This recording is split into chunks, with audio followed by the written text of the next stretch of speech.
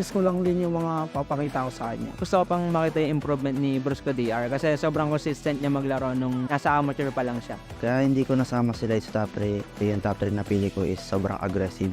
Play safe siya maglaro. Pinaka gusto kong makalaban siguro si Ogwen kasi last season hindi kami nanalo sa kanila. Mas exposure lang ako ngayon kaya nasama lang ako sa top 3. Yung mga na-improve ko talaga this coming season yung disiplina talaga. Siguro kaya nila ako nasama sa top 3 kapag yung Franco user.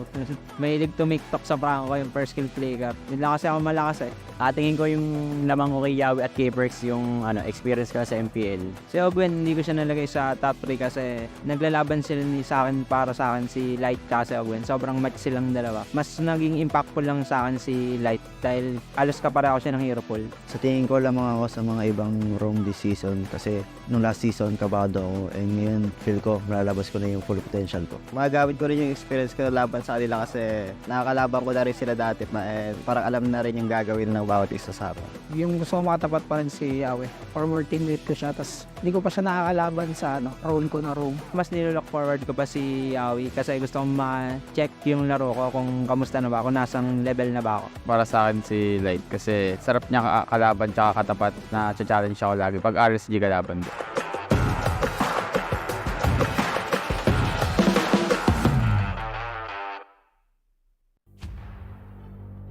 Warriors, their stories linger on through time.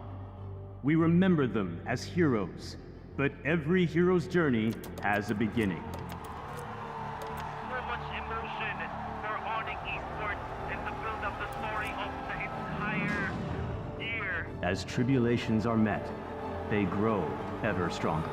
In adversity, their greatness is shown throughout the ages.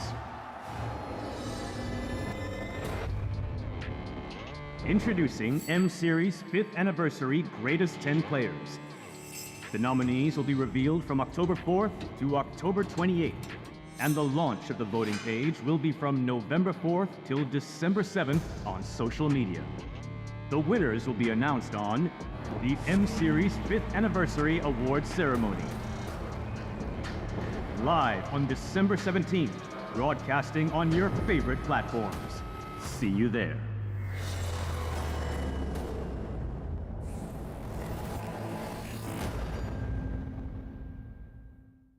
Pagkatapos ng 3 World Championship, 3 gold medal, 2 MSC Championship, 1 National Team World Championship. Tapos na daw ang Philippine era, parang nakakalimutan na nila. Sige, sa serye na ito, ituturo ko sa inyo ang mga stratehiya na nagpatunay na Pinas lang malakas. Ito ang ating Philippine meta.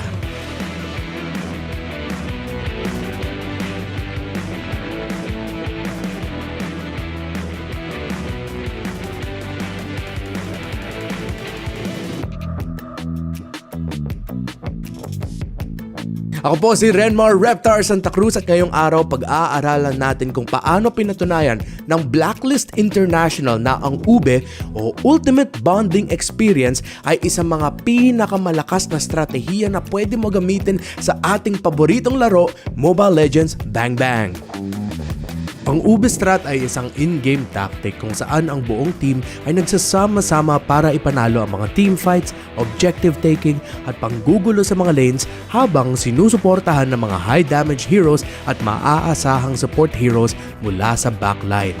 Isa itong strategy na madalas gumagamit ng mga utility junglers kasabay ng mga support heroes na may kakayahang mag-heal o buff ng kanyang mga kakampi. Hindi tulad ng mga traditional na tank heroes na tumatangke lamang ng damage mula sa mga kalaban. Kaya gana dito si Minotaur kaya niya tumangke, kaya niya mag-set, kaya rin niya mag-heal. Maaari nang simulan ang UBE strat as early as possible. Kapag nakuha mo na at ang inyong teammates ang kani-kanilang ultimate skills o di naman kaya'y kung may available na strategic objective sa map, maaari nang magsama-sama para ipanalo ang mga team fights. Sa umpisa, ang mga marksmen o gold laner heroes ay kadalasang binabantayan ng roamer at sumasama lamang sa teamfights kung may sapat na itong mga items at damage lalo na sa mid to late game. Mapapatumba si rival! Buhay pa rin si Wise! Bite Ang strat na ito ay may kakayahang i-bait ang mga skills ng kalaban at i-sustain ang kanilang damage hanggang sa mawalan na ang enemy team ng kakayahan na makalaban sa mga team fights. Ang mga high sustain hero sa frontline at support ang dapat humaharap sa kalaban, habang ang mga damage dealers tulad ng marksmen at mages ay dapat mahusay na nakapwesto sa mga clash para parusahan ang anumang errors at maling positioning ng mga kalaban. Samantala, dapat tandaan na crucial ang draft pick phase pagdating sa strat na ito para matiyak na maging epektibo ang lineup ng inyong team. Mga heroes katulad ni Rafaela, Diggy, Faramis, Florin at Estes ang ilan sa pinaka-epektibong support heroes para magtagumpay ang strategy na ito.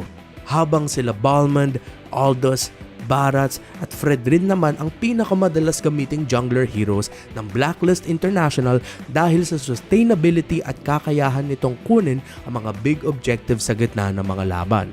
Pero dati, nakita na rin natin madalas gamitin ng Blacklist ang Yi Sun-Shin at Granger sa Ube strat.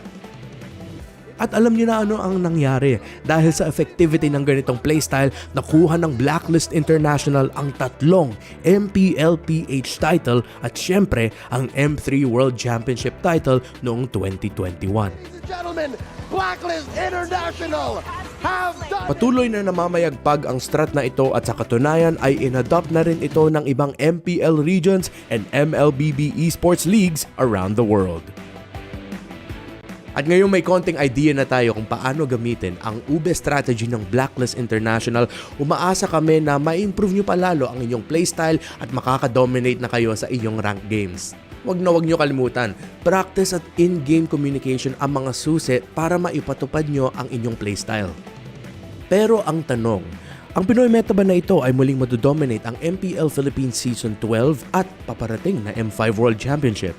Yan ang dapat nating abangan. Kaya naman sana may natutunan kayo sa video na ito at kung mayroon kayong tanong, dagdag o mga suggestion para paunlarin ang strat na ito, i-comment nyo lang ito sa baba.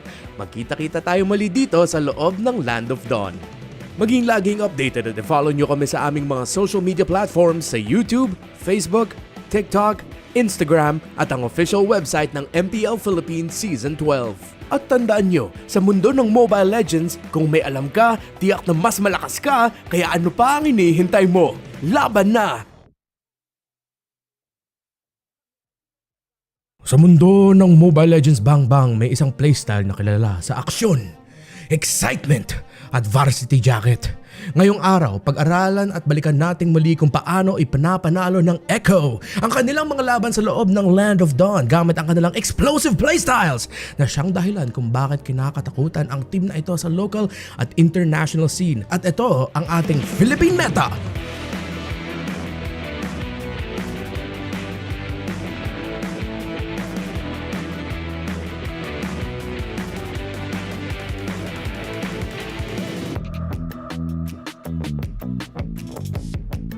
Ang playstyle na ginagamit ng Echo ay kilala sa pagiging agresibo at puno ng aksyon dahil sa coordinated na paggalaw ng bawat miyembro sa buong mapa. At dahil sa ganitong in-game tactics, tinawag ang mga orcas bilang House of Highlights. Pero ano nga ba ang mga playstyle na ito at paano ito ginagawa? Ang Echo System at ang Echo Express na tactics ng team na ito ay nakabatay sa mga calculated aggressive plays kung saan ang main goal ay maka-pick off ng kalaban para mas madaling kunin ang mga objectives sa game. Sa umpisa pa lamang ng game, sinisimulan na agad ng Echo ang aggressiveness para makuha ang momentum at piliting mag-react o maging passive ang enemy team at hindi magawa ang plano nito. Kaya naman makikitaan ang in-game tactics na ito ng mga tower dives, pang-invade sa buffs at pag-aabang sa mga bushes ng enemy team. Easy para dun sa turtle ay makakuha si Kyle. Kinagat at pinainom ng tubig. Grabe! Ibinuhos lahat! Isa sa mga importanteng components ng Echo Express ang mga rotations ni Sanji papunta sa XP lane ni Sanford. Madalas, nakakahanap ng early game lead ang Echo dahil sa mga rotations ni Sanji kung saan nakakatulong siya kagad sa paglamang ni Sanford sa kanyang lane. Dahil sa mga pickoffs na ito, unti-unting nakukuha ng team ang kalamangan sa early game hanggang sa makuha ng mga damage heroes ang power spike sa mid game. napakahalaga sa strat na ito ang malinaw na in-game communication at patience para makuha ang mga tamang pwesto sa mapa, ma-execute ang mga plays at mahanap ang tamang target sa kalaban. Sinakikidot with the counter go, pero ayun na naman yung Chakadal! Tumutusok! May tusok pa rin sa likod naman. Pagdating sa hero picks, kadalasang ang composition ng team na gagamit ng playstyle na ito ay balanse. Ibig sabihin, binubuo ito ng mga heroes na may kakayahang pumalag sa early game habang meron ding scaling hero na pwedeng asahan sa late game. Mahalaga na merong mga heroes na may malakas na crowd control skills para iset ang mga aggressive plays sa laban tulad ni Kufra, Kaja, Cho at Franco as roamers, habang sa EXP lane naman ay sina Lapu-Lapu, Yuzhong at Arlot. Samantala, meron din itong mage na kayang magbigay ng burst damage o nakakainis lang talaga kahit sa unang bahagi pa lang ng laban tulad ng Farsa, Eve at Valentina. Sa late game naman ay aasahan nito ang high damage heroes na gold laner para tapusin at parusahan ang frontline at maging ang backline ng kalaban para tapusin ang laro. Dahil sa playstyle na ito, naiuwi ng Echo ang M4 World Championship Trophy at ang unang kampyonato nito sa Mpl-Ph Season 11. Ang kampiyon ng Mpl-Ph! Napatunayan ng playstyle na ito na kayang makipagsabayan ng mga Pinoy sa mga action-packed na laban.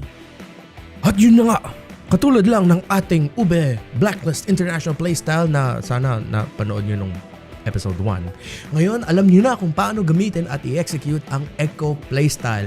At umaasa kami na magagamit nyo ito para higit na ma-improve ang inyong playstyle at makadominate sa ranked games. Alam natin kung paano kahirap yun. Practice at tamang in-game communication ang kailangan na yan ang mga susi para maipatupad nyo ang playstyle na ito. Pero, ang tanong, ang Pinoy meta ba na ito ay muling madodominate ang MPL Philippines Season 12 at paparating na M5 World Championship? Yan ang dapat natin abangan at kaya naman sana'y nagustuhan nyo ang video na ito at ang dami nyo natutunan. Magkita-kita tayo muli sa loob ng Land of Dawn. Maging laging updated at follow nyo kami sa aming mga social media platforms sa YouTube, Facebook, TikTok, Instagram at ang official website ng MPL Philippines Season 12. At tandaan nyo, sa mundo ng Mobile Legends, kung may alam ka, tiyak na mas malakas ka, kaya ano pa ang hinihintay mo? Laban na!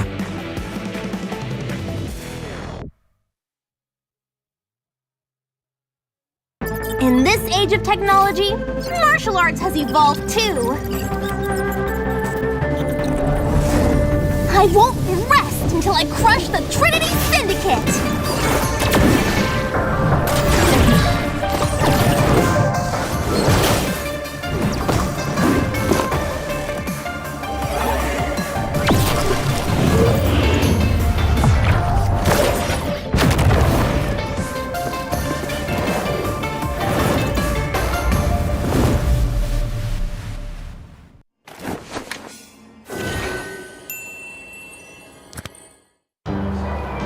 I value this the most. Sulitin natin. You guys ready? Power all 99, please. All access data and only TikTok for only 99 pesos. Magic data for me. Data that doesn't expire, also 99 pesos. Smart super value deals coming right up. Get the most out of your 99 pesos. With Power All's 8 GB for all apps plus only TikTok. Or magic data that doesn't expire. Switching? Simple with Smart eSIM. Smart super value deals.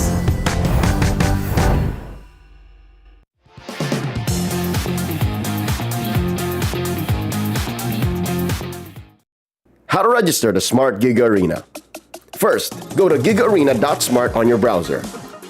Click Sign In at the upper right corner and enter your Smart mobile number. Enter the one-time authentication code sent to your number and agree to the terms and conditions and privacy policy. Personalize your account by choosing your username and profile picture. Congratulations! You've just taken the first step on your path to greatness. Check out upcoming tournaments and play arcade games. Just subscribe to Giga Arena 20 to join. To join tournaments, click the Tournaments tab. Find the perfect tournament with the search option. Find all the details about your chosen tournament and register. Provide your in-game name, ID, and other details. Make sure you have tickets to join. If not, then subscribe to Gig Arena 20 to get 2 tickets. And you're set. See you at the training grounds.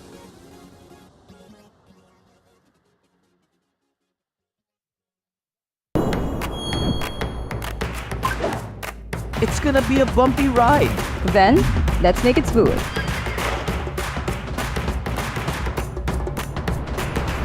Running out of storage? Got more memory for more moments. Can it shoot in the dark? Low light, zero problem.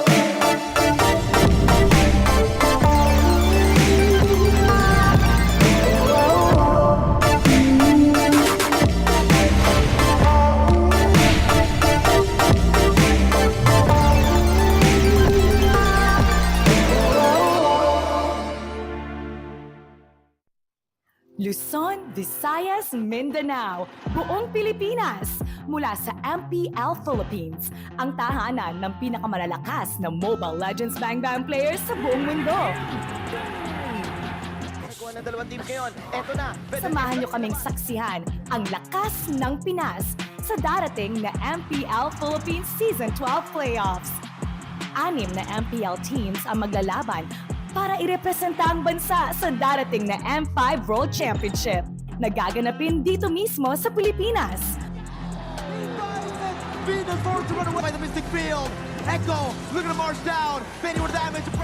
Tumutok online ngayong October 25 to 29 sa MPL Philippines Facebook at YouTube channels or buy your tickets via /event.com to watch the event live.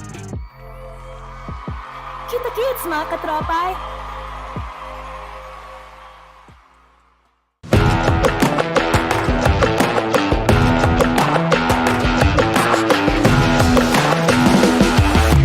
Para sa akin yung pinakamalakas na tank ngayong season si Yawi. Kasi galing sila sa champion ng MPL. Mas mataas yung confidence niya at saka malakas yung aura niya ngayong season. Grabe yung mga pick-up niya, lalo na pag nawakan niya yung hero niyang Chu. Magaling siya sa mechanically and as a team player. Ilang beses na rin siya nag-champion eh. Mas doon ko nalalabas yung laro kapag siya yung kalaban. Siguro yung top 3 tank ko sa MPL, si Light, si Ogwen, si Bentings. Yawi, si Light at si Ogwen. Yawi, Ogwen. Ako, si Ogwen, si Yawi. Top 3 ko si Chakmo. Si Yawe, si Light, at si Ogwen. Si Yawi, si Light, si Rapido. Si Yawi, si Perks, tapos top 3 ko ako. Si Light yung una ko kasi dami ko natutunan sa kanya kaya masabi ko siya yung inakaw. Si Yawi kasi sabi sa akin ni Light, pantay lang daw sila, mas sigit pa nga daw si Yawi sabi niya. Si Ogwen yung pinakamalakas na tank para sa akin dahil ang playsave niya maglaro na aggressive, parang ang hirap i-predict ng gagawin niya. Top 2 ko si Yawi kasi last season napipredict ko na yung mga galaw niya, and sa RG ganoon pa rin. Si Chuck yung top 3 ko kahit nakakabalik pa lang kasi di mo pa rin mapipredict na kung ano yung gagawin niya. Tingin ko kailangan pa mag-improve this season siguro si Chuck kasi matagal siyang nagpahinga sa MPL so kailangan niya talaga umabot. Tingin ko malakas pa din si Chuck kasi hindi naman nakawalaan kung diyan pa rin yung gutom. Piling ko kailangan niya pa rin magbata kasi marami nakahabol sa laro. Marami na nakasabay sa kanya ngayon. Tingin ko ang kailangan mag-improve ngayong season si Renny Day kasi konti lang hero pool niya. Pagtatapatan ko si Chuck, siguro yung mga pinractice ko lang din yung mga papakita ko sa kanya. Gusto ko pang makita yung improvement ni Brusco DR kasi sobrang consistent niya maglaro nung nasa amateur pa lang siya. Kaya hindi ko nasama sila sa top 3. Yung top 3 na pili ko is sobrang aggressive. play safe siya maglaro. Pinakagusto kong makalaban siguro si Ogwen kasi last season hindi kami nanalo sa kanila. Mas exposure lang ako ngayon kaya nasama lang ako sa top 3. Yung mga na-improve ko talaga this coming season yung disiplina talaga. Siguro kaya nila ako nasama sa top 3 kapag yung Franco user. Mahilig tumiktok sa Franco yung first skill flicker. Hindi lang kasi ako malakas eh. Tingin ko yung lamang ko kay Yawi at K-Perks yung experience ko sa MPL. Si Ogwen hindi ko siya nalagay sa top 3 kasi naglalaban sila sa akin para sa akin si Light at si Ogwen. Sobrang match silang dalawa. Mas naging impactful lang sa akin si Light dahil alos kapareho siya ng hero pool. Sa tingin ko lamang ako sa mga ibang room this season kasi nung last season kabado ako ngayon feel ko malalabas ko na yung full potential ko. Magagamit ko rin yung experience ko na laban sa kanila kasi nakakalaban ko na rin sila dati parang alam na rin yung gagawin ng bawat isa sa akin. Yung gusto ko makatapat pa rin si Yawe. Former teammate ko siya, tas hindi ko pa siya nakakalaban sa role ko na room. Mas nilook forward ko pa si Yawi kasi gusto kong ma-check yung laro ko kung kamusta na ba ako, nasang level na ba ako. Para sa akin si Light kasi sarap niya kalaban tsaka katapat na challenge ako lagi pag RSG kalaban ko.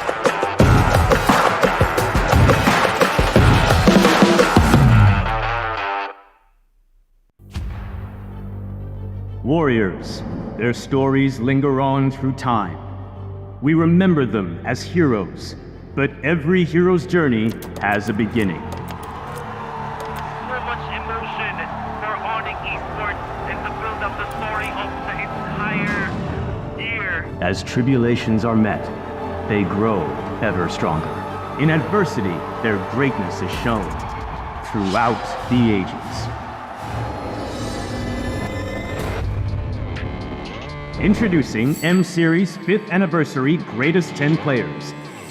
The nominees will be revealed from October 4th to October 28th, and the launch of the voting page will be from November 4th till December 7th on social media. The winners will be announced on the M-Series 5th Anniversary Awards Ceremony. Live on December 17th, broadcasting on your favorite platforms. See you there.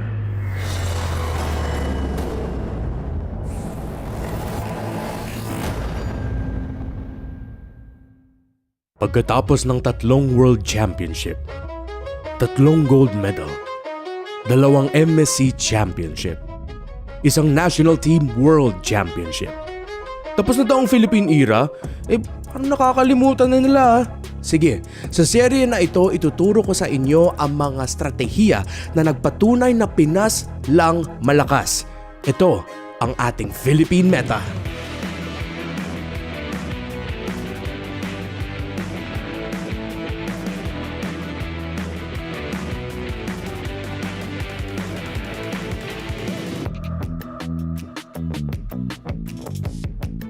Ako po si Renmar Reptar Santa Cruz at ngayong araw pag-aaralan natin kung paano pinatunayan ng Blacklist International na ang UBE o Ultimate Bonding Experience ay isang mga pinakamalakas na strategiya na pwede mo gamitin sa ating paboritong laro, Mobile Legends Bang Bang.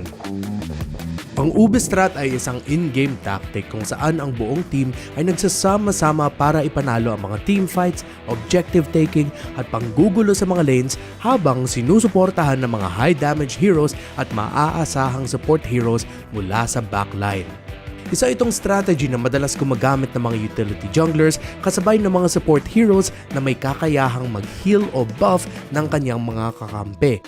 Hindi tulad ng mga traditional na tank heroes na tumatangke lamang ng damage mula sa mga kalaban. Kaya gana dito si Minotaur kaya niya tumangke, kaya niya mag-set, kaya rin niya mag-heal. Maaari nang simulan ang UBE strat as early as possible. Kapag nakuha mo na at ang inyong teammates ang kani-kanilang ultimate skills o di naman kaya'y kung may available na strategic objective sa map, maaari nang magsama-sama para ipanalo ang mga team fights. Sa umpisa, ang mga marksmen o gold laner heroes ay kadalasang binabantayan ng roamer at sumasama lamang sa teamfights kung may sapat na itong mga items at damage lalo na sa mid to late game.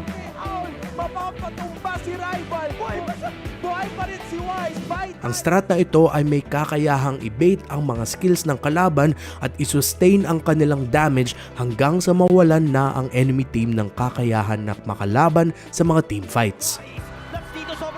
Ang mga high-sustain heroes sa frontline at support ang dapat humaharap sa kalaban, habang ang mga damage dealers tulad ng marksmen at mages ay dapat mahusay na nakapwesto sa mga clash para parusahan ang anumang errors at maling positioning ng mga kalaban. Samantala, dapat tandaan na crucial ang draft pick phase pagdating sa strat na ito para matiyak na maging epektibo ang lineup ng inyong team. Mga heroes katulad ni Rafaela, Diggy, Faramis, Floren at Estes ang ilan sa pinaka-epektibong support heroes para magtagumpay ang strategy na ito. Habang sila Balmond, Aldous, Barats at Fred rin naman ang pinakamadalas gamiting jungler heroes ng Blacklist International dahil sa sustainability at kakayahan nitong kunin ang mga big objectives sa gitna ng mga laban. Pero dati, nakita na rin natin madalas gamitin ng Blacklist ang Yi Sun-shin at Granger sa Ube strat. At alam niyo na ano ang nangyari dahil sa effectivity ng ganitong playstyle, nakuha ng Blacklist International ang tatlong Mpl-Ph title at syempre ang M3 World Championship title noong 2021. Gentlemen, Blacklist International have done... Patuloy na namamayagpag ang strat na ito at sa katunayan ay inadopt na rin ito ng ibang MPL regions and MLBB esports leagues around the world. At ngayon may konting idea na tayo kung paano gamitin ang ube strategy ng Blacklist International, umaasa kami na ma-improve nyo palalo ang inyong playstyle at makaka-dominate na kayo sa inyong rank games. Wag nyo kalimutan, practice at in-game communication ang mga susi para maipatupad nyo ang inyong playstyle. Pero ang tanong, ang Pinoy meta ba na ito ay muling madodominate ang MPL Philippines Season 12 at paparating na M5 World Championship? Yan ang dapat nating abangan. Kaya naman sana may natutunan kayo sa video na ito at kung mayroon kayong tanong, dagdag o mga suggestion para paunlarin ang strat na ito, i-comment nyo lang ito sa baba. Magkita-kita tayo muli dito sa loob ng Land of Dawn. Maging laging updated at follow nyo kami sa aming mga social media platforms sa YouTube, Facebook, TikTok, Instagram at ang official website ng MPL Philippines Season 12. At tandaan nyo, sa mundo ng Mobile Legends, kung may alam ka, tiyak na mas malakas ka, kaya ano pa ang hinihintay mo? Laban na! Sa mundo ng Mobile Legends Bang Bang, may isang playstyle na kilala sa aksyon, excitement at varsity jacket. Ngayong araw, pag-aralan at balikan nating muli kung paano ipanapanalo ng Echo ang kanilang mga laban sa loob ng Land of Dawn gamit ang kanilang explosive playstyles na siyang dahilan kung bakit kinakatakutan ang team na ito sa local at international scene. At ito ang ating Philippine Meta!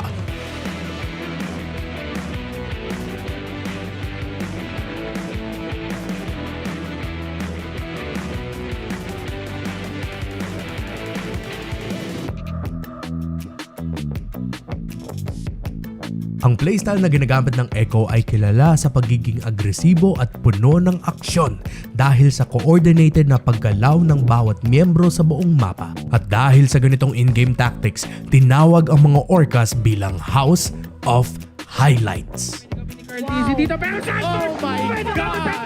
Pero ano nga ba ang mga playstyle na ito at paano ito ginagawa? Ang ecosystem at ang Echo Express na tactics ng team na ito ay nakabatay sa mga calculated aggressive plays kung saan ang main goal ay maka-pick off ng kalaban para mas madaling kunin ang mga objectives sa game. Sa umpisa pa lamang ng game, sinisimulan na agad ng Echo ang aggressiveness para makuha ang momentum at piliting mag-react o maging passive ang enemy team at hindi magawa ang plano nito. Kaya naman makikitaan ang in-game tactics na ito ng mga tower dives, pang-invade sa buffs at pag-aabang sa mga bushes ng enemy team. TC para dun sa turtle ay makakuha si Kyle. Kinagat at pinainom ng tubig, grabe! Ibinuhos lahat! Isa sa mga importanteng components ng Echo Express ang mga rotations ni Sanji papunta sa XP lane ni Sanford. Madalas, nakakahanap ng early game lead ang Echo dahil sa mga rotations ni Sanji kung saan nakakatulong siya kagad sa paglamang ni Sanford sa kanyang lane. Dahil sa mga pickoffs na ito, unti-unting nakukuha ng team ang kalamangan sa early game hanggang sa makuha ng mga damage heroes ang power spike sa mid game. napakahalaga sa strat na ito ang malinaw na in-game communication at patience para makuha ang mga tamang pwesto sa mapa, ma-execute ang mga plays at mahanap ang tamang target sa kalaban. Sinakikidot with the counter go pero ayun na naman yung Chakadal! Tumutusok! May tusok pa rin sa likod naman. Pagdating sa hero picks, kadalasang ang composition ng team na gagamit ng playstyle na ito ay balanse. Ibig sabihin, binubuo ito ng mga heroes na may kakayahang pumalag sa early game habang meron ding scaling hero na pwedeng asahan sa late game. Mahalaga na merong mga heroes na may malakas na crowd control skills para iset ang mga aggressive plays sa laban tulad ni Kufra, Kaja, Cho at Franco as roamers habang sa EXP lane naman ay sina Lapu-Lapu, Yuzhong at Arlot. Samantala, meron din itong mage na kayang magbigay ng burst damage or nakakainis lang talaga kahit sa unang bahagi pa lang ng laban tulad ng Farsa, Eve at Valentina. Sa late game naman ay aasahan nito ang high damage heroes na gold laner para tapusin at parusahan ang frontline at maging ang backline ng kalaban para tapusin ang laro. Dahil sa playstyle na ito, naiuwi ng Echo ang M4 World Championship Trophy at ang unang kampyonato nito sa Mpl-Ph Season 11. Ang kampiyon ng Mpl-Ph! Napatunayan ng playstyle na ito na kayang makipagsabayan ng mga Pinoy sa mga action-packed na laban. At yun na nga, katulad lang ng ating Ube Blacklist International playstyle na sana napanood nyo nung episode 1. Ngayon, alam niyo na kung paano gamitin at i-execute ang Echo playstyle. At umaasa kami na magagamit nyo ito para higit na ma-improve ang inyong playstyle at makadominate sa ranked games. Alam natin kung paano kahirap yun. Practice at tamang in-game communication ang kailangan na yan ang mga susi para maipatupad nyo ang playstyle na ito. Pero, ang tanong, ang Pinoy meta ba na ito ay muling madodominate ang MPL Philippines Season 12 at paparating na M5 World Championship? Yan ang dapat natin abangan at kaya naman sana'y nagustuhan nyo ang video na ito at ang dami nyo natutunan. Magkita-kita tayo muli sa loob ng Land of Dawn. Maging laging updated at follow nyo kami sa aming mga social media platforms sa YouTube, Facebook, TikTok, Instagram at ang official website ng MPL Philippines Season 12. At tandaan nyo, sa mundo ng Mobile Legends, kung may alam ka, tiyak na mas malakas ka, kaya ano pa ang hinihintay mo? Laban na!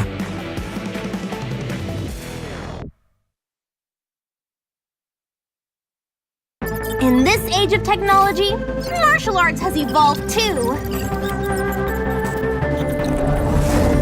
I won't rest until I crush the Trinity Syndicate!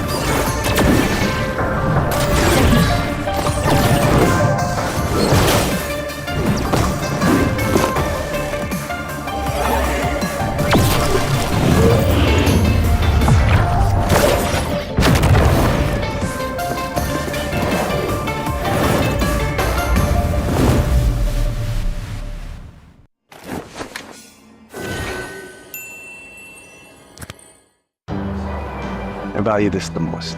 Sulitin natin. You guys ready? Power all 99, please. All access data and only TikTok for only 99 pesos. Magic data for me. Data that doesn't expire, also 99 pesos. Smart super value deals coming right up. Get the most out of your 99 pesos. With Power All's 8 GB for all apps plus only TikTok. Or magic data that doesn't expire. Switching? Simple with Smart eSIM. Smart super value deals.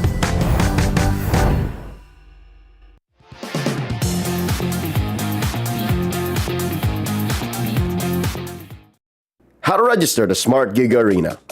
First, go to gigarena.smart on your browser. Click Sign In at the upper right corner and enter your Smart mobile number.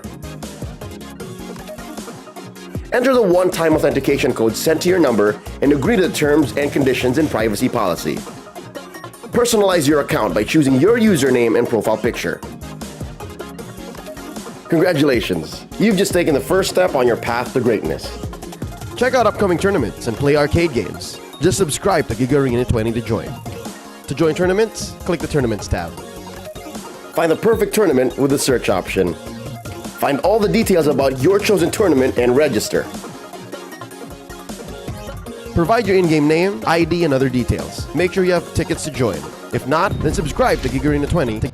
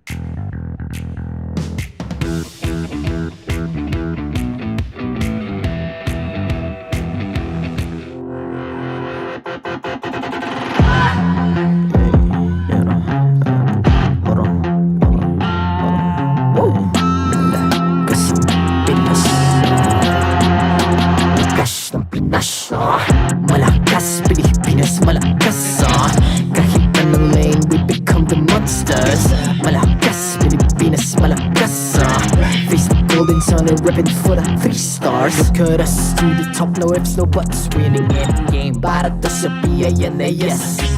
Di mo matitin ang aming boses on your level. Nasa kalye man o mobile, you know I become a legend. Open fire, reunite with winners. Built with pressure, the diamonds are made of. Switching na lane na parang gera. HP racing, may reset up. Tagatang buhat, we hear that full load SS parang Lyra.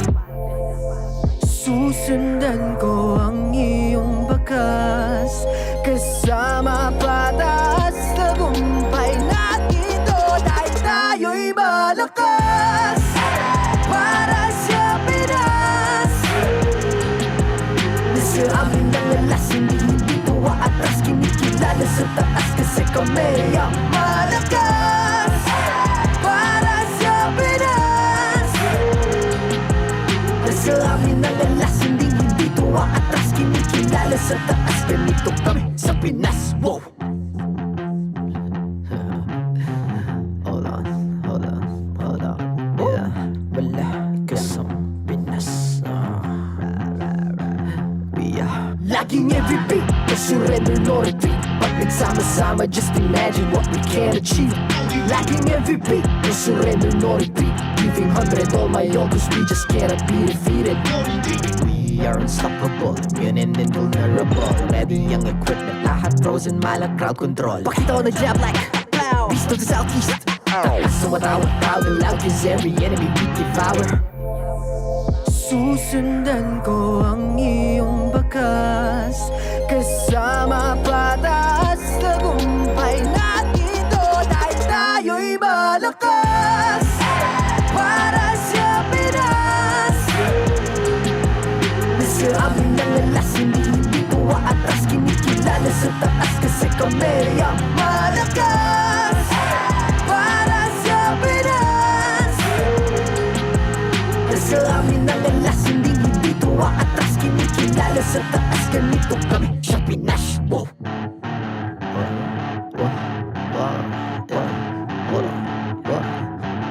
Malakas, Pilipinas, malakas. Kahit anong lane, we become the monsters. Malakas, Pilipinas, malakas. Face the golden sun and repping for the 3 stars.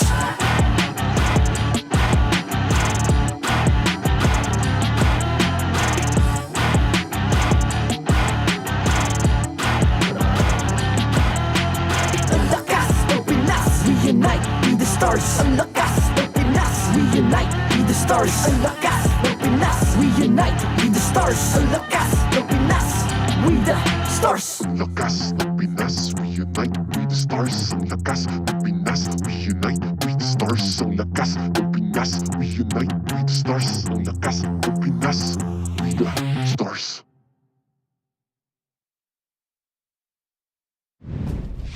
The 12th season of MPL Philippines is brought to you by the following sponsors.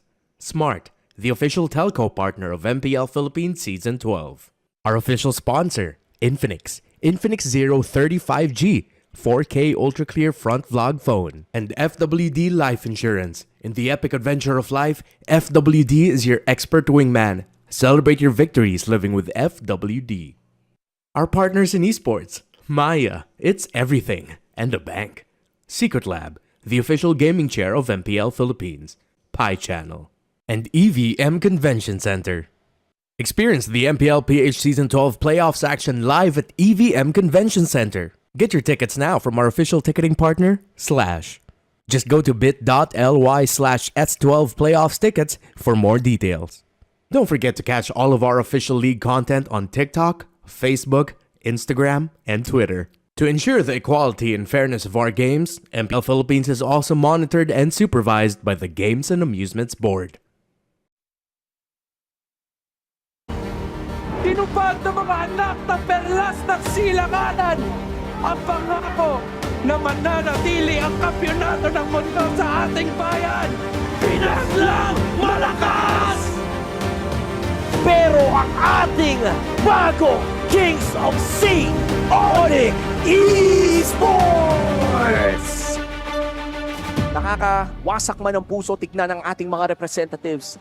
Mga kampyon natin dito sa Pilipinas na natalo ng ONIC ay alam natin na napakalakas pa rin ng Pilipinas.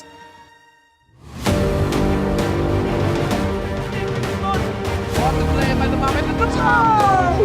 With the setup, at hindi na nakagalaw siguro.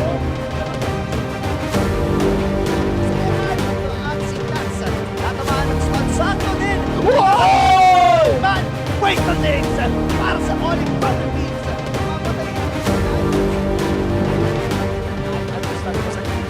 Ay may lalabas na talagang stand pero nahanap ang isang importante at nawala si Macro ng Macro. Sa left hand, si Sanford ay makapasok na naman. Here comes a giant energy pero ma-out na yata ni Edward! Agent Zero!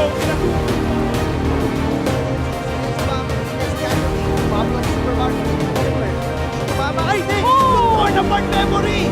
At napabagsak pa si Jesus! Sanford, nag-technique si Satsuki ay tatalon ng corner. Sanford, merong hook. Kakagatin ba? Pero merong mas hook na gagawin hook. First blood. Hook na agad. May Mark Easy. Dalawang testmate. Double kinagaan.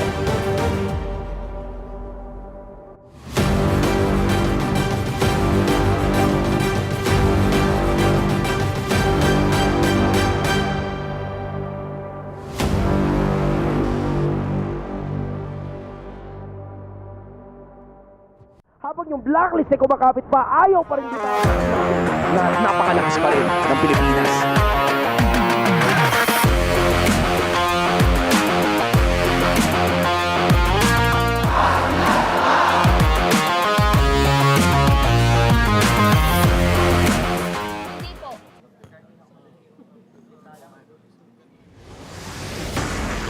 In the field of competition, players who are fueled by determination and dedication grow to become worthy of glorification.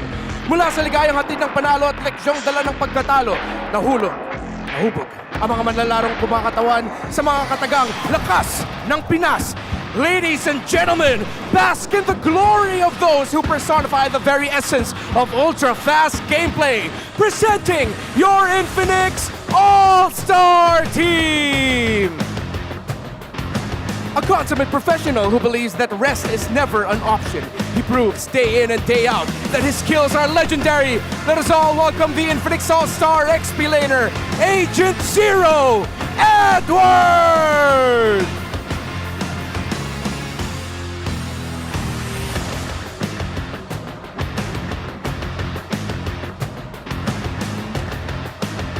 Louder and prouder as the Orcas may say, his skills are unparalleled and unmatched whenever he is on the playing field. Let's hear it out for Echo's finest, the Infinix All-Star mid laner, Sanji!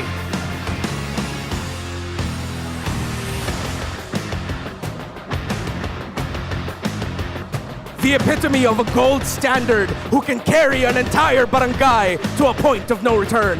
Let's make some noise for Infinix All-Star gold laner, the Filipino Savage, Kalra!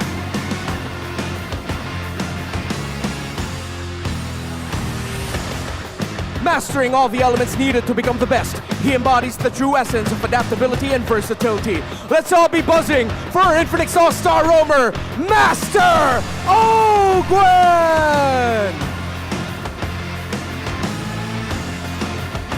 The ultimate team player, the leader, the maestro, the young goat, the man who needs no introduction. Ladies and gentlemen, let's all welcome the Infinix All-Star best jungler, Carl TZ!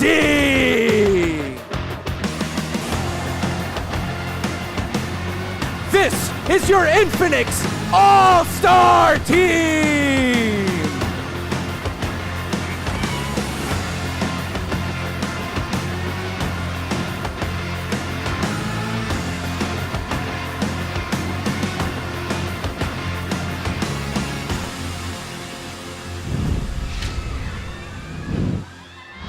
Good day, MPL Arena, and hello to everybody watching all around the world. I'm Mara Aquino, joined here by Manjin Faldas. What is up, MPL Arena? Ito na yun, Mara! Eto na! We're welcoming you to the home of the greatest MLBB players in the world. This is the MPL Philippines Season 12 Playoffs! Banjin, after 6 weeks, we have finally come to this moment. Eto na ang moment na to. All roads lead to M5. Alam nyo na yan, kaya naman we're inviting you guys to watch the Mpl-Ph Season 12 playoffs now from our official ticketing partner, just go to bit.ly/S12 playoffs ticket for more details. Mag-invite na kayo. At sa lahat ng mga nanonood, and to everybody watching our official live stream, post, tweet, and make sure to tag us using the hashtag Mpl-Ph-S12 playoffs. And you will get a chance to win MLBB Diamonds and MPL merch. O, di ba? Pwede na kayong bumili sa Diamonds yung skin na parang suot ko. Lagay nyo, oo nga naman, as usual, stunning na naman. Mara Aquino. Revenge has blinded me. Ayun na. Ayan na. May ganun pala. Again, hashtag Mpl-Ph-S12 playoffs para manalo kayo ng MLBB Diamonds and MPL merch. Now, to open our very first day of the playoffs, we have prepared a very special guest for you. Ayun na. All the way from MPL Malaysia. Ayun na. The funniest, the witty, best talent. Let's welcome LaFell. LaFell! Hi, LaFell! Hey! Hi! Hi, LaFell! You guys look amazing. Sorry, what, LaFell? You guys look absolutely amazing. Oh, for the playoffs, thank you. You too. I saw you in MPL Indonesia. Now you're here in Mpl-Ph. You're on demand, You're bro. on demand. So it's so great that you're here with us. I hear you've been busy. So what have you been doing after the MPL Malaysia season? Oh, I've been actually pretty busy. I'm getting married this Sunday. Woo! Yeah. So Someone's marrying thank you, everyone. Congratulations, LaFell. Congratulations. Congratulations. Thank you. Congratulations I'm very to you, sorry my bro. for my wife. So Congratulations. how's the wedding preparation so far? Oh, it's been very messy, but I'm very special, so it has to be messy. You know what? When it's with you, it's expected to be messy and special at the same time. Yes, one lucky girl right there, LaFell. All right, here we go. LaFell, what do you think about Mpl-Ph S12 so far? Oh, personally for me, I feel it's very scary because watching MPL Philippines, I would say I'm trying to look for mistakes, looking for holes that other teams can exploit, but I'm not seeing it. I'm not finding it. It's hard to make sure that one person is isolated. I would say it has been amazing, but as an analyst, I'm slightly afraid, but it's to be expected. You're slightly afraid. Yeah. But as everyone should He knows. be. He knows. Yes. He knows. So you know the teams that have made it here for the playoffs. So who do you think will represent Philippines for the M5 World Championship? Okay, so here's the thing. I need to make. I have a reputation to uphold. Okay. Okay. So we'll see if it works. I think the team that is going is AP Brand. AP Brand? And Blacklist. AP Brand and Blacklist. Okay. You've made a lot of the people here happy because Blacklist is about to play. Or sad. So okay. Okay. So AP Brand or Blacklist International. So with those bets that you have, actually. There's this saying that they're saying that the end of the Philippine era, it's the end of the Philippine era, it's here. What do you think about that? Do you think it's Honestly, true? I have no idea when it started, where it came from, but everyone got so aggressive that I was afraid to ask. But I don't think so. I think people saying it's the end of Philippine era, it's like an over-exaggeration because, dude, here in Malaysia, we have Toda. I see what an end of era looks like. And I don't think Philippines is going through that, okay? Because even in Malaysia, the players from Philippines coming here, Stone, Miko, Demon Kite, Saksa, I would say as players, they're really reinvigorating the league and the coaches as well. So in terms of ending an era, I think it's an over-exaggeration. I don't think so. Okay. I think so too. Yeah, we think so too. Don't worry, LaFell. Even though Todak won't come here for M5, I am still cheering for them. Todak Langgar. Langgar! Todak Langgar. By the way, will your bets Echo, AP Bren. AP Bren and Blacklist. Will your bets, AP Bren and Blacklist, prove that the end of era is far from over? Oh yeah, I would definitely say so because honestly, even though looking at the regular season, Echo has been doing so well, but I kind of feel like, according to the script, every road to M5, everyone that's expected to win will lose. So I'm just following the script, and I think AP Bren will be like the strongest one here. Well, a lot's expected from them before the season started. Yeah. But let's talk about the games that's happening for today. For our first series for the playoffs, we have Blacklist International going up against ONIC Philippines. This is the very first step en route to M5. So what do you think about this matchup? ONIC Philippines, Blacklist International. Oh, I would say a lot is on the line, you know, a lot of emotions, a lot of ego is at stake here. So I kind of feel like this is definitely one of the games to watch, and I'm all up for it. What are your emotions about this game, actually? I want to know. Who are you watching out for this? Okay, definitely the junglers, because I would say, personally for me, I like to look at junglers and EXP laners because I really feel like they're the playmakers. And I kind of feel like when it comes to those retry battles, it is a battle of ego where they're trying to say, I'm better than you. And that's always a good feeling to have. Wow. Actually, Speaking of, actually, meron tayong, we call somebody here with Sensui instincts because his instincts. Actually, imagine, ikaw ba yung nag-start nun? Were you the one who started that? yeah, it was Sensui. He said it in an interview. Mara asked him, why do you always get all of the retries? And Sensui said, it's because of my instinct. Your instincts. And then after that, all season. Yes. And this matchup, of course, is the most heated matchup. Head to head. It's the jungle matchup, Sensui versus Ryzen. One of the biggest roster changes during the regular season was the transfer of these two junglers. Their story heated up even more when they took turns taking wins out of each other. That's right. Now, as both S-class junglers meet and you only one will get to advance and take a step closer towards the championship and, of course, the M5 World Championship. Now, we got a chance to talk to both of the players before this matchup, and it seems like etong si Sensui has imposed a challenge on Ryzen. Let's take a look at this, Lavelle.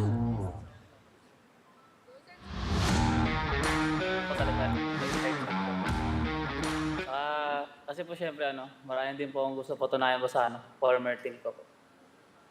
Nakatapat namin sila sa playoffs ng round 1 na may chance kang maligwak talaga sa playoffs. Enjoyin lang natin yung game, tapos pag wala kang pinakitang bago, tapos ka sa akin. Huwag siya mag-alala, papakita kong bago. Nung unang nalaman ko talaga po yun, Okay. I will translate that to you. Magic will translate. This is the real translation. Not the Lavelle style, okay? Not the Lavelle style. Okay. It's like this. Sensui said, Ryzen is finished if he would refuse to bring out something new. Now, Lavelle, let's ask you this. What do you think about our two junglers? What do you think they'll bring? I would say in terms of what they will bring, it will be interesting to see if anyone brings out Nolan. So far I've seen in tournaments it's always getting banned. But in terms of flashy or exciting things, I would say if they want to bring out something new, it definitely has to be a hero like Hellcurt, you know? Because Hellcurt for the playoffs, okay. It will really change the whole shakeup of the game. We have ourselves a retribution matchup here. I think Sensui is the one leading. But what Lavelle said earlier, he thinks that Blacklist will go to M5. So if I'm gonna ask him right now who's gonna win the retri battle, I think we know the answer already, right?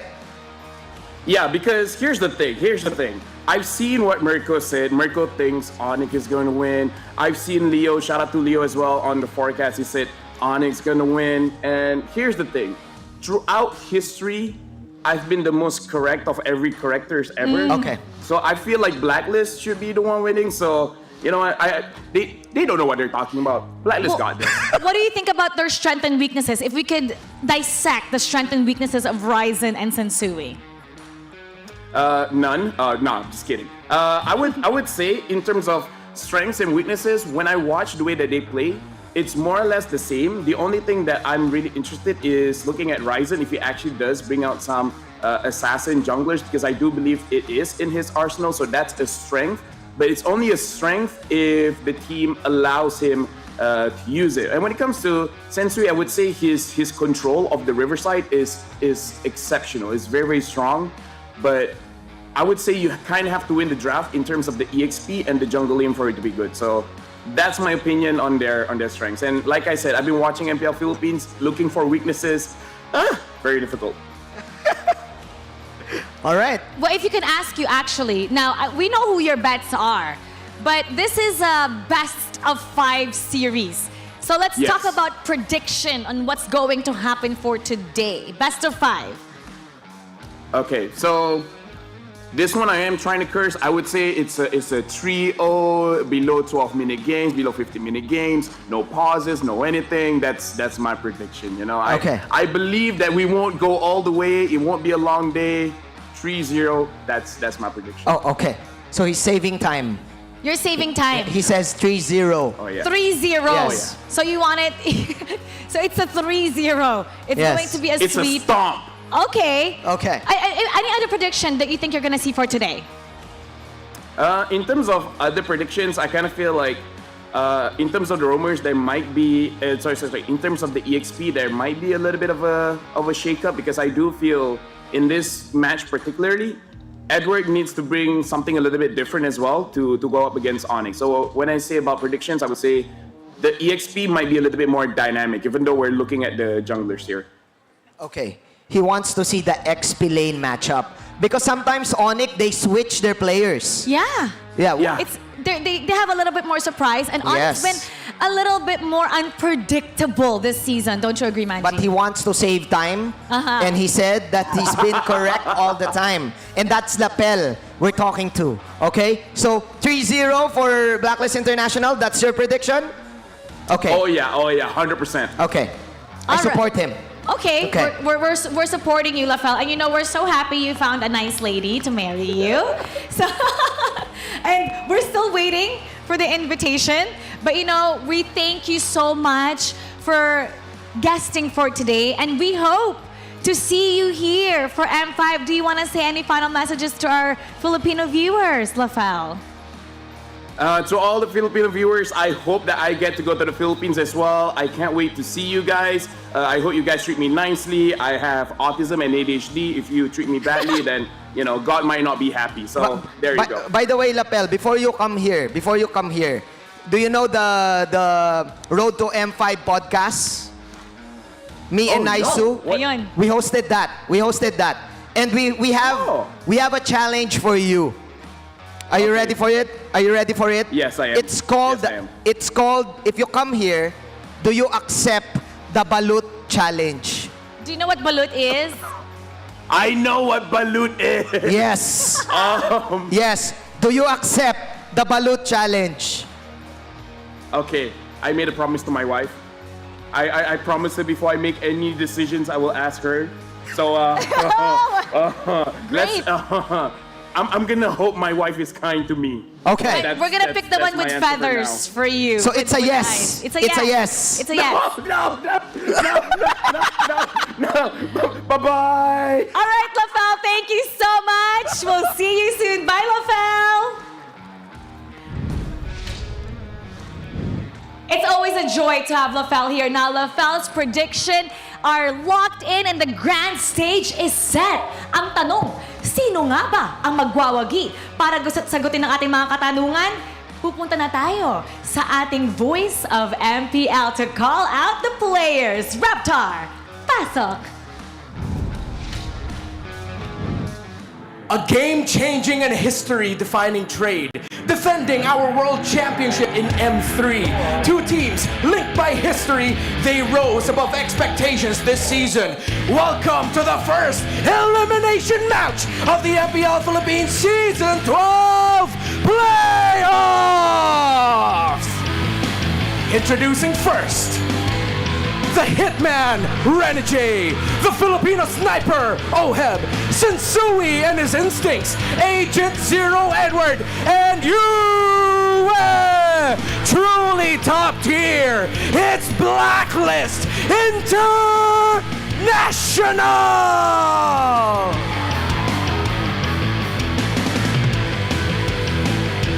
And their opponents, the Season 9 Rookie of the Season, Escalera.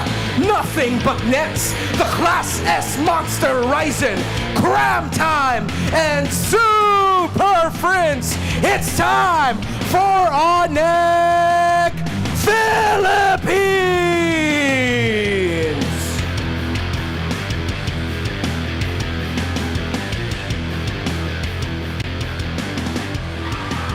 And our coaches, Coach Master of the Basics and Coach Bluffsy. MPL Arena, welcome to the playoffs!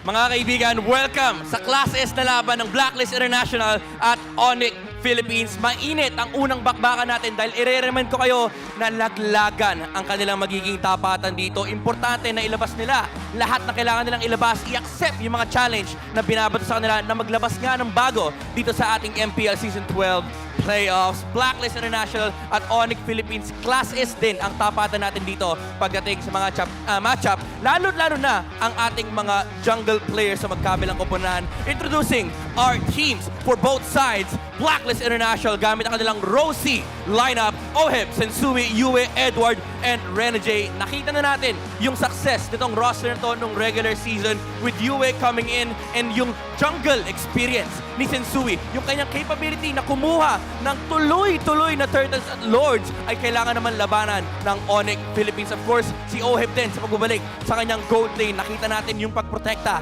ng Blacklist International sa kanilang carry para masecure nila yung late game advantage sa kanilang side. And of course, yung Ube composition na nakikita natin for the longest time.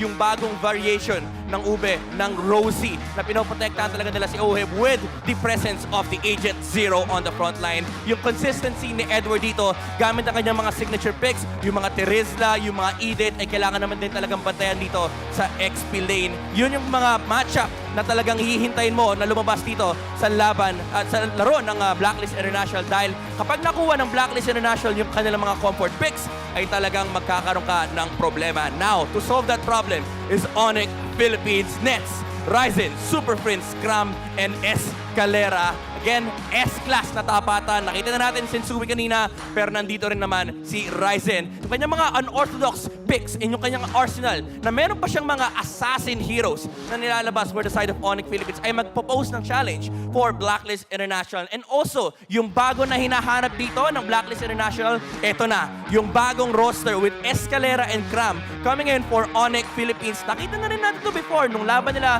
nung regular season laban sa Smart Omega na may flex factor din ang ONIC. Hindi lang sila Renajay at si Yue ang nagpa-flex dito, kundi pati na rin ang roam at XP lane ng ONIC Philippines. Nagkaroon na sila ng support roam, pero nagtatank din naman si Escalera during his times nung TNC na naglaro din siya ng roam para sa roster na yon. Now, looking at the head-to-head matchup, in terms of heroes, makikita natin may similarity pagdating sa gold lane, lalo na sa jungle, yung trio na jungler na nakikita natin, yung Terizla, yung Baksha, yung Fredrin, pati na rin yung Akai, with some of the Martis there. Pero again, may advantage on the side of ONIC Philippines dahil may hawak na assassin heroes ang ONIC Philippines. Now, looking at the stats dito, no, very important na tignan natin yung Turtle and Lord Control kasi dito talaga natin mababase kung sino yung makakakuha ng early game lead at early game momentum, lalo na at may dalawang capable na junglers sa magkabilang koponan. Tandaan natin, nung huli sila nagtapat, nung unang paglalaban nila actually, hindi pinaretry ni Ryzen si Sensui. Pero second time around nakita sila,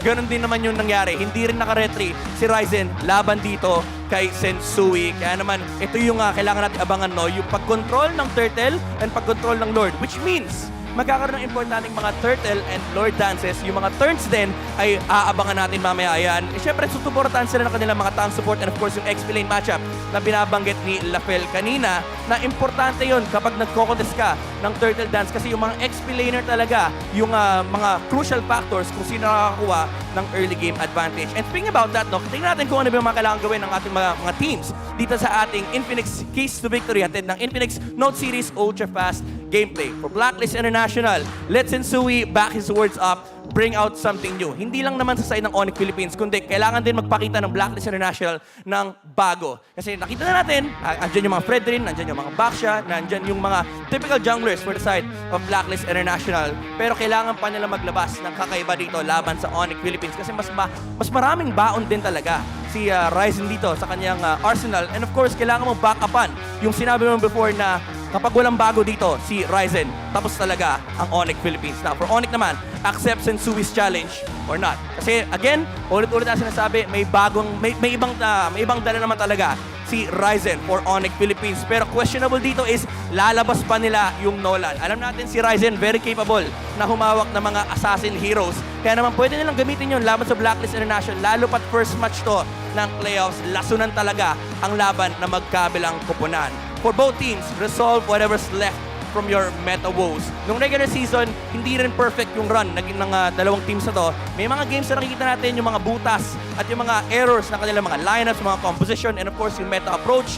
Pero this time around, nasa playoffs na tayo, dito na magkakalabasan ng mga tinatagong strategy or yung mga pag-fix ng kanilang mga errors ng regular season. And nakita na natin din yung adjustments from both sides, no? Speaking about yung adjustment, yung roster din ay talagang na-solidify na nila with Blacklist International coming into this playoffs with the Rosie roster and ONIC Philippines naman fielding Cram and Escalera in for this matchup. Again, Class S, natapatan talaga. Lahat ng matchup nagmamatter, lahat ng hero composition nagmamatter, but it's all gonna be about getting that final conversion, that base push into securing the victory here on all of their games. Yan ang kabang-abang na laro ng Blacklist International at ONIC Philippines. Kaya naman, huwag na natin patagalin pa. Ipatag natin kayo sa ating mga casters. Itinakda na ang oras para malaman kung sino nga ba ang tunay na Class S jungler. Sino ang magdadala sa kanyang kupunan papalapit sa inaabangang Magandang buhay, everyone! Join us as we present to you the first matchup of the Mpl-Ph Season 12 playoffs. It's Blacklist International and ONIC Philippines. I'm Antianara, and together with me today are Naisu and Reptor, and we are the Wee Bear Bros. How are you, bros? There you go. He's officially a part of it. Antianara, it's great to have you here with us on the English desk. Welcome. And we've waited for this, Renmar. Yeah, we've been waiting for it, and it's time. We're finally here. It's the playoffs, and electric atmosphere, lots of nerves, because we know just how much this means for our Filipino team. Yeah, and definitely we can see a lot of fans right here. And even with Lafel's interview a while ago, he was just pointing out how he thinks this is going to be a sweep. Yeah, we have a lot to talk about in the match, but before that, we also would like to, of course, thank our official partner, Smart. Smart is still the Philippines' best mobile network, of course, having the fastest network nationwide, as awarded by Ookla Speed Test Intelligence Test from Q1 to Q2 of 2023. You can enjoy the power of Smart without switching your number by mobile number portability or MNP. Visit smrt.ph/switch to Smart to know more. And aside from that, everyone, I know you all are excited for the M5. And because of that, the M5 early bird tickets are now out. BH Super Pass and the MVP Pass are now available. So buy yours now on /event.com. And here's a special gift for you guys. All the MPL Philippine ticket buyers that have bought tickets for this will get a 10% off your M5 regular pass. So make sure you guys claim that. A discount code will be sent to your emails on November 3rd for you guys to go ahead and claim. So what are you waiting for? Experience MLBB Esports live now. We can't wait to see all of you guys here over the next, 5 days of jam-packed action. Yeah, and definitely we are going to be seeing very jam-packed MLBB action, considering that this is a duel between Blacklist International and ONIC Philippines. Take note, Blacklist International was the one who chose ONIC Philippines to go up against. Yeah, that's coming from a point where at the end of the regular season, they were asked, who do you want to face against? A lot of them said Omega, so it came to a surprise for a lot of people when they actually picked ONIC. So it just goes to show maybe, just maybe, they're a little bit more prepared. in terms of history of what happened to these two, at the start of the season, ONIC swept Blacklist 2-0. Yeah. But then later on, Blacklist was able to get them back, and then they swept ONIC. So it's hard to call who's going to come out of this matchup. I feel like part of it, and I don't know the true like reason why, but like everybody knows, and I think this is like just I don't know if it's a myth at this point, right? But everybody knows that Omega playoffs Omega is different. That's true. They're built diff, and there's already been memes about it, like going around circling online. And I think maybe that's part of it because any team that goes against Omega, no matter how their regular season went, there's something about them in the playoffs. So that is something to be scared about. Yeah, and I think it was in the 6th week of the regular season wherein Wolf mentioned that it is not just an Omega poison. It is an Omega gene. So interestingly enough, I just want to go back that Ryzen used to be a part of the Smart Omega lineup. So does he have that gene? That's the question. Well, he's going to need to show that gene and even new genes at that as well, because he's with a new roster now, and he's been shining, and he cannot be super shy when it comes to coming up with a really great performance here against Blacklist. I feel like it's a revenge game for him. Because last season, Blacklist swept Omega in the first round of the playoffs. Yeah, and definitely right now we are going to be seeing a duel between two S-tier junglers. But so far, we have been seeing 3 world statistics right now, Renmar. What is up here? Oh, yeah. Don't worry. It's all different heroes. You see Valentina, Terizla, and Fredrin as priorities here in the PH. So Valentina, Fredrin shared amongst the regions. But then you see variation. You see Terizla for PH. You see Edith for Indonesia. And then for Malaysia, the Martis is there as well. So it just goes to show how strong right now Valentina and Fredrin are in the meta. And it's interesting because these are 2 teams that have very prolific Valentina and Fredrin players. You have Yue, you have Super Friends as great Valentina players, you have Fredrin for Ryzen and Sensui. And that's why I think, even when we heard what LaFell had to say, that is so true. We have to see, one, what happens in the XP lane, if there's any variation from there, right? We know people love Terizla right now, right? They don't divert too much from these heroes that are popping up in the XP lane, but there is a lot of flexibility there. Not only that, but we also have to talk about the jungle, like we mentioned, both junglers going head-to-head. And from what we've seen, again, a lot of MPL regions have now concluded. And we've seen some amazing things, I would say, especially in the jungle. I'm talking about even the Hellcurt popping out, right? But there's more to come, I feel like. And if you want to talk about the gene of Ryzen, for example, I think even like what LaFell said, I completely agree. This might require them, because of the situation that they're in, to pull something out as a surprise eventually. Is it game 1? I don't think it's going to be in game 1, but through the series, we'll see how it unfolds. Yeah, and it's interesting to me because despite not being able to use assassin heroes at all in the regular season, we know Ryzen can pull off these heroes. But going into our draft, an early ban of that Baksha, Dicky, Noveria for the side of ONIC Philippines. Meanwhile, for Blacklist International, it's all jungle bans. Yeah, we're respecting Ryzen here, the Class S jungler as we called it. Valentina's prioritized, and yes, Nolan, Christopher, we're not going to be seeing him in the draft for game number 1. And of course, Blacklist International will take their priorities. I love how they play the Terizla, especially on Edward. They play it simply. They look for the jungler when it comes to the objective fights. One flicker penalty zone absolutely ruins the flow of team fighting for their opposing teams. That's what Blacklist International really showed off with their Terizla. And of course, Matilda for Blacklist, for Renegade at this point is already a given. ONIC with their next 2 picks, they go ahead and pick up the Irithel, which was open, and they take away the Akai of Sensui. Yeah, so interestingly enough, for the side of Blacklist International, they win 44% in terms of the red side, and that's where they are right now. But not much of a difference with that blue side. So what I want to see in this specific matchup against ONIC Philippines is how these 2 teams will play around their rotations, not just in the gold lane, but also towards that XP lane. Yeah, and interestingly enough, these 2 teams actually, they don't rotate that often in terms of the XP laners. They love leaving their XP laners alone. It's like, do whatever the hell you want. We trust you. But in terms of the gold lane, that's where it changes. Blacklist, a key part of their rotation is actually helping out OM. There are other teams here in the Philippines who don't rotate into the gold lane as much. Blacklist is one of those teams that often rotate into the gold lane. Yeah. And with that rotation ability that the side of Blacklist International can explore, but so far we haven't been seeing what this fourth pick is. Is this going to be a mid? Is this going to be a jungler? We'll find out here in just a couple seconds.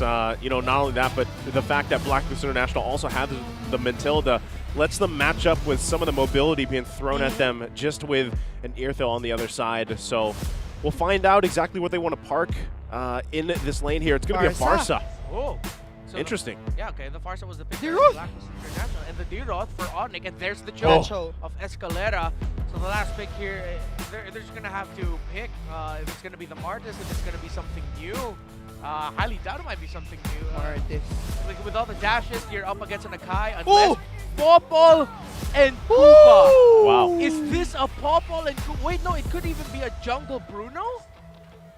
No, wait. I think this is going to be a Popol and Koopa jungle. The damage does scale very fast. I've experienced going up against a Popol and Koopa jungle. He hurts. If he can get a good first 3 clears in the jungle without any problems, without going down, he scales up really quickly. Yeah, and it seems as if this is a very confident pick coming from the side of Blacklist International. They didn't even hesitate when they chose that Popol and Koopa because we see that there's, 40 seconds remaining. But so far, 76% of our audience thinks that this will go to the side of the agents. I wonder how that 76% is feeling with this draft, right? Because we don't have a ton of information about them, but we'll see how it all plays out. Yeah, and for everyone out there, at some point in the game, a poll will show up. And you have 10 seconds until the comment your prediction with the hashtag SmartPowers MPL Philippines Season 12. And one lucky commenter who guesses correctly will win a redeemable in-game code. Remember to keep an eye out for the poll. So, we are here already. The first match of the first series of the MPL Philippines Season 12 playoffs. But wow, what are we expecting in the early game? First of all, that was a very pretty intro going into the Land of Dawn. What to expect now is this. There might be a slight adjustment in the playstyle of Blacklist International. Yeah. One of the strengths of the Popol and Koopa jungle, it's similar to the old idea of the Popol and Koopa mid lane, wherein, yeah, you're going to be lightly contesting for objectives, but if you see that the opposing team already has way too many members there, it might be too risky to contend that you're going to be going for split pushes instead. That you're going to be going for tower pushes and then ganking instead of going for the turtle full-on. Yeah, definitely. That's an interesting thought, considering that Popol and Koopa is one of the strongest pushers out there. But Renegade with the early aggression against Escalera just so that they could distort the positioning. But this looks like a Little Wonder is going to the hands of Mitsui. You know what's scary? What? Is a Matilda in the hands of the Hitman Renegade. Yes. Because, like, naturally, I mean, we have seen, you know, Matilda players, specifically even in the previous times, be aggressive. But I feel like really with the play style of Renegade fits really well here. It's just, you got to make sure, I know it's a best of 5, you got to make sure you don't overcommit, get a little overzealous. You know, you still have to play around that kit here. And that's really where I'm wondering, how does this Popol fit into this lineup and how it will work in the jungle? And right now you're seeing they're scaling up quick. That's the key idea right now. Black That's what you're saying, Renmar. They're going for the pushes, they're going for the ganks. This is the strength of this lineup. Yeah, and just like that, they were able to have the gold plating in that top lane and hope against Ryzen.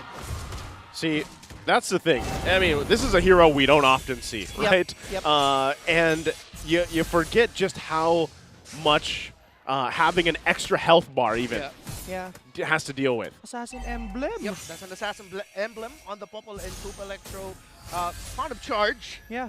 The Weapons Master, and of course, going for the crits as well. So yeah, this is going to be a Popol and Koopa that just wants to scale up really quickly. Paired up with the Bruno, that's the idea of their draft.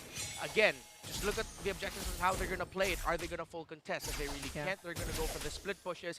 And ONIC now, the problem is, it's so hard to reach the Popol and Koopa. Who are you going to send to reach that? He doesn't have the Purify, yes. He does have that little shield that he can get, that knock up for a little bit of defense. Yes. But Escalera and Ryzen have their work cut out for them. Yes, and definitely this Popol and Koopa has a choking point wherein that heavy spin has been casted, but wherein the possibility that you will be able to kick and crowd control Koopa instead of Popol. Yeah, you can don't kick the dog. That goes for a lot of things. In real life and in the Land of Dawn, folks. We love animals here. We do. But I gotta say, you know, that first turtle take very just simple. Nothing fancy. We're going to go ahead and lock down who we need to. We get the heavy spin out from Ryzen. We secure ourselves that first objective. So if you're ONIC, you're kind of 1-8 when it was still Baloyski in the mid. He was he was already Baloyski then. Yeah. So it's just pure damage, rushing it on the Popolo and Koopa, and it's working wonders. In the post of mine that I made that you mentioned, Nice, earlier, ONIC or Blacklist, hold that thought. Oh, all right. Way of the Dragon. I don't think this is going to be anything, so continue on. Okay. So for as the current meta game encourages that teams really consider drafting carry type of junglers, not essentially just assassins, marksmen that can fit in the bill, as long as it's well thought out and it's built really well for that hero in that jungle, and that's exactly what Blacklist did here. ONIC drafted a very solid lineup from the regular season. Blacklist drafted a very solid lineup with learnings from Singapore, MENA, and Indonesia. And you know what's good about that is that they're able to adapt given the 1.5 week break that they were able to see all of the teams performing. And just like that, they were able to take 3 turtles uncontested. Yeah, they... You know, again, it's nothing fancy. They're just playing this really well. Now the heavy spin going to try to zone out Edward here. Oh! He spins him right into his teammate Ryzen down. Escalera going to flicker out of there. Blacklist International. That is, again, a decisive play from them. And it's nothing fancy. They're utilizing this adapted lineup like Renmar just mentioned for the playoffs here. And it's executed so well. It's an old idea of having multiple carries paired up with the idea of having your support roam.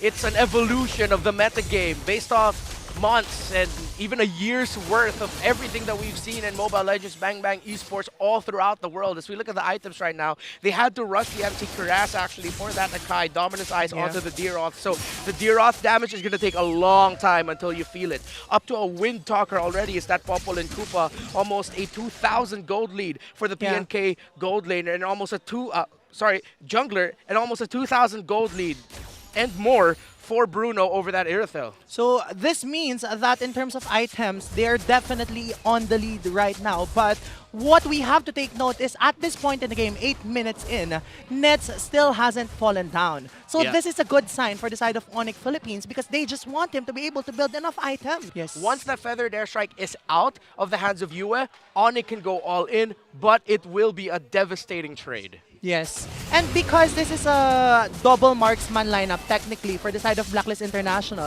definitely we want to expect Super Friends dish out enough damage output, be it in the form of the Feathered Airstrike or that penalty zone with that Akai. But this turtle is just uncontested. First Lord, rather. Yeah, that was just deleted. You know, like that was so quick. And again, it's just kind of painting the picture at how far behind ONIC Philippines is economy-wise, right? It's not a huge impact kill game, or rather, it's not a ton of kills going on here. It's just really simple objective play. They find a couple wins when they can, if they can get these kills, but Blacklist International doesn't pressure it. And now what it's all done is it's all fallen into place, right? Everything the past 10 minutes has led to this charge. Yes, it's only the First Lord, but you're nearly 10,000 gold ahead. And look at that. They're going to force Nets already back here with the Feathered Airstrike. Ryzen, the tanky one, is going to get middled down to half health. Mid-turret going to be dealt with. Penalty zone going to go in. Renegade jumps in with a Circle Eagle. Nets in trouble. Can't last it. And that's what the lead will do. Can they keep it going? Still, Lord finally going to be taken care of. That's a triple already for Oheb. They wait for the minions to push in. They take game number 1. This winning moment is brought to you by FWD Life Insurance. Wow. Wow, indeed. Shock and awe. We were talking about new strats. We were talking about new ways to play the game. And we thought, hey, it's going to be a slow rollout. Nope. Right away. First game, elimination match. Mpl-Ph S12 playoffs, Popol and Koopa jungle. You know what's crazy is, and I don't know what LaFell was actually thinking, but he's like, it's going to be a stomp. Okay, I'm sorry, but you know, ONIC fans, that game 1 was an objective stomp, and it all led to that at the end from Blacklist International. Wow. Oh my goodness. Wow. Wow. Nice. Wow. Join. I want to join. All right. Okay. 1, 2, 3. Wow. There we go. Nice. That was before the 11th minute mark. Yeah. Blacklist International was done with that game. So definitely in terms of preparation, it looks like as if Blacklist International has a lot of tricks up in their sleeves. Yeah. That's crazy. Yeah. Yeah, you can't help but like if you love our sport, if you love our esports scene, it was just brilliant what Blacklist International did. Again, ONIC drafted a very good lineup if they were up against a tankier jungler. Yeah. If they were up against the Martis, this would have been a much closer game. But then Shock and you bring out the Popol and Koopa, the poke damage and the poke. That's the keyword for Blacklist. Yes, poke. They had a lot of poke damage. Sadly enough, ONIC were lacking in that department. Yeah. And, like, the crazy thing about it, too, is, again, this was a game that was not, you know, there wasn't a ton of kills. There wasn't a ton of fights happening. It was like Blacklist International was like, all right, let's just get Ryzen's heavy spin-off, early game plan, that's it. He can't contest the objectives. We'll secure all of them. They somehow continued to demolish turrets. I mean, even the tier 2 in the bottom lane was down, like, at 6 minutes or 7 minute mark.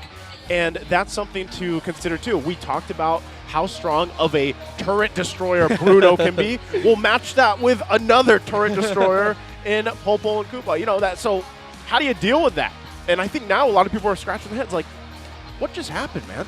Yeah, and it's so hard. Even if they drafted, let's say ONIC said, okay, we'll draft an assassin. Yeah. The Ling will struggle against a Popol and Koopa. Even a Hayabusa will be able to get caught there. Well, maybe Hayabusa might be out of all of them. Is the best thing. But then, yeah, of course, ONIC had to take away the Akai of Sensui, which is a well thought out Blacklist with surprise right away. ONIC needs to adjust. There's a lot now for ONIC to consider.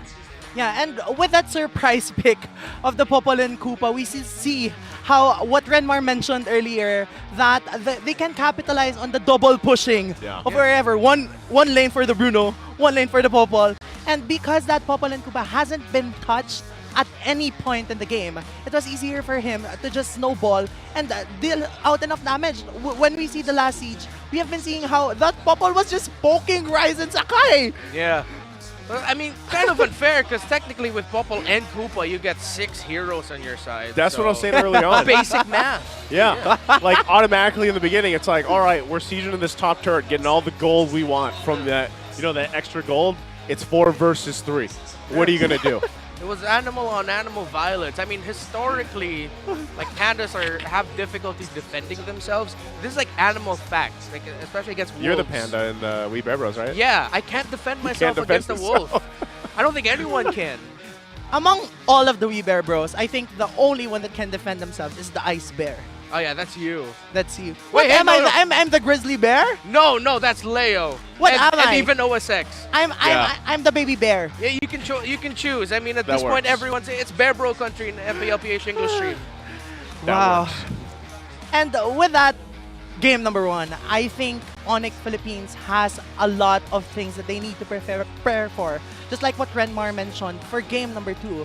And definitely we want to see that surprise factor, that wow, X factor, just so that to ensure that we will be able to see more of that. But I'm pretty sure our analyst still has a lot more up their sleeves, which is why Midnight tell us something smart as Renmar.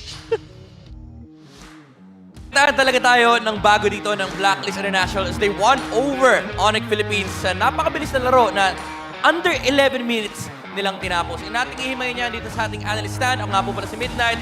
And kasama natin dito ang isa sa mga idol na explainer ng mga bata ngayon, si Boss Renzo. Renzo, kamusta ka naman? Okay lang. Sobrang saya. Sobrang saya. Sobrang saya dito kasi sa venue dahil nandito again yung mga fans. And tatanungin kita kasi galing ka pang Cambodia, kamusta na kakabalik mo lang ngayon sa Pilipinas? Ayun, na-miss ko yung mga pagkain dito. Pagkain yung una mong na-miss. Pero yung laruan naman. Siyempre sa mga RG, di ba? Mga laro tsaka sa mga RG, iba talaga dito eh. High level talaga sa Pilipinas. And yung pinagkaiba ng Pilipinas, kasi kanina magkausap kami, nakita natin yung draft ng Blacklist International. Popol and Koopa, jungle, mula kay Sensui. Ano bang explanation natin dito bakit Popol and Koopa yung kinuha ng Blacklist? Sa tingin ko yung Popol and Koopa pick nila para alagaan yung Bruno doon sila sa Rumeted sa gold lane. Talagang ano yun, no? Parang yung feeling na pinaghandaan, sabi nga ng mga casts, parang trinit as na isang game na pinagplanuhan ng Blacklist International itong ONIC Philippines. Nakita natin yung unang ikot kanina, binabanggit ni Renzio na instead na mag-turtle, plumato sa gold lane. Alagaan nila yung Bruno. Oo, alaga talaga kasi parang ang ginawa ay finarman talaga ng Blacklist International yung gold lane na hindi sila nag-take ng turtle. Pero the MVP of that game is none other than Edward on the Terizla. 204 ang kanyang KDA. Kanina binabanggit mo, Renzio, very parang obvious na obvious yung Terizla dito sa Pilipinas. Bakit nga ba? Si Terizla kasi sir, early pa lang, ang laki na ng impact niya eh. Dami niya pwedeng gawin. Pwede siya mag-fail, pwede siya mag-start ng clash. Lalo na, nasa mapa ng Renege Airlines. Oo. Pwede siya mag-in and out. Kumbaga may may way siya na makapasok, makalabas. Tapos siya na yung nagpipil para kay Bruno. Tapos siya pa yung nag-go dito sa mga turtle takes ng Blacklist International. Ganun kaigsi yung game, guys. Yun lang yung highlights. Yung first turtle lang yung highlights. Kasi naman, 3 kills lang yung Blacklist International before they broke the base of ONIC and nakakuha sila ng additional kills. It's all on the strategy of the Bruno and Popol Kupa dahil naalagaan. Pero looking at the emblems, Boss Renzo dito, ano ba yung mga napapansin mo mga kakaiba dito for both sides? Ay, sa Popol, Quantum Charge, tsaka naka-fatal. Tapos naka-weapon mastery. Full damage, no? Full damage. Full damage yung Popol and Kupa. Kaya kita natin kanina, binabanggit din ng mga casters na, actually ikaw din, binanggit mo, na yung mga lalapit, hindi na nga, minsan hindi na nga kailangan si Edward eh. Kahit si Sensui na eh. Parang, itabi mo, sige, ako na. Tapos kinakasil din ni Sensui yung mga, try na pumapasok sa kanya. Yep. Kinakagat niya agad eh. Oo, parang every time na lalapit ka sa box ng Blacklist International, nandun kagad yung response mula sa Terizla. Tapos kapag na-bypass yung Terizla, si Sensui na mismo yung kakagat. Oo. Ay, tatrap niya na agad. May mga trap pa siya. Yep.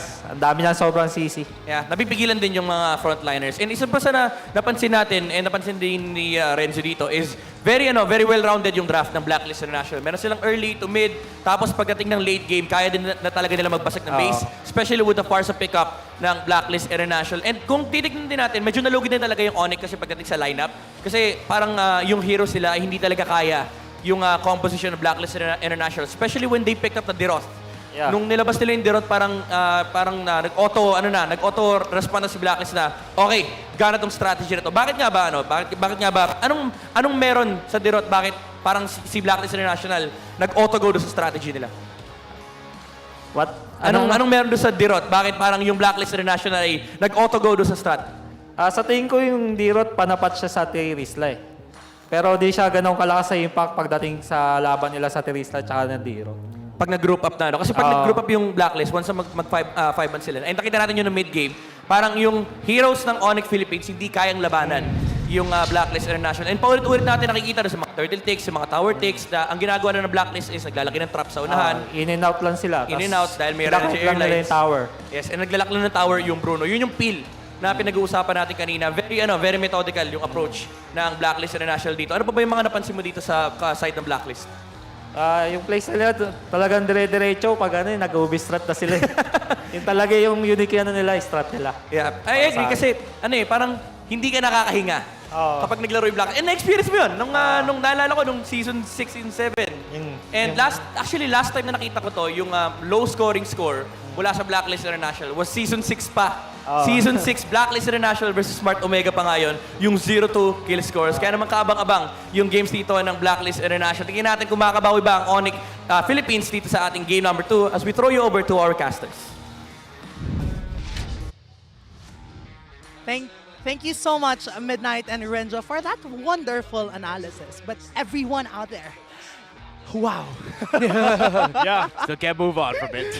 That, I feel like some people probably watching at home, they probably got up to get food or use the bathroom. They came back, they're like, whoa. It's done. They're pushing in the base already. Yeah. Interesting. It was a very fast matchup, but can you imagine a world where you can just stay connected seamlessly without the hassle of physical SIM cards?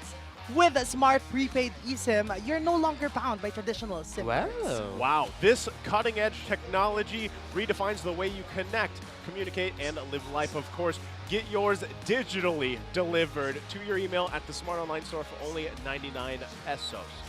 Don't forget to check that out. That is just 99 pesos. We're upgrading, man. Technology.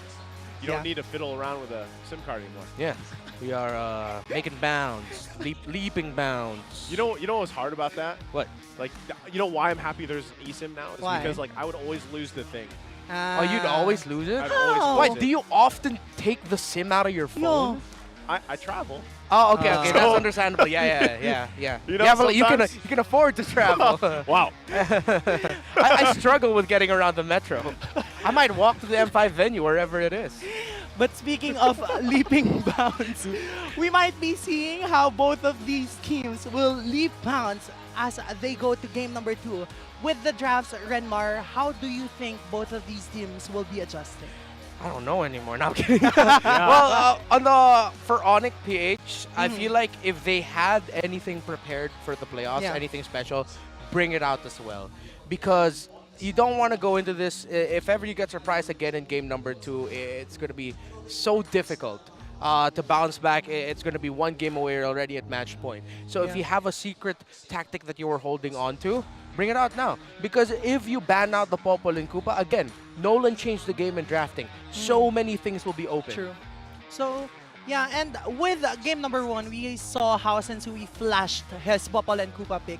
That really shocked each and every one of us because we thought that there was going to be difficulty in terms of taking objectives. But because of the pristine zoning coming from Edward as well as Renegade with that Matilda, we saw just how effective that lineup can be. That's what I was saying. You know, there was no, like, if you're just watching ONIC Philippines, there was no entry point. Every time that they tried, they would get whittled down so much, and that was the advantage of having so much range, so much zoning potential, like you said, even with Edward, right? The penalty zones on point, feathered airstrike, like, that's literally zone, if there was something as zone offense and defense, that's it. Like, that's the lineup, right? So, again, draft-wise, I wasn't even expecting this in game 1, to be honest, because of the fact that, you know, things change, obviously. We talked a little bit about the Nolan, but I didn't know it would have this kind of impact. So now I'm still wondering what happened, what adjustments really happened here for ONIC Philippines for game 2.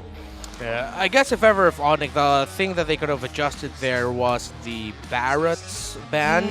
Although it's very understandable as to why they would even consider that. Because of the Matilda? Yeah, because of the Matilda. But then at the same time, they already had an Irithel and a Kai who actually don't need to worry that much about the Barretts. Because the Irithel can just get out of the range of Detonus Welcome anyway. So if ever it goes along the same patterns as well, and it's going to be ONIC on the blue side, it might just be some slight readjustment in terms of the ban priorities.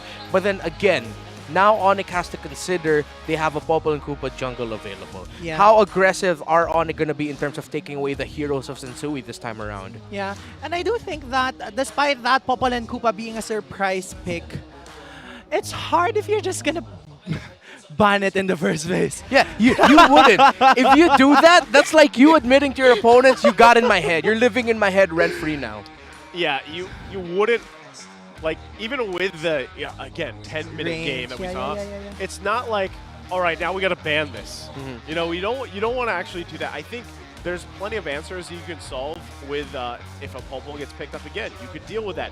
Maybe even ONIC Philippines decides, hey, let's go and give our try, you know, at picking that up. But again, dynamically, there's a lot that can fall into place here.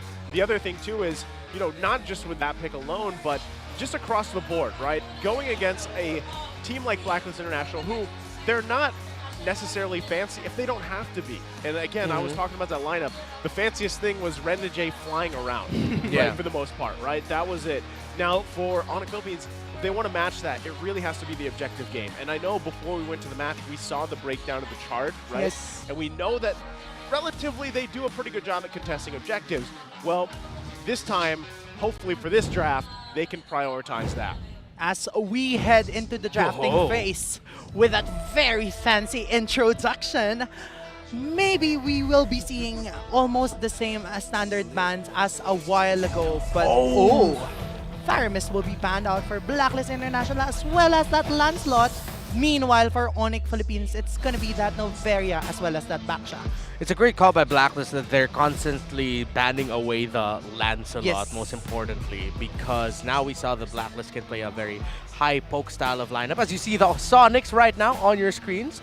So I was thinking in the back of my head, if ever it's open, ONIC might even want to shift their priorities a bit, maybe ban out the Kai so that they can set up Ryzen for picking up the Lancelot. But at this point, it seems like Blacklist are saying that's going to be our ultimate respect ban for now. Where we really shouldn't give that to Ryzen, and that's a good call.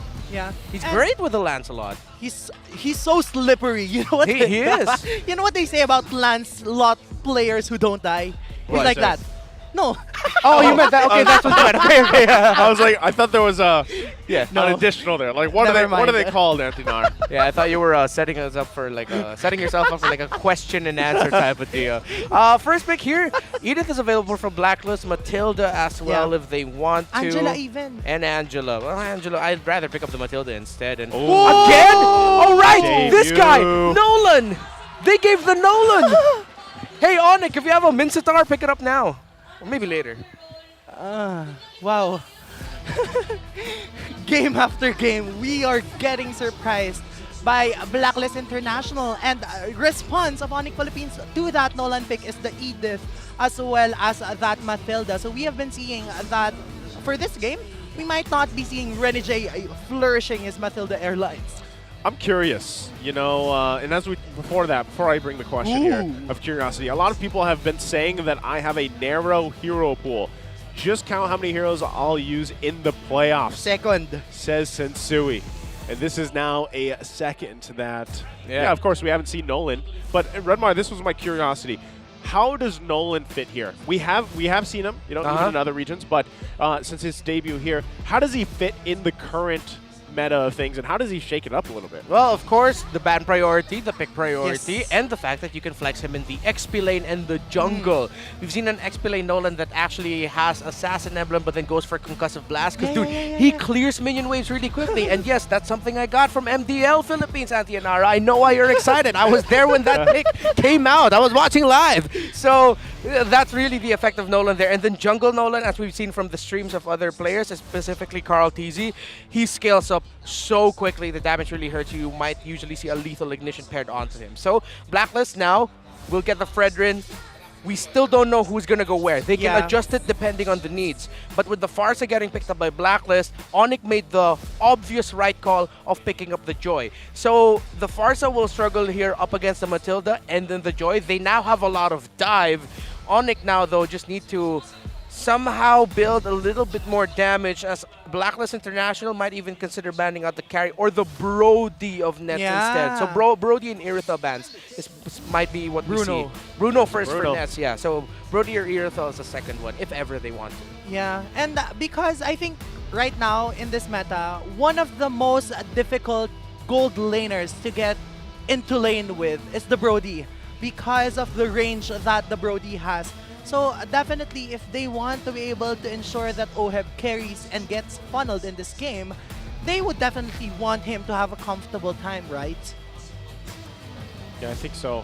Again, you know, as we wait for these last couple bans to come out, I think comfort's a big kind of question, right? Not only that, because again, if you look back at the previous game, if you guys are just joining us right now, it was very quick, right? ONIC Philippines, for instance, I was even saying this in the draft. I was like, man, they really want to buy time for Nets. But there was just no opportunity for them to buy time. So I think if you're talking about comfort and everything else here, that's the one thing is, you know, again, matching up early on with the objectives. I think they've done that in this first phase, right? They have the tools that they need for that.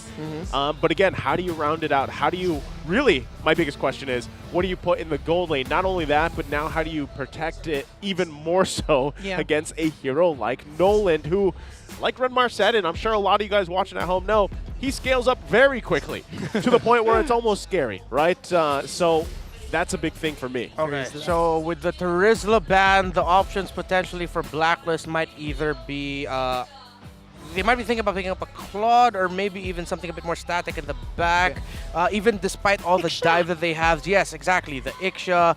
Maybe they might even surprise and bring out a Melissa here because right now, the poke damage, if ever, Melissa, Farsa, classic combo, then they can either go for Rafaela and then the Rome or the Kufra instead.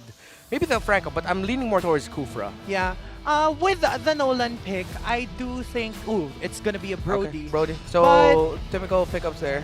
yeah, Minotaur. Oh, because okay. I played Nolan last night. No, I didn't play it, but I played with it. And I used the Digi. Okay. And I saw how difficult it is if there wasn't anyone to get in front.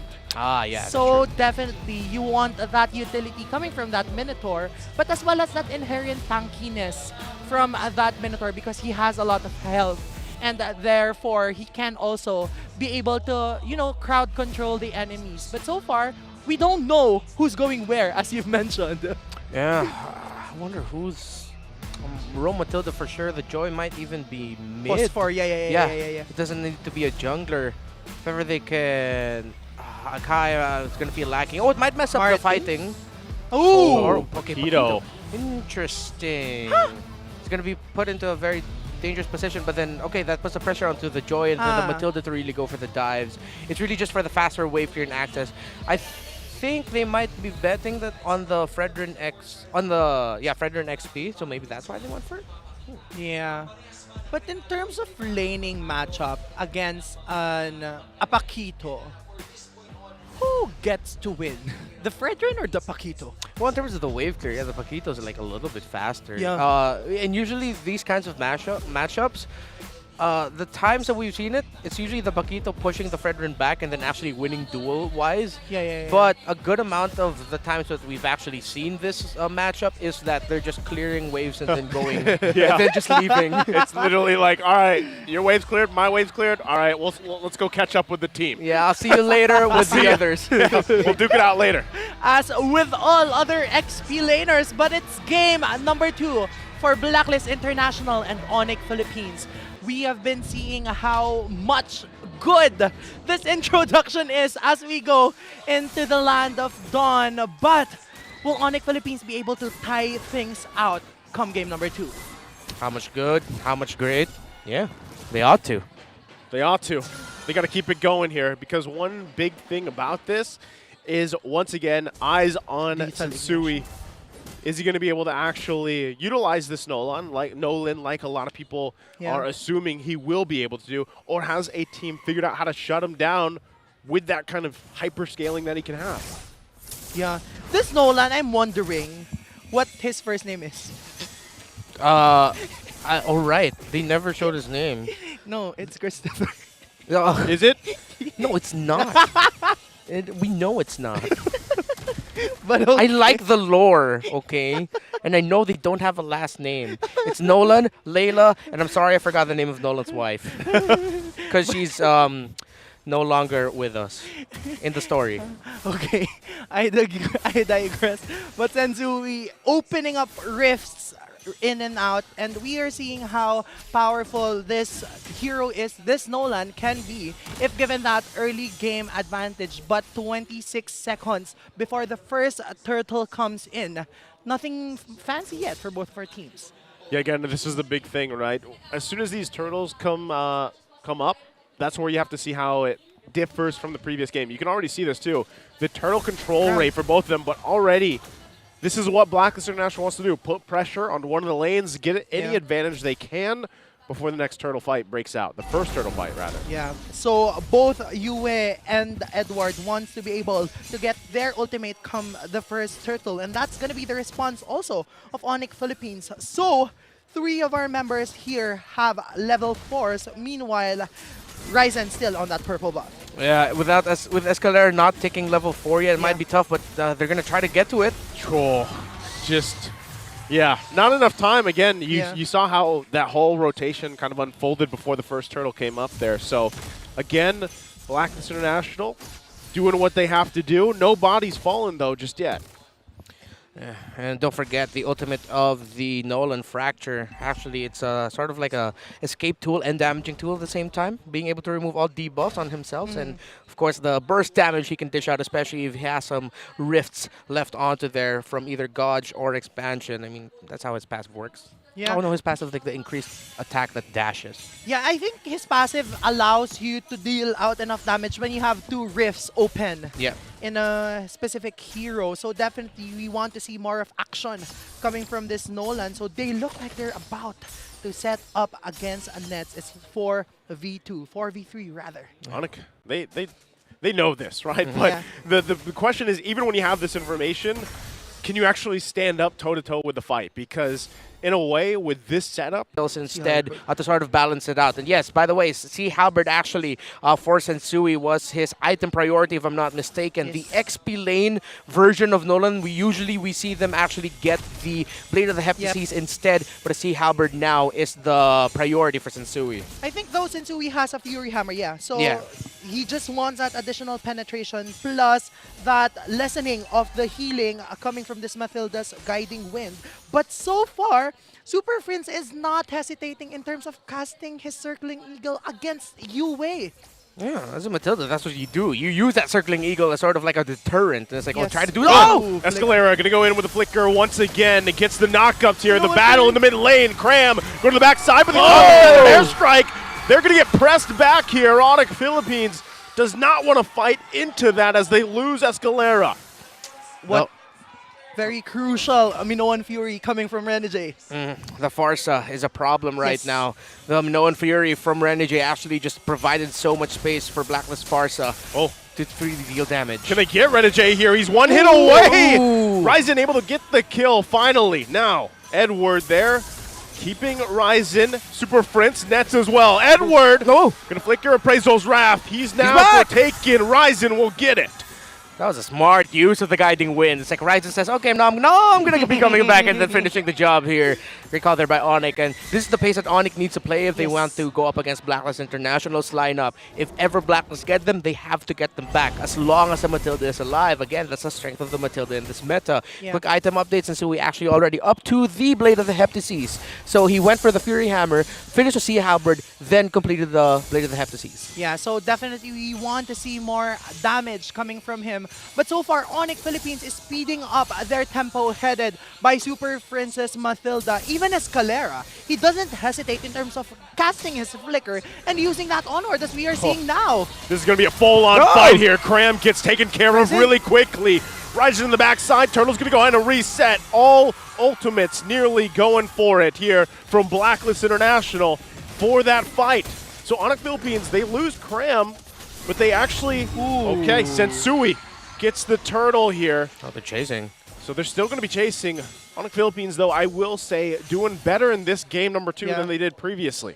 It's a little bit better, but they need to work on their target prioritization in the team fight. Super Prince and Ryzen, actually, it surprises me that they're not syncing up their usage of their ultimates, their diving style with the Circling Eagle, with the electrifying Beats of the Joy, because that almost every time we see Farsa and then the Brody just being able to freely hit in the back line. So if Matilda and the Joy adjust their playstyle and really sync their dives, then that's going to throw off Blacklist team fighting to set up room for Nets. Super Prince and Ryzen need to accept that, yes, even for the objective fights, they might have to bait out abilities, use their ultimates early because they're setting up for Nets to finish up the job anyway. Yes, and definitely they want to be able to funnel Nets as well as Ryzen, just to be able to ensure that they dish out equal amount of damage in terms of physical and magic damage. But so far, they haven't been able to touch Yue in his Farsa. He's able to cast all 3 ultimates.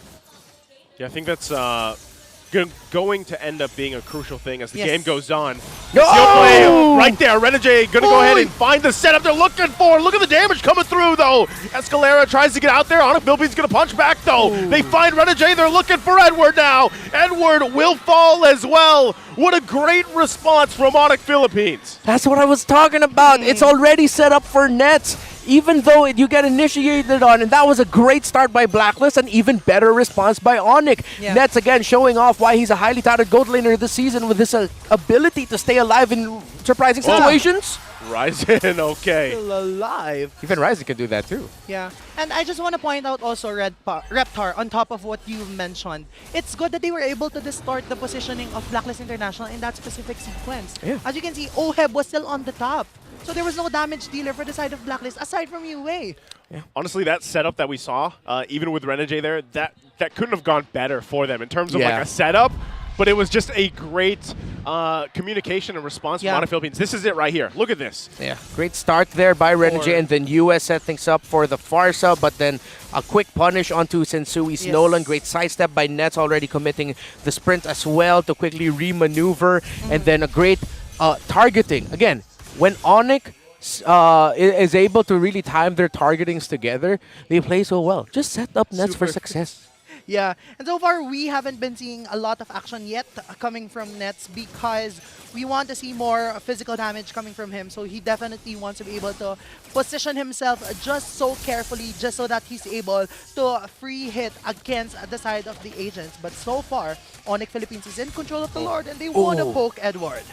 Okay. Out the flicker. Yeah, they got that out. They also got the Lord to reset for a little bit. Ryzen, though. Here comes Sensui. The damage comes through. That's the power, but he falls as well. Both teams fighting without the junglers. Super Friend's going to fall here. Do they battle it out? Lord will go for the reset. ONIC Philippines, though, as long as they keep Nets alive, it looks like they're happy. But they got to defend the mid now. Blacklist International wants to get this tier 1 down. Great call by Blacklist to go for the tower instead of rushing the Lord. They're going for towers first. They want to go to the bot lane, break that first, even though it looked really good for Blacklist to go for the Lord instead. They still didn't underestimate, again, the risk. You're still up against an Edith, a Paquito, and then, again, that Irithel. Blacklist are keeping close tabs on Nets because as long as he's alive and he can fight, they're being a little bit more careful. Yes, and right now we are seeing Nets with almost complete kits, but this looks like the first Lord will go into the hands of ONIC Philippines uncontested because Blacklist chose to push that bot lane. Yeah, but I mean, it's okay. Yeah, it's okay. Like, because at this point, really, a lot of pro players are willing, or pro teams are willing to give up the first Lord. Yes. Because a lot of them always just say, "Hey, do we contest?" It's the first Lord anyway. Yeah, it's important. But then even if you don't contest it too much, and then you give it to the other team, as long as your damage is good, you're gonna be able to clear it up quickly anyway. You lose just a few towers, maybe just one rather. Yeah. I think even with this one. Ouch. Oh, Christopher. Oh, Christopher. Nolan. The fractures. They're tough to deal with, and the ONIC Philippines is feeling it, but given that whole situation, they are the ones leading this right now, 3K ahead, looking for more space to work with. Escalera as well. The guy to set a lot of things up for ONIC Philippines, especially in this game, has been on point for the most part. Yeah. And the counter punches, like I said, ONIC Philippines, sometimes it's not them starting the fights, right? So their counter punches right now have been on point. Can Blacklist International deal with that? I think that's one of the big questions. And those big fights that have happened so far, OHEB hasn't been able to really be there and unleash yet. That's kind of one of the missing pieces for Blacklist International. Yeah. Now, this is one of the gambits that Blacklist played. With them going for the towers instead of the Lord, yeah, ONIC, again, didn't get too much out of it. But what happens is ONIC has a little bit more presence in the map now. So now Blacklist are getting pushed more towards their side of the map, their side of the base, which means in terms of the objectives for the Lord fights especially, Blacklist are going to have a little bit more work cut out for them in terms of actually being able to position properly, especially up against a Matilda, up against a Joy. So Blacklist, this was the choice they made. They put themselves in this situation where they're now more on their side of the river instead of the ones pushing out. And so far, right, a while ago, our problem was ONIC Philippines wasn't able to sync their skills properly. But now, we are seeing the combination of Super Friends as well as Ryzen just fearlessly diving onto that back line, which is why Blacklist International's damage dealers, namely UA and OHEB, are having a difficult time positioning themselves in the team fight. So they're not able to maximize their damage outputs. Just time it all together. And then you're going to get the Farsa and the Brody. Even Kramer. Wow, Cram. Who knew getting punched would hurt so bad? You know, and the thing is when you have that kind of threat with a Keto here that was an XP lane against your jungler, it's tough to deal with. But, you know, ultimately nothing is going to come of that just yet. We are 10 seconds away from that Lord coming up here. So that's really where you kind of expect things to fall in place. Once again, with these two lineups, they will want to be going full force 5-on-5 for this Lord here. Yeah, and it's a sort of a hybrid build, but actually it's the build that we've been seeing with more Matildas, where it's Enchanted Talisman, Flask of the Oasis, and then third item, Holy Crystal. Because again, even though her damage was nerfed, Matilda can still deal a good amount of damage. And the Flask of the Oasis is now even more crucial for Matilda if she wants to give so much more shields, because that was nerfed as well. Yeah, and you know, even with the absence of the damaged Matilda, the mere fact that they can get security with that Guiding Wind combination with the Flask of the Oasis is a threat on its own. So right now, they have to watch out for this, and Cram is now distorting even UA. Great call. This is a typical ONIC thing to do. Yeah. Especially we saw it in ONIC versus Omega earlier into this season, where in Cram with a Hansel and a Paquito actually was able to go for a split push and via the mid lane because he controlled the mid lane so well.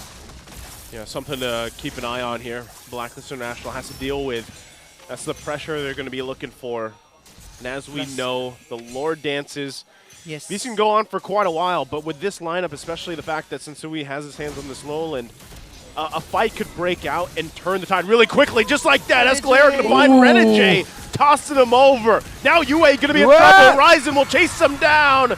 They lose 2, and they're still going to be going. Escalera jumps in with the Primal Wrap, still going to be looking for it. Oh, to Escalera as 3 down for Blacklist International, and Sensui just runs for his life. Sensui. Can he get away? Super Prince goes, but look at the damage.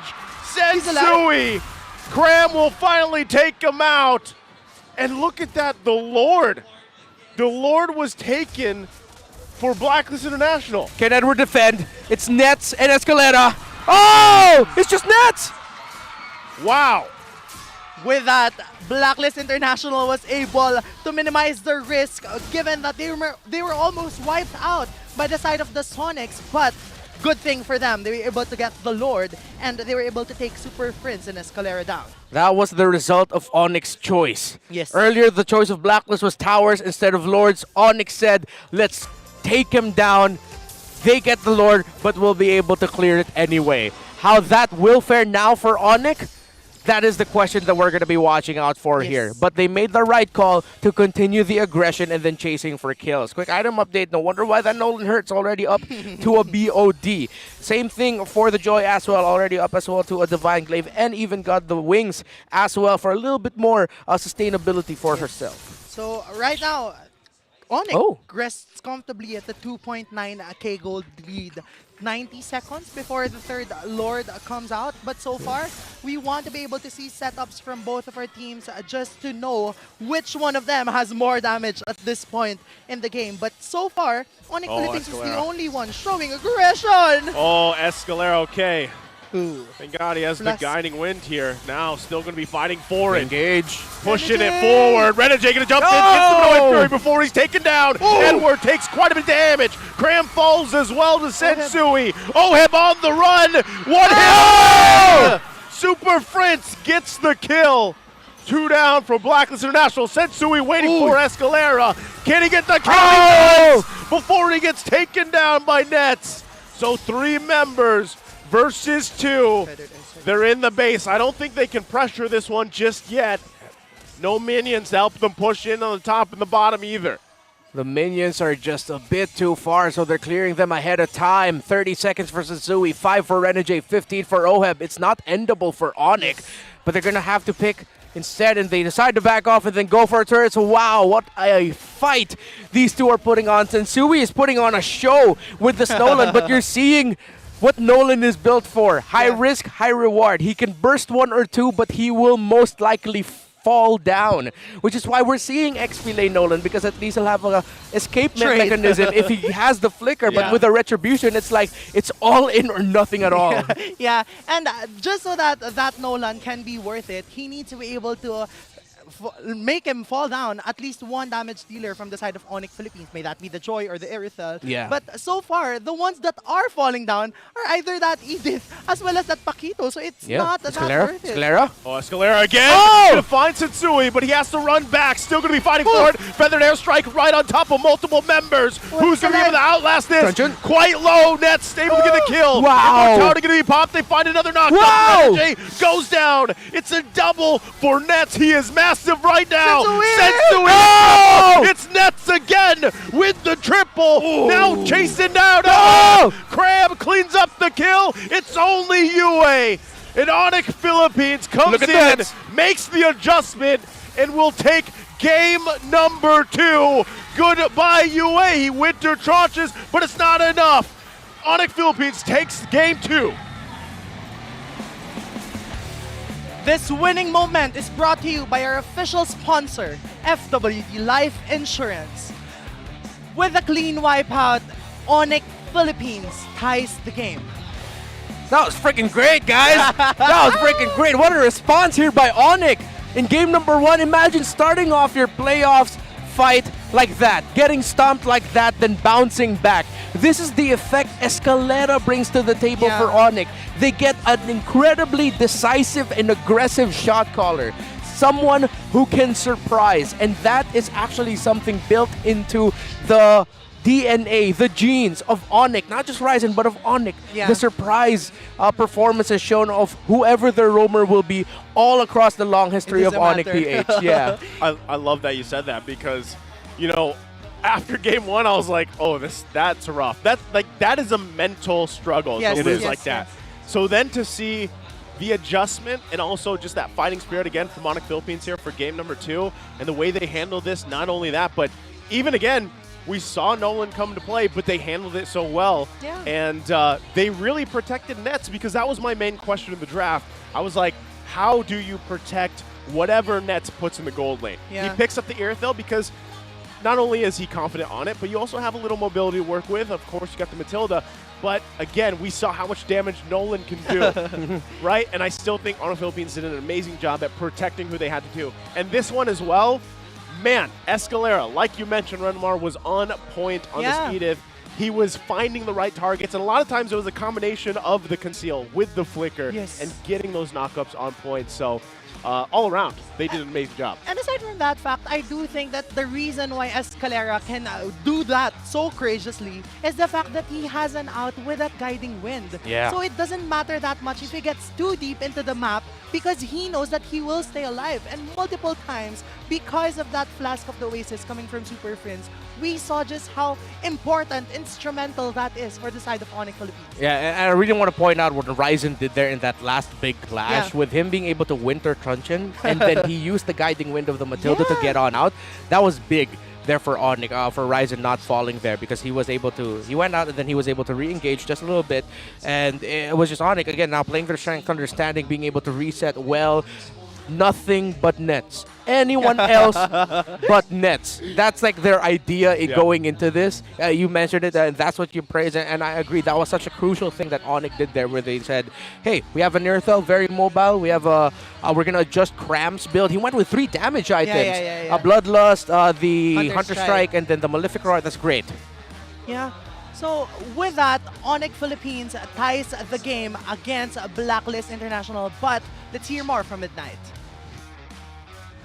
Puts 1 on the board as they balance out the series laban sa Blacklist International. Game number 2, binigyan tayo ng bago. And again, assassin pa rin yung talaga makikita natin mula kay Ryzen dito na pangtapat niya sa challenge na hinaharap naman ni Sensui. Welcome again dito sa Analyst Stand. Ako nga pala si Midat. Muli kasama ko dito si Renzio. Renzio, anong masasabi mo sa pagbawing ginawa ng ONIC Philippines dito sa game number 2?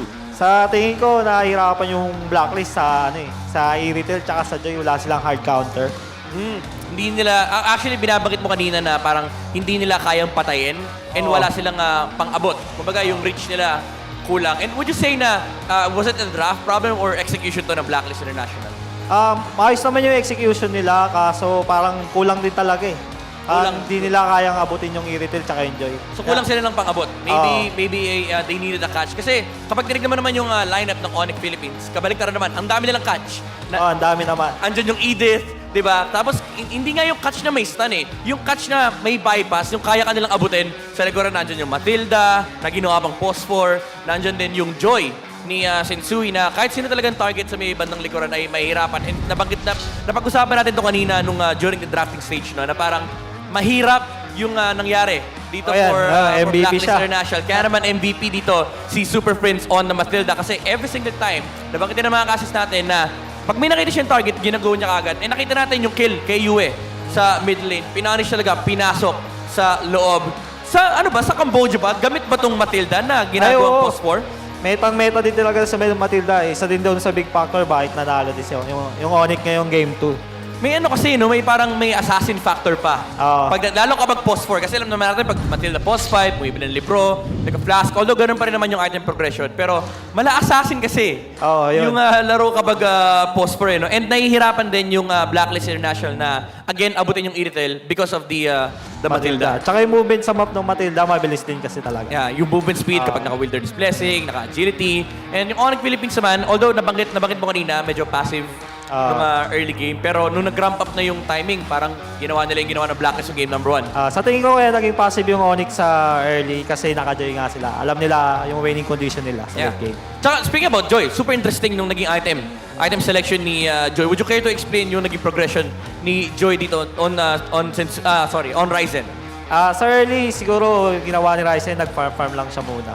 Kailangan niya rin kasi hindi mag-snowball yung Blacklist. Yeah, kasi ito yung sakit ng mga assassins eh, no?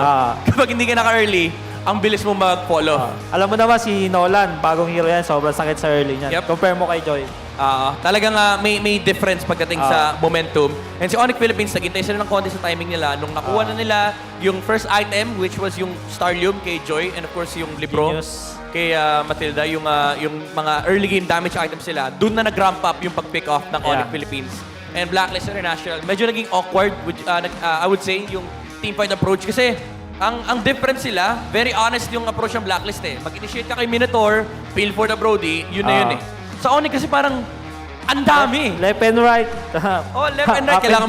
Kailangan mo tignan yung Joy, yung Matilda, kung saan sila papasok. And of course, yung sinasabi mong Iritel. Ano ba yung mga ginawa ng ONIC dito laban sa Blacklist na nagbigay sa kanila ng advantage sa mga team fights? Sa tingin ko yung yung nagbigay ng advantage sa dito, yung in and out ng ONIC. Dahil sa Matilda din. In and out. Yung kumbaga sa Blacklist International, hard engage. Yeah, hard engage sila pag napanood nyo yung mga clash. Yep. Yung ONIC naman kasi may capability mag-reset dahil nga similar to game number 1, may pang-save yung Matilda. And nakita natin yung kanina, trinay nilang i-burst down si Escalera kanina, binurst pa nga ni Yue with Predator Strike. Lumabas lang. Lumipad yung robot.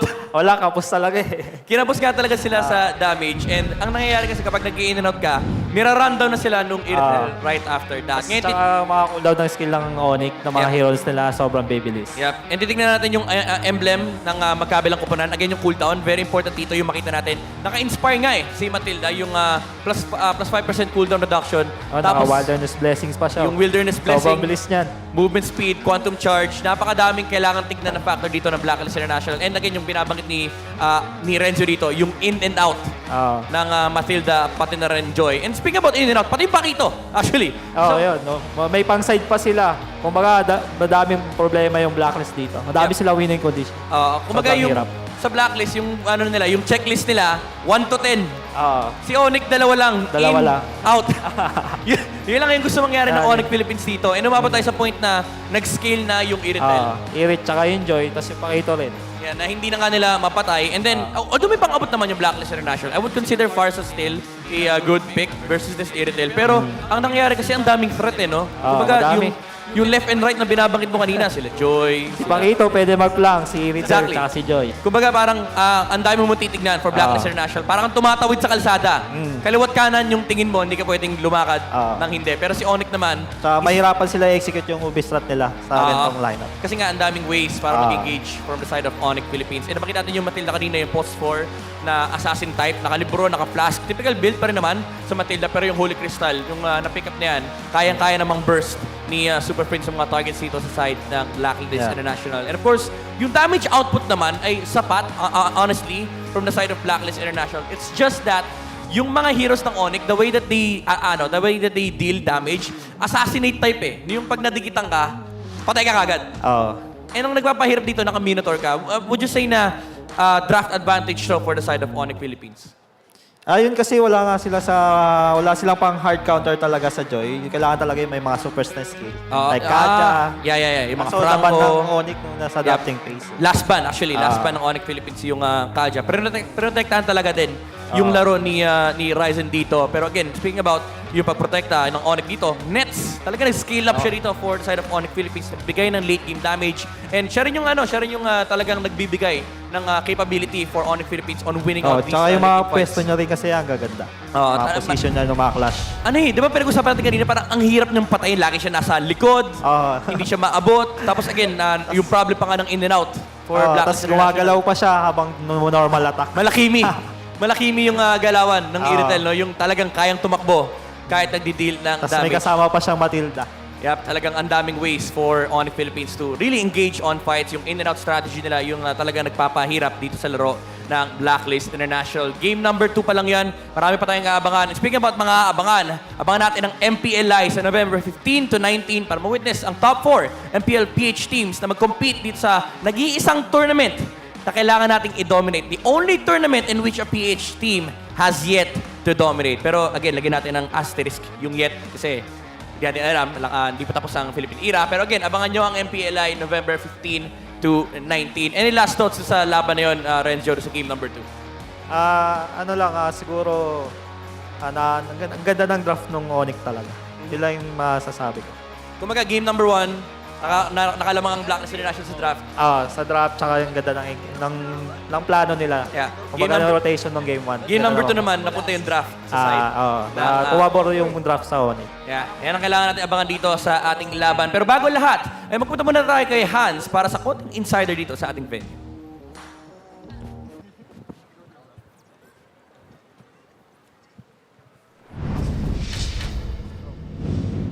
Much love para kay Renzo and kay Midnight for that wonderful analysis. Pero put that camera over there dahil sobrang dami ng audience natin ngayon, guys. Magingay naman kayo! Alright, I see it. You love to see all of them at nakikita nyo rin sa inyong mga screens ay walang iba kundi ang mga manlalaro na galing sa Minana Evos. And together, right here with me, dito sa aking kaliwa, ay si Coach Yeli Hayes and of course, si Kaizen. So guys, kamusta yung venue? Alam ko it's our first time here. Kamusta yung experience sa panonood so far? Sobrang comfortable habang nanonood. Right, comfortable nanonood. And I like it. Oh, Coach Elias, kamusta? Dun sa, from yung mga dating venue, parang mas okay yung ngayon kasi, organize yung mga upuan tapos, ayun nga, ang laki na ng pinapanooran, ang laki na ng space. Kaya masaya. Tsaka... Okay, kitang-kita nyo naman yung saya ni Coach. Di ba? Kitang-kita nyo naman. And I'm sure na witness din yan ng lahat ng ating manonood dito sa venue mismo. Kaya naman kung hindi pa nakabili ng tickets, make sure to go ahead because I believe there's still a bunch more available. Now, moving forward, nabalitaan din natin kanina that before the series started, nagkaroon kayo ng, you were part of the community hub, di ba? Na kung saan, meet and greet nyo yung players ng Minana Evo. So how was it interacting with your fans once again? Kasi 2 linggo tayo nawala eh. Right? Siyempre, sobrang sarap sa feeling na makita muli yung mga fans after 2 weeks. And yun, sobrang solid yung bonding namin kanina. And yun, sobrang saya. Alright, kaya naman, in behalf of course, Minana Evos, maraming salamat sa lahat ng mga nag-participate and sa lahat ng mga tao na nakakita sa kanila. Of course, taking pictures, making sure that they feel comfortable here at the venue. Now, Coach Yeli Hayes, kung hindi mo maitatanong, of course, meron tayong recently na naganap na 10 greatest players for M5. And sobrang dami ng mga naging nominations mula sa iba't ibang bansa. Okay? So kung ikaw ang tatanungin namin, Coach Yeli Hayes, sino yung 2 players mo to represent the Philippines para sa the greatest players for M5 at bakit? Let's go with number 1. Syempre yung number 1 dito, si Carl Tizzy. Number 1, Carl Tizzy. Bakit? Kasi since nung pagka-start niya pa lang, parang yung laro niya, hindi pa rin nagbabago eh. Parang mas nag-i-improve siya tapos ayun, maganda pa rin yung mga pinapakita niya. Tsaka yung laro niya ngayon, makikita mo talaga yung pagkakaiba sa mga junglers, pati yung mentality niya, parang mas maganda na. Tapos, yun lang, parang... Alright. And kita naman natin yun, di ba? Kasi, of course, Infinix All-Star Team Best Jungler si Carl TZ na nagmula sa Echo. So, nabanggit mo na yung number 1. Sino naman yung number 2? Sa number 2 kasi, ang hirap pero... Siguro para sa akin si Edward din. Kasi, alright, Edward! Yun nga, pagpapaliin talaga ng mga players, yun lang yung dalawa na isip ko. Kasi si Edward talaga parang sobrang solid ng fundamentals niya sa XP lane. Tapos, ayun nga, ang ganda nung, pag maganda yung yung ginagawa niya sa in-game yun, na nakakabuhat talaga yung yung laro niya. Alright. And again, we see it. Kasi si Edward din ang best XP laner for this season together with the Infinix All-Star team. Kaya naman ngayon, of course, final words para sa ating mga MPL fans and sa lahat na sumusuporta sa Menana Evos. Kaysen, go ahead. Ayan, sa lahat ng MPL fans, salamat sa walang sawang suporta. And sa Menana fans, thank you din. And babawi kami next season.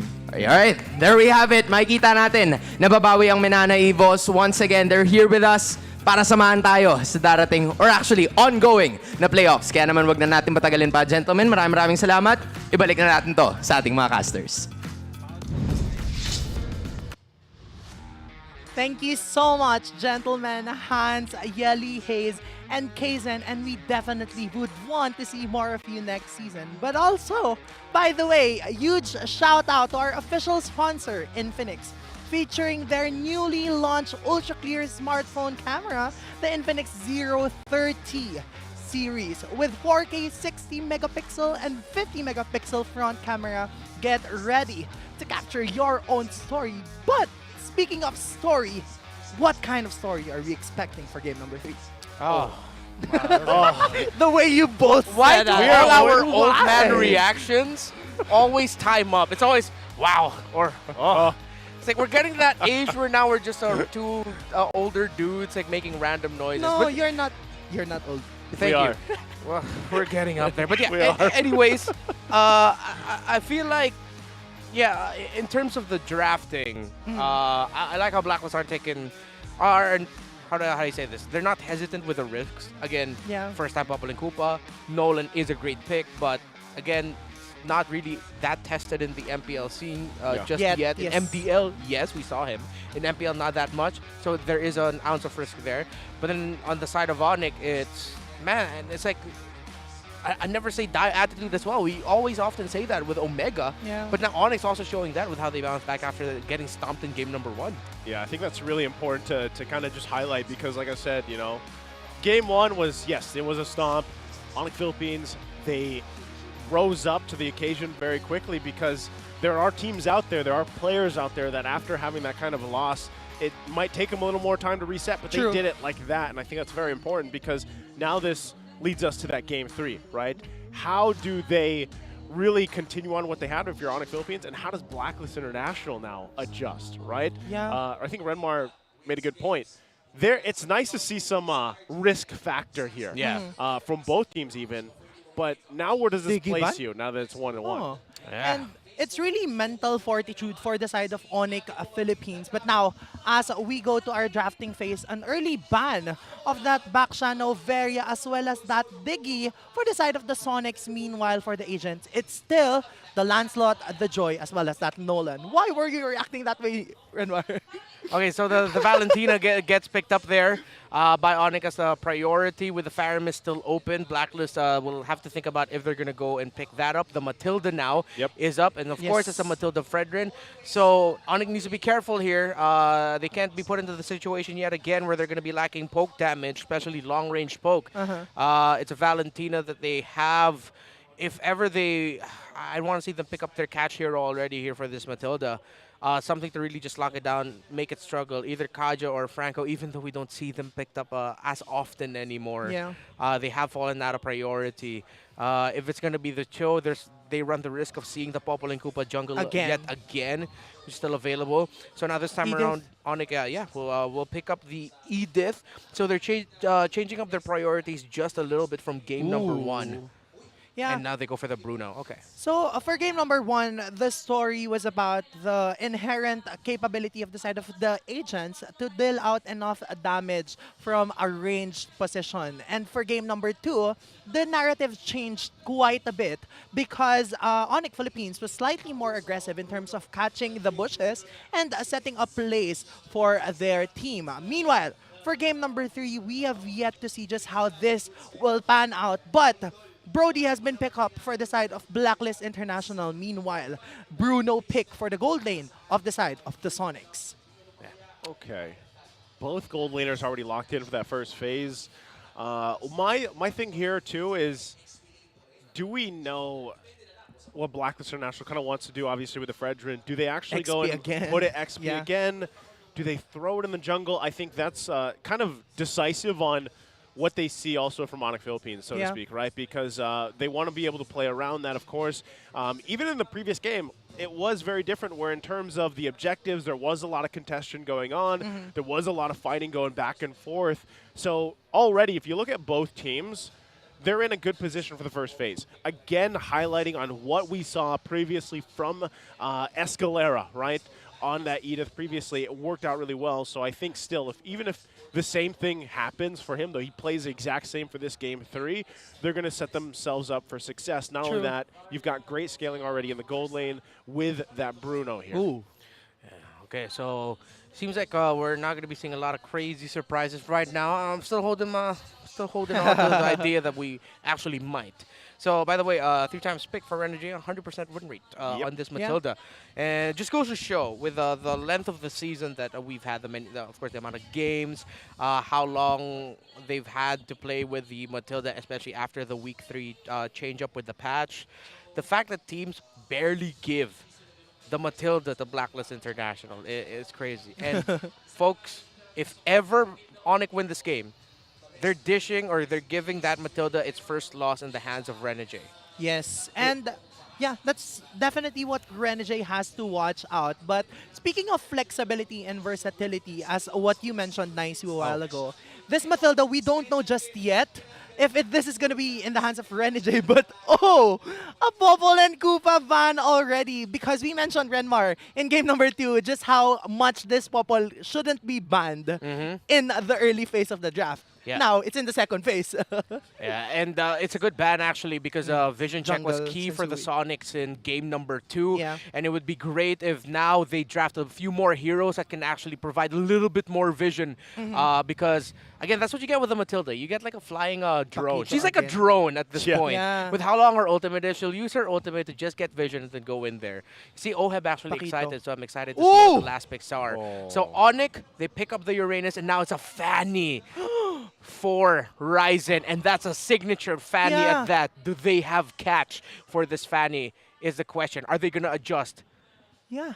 This Fanny by Ryzen, we haven't seen this for quite a while.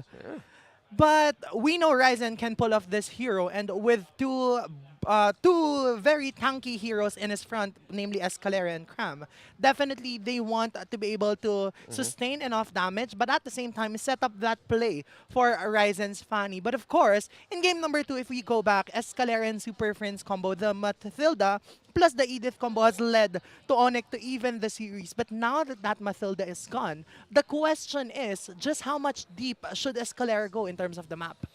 Yeah. Especially now that, still picking up the Farsa into the... Despite the Fanny. Into the Fanny, yeah. Again, Escalera and Super Friends really need to time their combo. Yes. Them playing so well together in game number 2 helped even out the series. So now they have to find this Farsa yet again. And this Brody. So, and you know what? It's surprising to see Farsa getting prioritized again after so long. That's exactly what I was thinking. When she was picked up there in the last pick, I was like, man, it's so weird to see Farsa now, at least through this series, being picked up so many times because she kind of fell off, right, for the most part.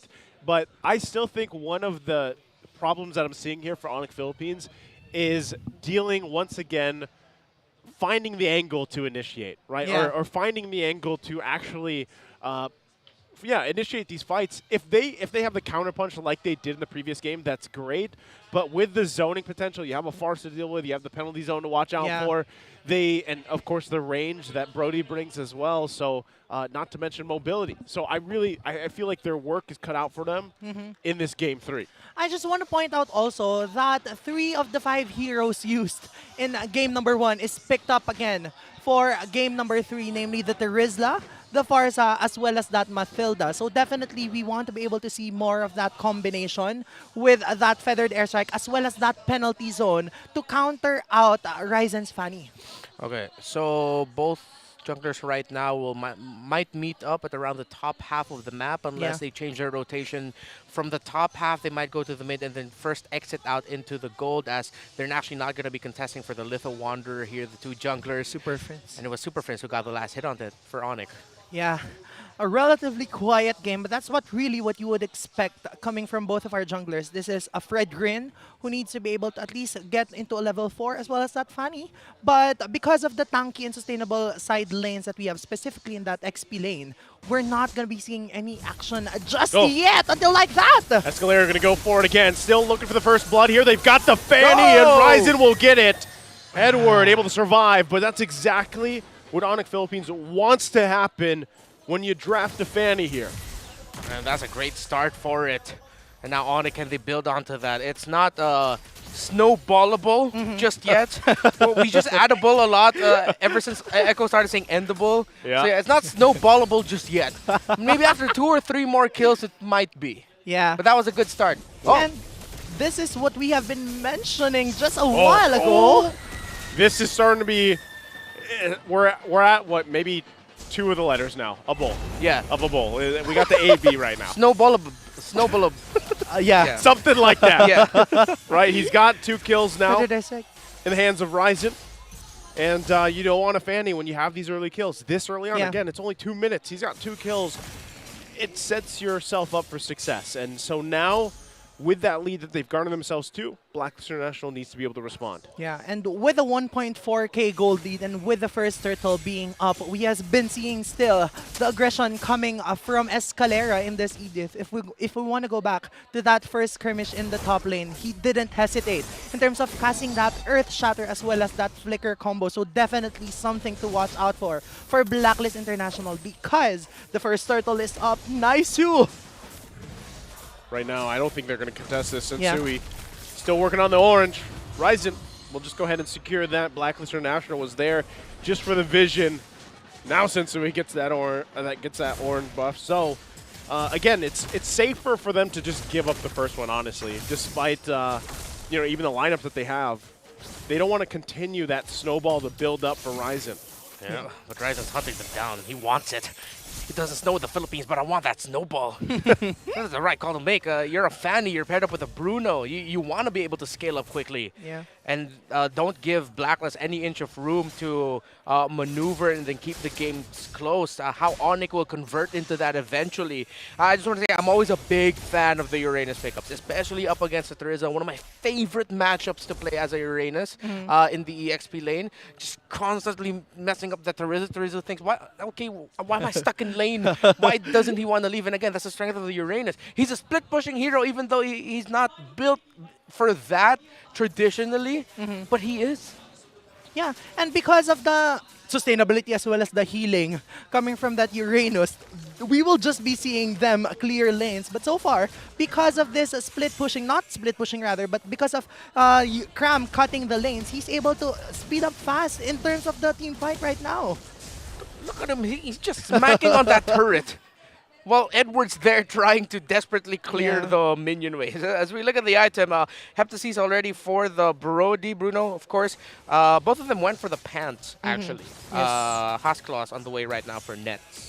Yeah, so now we haven't been seeing any action 4 minutes in, but this is a 2-0 and ONIC Philippines is still leading with 2k gold lead. 12 seconds before the next turtle comes up, but it seems as if Sensui is in a better position now compared to the first turtle. Yeah, I think now that the second one is going to come up here, you'll actually see them all just fight out for it. You can see that both gold laners are still going to wait on. Still, Cram, though. Here's Ryzen as well. Going to try to fight and force something from Blacklist International. Renegade going to go ahead and use that Circling Eagle. They respond. Still going to be fighting for it, though. Ryzen now clearing that mid lane, putting the pressure there where they can. Again, he doesn't really have to be the one to start this up, focus this down, and that's kind of what you're seeing. Sensui will hold that turtle there. Ryzen gets in position. No! Comes through as well. Sensui able to secure the turtle. The feathered airstrike going to come down. Edward gets out. Escalera in trouble. Sensui gets a kill as well. Puts Blacklist International on the board. Did you see the timing of Edward and Sensui? That was picture perfect. Yeah.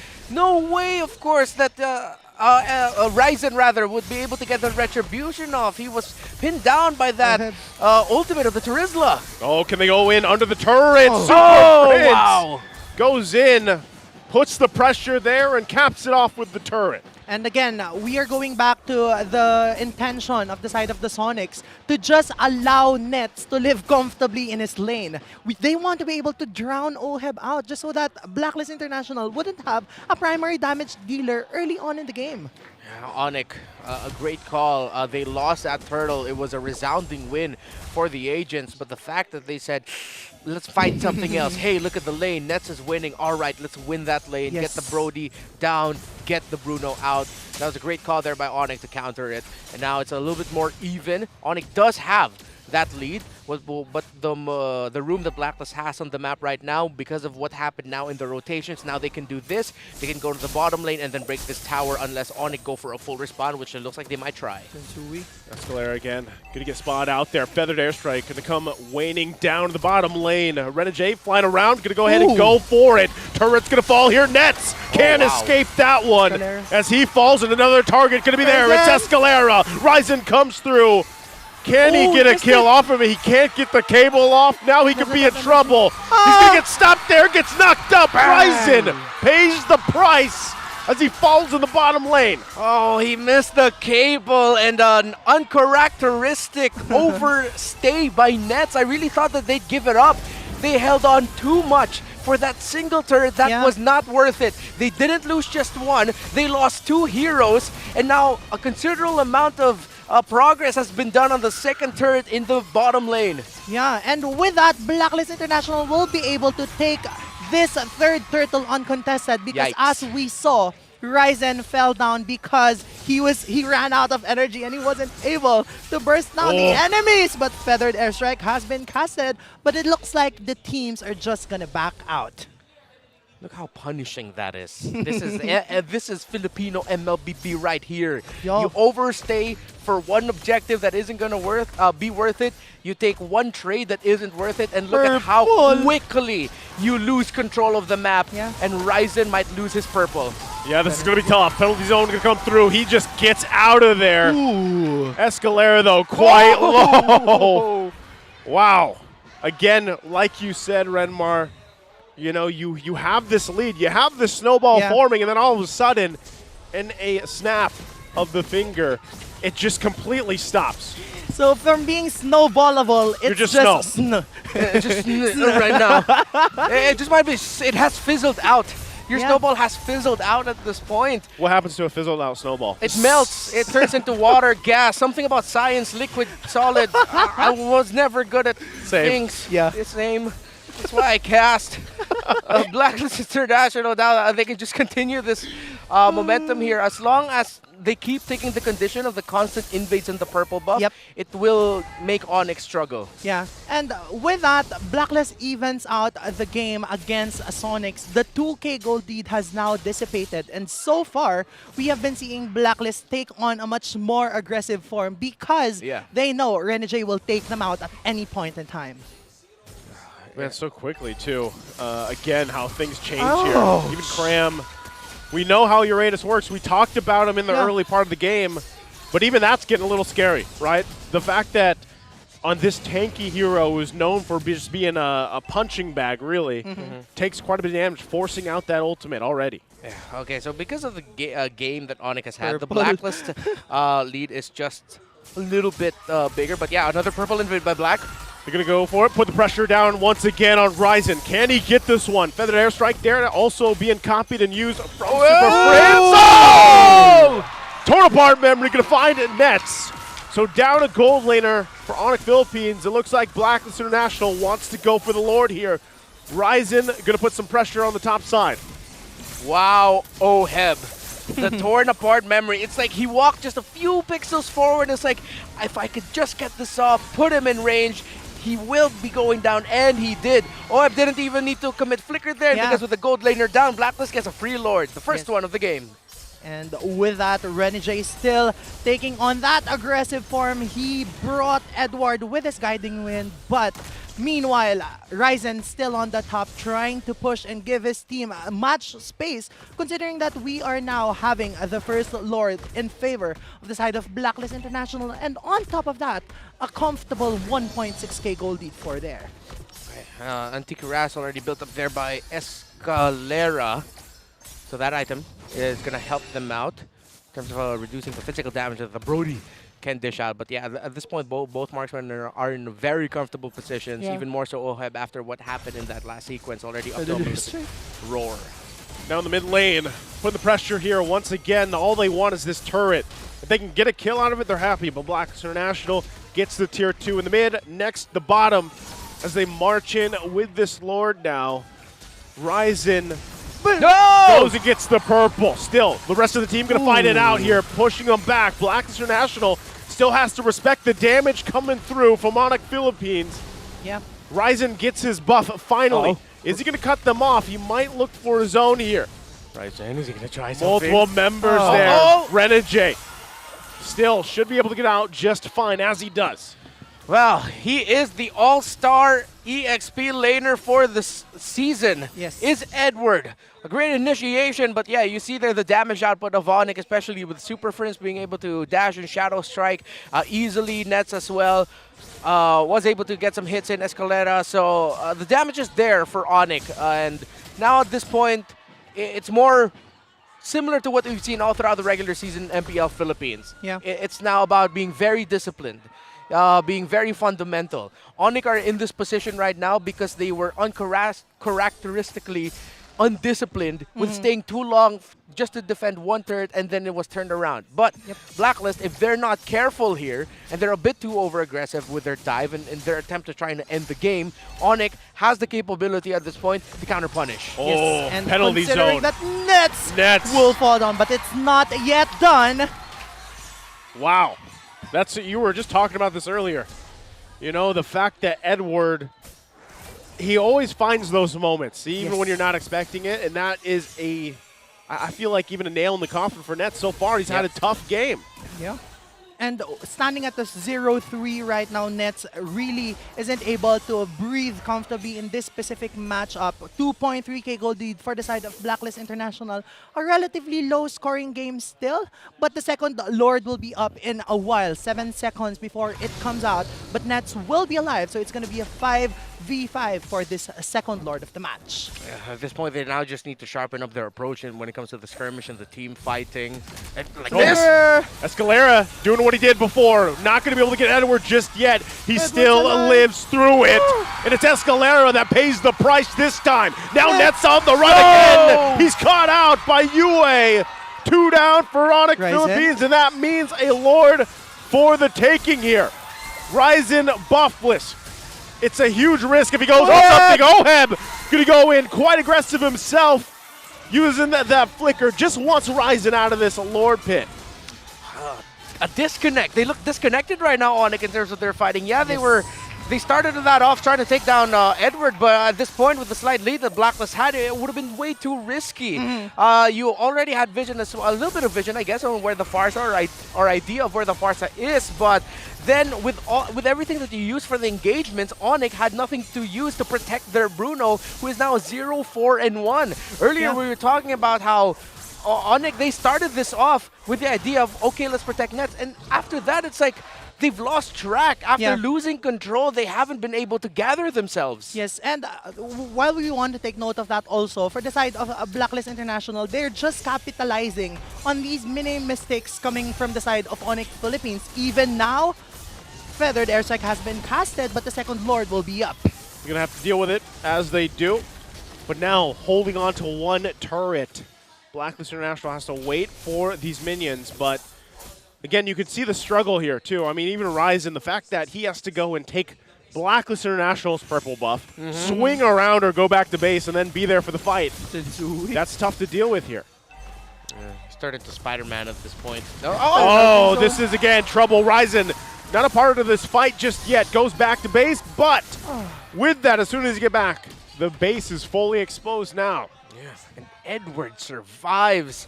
See Ryzen there rushing onto the mid lane to just try to clear minion waves, and at this point, this is what ONIC can do. As we look at the items right now, up to an immortality already is the Brody of Oheb, Wind of Nature, BOD. He picked that up ages ago. There's only 3 damage items right now for Ness. I believe he's still trying to chase that Wind of Nature. So in terms of the damage department, yeah, he just turned level 15.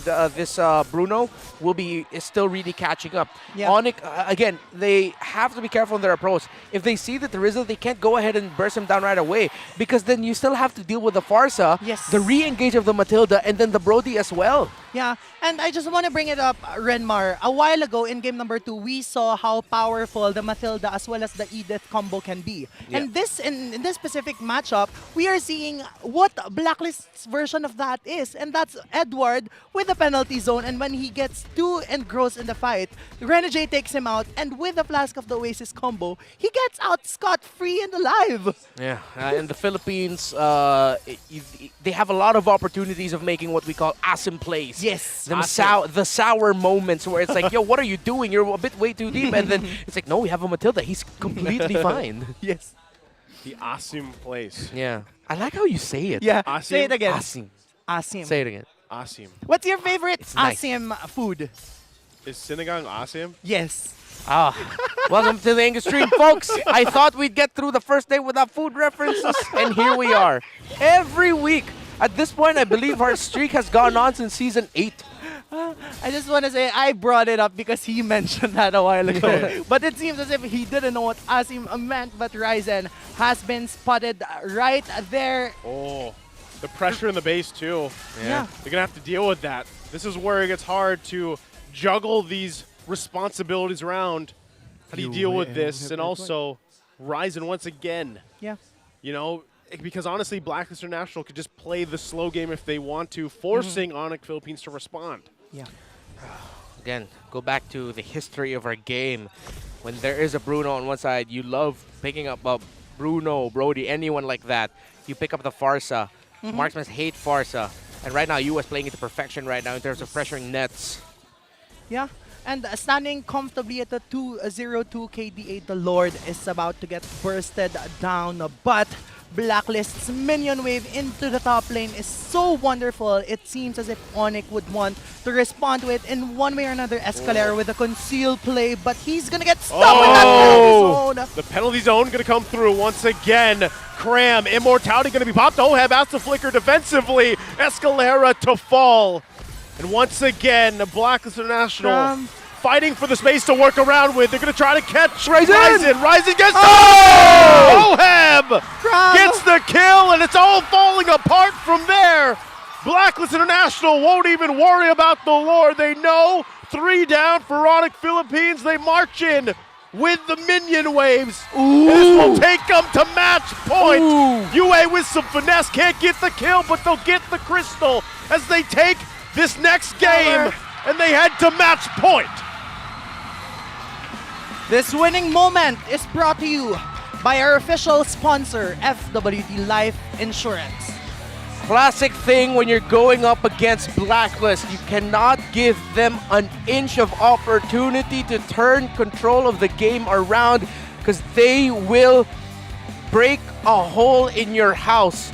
That's a reference to something that I said earlier in the season if you've been following on. But yeah, again, the costly mistake of overstaying, trying to hold on to a turret they didn't need to hold on to, forgetting that they want to set up for their Bruno. Mpl-Ph were just punished and outplayed in this game number 3. Yeah. Different from the first 2 games, we didn't see Nets deal as much damage output in this specific game.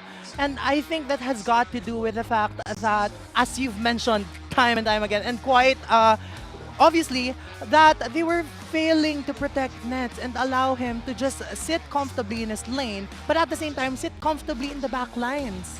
Like they tried to, but I just feel like in this game number 3, Blacklist International made all the adjustments they needed to, right? And this is kind of what you expect. When you get to the playoffs, these teams have played each other multiple times throughout the past, 6 weeks or so. Of course, we had a little bit of a break there, but now they have really gone to a point where they just adjust so quickly, right? And this time it was a Blacklist International that played the part. Not only that, but it's also a risk. And we talked about risk, right? Through draft, we do know that Ryzen loves that Fanny pick, but it doesn't matter what team, what player around the world picks Fanny. You know that is a risk in itself. Yeah. And teams will play to that weakness of how do we force these situations where we're taking control of their side of the map? Because even then, you force Ryzen. We saw it multiple times. Ryzen literally went halfway across the map to get their buff or put pressure on the side lanes. And what does that do for the rest of your team when you're already behind and your gold lane is struggling, right? You're at a disadvantage. So well played there. But I'm pretty sure our analyst still has a lot more to say, which is why Midnight, what is up there? Match point for Blacklist International. 2-1 na ang score nila laban sa ONIC Philippines. After an amazing start for ONIC Philippines ng early game, ay nakahanap pa rin ng paraan ng Blacklist International upang i-reverse yung game na yun para manalo dito sa game number 3. Welcome back dito sa ating analyst stand. Ako nga pala si Midnight. Again, kasama pa rin natin si Renzio dito. Renzio, tatanungin kita. Nagulat tayo kanina parehas. Fanny ni Ryzen. Ano meron dito ba't nilabas ng ONIC? Sa tingin natin, si Ryzen kasi best Fanny user din yan. Ay, wow. Grabe yung title. Best Fanny. Sa perspective mo, best Fanny user. At saka meta pa rin naman ngayon si Fanny. Yeah. Kita natin, di ba, sa ibang region na Filipino player din, si Kyrie, ginagamit pa rin naman yung Fanny. Pero this time around, hindi nag-work in their favor for the side of ONIC Philippines. Ano sa tingin mo yung naging factor bakit hindi ito napagana ng ONIC? Sa early naman, maganda naman yung mga execution nila. Yung mga play ni Escalera, yung ginagawa na play ni Escalera. Sa tingin ko, di lang naging smooth yung pag-ano nila sa Fanny. Kailangan kasi yung smooth eh. Di ka pwede mag-amali doon. Lalo na sa comp ng Blacklist is nakapang-UB strat na naman sila. Oo. Speaking about smooth and UB strat, itong Brody ng Blacklist International, the MVP of our game, Oheb, on this Brody. 5-1-5 ang kanyang KDA. Naging smooth yung laro ng Marksman ng Blacklist International. Even though namatay siya one time, pero nakita natin nung mid to late game na, parang tayo mismo nasasabi natin, parang hindi na kaya ng ONIC Philippines yung Brody. And alam naman natin yung Brody kasi may natural way para sagutin yung Fanny. May stun din kasi yung kanyang second skill. And pagdating naman sa late game damage, hindi sila nagkukulang. Pero early game, Renzio, nakita natin yung best Fanny user na gumagana, na nagkakaroon ng early aggression, yung ONIC. Ano ba yung naging turning point dito sa game nila laban sa Blacklist? Yung sa second third, try ni Ryzen na kumontest ng third, kaso hindi niya nakuha. Tapos na-invade din yung blue niya. Yung afternoon no? Kasi ang ganda ng talon ni Edward. Saktong-sakto yung penalty zone, yung retribution timing nila. Since pare sila ng level ni Sensui at that point, yung penalty zone ni Edward, enough para makapag-buy time dito kay Sensui na ma-retry yung turtle. And after nun, tulad na nabanggit mo, hindi na nakakuha ng purple si Ryzen. Pero nakakuha siya, di ba, one time? Nung sa purple ng Blacklist yun. Sirahin yung maliit. Sinabi mo, ikaw pa nga nag-point out na saktong-sakto kasi talagang in-effortan niya, pinatay pa niya yung maliit na lizard. Para lang magkaroon ng purple buff. Kasi wala na siyang choice. Wala na ng blue buff ng Fanny, purple buff. Kaso kulang talaga eh. Kasi pagdating ng late game, nandun na yung damage output ng Brody, iniista na, pinifligaran niya na nga yung Fanny. And hindi na kaya ng ONIC yung Blacklist International kasi nag-uubis strat na. Tsaka malakas din talaga yung high ground ng Terisla Matilda, yung in-and-out yung factor nila. Yung guiding win.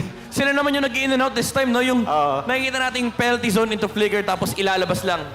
So madaya nun. Yung guiding win. Andaya, paulit-ulit. Sabi nga ng mga caster, parang ginawang Pokemon, yung Terisla. Binabato lang si Terisla. Binabato lang yung Terisla, nag-flicker penalty zone, tapos ilalabas ni Rene J na talagang paulit-ulit na nakita din, experience ng ONIC Philippines na hindi nila nahanapan ng sagot. Kahit kasi front lang patay ng Blacklist ang mahalaga, mabasag lang na yung third tower. Yep. And ang ganda nung ginagawang team fight dito ng Blacklist International. Yung target prioritization din ni Yue, ilang beses natin nakita yung feathered airstrike na lumanding kay Nets. 2 beses ata tapos may kasunod na torn apart.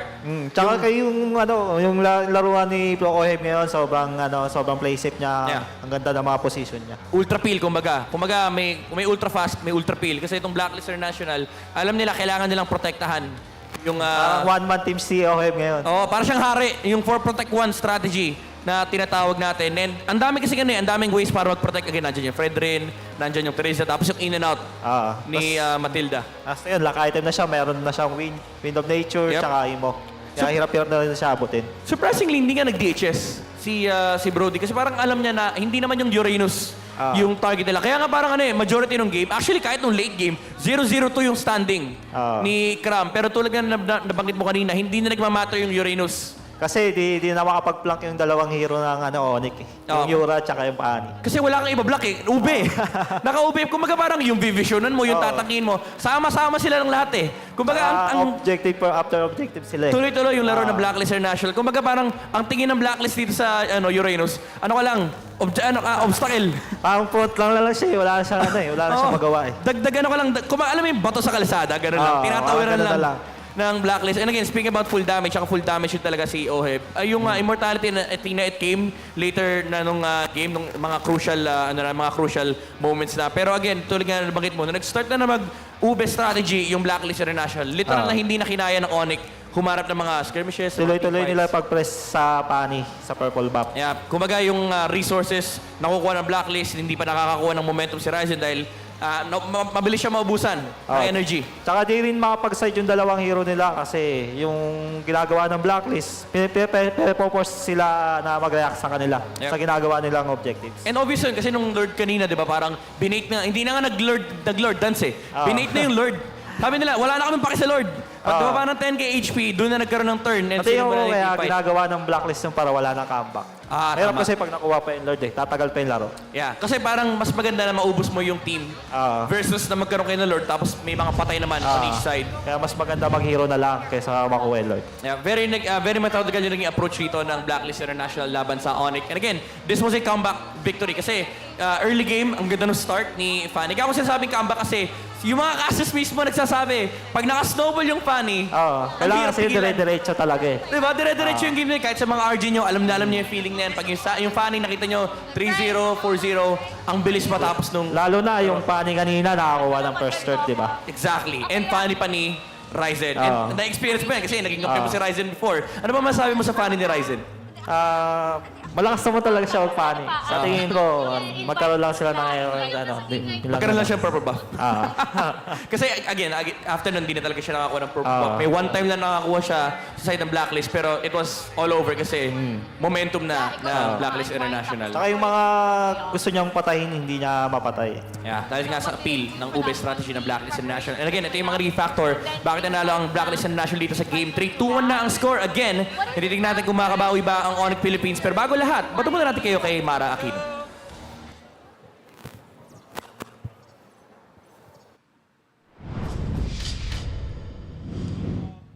Lots of exciting things happening dito para sa Mpl-Ph Season 12 Playoffs.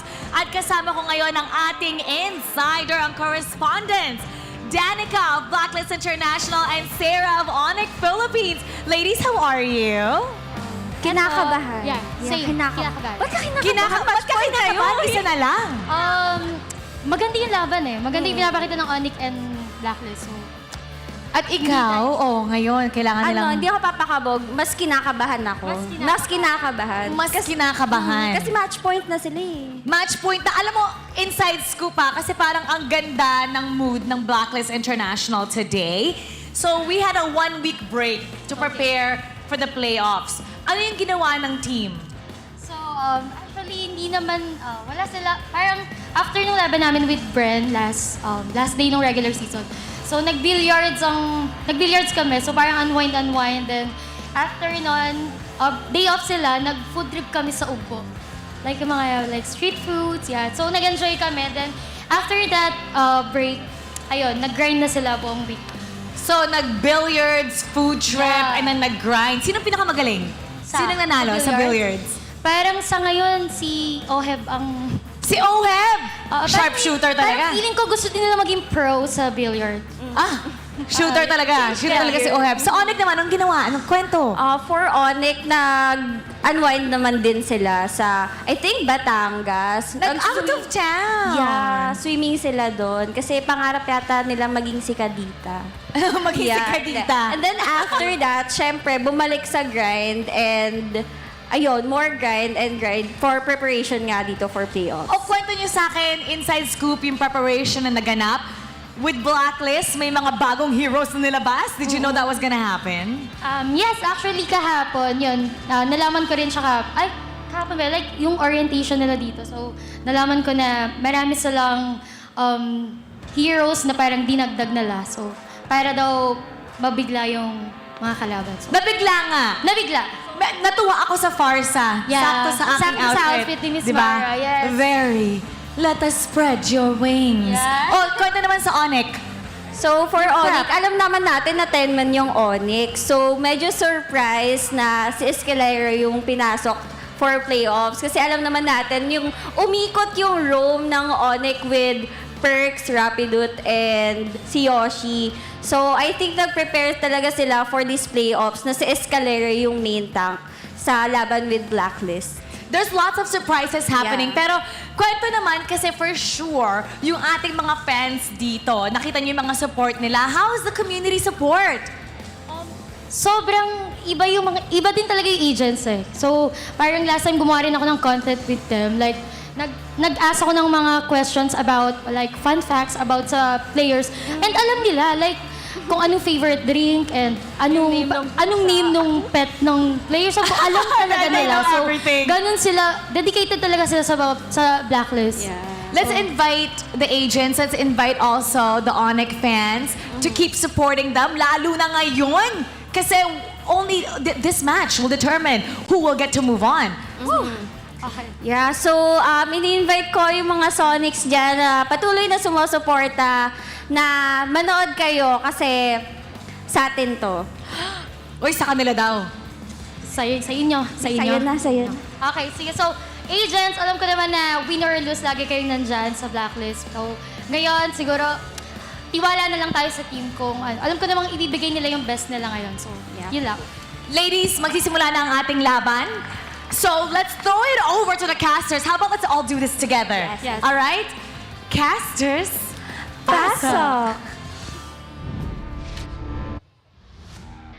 Thank you so much for that wonderful interview, beautiful ladies Mara, Sarah, and Danica Suazo.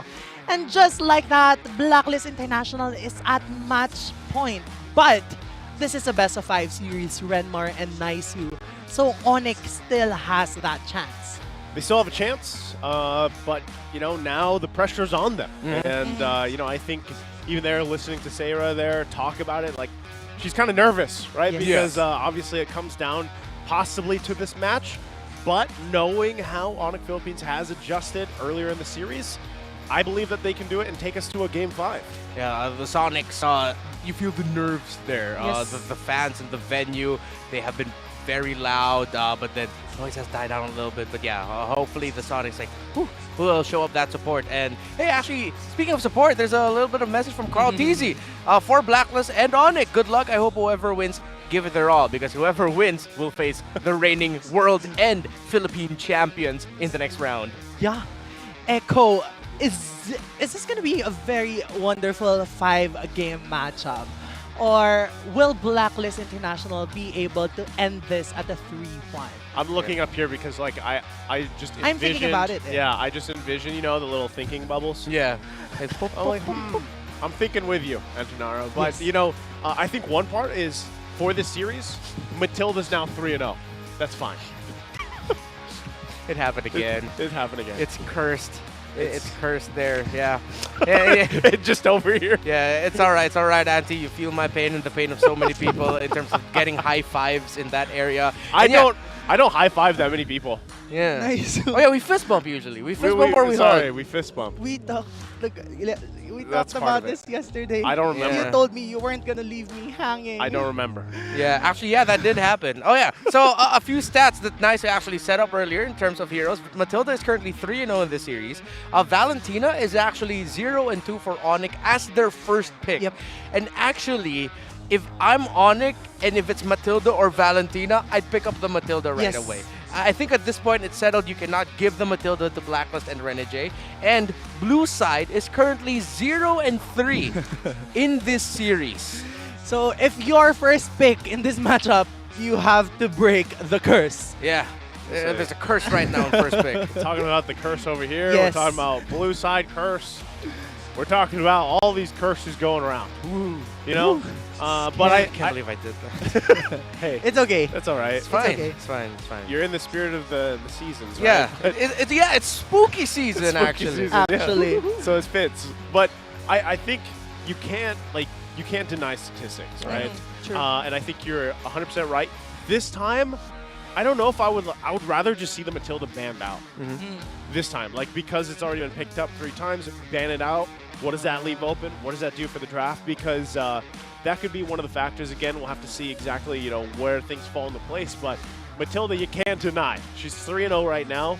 And like I was saying before the series even started, I was like, now that Nolan's available, I'm expecting to see a lot more Matilda. And already we have. So Yeah. I think one of the answers for ONIC Philippines, if they want to get to a Game 5, is number one, either, pick it up or just ban it out. Yeah, it's going to be interesting to see what the ONIC bans out, as you were pointing out, especially if they go blue side again. Because for the 2 blue side games that they played, they've actually banned out the Baksha, the Novaria, and then the Diggy. So they're going to choose there. If I'm ONIC, I would not give the Novaria because that's either Yue or Renegade, and they've been prolific with that hero. So either choose between the Baksha or the Diggy as the ban out. Yeah, I think with the Baksha though, they can pick it themselves. Yeah, they can Baksha first pick, Yeah. but then at the same time, it seems like they really don't want to give the Valentina to Yue. And it's a Yeah, big comfort yeah, for yeah. him. And it's something that at some point they're going to have to pull the trigger onto a specific idea. Do they pick up the Barretts? Do we give the Valentina to Yue? What do we end up giving to Yue and Renegade? I think a lot of the drafting decisions and how it's gone out so far this series has hinged on that idea for ONIC. Are we giving the Valentina, To Matilda, Yue, or whatever are we going to give to Renegade and Yue? Yeah, and with that, Matilda, as what you've mentioned a while ago, Naisu, if they do decide to open the Matilda, speaking of Blacklist International, which among the 3 heroes that they've been banning will they let go? The Nolan, the Lancelot, as well as the Joy. I think they've been banning Joy, right? Yeah. Lance and Nolan were the consistent ones. In Yep. Game 1, it was Fredrin. In Game 3, it was Joy. So, the third ban, probably? Yeah, third ban. Yeah, I think, again, at this point, if you're ONIC Philippines, you got to just be willing to take a risk in itself Yeah, by yeah. either take Matilda, ban it out, start there. Again, we got to see where they fall into place. But not only that, it's also like when you actually look at the game itself, a lot of the times, aside from Game 2, they're playing to the tune of Blacklist International, right, for the most part. So I would love to see it. Midnight even said this earlier, right? We saw the snowball start for ONIC Philippines the previous game, but then it got immediately melted, right? So, like, the early game was going in their favor. The snow melted, right? We weren't snowballable anymore. Is that right? Snowballable? Snowballable. Snowballable. So what I would love to see them do is if they have a lead again, then be able to carry that through. Now, Fanny, for example, that's just, it's almost like a toss of a coin. Like, do we keep it going or do we not? So that's probably not the choice for them. And I think also this comes down to the jungle pick for ONIC Philippines. Because if you're noticing too, when, for example, you have someone like a Fredrin, or even if the Marches are open, or one of those utility junglers. I know not a lot of people like always seeing utility junglers, but there's a reason why they are favored. And so I feel like for this one especially, we're going to need to possibly see ONIC Philippines kind of take a step back and just maybe go the utility route. Or, again, I'm sure there's a lot of fans out there that's like, you know what, just take the risk fully. Go assassin jungler if you want, and just take the risk, man. Yeah, I'm glad you brought that up because right now, if this is the do or die match for ONIC, like, is there a potential universe and drafting pattern wherein we see Ryzen bring out his Ling back? And he is a prolific Ling player. We've been seeing a lot of Farsa getting picked up on the side of a Blacklist International. But then, they have to make sure that the Matilda, the Akai, and then the... Wait, Matilda, Akai, there's one more hero. Popol and Koopa are out. Yes. Because those 3 will really make that Ling struggle. Yeah. And speaking of that link struggling, I just wanted to be able to bring back what Lafel said in his panel a while ago. Aside from wanting to see more assassins, he specifically wanted to see a Hellcurt. So what if we see a Hellcurt right now? Because in a way, a Hellcurt is a trunk shredder because the Hellcurt has true damage output with its deathly stingers. Oh yeah, not gonna lie, the Hellcurt would have been great for the draft of ONIC in game number 3. Yeah. I mean, the Fanny was great in itself as well, but then in terms of the team fighting, in terms of the formation, it changes the team fighting of Blacklist, yeah. Yeah. It's kind of funny because I feel like what did you see Hellcurt how many times during the regular season? Was it like twice? 2 or 3 times? 2 or 3, right. Kyle TZ. Kyle TZ was the first one. Yeah. Kyle TZ was the first one. And so it's such a like niche situational pick. Is that, I guess that's the question. Like, is this the niche situational environment you want to be in? You're already going to look at all the bans here for the first phase. So Matilda still open. Oh Boom. my goodness. Grabbed. It's 100% right now for this series. Yeah, I think the only difference this time is that despite being in the blue side, Blacklist International didn't rush picking that Valentina. Yep. And because of that Matilda pick by the side of the agents, the response coming from the Sonics will be this Irithel as well as this Fredrin. Matilda as the first pick, they give it right away. Oh, very, it's been banned. very Valentina. risky. Yeah, they banned out the Valentina. Irithel, Fred, Faramis is available. Blacklist, just pick up the Faramis now. Or no, or this. I want to knock it. I mean, it's a great Popol and Koopa. By the way, that's a 50% win rate because earlier in the season, we actually saw Ben Things of TNC Pro Team play it in the roam role. So now, how are they going to match this? With speed, mobility, presence in the map, and then at the same time, scaling. Yeah. Can you match the scaling that a Popol and Koopa jungle brings to the table if this is going to be going to the jungle, which it probably will? Yeah, and I just wanted to point out a while ago, this was my favorite moment of game number 1, wherein the Popol casted this I am angry against that Akai. And Akai felt that damage. Can he be able to translate that damage against this Fredrin, be it in the jungle or in that XP lane? But Super Friends picking up that Lilia for added poke, but at the same time added sustainability.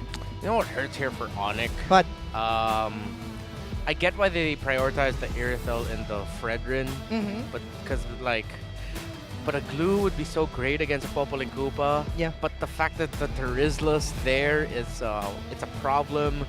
So yeah, just again potential cross-universe ideas here. So now they're taking away the heroes of Yue. The Novaria also was already taken away, so Faramis is still available.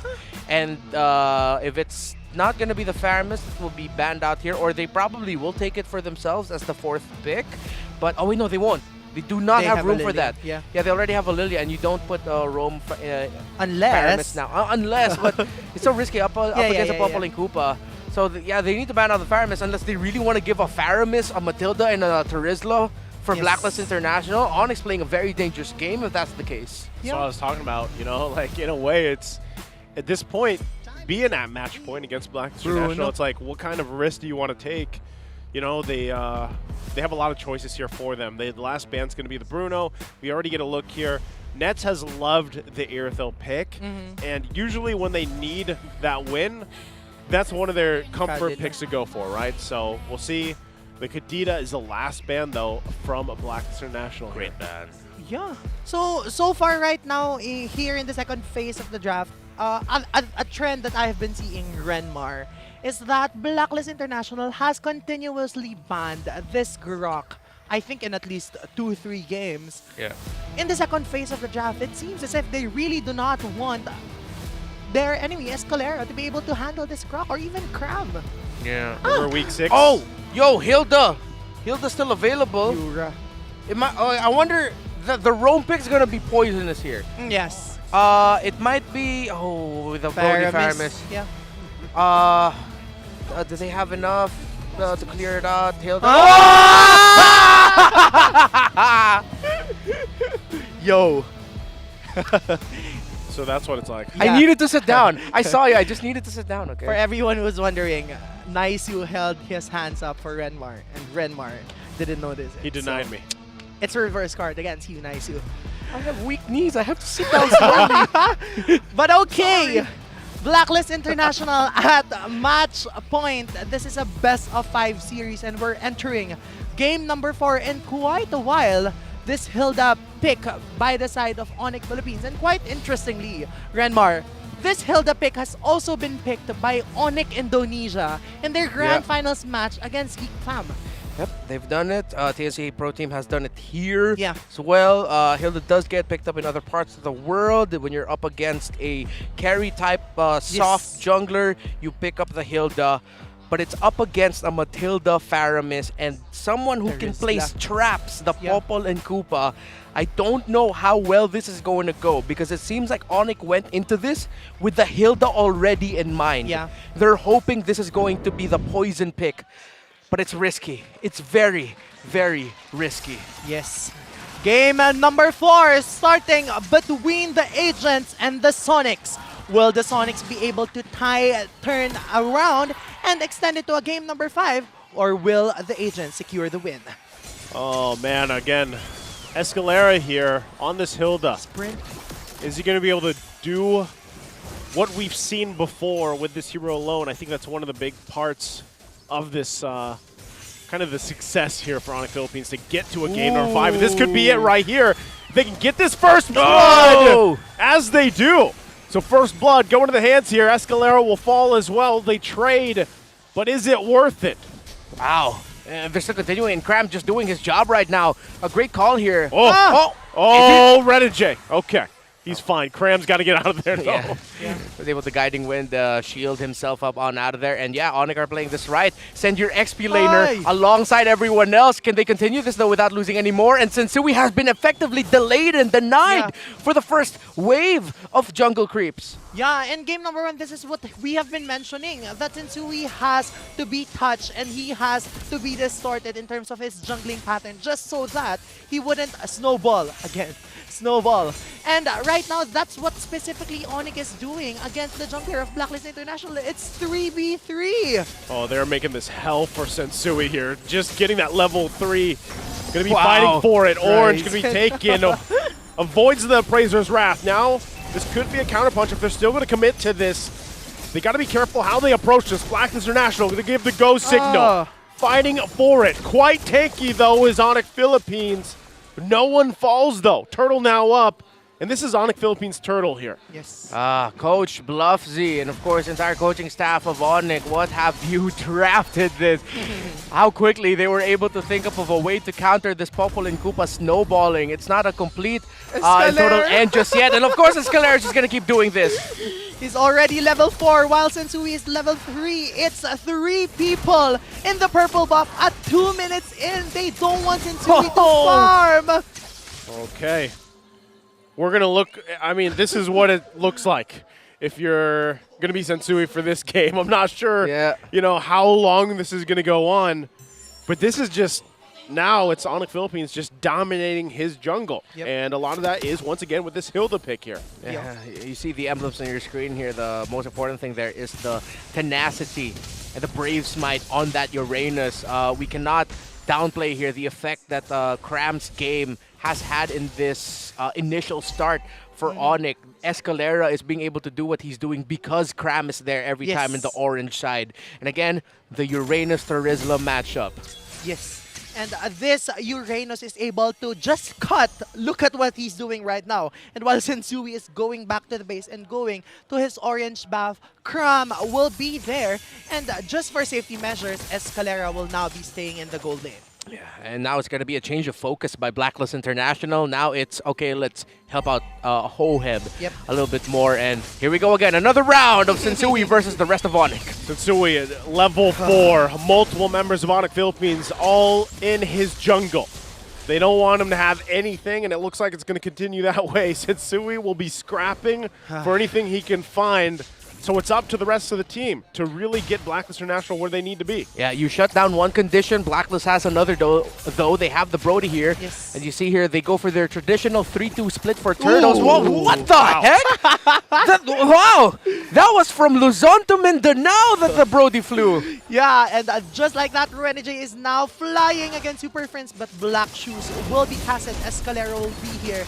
But on the other side, Ryzen is still there, getting the turtle without contestation. Sensui! Is he going to be able to stay alive? Still fighting for the purple buff here. Cram now there too, under the turret. He got it. He did not get his buff. Escalera stole it. Man, this is tough to watch for Sensui. It's a ticking time bomb, though. ONIC are playing this perfectly, shutting down this Popol and Koopa, but that Brody, at some point, they need to push it out. If I'm ONIC here, I'll give up the third turtle and then go gold side, get your Irithel out, try to get a kill onto Oheb, because if you continue this route, Oheb will be able to freely farm, and they're doing it. Going under the turret now. Still going to put the pressure on the tier 1. They're looking for an initiation. They're going to go for it. Yue there with the Nether Realm. Going to save Oheb. He's still going to be fine. Sensui joins the fight, but what can he do? He holds it together for now. No one falls. That's about the best that Blacklist International can hope for. Yeah, and similar to what Renmar mentioned a while ago, just until when can ONIC continue this stride? Until when can Oheb freely damage their enemies? Because at this point in the game, Oheb and Sensui still hasn't fallen down. That's a good thing for the side of Blacklist International because they want just to be able to secure enough items to that fight back, right? Yeah, she already one death there onto Sensui, and who doesn't have his first item just yet? It's a 1,000! Oh! See ya! Goodbye, Sensui. Hopefully he gets to play about 5 minutes into the game further. He has to get to maybe the 12-minute mark at this point. Yeah. But right now he's completely shut down. Barely any buffs in his hands as well. And ONIC Philippines, they continue to put the pressure on the wound. Even when we talk about Oheb, Nets is pretty much doing the same thing. Nets has just been farming up. He's all having a blast here on a hero that he loves to pick. And Ryzen getting that purple buff. The next objective up here in 10. This should be ONIC Philippines' next turtle. The third one of the game as they also focus on this turret. Yeah. See if they'll be able to break it. Great pressure. Again, the presence of this Uranus. And again, Escalera. Oh, just when you thought he wasn't done, he shows up in the corner of your screen. Escalera is everywhere he needs to be. Again, Oheb is probably the ace up the sleeve for Blackstone National, but right now it's not going to be enough. Yeah, so far, Ryzen is ahead of Sensui in level, 3 levels ahead of this Popol and Koopa. And as we've mentioned, the very wonderful prediction of Renmar of this Hilda, he's really doing what he's supposed to do. And so far, he doesn't mind Sensui at all now because they know Sensui again, going to be in trouble, can't escape. Never mind. Goodbye again, says ONIC Philippines, and also securing that third turtle. Setting their eyes on another turret here, but right now just dominating in this game number 4. And Nets right now looks like he's in a good position to just like freely try to take on Oheb on by himself. Escalera needs to ease up a little bit though. Escalera. Oh no. Going man. Wow. Still alive. Doesn't even worry about the torn apart memory. Yeah, at that point I think Hilda was just munching on grass. Yep. Edward now going to be in trouble here. Flickers over the wall. Still able to survive. Was looking really dicey there, but will live on. What a dissection of this blacklist strategy ONIC did after falling to it in a snowball fashion in game number 1. Here in the crucial game number 4, they've showed us how to deal with it. And it's like, you know how when the game's endable, they call it endable. Yeah. Every time ONIC sees Sensui, it's like they're going tiltable. Not killable, tiltable. You keep pressuring him to make him tilt, and Sensui at this point, probably tilted. Is he actually going to be caught here? He gets dragged, he gets punched. Oheb gets the kill there, so finally Blacklist International finding Escalera to deal with him, but is that even enough to deal with everything else happening? Tiltable as he goes down on the top. Tiltable indeed. Every time it's like, oh, finally I got some. Oh no, I'm out again. ONIC the continued pressure, but at some point they need to break this middle tower if they really want to solidify their lead in this game. As long as that middle tower is up, Blacklist are still competitive, but the window is getting so small now for Blacklist International, and ONIC might actually be on the way to forcing a game number 5 and delivering a crucial loss onto this Matilda of Blacklist. Yes, this middle tower is now falling down. And not only will they be able to deliver that loss against that Matilda, if ever, they will solidify even further the curse of the blue side. Oh, right. Yeah, you're right. Exactly right. Statistics don't lie here, but the Matilda definitely struggling this time around. So that's just going to be a free lord here. Cram. Wow. Cram is just regenerating all of the damage against Sensui, because that's understandable, because Sensui is just level 9 and I'm pretty sure he hasn't farmed up quite enough. And for 4 or 5 minutes already, Sensui is leaving behind 4 levels against his enemy, which is Ryzen. Man's only on the way to building his second item. He only has a BOD. Honestly, at this point, you know how we talk about how Popol kind of brings an extra health bar? Yes. Well, still, at this point, he's kind of just a minion. Right? Yeah. You don't get to do much when you're this far behind, ladies and gentlemen. It's tough to deal with is an understatement, because you've been completely shut out, and now with this first Lord drive, it's essentially the 4 versus 5. Yeah. ONIC Philippines, huge gold lead, exactly where they need to be. Net's also picking up key items here, and they're going to put the pressure on the base now. I was mentioning after the draft that this Hilda pickup is risky, considering that you're up against a Faramis, Matilda, and then the Popol and Koopa. But again, this is such a marquee series for Cram and Escalera.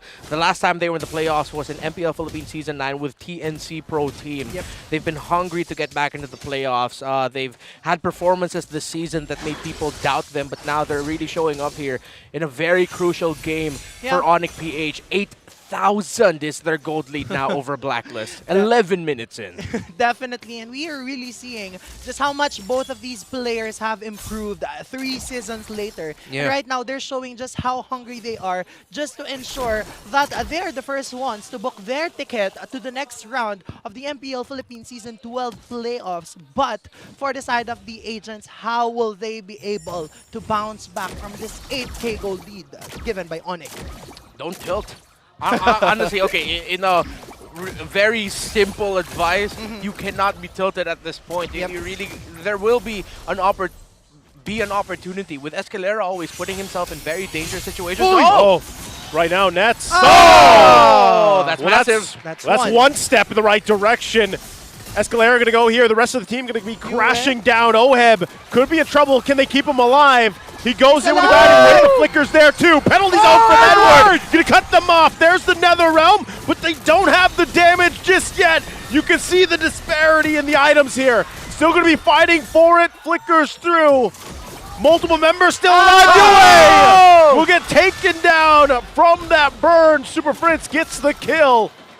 Meanwhile, Sensui is pushing and doing his own thing, but it seems as if Ryzen is able to catch him while Net is now alive and Escalera is finding him again. Here comes Renegade and Oheb here to back him up. Circling to come through. Ryzen now could be the one in trouble. Do they find it? Sensui will fall. They still have to fight it out, duke it out in the jungle. Escalera a couple hits away. He does go down, but Oheb the next target as he falls too. 4 are down for Blacklist International. Grasping at straws, a desperate attempt. We thought it looked good for the Aegis, but the ONIC said, you have all of that, we have a Cram. It's Cram time. We have barely been able to say that all throughout the season. After his, I'm sorry, I have to call it back Cram, that time that he TP'd behind in between 2 turrets and cost ONIC a lead in their game. He is coming up big time right now for Mpl-Ph.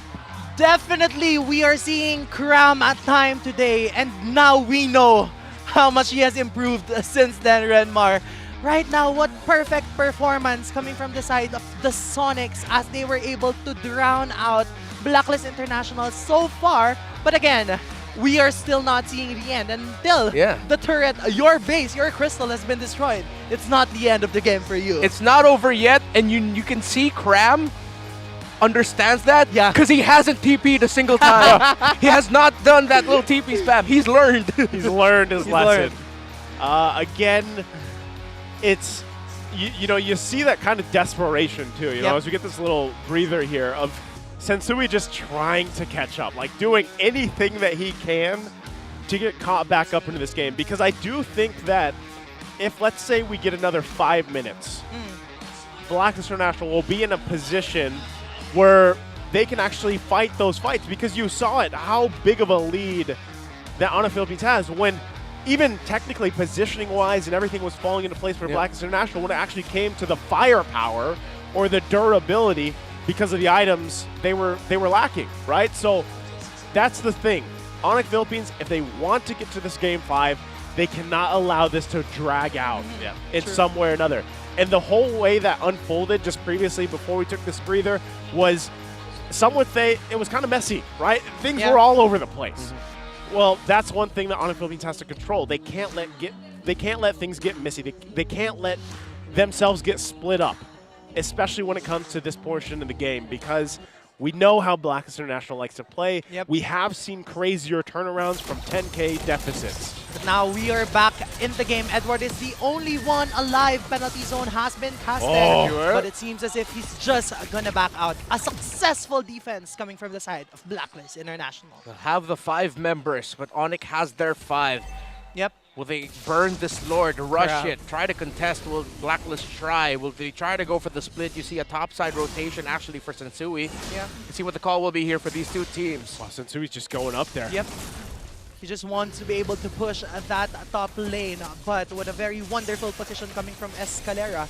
It's 4v5. Edward is getting poked at by Super Prince, but they still haven't seen where Sensui is, but Edward is gonna fall low. And Nets is there too. Nets helps clear that out. Yep. Sensui's going to stay there. Escalera, we got to keep an eye on his positioning. Oheb might be walking to a dangerous position. They do spot him out here. So Escalera there, the rest of the team still going to be holding that Lord together. 25k into this next Lord. 8k gold lead for the side of ONIC Philippines. Edward will cast his penalty zone. Penalty zone, going to flicker over the wall. Takes the defensive route here. Lord resets. They pulled the trigger. Still too tanky, but you feel it a little bit more. The damage coming out of this Popple and Koopa. ONIC at this point. Renegade! Oh, he's playing a very risky game here. Couple shots away, but this might just be the signal for ONIC Philippines to go ahead and take this Lord. It's Blacklist International in the defense. Now ONIC, can they end it here? Because we're getting to the ticking time bomb point. It has taken this long, but Sensui is catching up with the items. Man built rapid boots. They're going to try something a little frisky here eventually. That might be the plan, because it's a Wind Talker second item priority here. Yeah. The Uranus isn't as tanky. Still very tanky and still a nuisance, but I think now Cram is starting to feel the damage a little bit more. It has to be now for ONIC. This needs to be like a major win. Yeah. If you're not going to break the base and win this game, you break all the inhibitors. Well, mid-turret already down here. Lord still going to be worked on. Cram taking quite a bit of damage himself. Will be able to just heal back up. Now the focus. Can they get more turrets here? ONIC Philippines going to be trying for it. Cram has the immortality as well. Still quite tanky, durable. They're finally going to deal with the Lord here. Blacklist International backs against the base. Sensui there as well, trying to hold on to what they can. Bottom turret's going to go down. ONIC Philippines might just be looking to fully expose the base of Blacklist International. Yeah, Blacklist International so far has been doing so great defending their turrets. And just like that, ONIC Philippines sits at an 11k gold lead, while Blacklist is backed up in their bases while the minion waves are continuously flowing by the side of the Sonics. ONIC shouldn't leave. They have to continue this if they really want to win this game already, or solidify it even further if they still feel a little bit uncomfortable.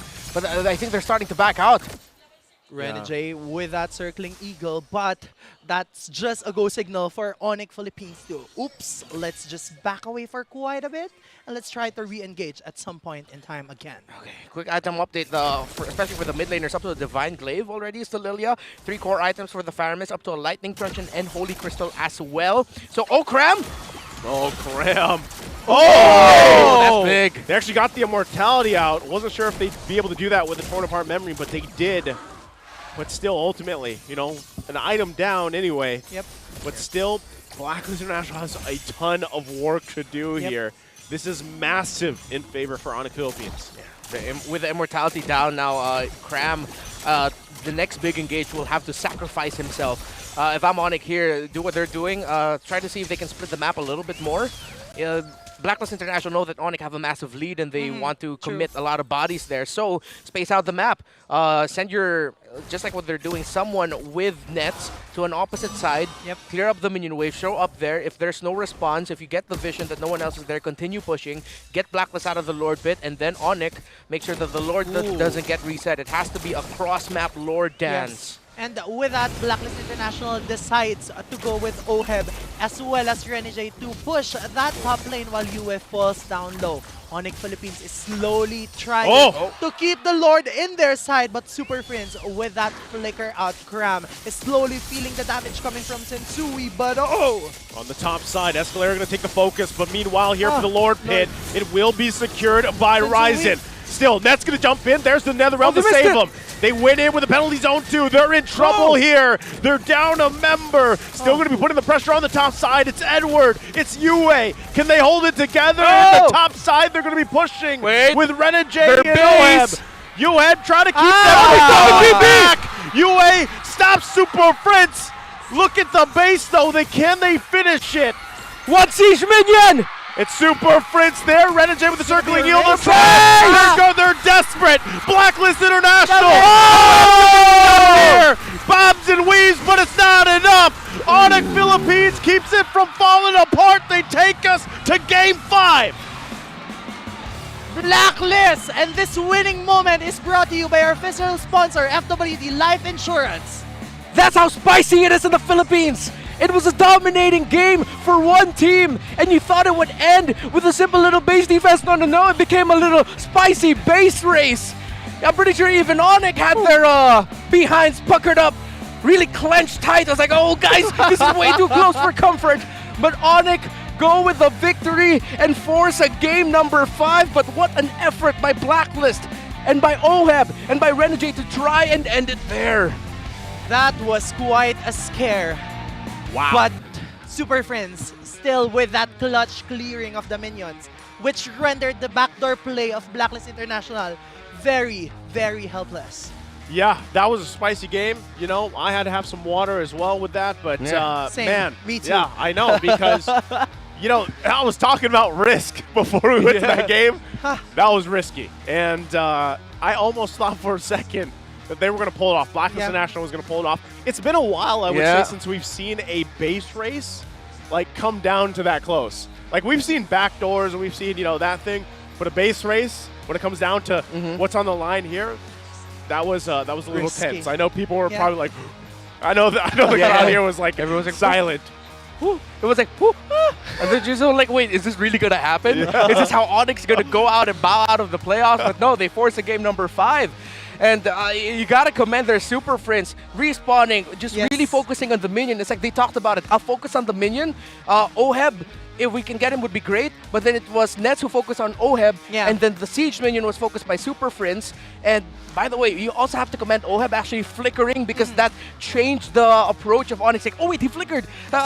Someone really has to get him down, and that was a great call. But yeah, with only one Siege minion, it was a very, very brave attempt by Blacklist International, but ONIC handled it well and continued everything else. They didn't over panic. They still continued and go ahead and go for the win. And you see, right now, we are really solidifying the fact that the blue side is cursed. Yeah, it is. It's 0-4. Yeah, so cursed that the Matilda finally lost. A 3-1 for the Matilda in this series. But this just goes to show just how heated MLBB action here is in the Philippines. But I'm pretty sure it's heated more down in the analyst segment, which is why Midnight, what you want to say?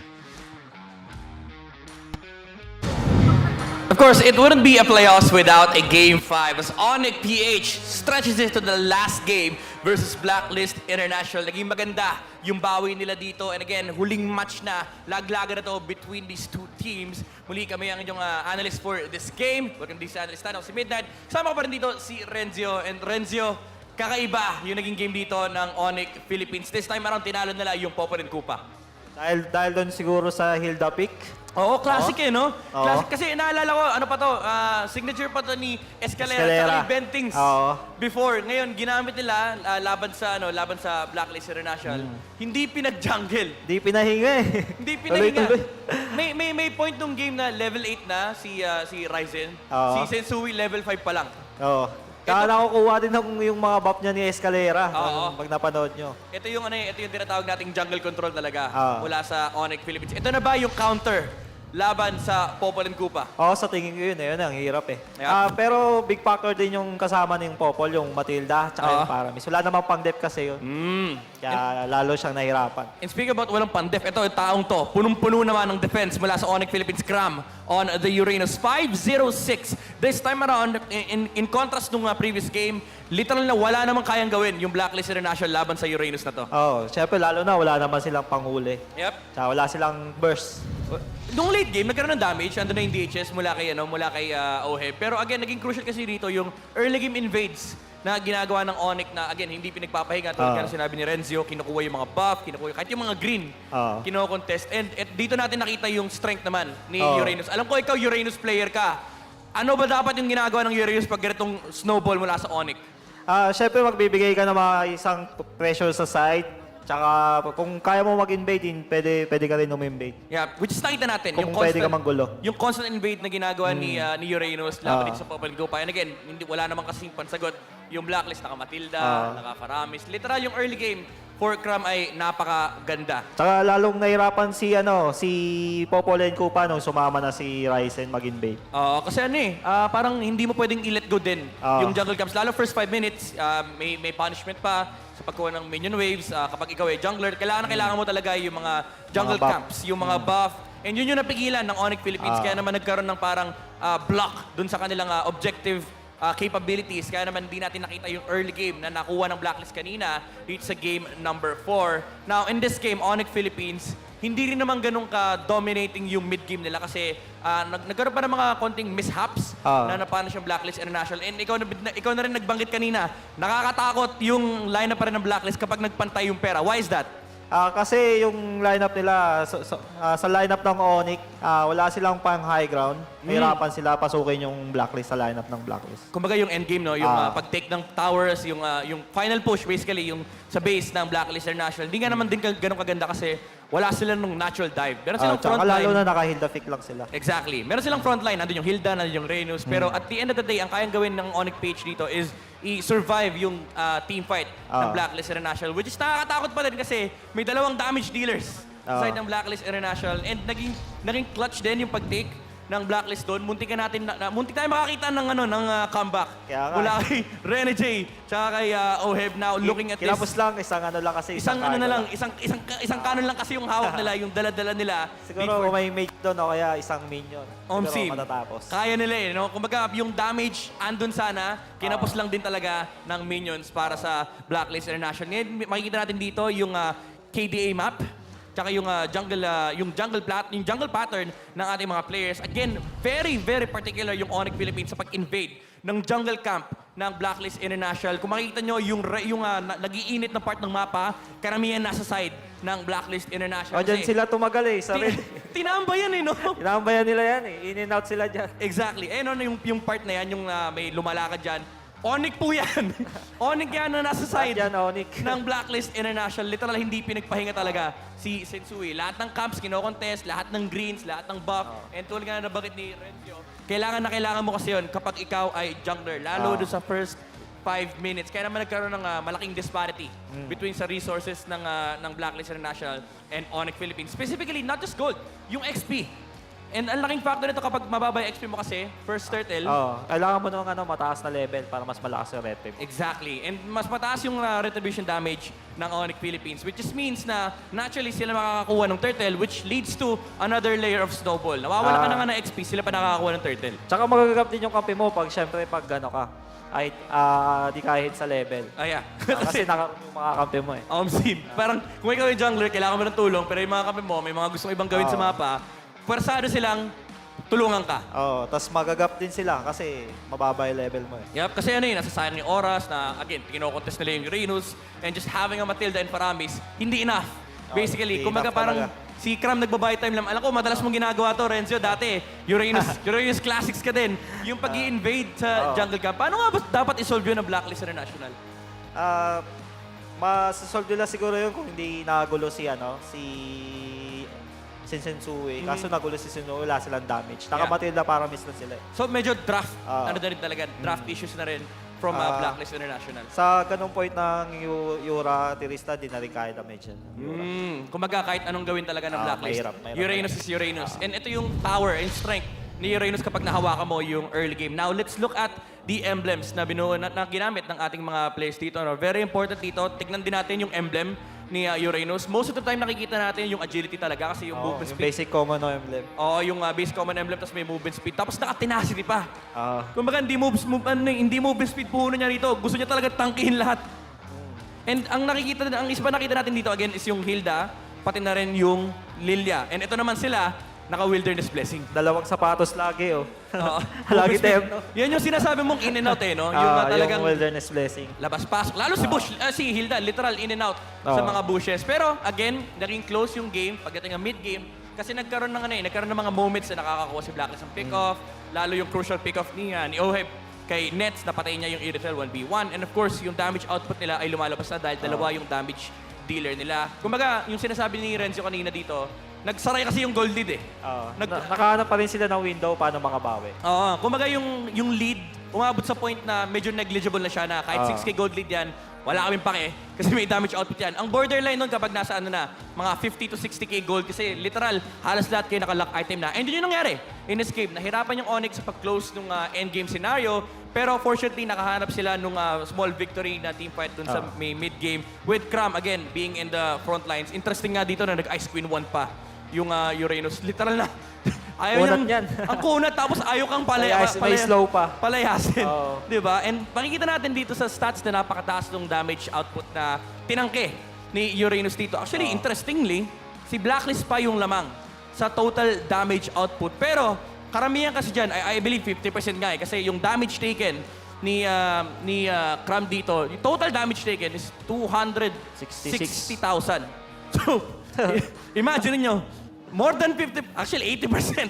Well, 80 to 90% nung damage taken ay napunta lang doon sa Uranus. Tapos, ang malala pa dito, hinihil lang. Tapos di pa siya namatay. Hindi pa siya namatay. 0 deaths! Yung Uranus, guys. Ganun kalala yung Uranus ni Cram in this game. And this time around, naging successful yung Uranus campaign ng Uranus ONIC. pick nila. Sobrang ganda na Uranus pick nila dito. Yeah. Ano pa ba yung mga magagandang factors dito na ginawa ng ONIC Philippines laban sa Blacklist International? Yung hindi nila pinapahingi yung blacklist. Yeah. Ayun kasi yung winning condition ng pick nila eh. Ang kinaganda kasi doon, hindi lang jungle control no? Literal, kinuwala Torre, XP, yung resources, tsaka XP. marksman, tumutulong na rin. Yep. Pagdating ng mid-game, yung Irithel, sumasama na. Di sila naging mag-passive dito sa game na to. Talagang nandun yung tuloy-tuloy na, kumbaga may blueprint yung laro ng ONIC Philippines na, okay, after jungle, punta tayong tower, punta tayong ganito. Ang mahirap din talaga is yung base push. Kasi wala ka silang... Yun lang talaga sa high ground. Mahirapan lang sila talaga. Kumbaga wala yung mga farsa. Pero dahil nga sa gold lead nila, sa 10k gold lead nila, dumali yung pang high ground nila. Tsaka yung Uranus na nando sa base. Nakita natin kanina si Cram, tumatambay sa loob ng base ng Blacklist International. Pero again, umabot tayo sa point na very crucial yung naging team fight. Ang lupit din ni Rene J tsaka ni Oheb kanina, yung flicker ni Rene J into Guiding Wind, tapos sumunod si Oheb, second skill, doon sa target sa may top lane. Unfortunately, kulang yung dala nilang baon. Wala na isa. Kulang eh. Kumbaga nagbaon ng pack lunch, wala yung inumin. Wala yung inumin kung may inumin doon. Tapos siguro. Oo, kasi nandun yung damage, di ba? Nakita natin, nakalahati nila eh. Nakalahati yung base. Trinay i-burst ni Oheb. Pero ang ganda rin nung naging choice ng ONIC. Kasi mostly kapag nagpapanik. Ako, alam ko, ganyan na ganyan kayo. Di kayo nagpapanik sa base push eh. And di rin nagpanik yung ONIC. Instead na si Oheb yung binurst, inuna nila yung cannon. Kasi pag wala na yung cannon, nandun na yung damage reduction ng base. And ito yung Tsaka umabot din yung Lilia. Yes, umabot yung Lilia. Naka-recall. Lupit din ni Yue pala nung na-cancel pa niya yung isang recall dun sa bush, malapit sa orange Sayang yung ginawa ni Yue, no? Ang ganda na sana, kaso... Nag-flicker pa siya dun eh, no? Nag-flicker siya, tapos nag-first kill siya dun sa mga Yun yung mga recall. Yun yung mga moments na masasabi mo, sayang, konti na lang eh. Kaso, again, kinulang lang din talaga sila sa minion wave dun sa may top lane, kaya hindi nila natapos yung base. But then again, it was a very, very close and interesting game. Nakita natin yung approach and yung adjustment ng ONIC Philippines na alam nila, may Popan Kupa. Although maagang pinik talaga ng Blacklist International, nandun yung answers. Mas prioritize nga nila yung Lilia, I think. Tsaka naisip nila yun, no, Hilda, no? Oo nga eh. Yung Hilda counter versus the Popan Kupa. Usually, talagang magagawa doon. di ba usually, assassins ang kina-counter ng Hilda. Pero this time around, ginamit nila kay Popan Kupa. Ang idea lang talaga is kontrolin yung jungle ng Blacklist International and wag pahingahin yung Popol and Kupa or si Sensui sa kanyang jungle. Now, coming into Game 5, ano sa tingin mo yung mga makikita natin dito sa dalawang team na to? Sa tingin ko yung Popol hindi na ulit magagamit. Hindi na magagamit. Magbabalik na sa mga comfort. Nolan? Kasi, Nolan, patingin ko ma-open siya. Game 5. Actually, pinag-usapan natin kanina yun, no? Yung Lance, di pinapalusot. Yung Fred rin, binabandin minsan. Kahit Blacklist International, Sa nagbaban. tingin ko yung Petrin, ginagawa nila, tinitrade nila eh. May kukunin silang isa, tapos kukunin nila yung Petrin. Pwede rin kasi i-flex eh, no? So, marami tayong pwedeng abangan sa Game 5. Again, laglagan itong match na to. 1 game away from securing the advancement to the next round and sa paglaglag ng magkabilang team. Pero bago lahat, punta muna tayo kay Mara Aquino.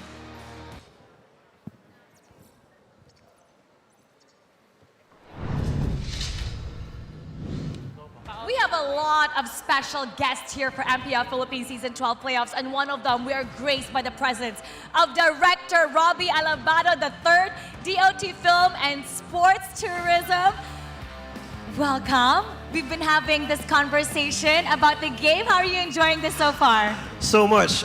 First time ko makakita ng this big of a crowd and the excitement of people screaming, cheering for their teams is just too much for me.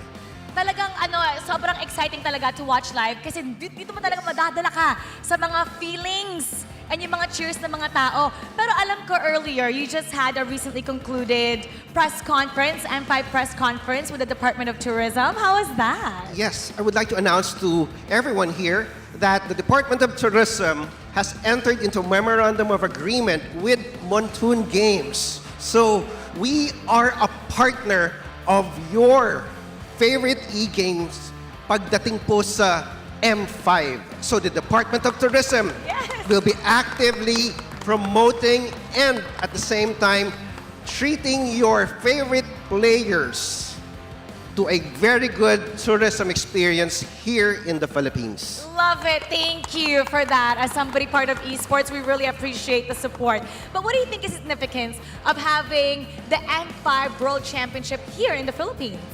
Just think, for this year, we have been handling a lot of World Cups here in the Philippines. So these are the traditional sports. But what is exciting for us in Department of Tourism is bigla na lang sumulpot e-games.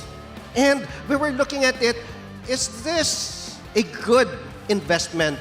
And lo and behold, when we talked with Montoon Games, they showed us the numbers, they showed us the excitement, and they showed us everything that sold na agad kami.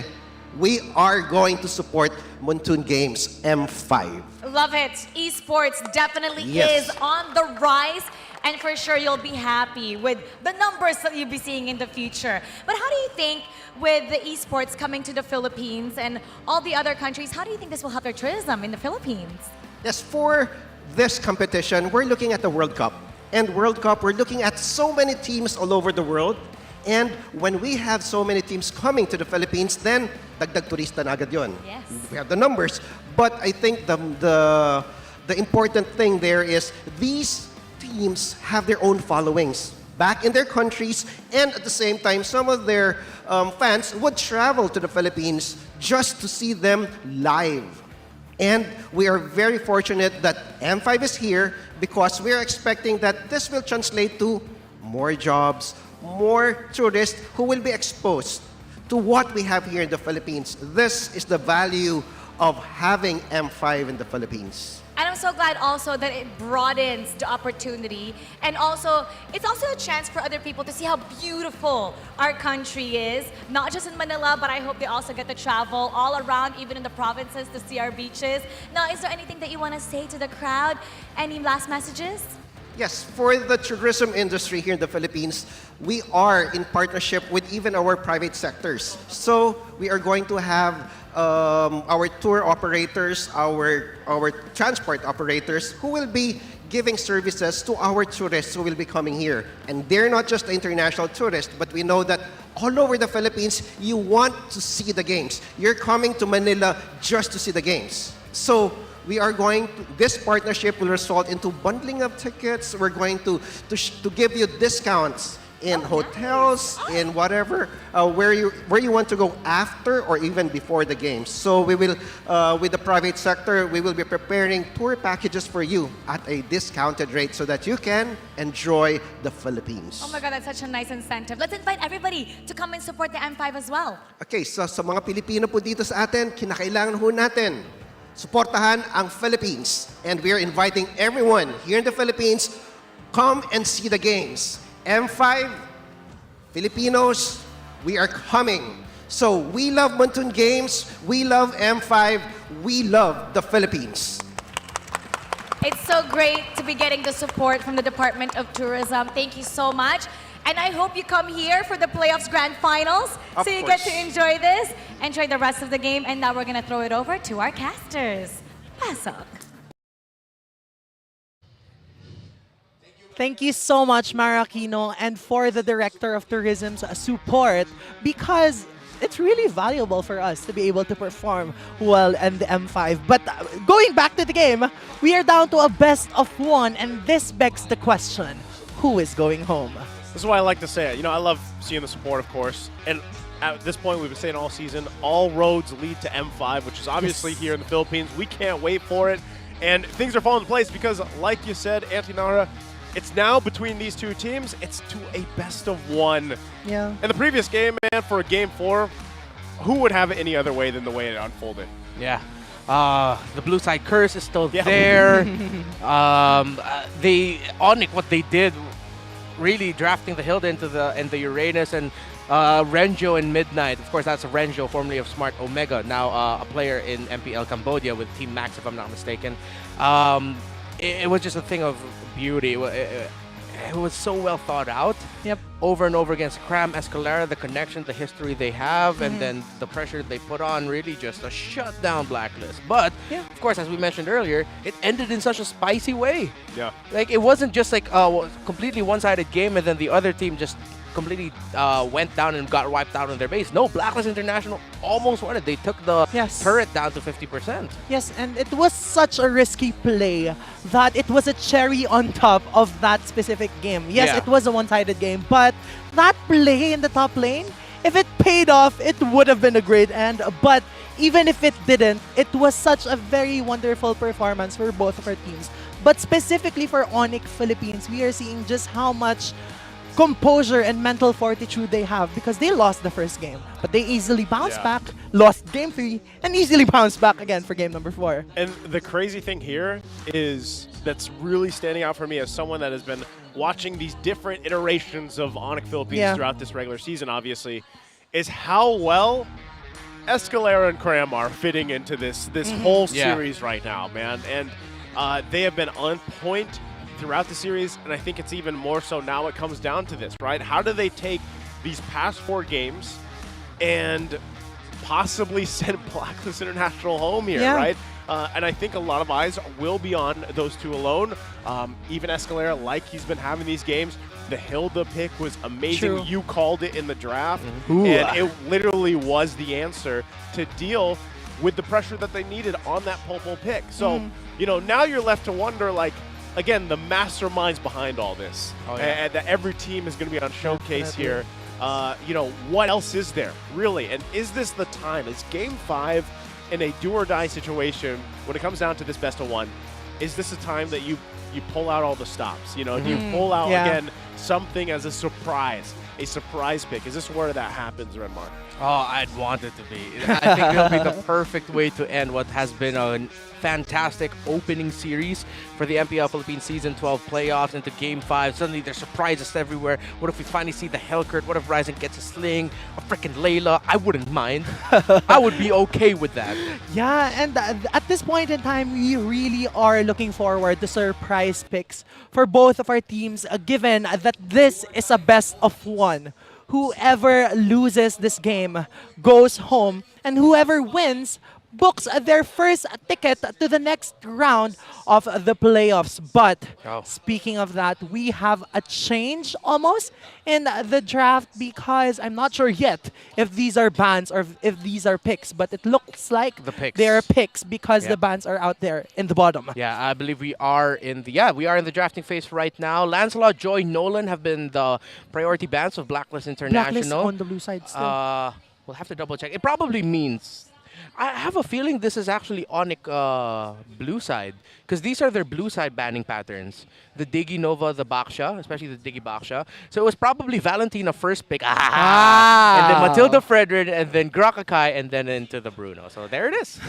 So at this point of the 5th game, of the last game of this first series of the match, it's up to ONIC Philippines to break the curse, or up to Blacklist International to continue it. But so far, going into the second half of our drafting phase, bans come from the side of Blacklist International.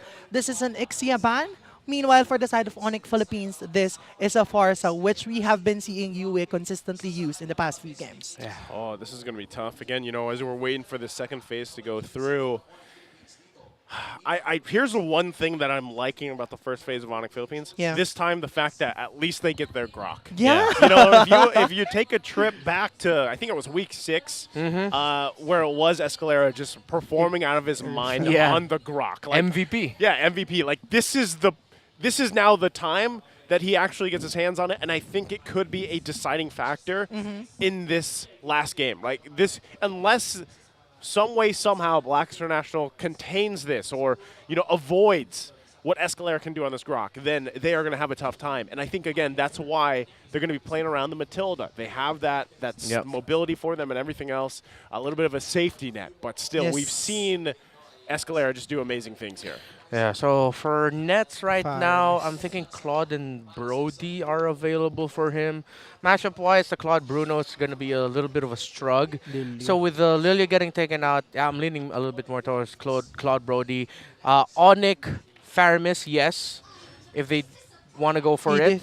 Edith, okay, so it's Edith row mid. Oh, wait, no, sorry. Not yet. Not yet. Most likely row I'm not going to call it. We don't know. We don't know. We don't know. But it's probably Edith XP. There, I'll say it now. It's probably Edith XP.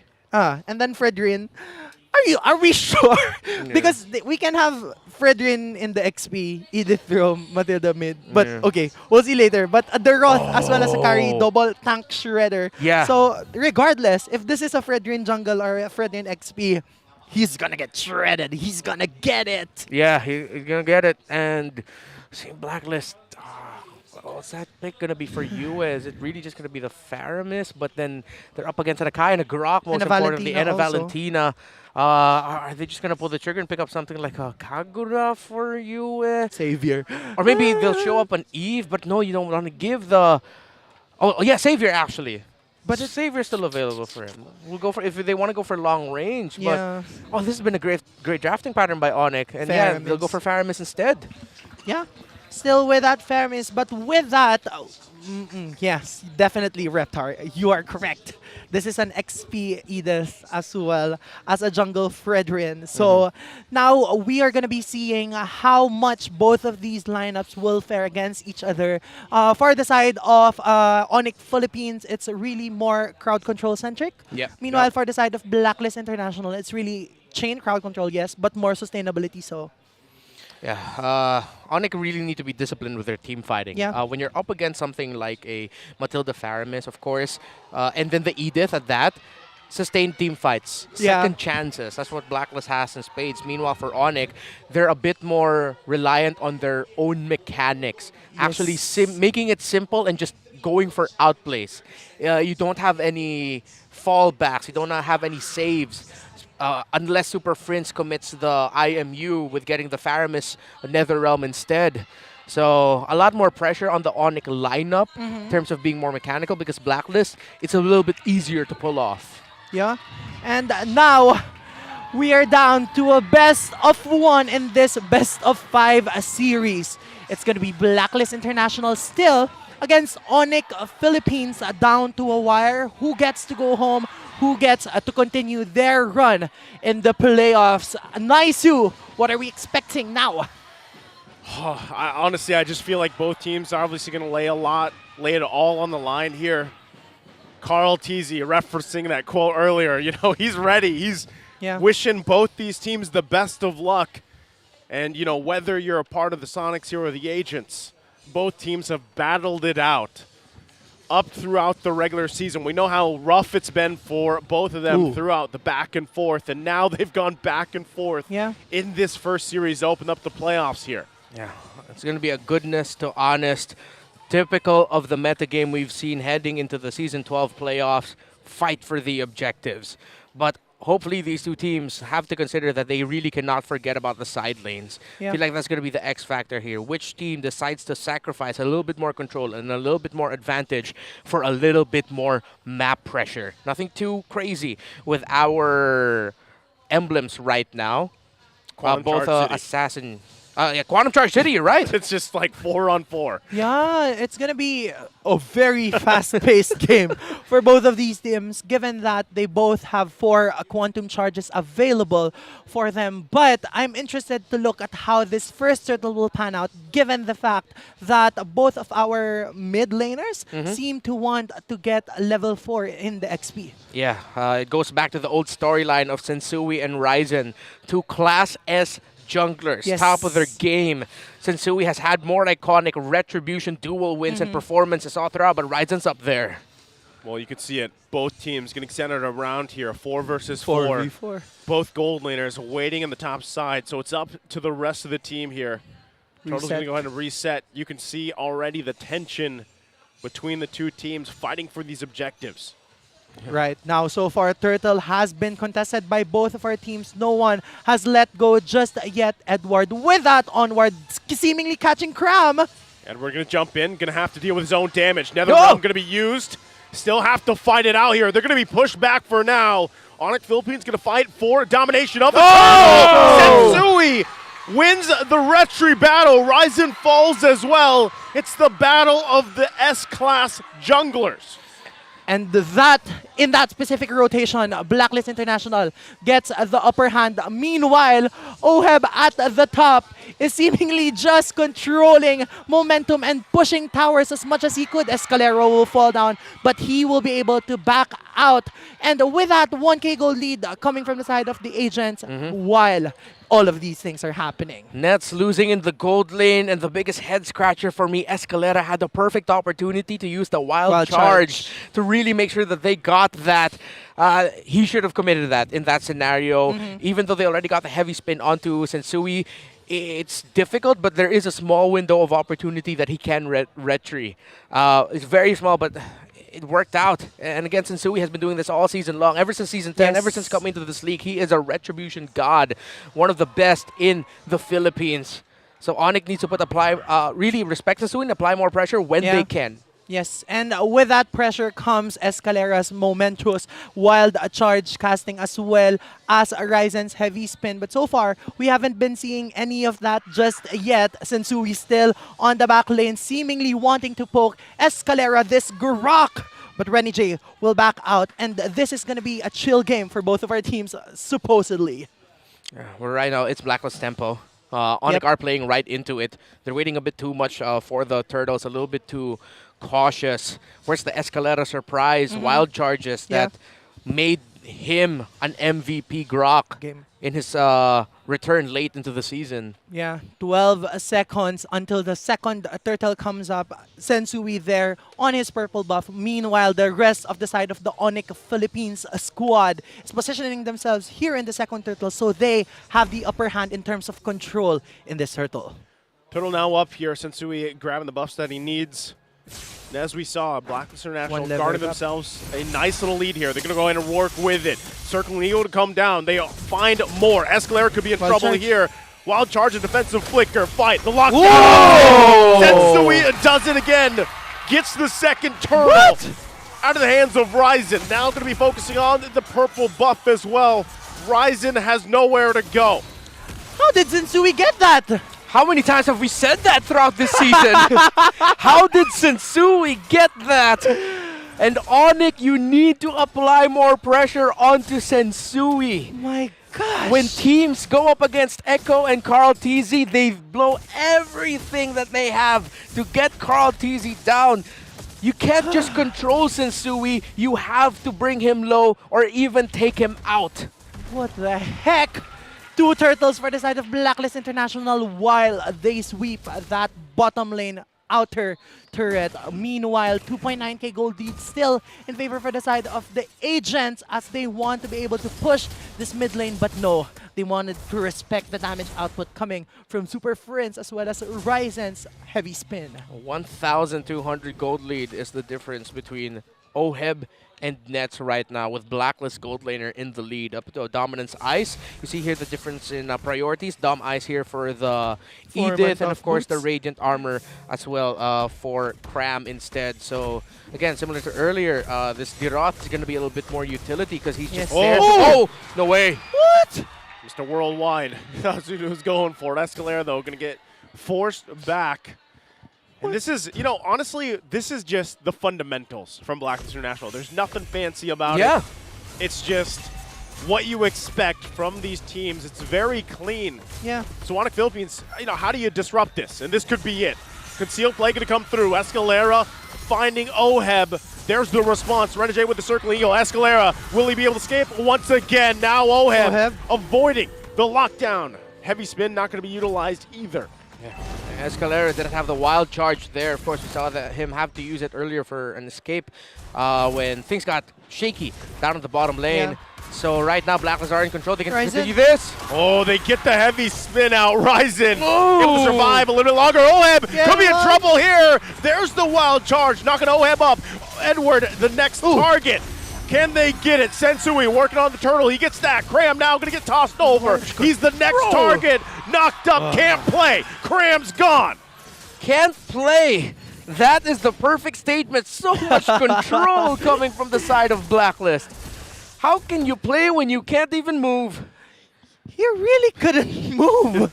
What was that? Chain crowd control coming from Edward. Wow. It was a trade after trade, but I think it was in the favor of Blacklist International, mostly because of the fact that they were able to secure all 3 turtles in this game. ONIC still not at the end of the game because despite the 2.5k gold lead with the side of Blacklist International, they can make plays. They can make perfect setups for their teams. Oh, again, Escalera going to go for a UA. Survives, drags 3 with him, though. He will fall. Now Edward there. The rest of the team going to crash down, looking for the sandwich play. Renegade going to find Nets, but can't go forward. The turret still stands. Blacklist International now. Can they press it on? They look like they want to do it. Bringing him back. Now forcing him. Cram once again getting tossed over. Going to get trapped here to his death. Along with the turret falling. They keep it going. Blacklist International is out for blood. Onward again, cast it against Escalera, but he will be able to back out with that Wilderness Power of Guardian. And with that, Blacklist International has ballooned their lead into 5.1k gold lead in terms of economy. What do we have in the items? Okay, up to a golden staff already is the carry. Berserker's Fury Hasclaws already on the way to the 3rd item is OHEB, and he does build it. The Great Dragon Spear in his hands, and the problem now for ONIC is that Yue has a Lightning Truncheon. But Superfest is able to match that as well. And this is what we talked about. You mentioned it, Naisu. And we talked about it leading up to this game. It's not going to be flashy. It's not going to be fancy. It's honest to goodness, just who can play better. And right now the answer to that is it's Blacklist International. Sticking to their conditions. And ONIC, they'll just try to open up the map a little bit more, sending Nets up top. Oh, what the heck? Ooh, big play maneuver coming out here. Ryzen can't get away, even with a heavy spin. So the Lord in the hands of Blacklist International, they continue on. Taking out the jungler of ONIC Philippines. Nets still on the top side, doing what he can. That tier 1 just about down. But now ONIC has to defend against this Lord push. A 7k advantage coming from the side of Blacklist International with the Lord at their helm. This is what we were talking about, folks. It's funny because we just said nothing flashy, nothing fancy. Blacklist pulled out one of the flashiest plays we've seen this entire series. Yes. That flicker, guiding wind, plus ultimate circling eagle coming from Renny J in combination with Oheb. Wow.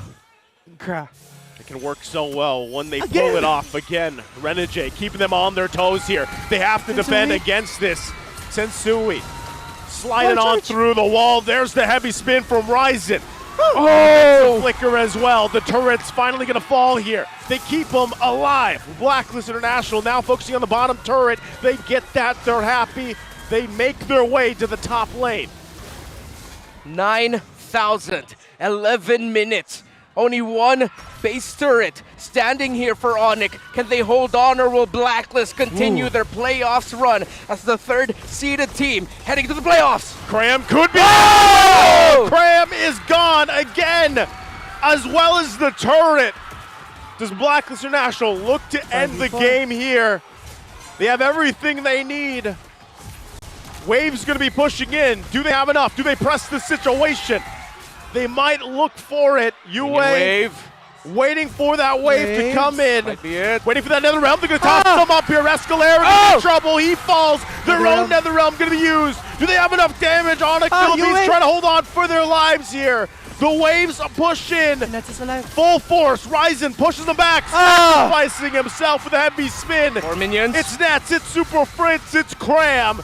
Defending the base the best they can, but Blacklist International wants to end it here. Another kick goes through, and the code will continue on into the next phase of the playoffs as they send ONIC Philippines home.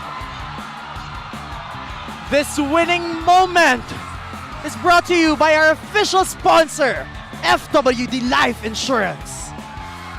The history between these two. What Blacklist and ONIC means for the Philippines and the history of MLBB esports across the world. They open up our playoffs with a banger Game 5 series. And the agents and the code will stand strong as ONIC's time has run out, as Blacklist continues to advance to the next round to face their rivals, to face Echo. Wow. You can hear the crowd. What a series. My goodness, there's a lot of agents in the crowd here. Just as many ONIC Philippines, Sonic fans out there. Yeah. But man, what a series. I honestly think this is one of the best series that we've had opening up playoffs. Yeah. I don't know that many that have gone actually these full 5 games and this intense, like the back and forth here. And you know what makes this special?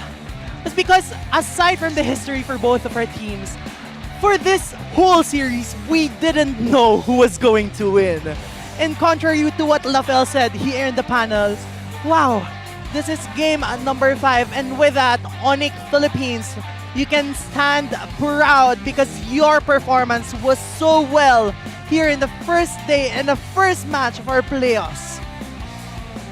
Yeah, they're going to be...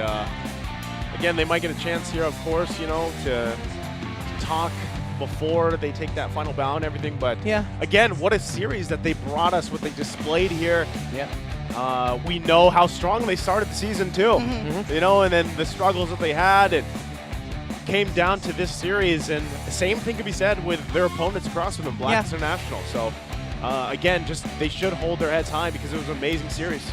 Yeah. ONIC here in Blacklist, they have rose above expectations. No one expected ONIC to have the run that they did. I'm sure not a lot of people also expected they'd go out of the first round. This has been an incredible matchup to open up our playoffs. You see the, of course, look of sadness onto the Sonics and of course the members of Mpl-Ph, but they should be damn proud of what they've shown throughout the regular season in this first series. ONIC's time has run out and Blacklist International can continue to break the code, but so far, let's throw it to Mara Aquino. Here with me, ONIC Philippines. It was a hard-fought fight. Coach Bluffsy, would you like to say your final message to our crowd? Yun po. Gusto lang namin magpasalamat sa lahat ng mga sumuporta, lalo sa mga ONIC fans. Sobrang appreciated po lahat ng mga efforts nyo. Alam namin na kasama namin kayo hanggang dulo. And sa team, marami kami natutunan ngayong season. And hanggang sa huli, pinandidigan namin na magkakasama pa rin kami isang desisyon. Yun po, salamat. And thank you so much. Once again, everybody, let's give a round of applause to ONIC Philippines. You may now take your final bow. And the journey ends here. Thank you so much, ONIC Philippines. And now, let us call our winning team, Agents Mag-ingay for Blacklist International.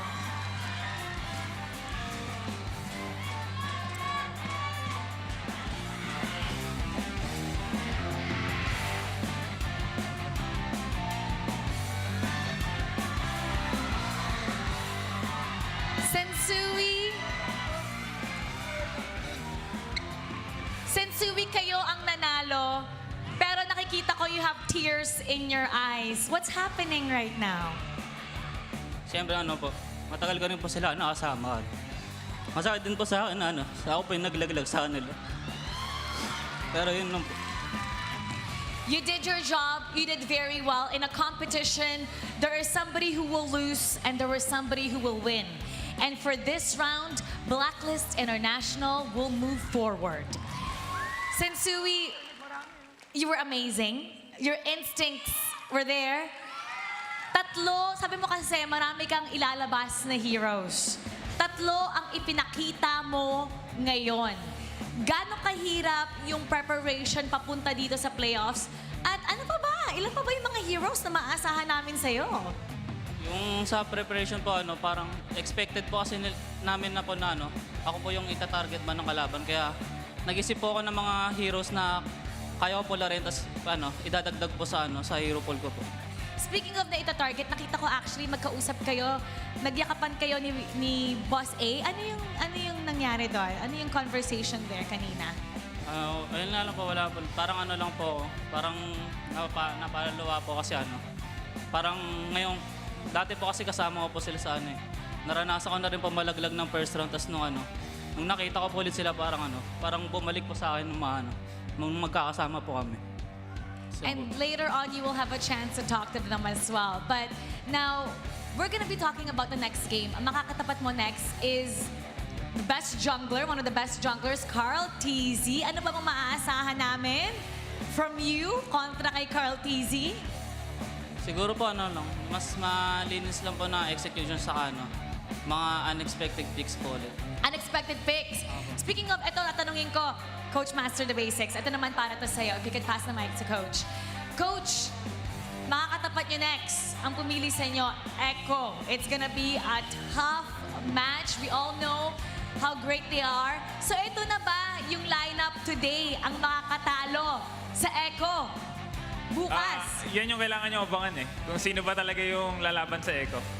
Ano pa? Ano pang maasahan namin bukas? Kasi last time, di ba, unang best namin sila nakalaban. Ito yung lineup with Haji. Tapos yung second time namin sila nakalaban, yung second unit naman. So bukas, abangan nila. Let's invite everybody to support you guys for tomorrow. Ayan guys, sa lahat ng agents and sa lahat ng sumusupport sa Blacklist, abangan nyo yung laban namin bukas. Magiging intense ulit. It's gonna be intense. Maybe more intense as the day goes by. Pero ngayon, gusto ko naman marinig ang inyong intense scream as you tell me, who do you think is the match MVP? Let me hear it from you guys.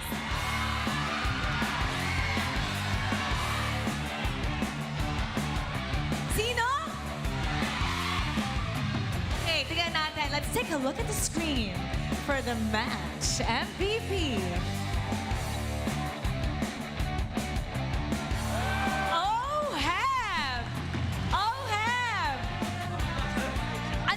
Chamba! Sabi ni Oheb, Chamba daw. Bakit Chamba? Wala lang, Chamba lang. Anong gusto mo sabihin sa ating mga supporters? Alam mo ba, sobrang aga dumating dito ng ating mga agents. Tingnan mo naman ang ilan sa mga audience natin na nakasuot ng Blacklist International t-shirt.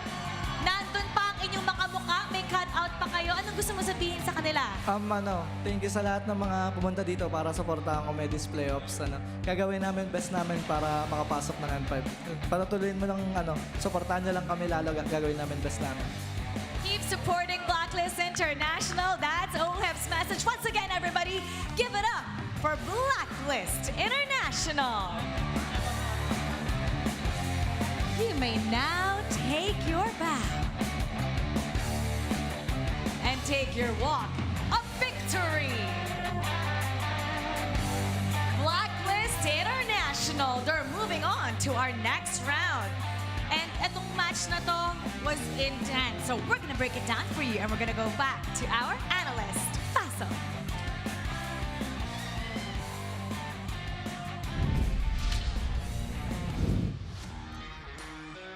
Mula sa Blacklist International, truly top-tier individual performances sa individual players ng mga agents. But of course, kudos pa rin sa ONIC Philippines for putting up a fight. But it was the Ube strategy that prevailed in game number 5. Once again, welcome back dito sa Analyst Stand. Ako nga pala si Midnight. And ating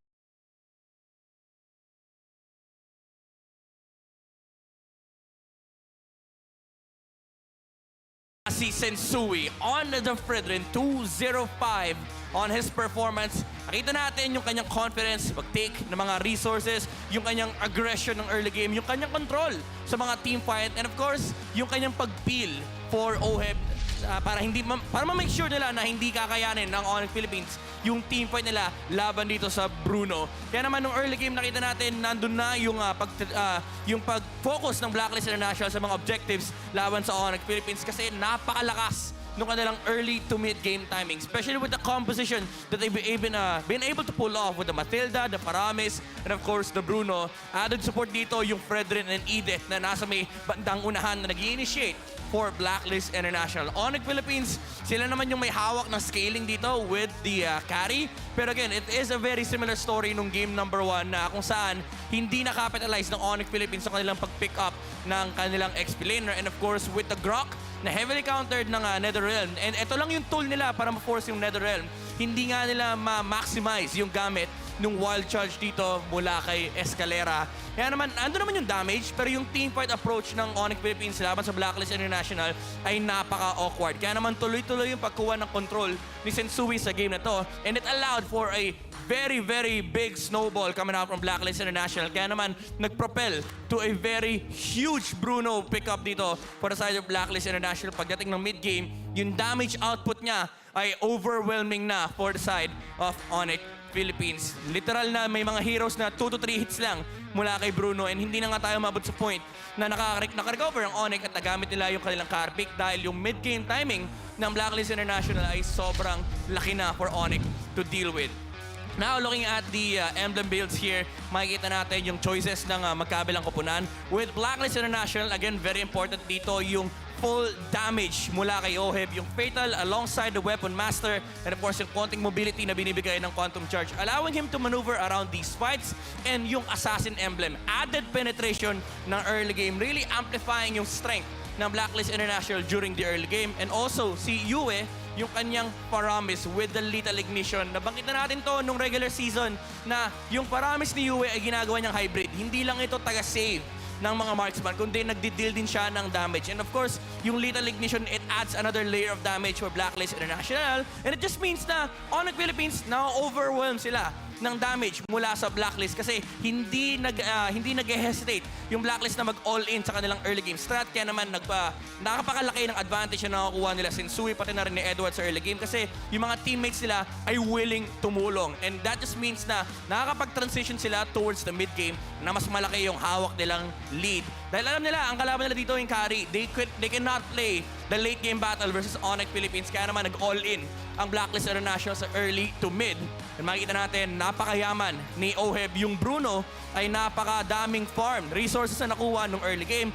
And that converts into damage output for Blacklist International, dealing at least 30% of the team's total damage for the agents. Kaya naman hindi ito na-survive ng ONIC Philippines. Talagang sunod-sunod at hindi pinahinga ng Blacklist International yung gameplay dito mula sa ONIC Philippines. Hindi sila nakakakuha ng farm, hindi sila nakakakuha ng objectives, and of course, awkward din yung dynamics ng teamfight dahil wala silang pangsagot doon sa Netherrealm na hawak ng Blacklist International. You might say na meron namang heavy spin, meron namang wild charge, but then again, nasaan yung damage? Yun yung naging question dito for ONIC Philippines. And nag-hesitate sila minsan sa pag-execute ng teamfights habang yung Blacklist International naman ay tuloy-tuloy lang sa pagkuha ng mga jungle creeps, pagkuha ng towers, and yung pag-apply ng pressure sa side ng ONIC Philippines. And ito yung lead na ginamit ng Blacklist International to convert those early game advantage into mid-game teamfight victories. Kaya naman naselyohan nila yung victory in game number 5 and eliminating ONIC Philippines in this series.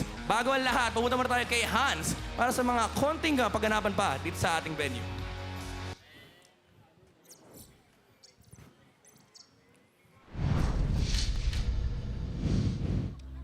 Maraming salamat, Midnight, and what a series it has been to start off day number 1 ng MPL Philippines Season 12. Again, it was Blacklist International getting a 3-2 win going up against ONIC Philippines. GGWP para sa ating Sonics, but their journey ends here. But, again, kita naman natin from a while ago na tunay talaga yung intensity ng matchup on the road to M5. Kaya nga ngayon ay titignan natin na mabuti yung mga teams na posibleng makita ng ating PH representatives pagdating ng M5 sa tulong ng M5 check. So to start it all off, together here with me right now, kasabay ko rin siya na manood nung pinakaunang series. It's none other than MENA's Triple Esports head coach, Coach Lyric. Coach, first of all, congratulations dahil ikaw ang isa sa mga kinatawan ng Pilipinas to represent MENA. How does it feel to be a champion? Halos wala din naman ng bago kasi parang, ano ba, hindi ko rin alam eh kasi parang kailangan mo pang i-prepare yung mga bata dun pa sa bigger na goal which is yung M5. Kaya parang sabi ko na sa kanila, parang ano lang to, parang pagdadaanan lang natin to, wag kayong magbabago, especially yung attitude kasi marami pang pwedeng makuha doon basta maging humble lang kayo. I love to see it. Especially nung nagpunta ka mismo sa MPL MENA and you represented them very well na nandun ka, you're really instructing them. Especially dun sa nakita natin in terms of matchups na kung tutuusin, ano bang nangyari doon? Kasi we last saw yung Triple Esports back then sa IESF. Yes. Na yun yung pinaka malapit talaga na naging competition ng, of course, Philippines and the others. But kung titignan din natin, as we move forward, wait, let me go here on your side. Ano bang ganap doon? Is it more like, dinala mo ba yung playstyle ng Pilipinas sa MENA? Or meron ba silang sariling team na, or meron silang sariling playstyle na, okay, kailangan, eto na yung i-build up ko, I'll work on their strengths? Ang maganda naman kasi dun sa mga player ko, sobrang alam nila na marami pa silang i-improve kaya open yung utak nila na tingnan to. Actually, sila pa nga yung nagsasabi na, Coach, try natin yung ganito kasi sinubukan to sa Mpl-Ph. Coach, try natin to kasi sinubukan to sa MPL Indo. Sobrang ano talaga, sobrang open nila. Hindi sila na-stuck lang sa isang idea. Alright, look at this though, di ba? Ito nga, gaya na nabanggit natin, you're one of the most successful Filipino imports that we have this year. And yan, presented yung mga stats ninyo. What does it say more about like the unique heroes used? Meron ba kayong mga heroes na we don't usually see here in the Philippines tapos parang nagagamit nyo talaga doon? Or you kind of stick with like the meta aside from the strengths na nabanggit mo with your teams? May mga hero kami na ginagamit na dun lang, pero di ko muna sasabihin. Tapos may mga ina-apply din kami dito. Ayan mismo. May mga ina-apply din kami dito, katulad nung, asan yun? Hindi pinakita dito kay Tarzan, pero yung Gwyn ni Tarzan, 100% win rate yan.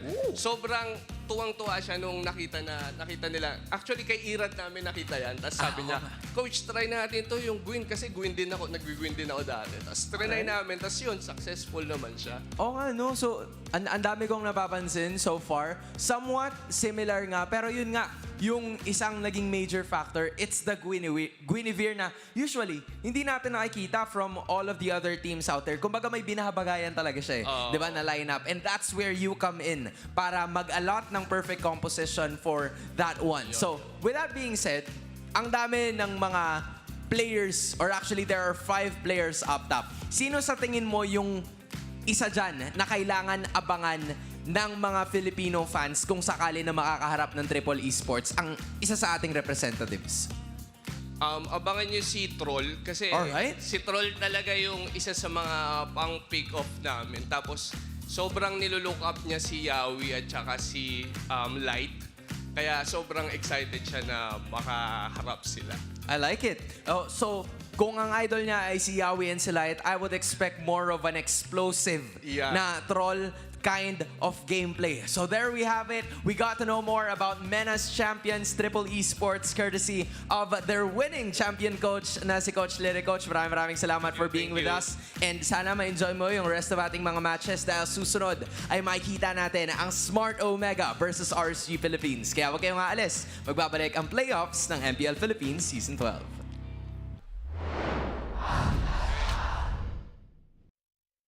The 12th season of MPL Philippines is brought to you by the following sponsors. Smart, the official telco partner of MPL Philippines Season 12. Our official sponsor, Infinix. Infinix Zero 35G, 4K ultra clear front vlog phone. And FWD Life Insurance. In the epic adventure of life, FWD is your expert wingman. Celebrate your victories living with FWD. Our partners in esports, Maya, it's everything, and a bank. Secret Lab, the official gaming chair of MPL Philippines, Pi Channel, and EVM Convention Center. Experience the Mpl-Ph Season 12 playoffs action live at EVM Convention Center. Get your tickets now from our official ticketing partner, Slash. Just go to bit.ly/S12 playoffs tickets for more details.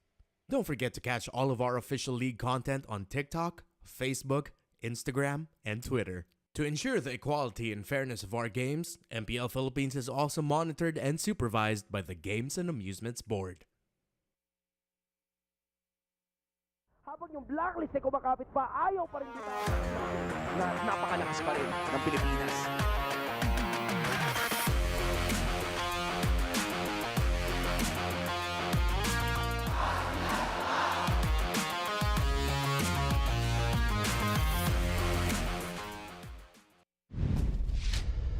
How to register the Smart Giga Arena. First, go to gigaarena.smart on your browser. Click Sign In at the upper right corner and enter your smart mobile number. Enter the one-time authentication code sent to your number and agree to the terms and conditions and privacy policy. Personalize your account by choosing your username and profile picture. Congratulations, you've just taken the first step on your path to greatness. Check out upcoming tournaments and play arcade games. Just subscribe to Giga Arena 20 to join. To join tournaments, click the Tournaments tab. Find the perfect tournament with the search option.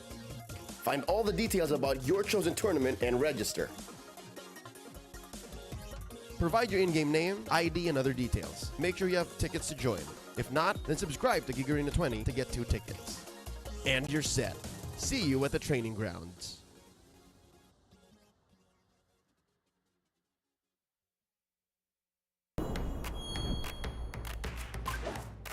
It's gonna be a bumpy ride. Then, let's make it smooth.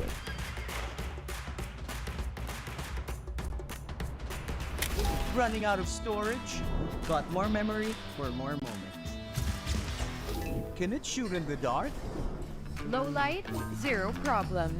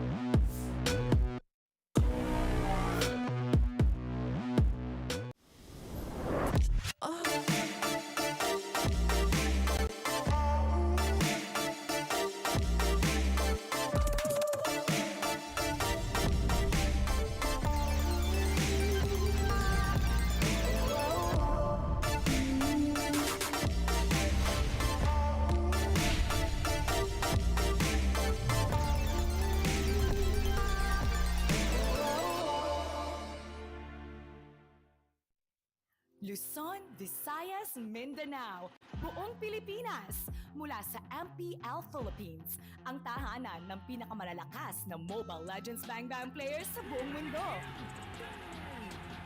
Nagkuha ng dalawang teams ngayon. Eto na. Samahan niyo kaming saksihan ang lakas ng Pinas sa darating na MPL Philippines Season 12 Playoffs. 6 na MPL teams ang maglalaban para irepresenta ang bansa sa darating na M5 World Championship na gaganapin dito mismo sa Pilipinas.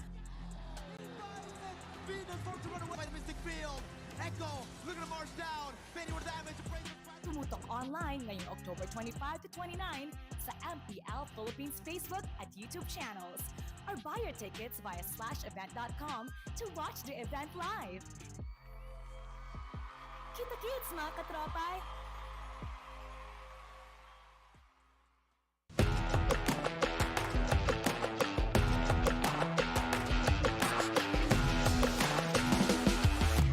Para sa akin yung pinakamalakas na ngayong season si Yawi. Kasi galing sila sa champion ng MPL. Mas mataas yung confidence niya at saka malakas yung aura niya ngayong season. Grabe yung mga pick-up niya lalo na pag nawakan niya yung hero ng Chu. Magaling siya sa mechanically and as a team player. Ilang beses na rin siya nag-champion eh. Mas doon ko nalalabas yung laro kapag siya yung kalaban. Siguro yung top 3 tango sa MPL, si Light, si Ogwen, si Bentings. Yawi, si Light at si Ogwen. Yawi, Ogwen. Ako, si Ogwen, si Yawi. Top 3 ko si Chakno. Si Yawe, si Light, saka si Ogwen. Si Yawe, si Light, si Rapidot. Si Yawi, si Perks, tapos top 3 ko ako. Si Light yung una ko kasi dami ko natutunan sa kanya kaya masabi ko siya yung inakaw. Si Yawi kasi sabi sa akin ni Light, pantay lang daw sila, mas sigit pa nga daw si Yawi sabi niya. Si Ogwen yung pinakamalakas para sa akin dahil ang play-safe niya maglaro na aggressive, parang ang hirap i-predict ng gagawin niya. Top 2 ko si Yawi kasi last season napipredict ko na yung mga galaw niya, and sa RG ganoon pa rin. Si Chuck na yung top 3 ko kahit nakakabalik pa lang kasi di mo pa rin mapipredict na kung ano yung gagawin niya. Tingin ko kailangan pa mag-improve this season siguro si Chuck kasi matagal siyang nagpahinga sa MPL so kailangan niya talaga umabot. Tingin ko malakas pa din si Chuck kasi hindi naman nakawalaan kung diyan pa rin yung gutom. Piling ko kailangan niya pa rin magbata kasi marami nakahabol sa laro. Marami na nakasabay sa kanya ngayon. Tingin ko ang kailangan mag-improve ngayong season si Renny Day kasi konti lang hero pool niya. Pagtatapatan ko si Chuck, siguro yung mga pinractice ko lang din yung mga papakita ko sa kanya. Gusto ko pang makita yung improvement ni Brusco DR kasi sobrang consistent niya maglaro nung nasa amateur pa lang siya. Kaya hindi ko nasama sila sa top 3. Yung top 3 na pili ko is sobrang aggressive. Play safe siya maglaro. Pinakagusto ko makalaban siguro si Ogwen kasi last season hindi kami nanalo sa kanila. Mas exposure lang ako ngayon kaya nasama lang ako sa top 3. Yung mga na-improve ko talaga this coming season yung disiplina talaga. Siguro kaya nila ako nasama sa top 3 kapag yung Franco user.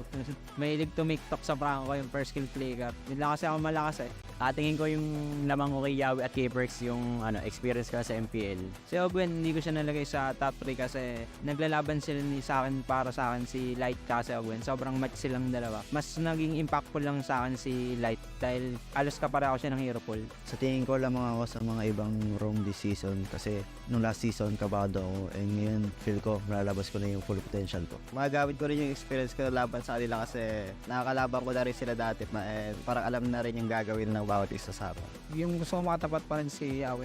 Former teammate ko siya tas hindi ko pa siya nakakalaban sa role ko na room. Mas nilook forward ko pa si Yawe kasi gusto kong ma-check yung laro ko kung kamusta na ba ako, nasang level na ba ako. Para sa akin si Light kasi sarap niya kalaban tsaka katapat na challenge ako lagi pag RSG kalaban.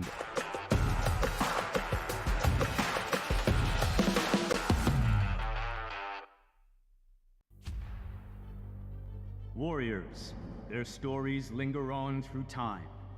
We remember them as heroes, but every hero's journey has a beginning. So much emotion for ONIC Esports and to build up the story of the entire year. As tribulations are met, they grow ever stronger. In adversity, their greatness is shown throughout the ages. Introducing M-Series 5th Anniversary Greatest 10 Players. The nominees will be revealed from October 4th to October 28th, and the launch of the voting page will be from November 4th till December 7th on social media. The winners will be announced on the M Series 5th Anniversary Awards Ceremony. Live on December 17th, broadcasting on your favorite platforms. See you there.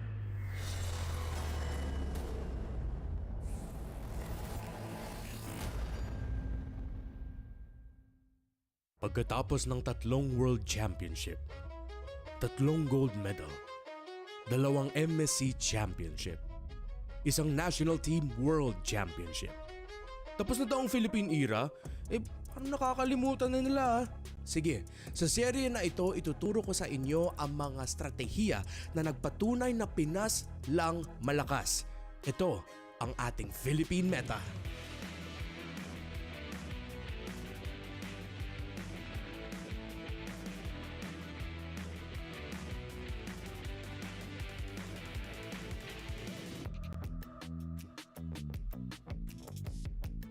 Ako po si Renmar Reptar Santa Cruz at ngayong araw pag-aaralan natin kung paano pinatunayan ng Blacklist International na ang UBE o Ultimate Bonding Experience ay isang mga pinakamalakas na strategiya na pwede mo gamitin sa ating paboritong laro, Mobile Legends Bang Bang.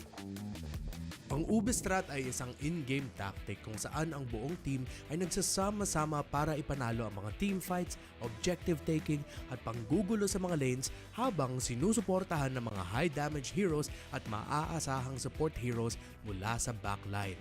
Isa itong strategy na madalas gumagamit ng mga utility junglers kasabay ng mga support heroes na may kakayahang mag-heal o buff ng kanyang mga kakampi.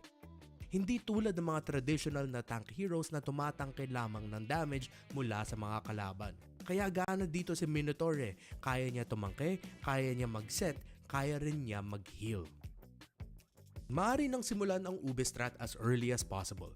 Kapag nakuha mo na at ang inyong teammates ang kani-kanilang ultimate skills o di naman kaya'y kung may available na strategic objective sa map, maaari nang magsama-sama para ipanalo ang mga team fights. Sa umpisa, ang mga marksmen o gold laner heroes ay kadalasang binabantayan ng roamer at sumasama lamang sa teamfights kung may sapat na itong mga items at damage lalo na sa mid to late game.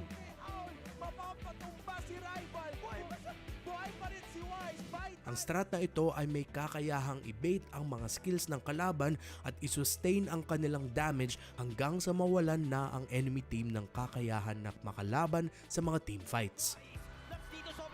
Ang mga high sustain heroes sa frontline at support ang dapat humaharap sa kalaban, habang ang mga damage dealers tulad ng marksmen at mages ay dapat mahusay na nakapwesto sa mga clash para parusahan ang anumang errors at maling positioning ng mga kalaban.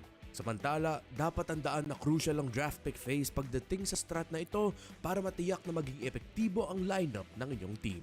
Mga heroes katulad ni Rafaela, Diggy, Faramis, Florin at Estes ang ilan sa pinaka-epektibong support heroes para magtagumpay ang strategy na ito. Habang sila Balmond, Aldous, Barats at Fred rin naman ang pinakamadalas gamiting jungler heroes ng Blacklist International dahil sa sustainability at kakayahan nitong kunin ang mga big objectives sa gitna ng mga laban. Pero dati, nakita na rin natin madalas gamitin ng Blacklist ang Yi Sun-Shin at Granger sa UBE Strat. At alam niyo na ano ang nangyari. Dahil sa effectivity ng ganitong playstyle, nakuha ng Blacklist International ang 3 Mpl-Ph title at syempre ang M3 World Championship title noong 2021. Blacklist International have done. Patuloy na namamayagpag ang strat na ito at sa katunayan ay inadopt na rin ito ng ibang MPL regions and MLBB esports leagues around the world. At ngayon may konting idea na tayo kung paano gamitin ang UBE strategy ng Blacklist International. Umaasa kami na ma-improve nyo palalo ang inyong playstyle at makaka-dominate na kayo sa inyong ranked games. Wag nyo kalimutan, practice at in-game communication ang mga susi para maipatupad nyo ang inyong playstyle. Pero ang tanong, ang Pinoy meta ba na ito ay muling madodominate ang MPL Philippines Season 12 at paparating na M5 World Championship? Yan ang dapat nating abangan. Kaya naman sana may natutunan kayo sa video na ito at kung mayroon kayong tanong, dagdag o mga suggestion para paunlarin ang strat na ito, i-comment nyo lang ito sa baba. Magkita-kita tayo muli dito sa loob ng Land of Dawn. Maging laging updated at follow nyo kami sa aming mga social media platforms sa YouTube, Facebook, TikTok, Instagram at ang official website ng MPL Philippines Season 12. At tandaan nyo, sa mundo ng Mobile Legends, kung may alam ka, tiyak na mas malakas ka, kaya ano pa ang hinihintay mo? Laban na! Sa mundo ng Mobile Legends Bang Bang, may isang playstyle na kilala sa aksyon, excitement at varsity jacket. Ngayong araw, pag-aralan at balikan nating muli kung paano ipanapanalo ng Echo ang kanilang mga laban sa loob ng Land of Dawn gamit ang kanilang explosive playstyles na siyang dahilan kung bakit kinakatakutan ang team na ito sa local at international scene. At ito ang ating Philippine Meta.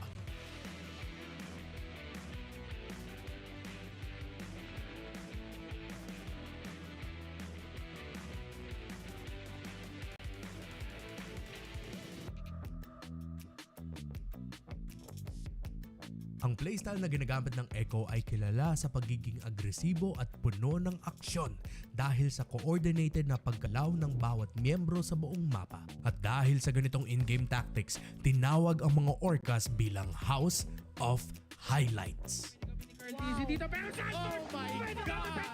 Pero ano nga ba ang mga playstyle na ito at paano ito ginagawa? Ang Echo System at ang Echo Express na tactics ng team na ito ay nakabatay sa mga calculated aggressive plays kung saan ang main goal ay maka-pick off ng kalaban para mas madaling kunin ang mga objectives sa game. Sa umpisa pa lamang ng game, sinisimulan na agad ng Echo ang aggressiveness para makuha ang momentum at piliting mag-react o maging passive ang enemy team at hindi magawa ang plano nito. Kaya naman makikitaan ang in-game tactics na ito ng mga tower dives, pang-invade sa buffs at pag-aabang sa mga pushes ng enemy team. Para dun sa turtle ay makakuha si Kyle. Kinagat at pinainom ng tubig, grabe! Binuhos lahat! Isa sa mga importanteng components ng Echo Express ang mga rotations ni Sanji papunta sa XP lane ni Sanford. Madalas, nakakahanap ng early game lead ang Echo dahil sa mga rotations ni Sanji kung saan nakakatulong siya kagad sa paglamang ni Sanford sa kanyang lane. Dahil sa mga pickoffs na ito, unti-unting nakukuha ng team ang kalamangan sa early game hanggang sa makuha ng mga damage heroes ang power spike sa mid game.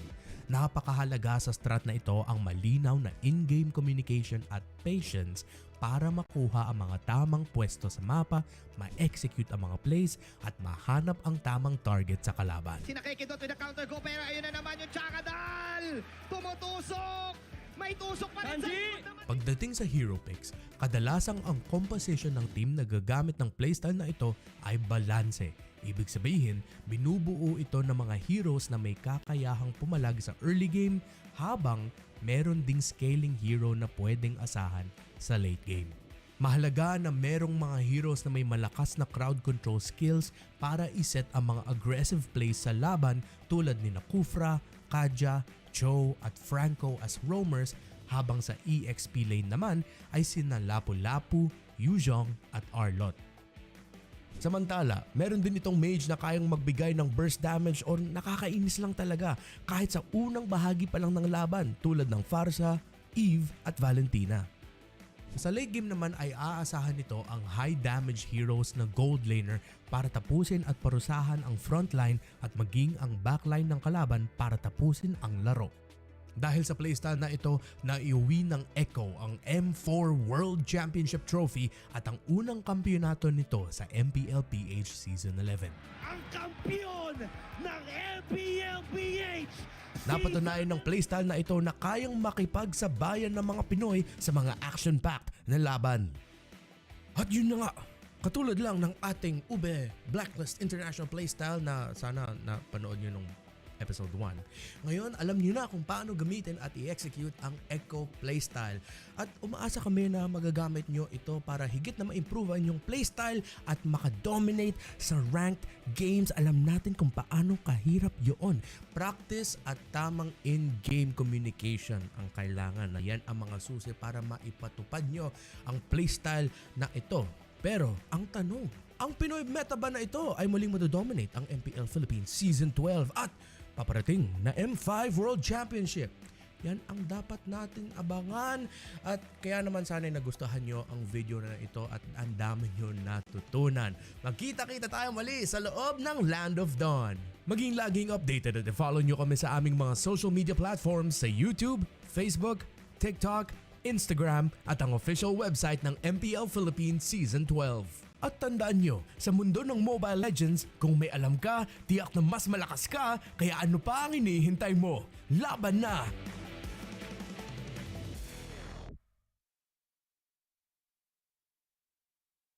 In this age of technology, martial arts has evolved too. I won't rest until I crush the Trinity Syndicate!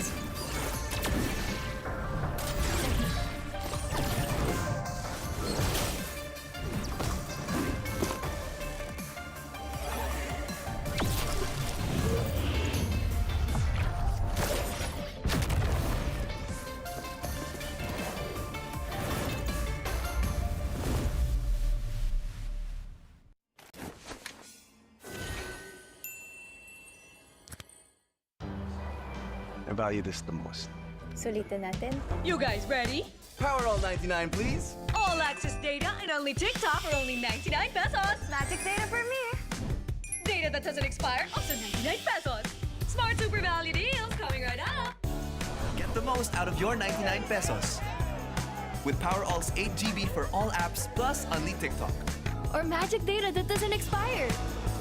Switching? Simple with Smart eSIM. Smart Super Value deals.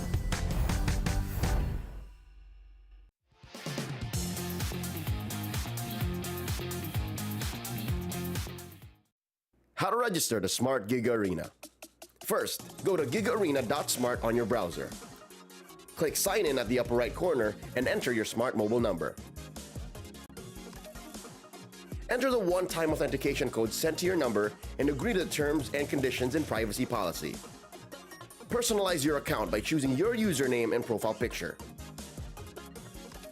Congratulations! You've just taken the first step on your path to greatness. Check out upcoming tournaments and play arcade games. Just subscribe to Gig Arena 20 to join. To join tournaments, click the Tournaments tab. Find the perfect tournament with the search option. Find all the details about your chosen tournament and register.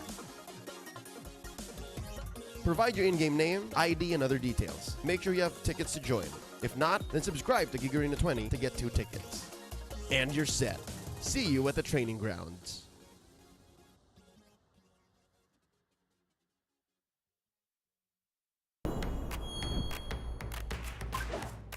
It's gonna be a bumpy ride. Then, let's make it smooth.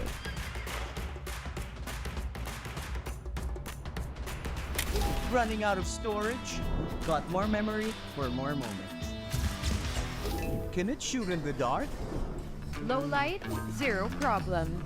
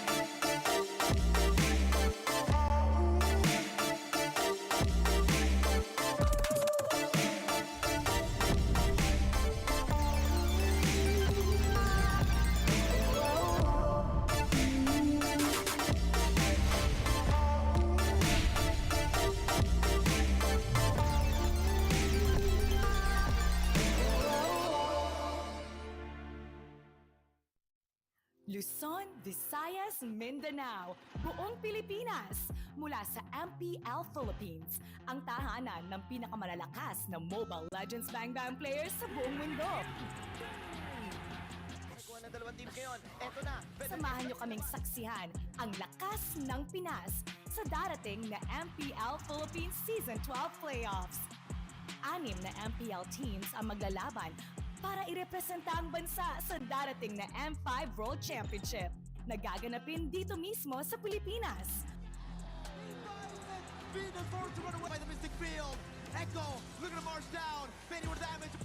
Tumutok online ngayong October 25 to 29 sa MPL Philippines Facebook at YouTube channels or buy your tickets via /event.com to watch the event live. Kita-kits mga katropay!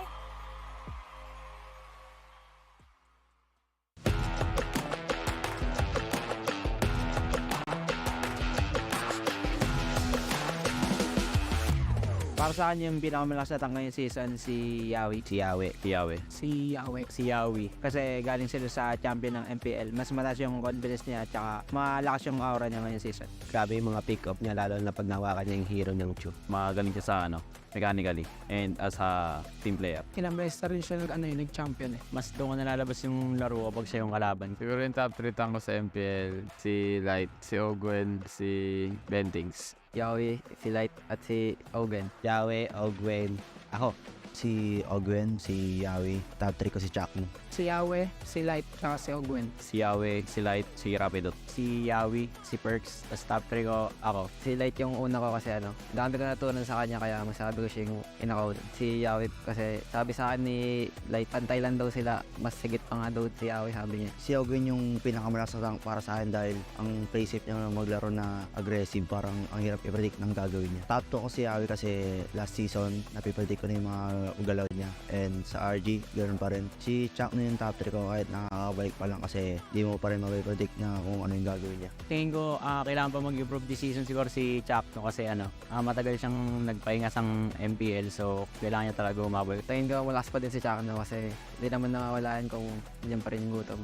Piling ko kailangan niya pa rin magbata kasi marami nakahabol sa laro. Marami na nakasabay sa kanya ngayon. Tingin ko ang kailangan mag-improve ngayong season si Renny J kasi unti lang hero pool niya. Pagtatapatan ko si Chuck, siguro yung mga pinractice ko lang din yung mga papakita ko sa kanya. Gusto ko pang makita yung improvement ni Brusco DR kasi sobrang consistent niya maglaro nung nasa amateur pa lang siya. Kaya hindi ko nasama sila sa top 3. Yung top 3 na pili ko is sobrang aggressive.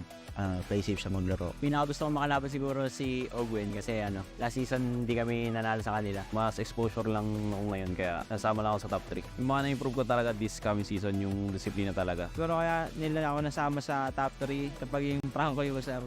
Mahilig tumiktok sa Franco yung first skill play up. Hindi lang kasi ako malakas eh. Tingin ko yung lamang ko kay Yawi at kay Perks yung experience ko sa MPL. Si Ogwen hindi ko siya nalagay sa top 3 kasi naglalaban sila sa akin para sa akin si Light kasi Ogwen. Sobrang match silang dalawa. Mas naging impactful lang sa akin si Light dahil alos kapareho siya ng hero pool. Sa tingin ko lamang ako sa mga ibang room this season kasi nung last season kabado ako and ngayon feel ko malalabas ko na yung full potential ko. Magagamit ko rin yung experience ko na laban sa kanila kasi nakakalaban ko na rin sila dati and parang alam na rin yung gagawin ng bawat isa sa akin. Yung gusto ko makatapat pa rin si Yawe. Former teammate ko siya tas hindi ko pa siya nakakalaban sa role ko na room. Mas nilook forward ko pa si Yawi kasi gusto kong ma-check yung laro ko kung kamusta na ba ako, nasang level na ba ako. Para sa akin si Light kasi sarap niya kalaban tsaka katapat na challenge ako lagi pag RSG kalaban.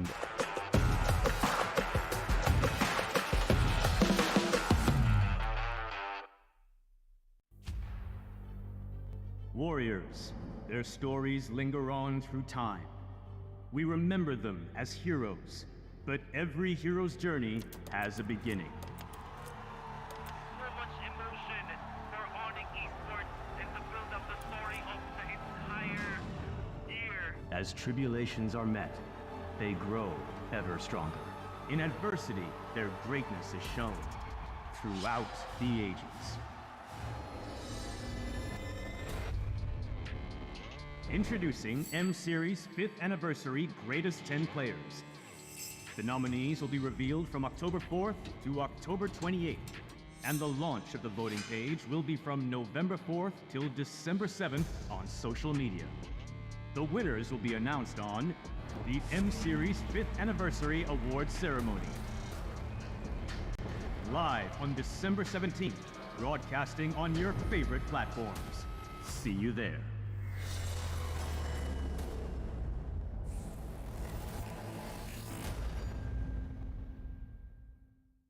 Pagkatapos ng 3 World Championship, 3 gold medal, 2 MSC Championship, 1 National Team World Championship. Tapos na daw ang Philippine era, parang nakakalimutan na nila. Sige, sa serye na ito, ituturo ko sa inyo ang mga strategiya na nagpatunay na Pinas lang malakas. Ito ang ating Philippine meta.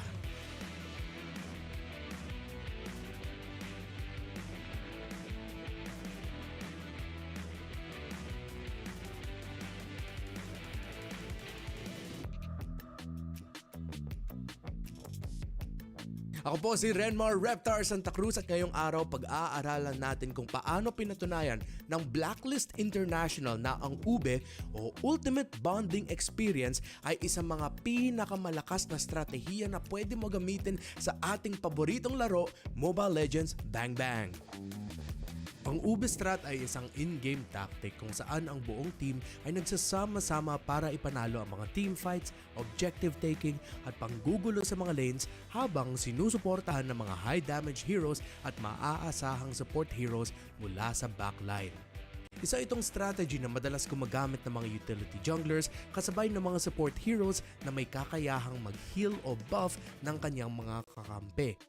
Hindi tulad ng mga traditional na tank heroes na tumatangke lamang ng damage mula sa mga kalaban. Kaya gana dito si Minotaur kaya niya tumangke, kaya niya mag-set, kaya rin niya mag-heal. Maaari nang simulan ang UBE strat as early as possible. Kapag nakuha mo na at ang inyong teammates ang kani-kanilang ultimate skills o di naman kaya'y kung may available na strategic objective sa map, maaari nang magsama-sama para ipanalo ang mga team fights. Sa umpisa, ang mga marksmen o gold laner heroes ay kadalasang binabantayan ng roamer at sumasama lamang sa teamfights kung may sapat na itong mga items at damage lalo na sa mid to late game.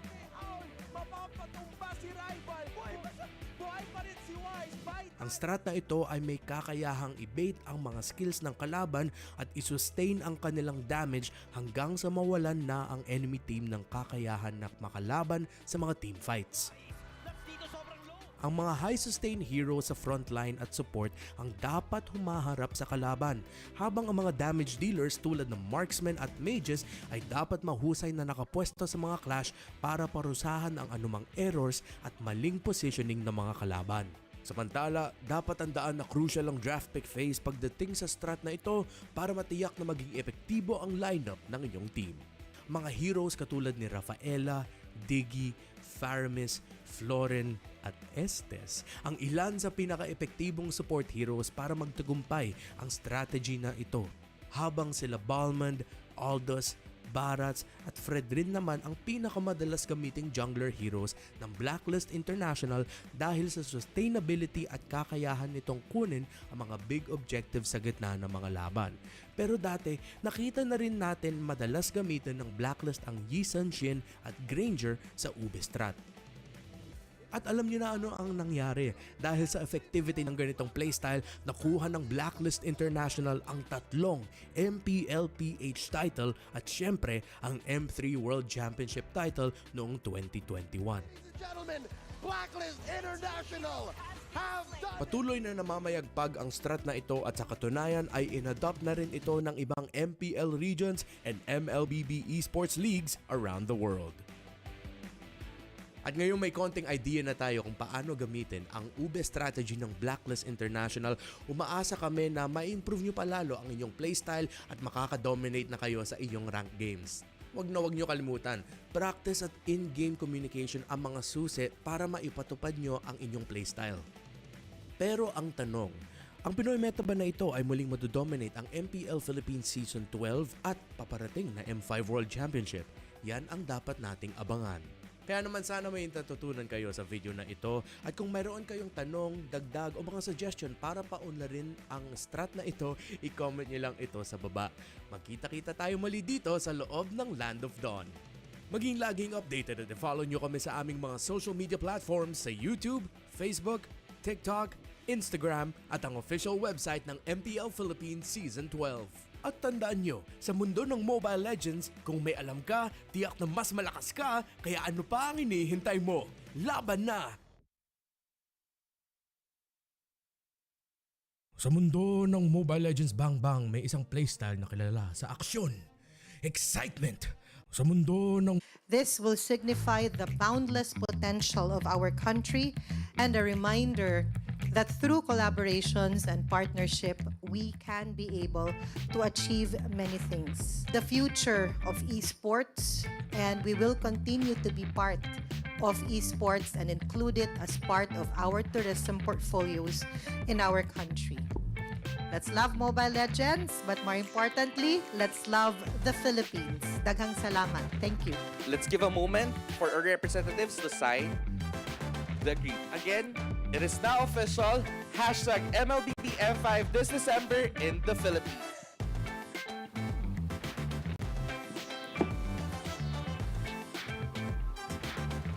And now, we're also giving out our token of appreciation to our dear guests.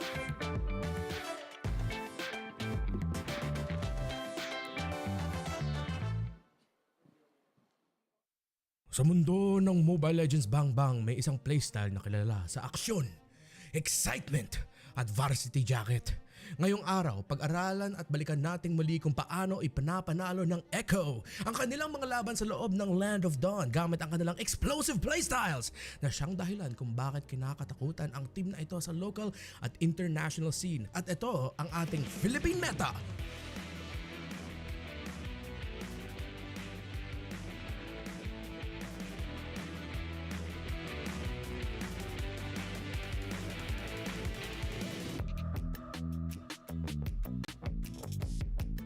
Ang playstyle na ginagamit ng Echo ay kilala sa pagiging agresibo at puno ng aksyon dahil sa coordinated na paggalaw ng bawat miyembro sa buong mapa. At dahil sa ganitong in-game tactics, tinawag ang mga orcas bilang House of Highlights.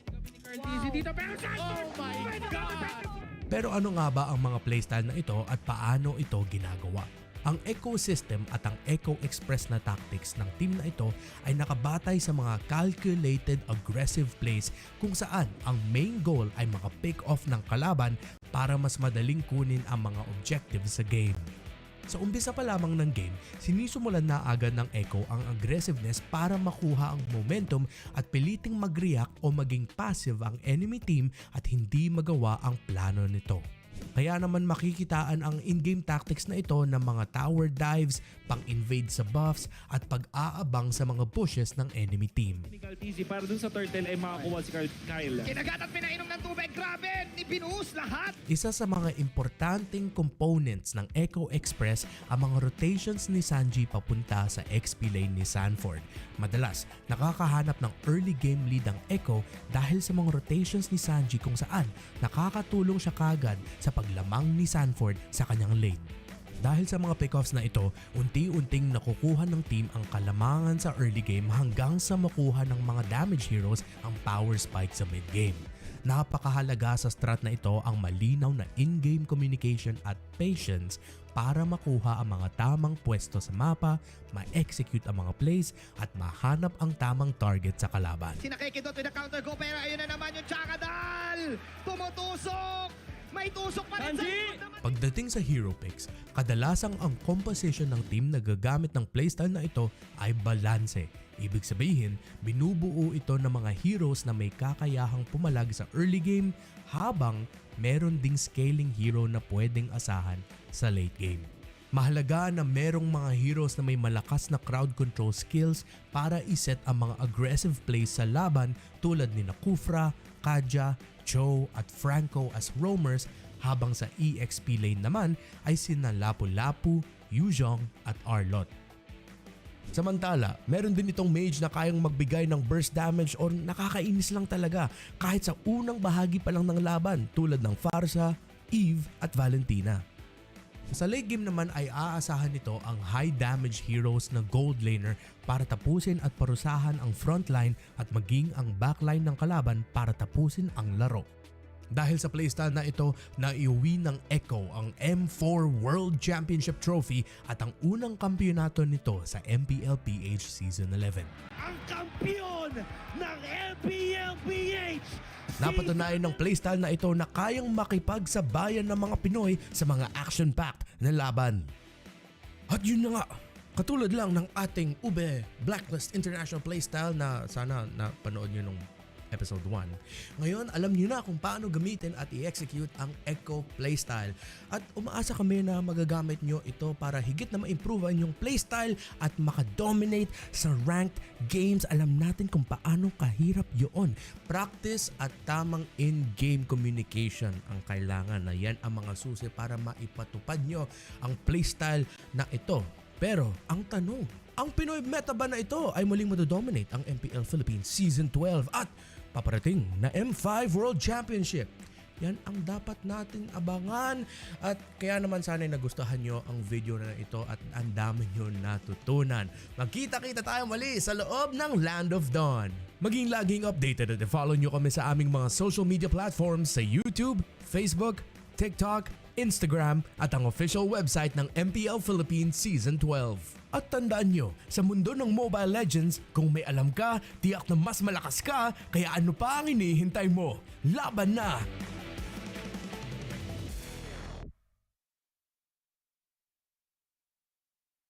This will signify the boundless potential of our country and a reminder that through collaborations and partnership, we can be able to achieve many things. The future of esports, and we will continue to be part of esports and include it as part of our tourism portfolios in our country.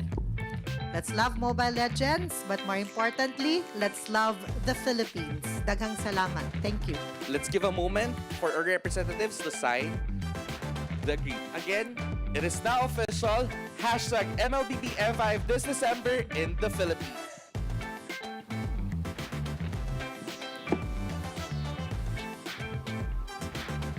And now, we're also giving out our token of appreciation to our dear guest.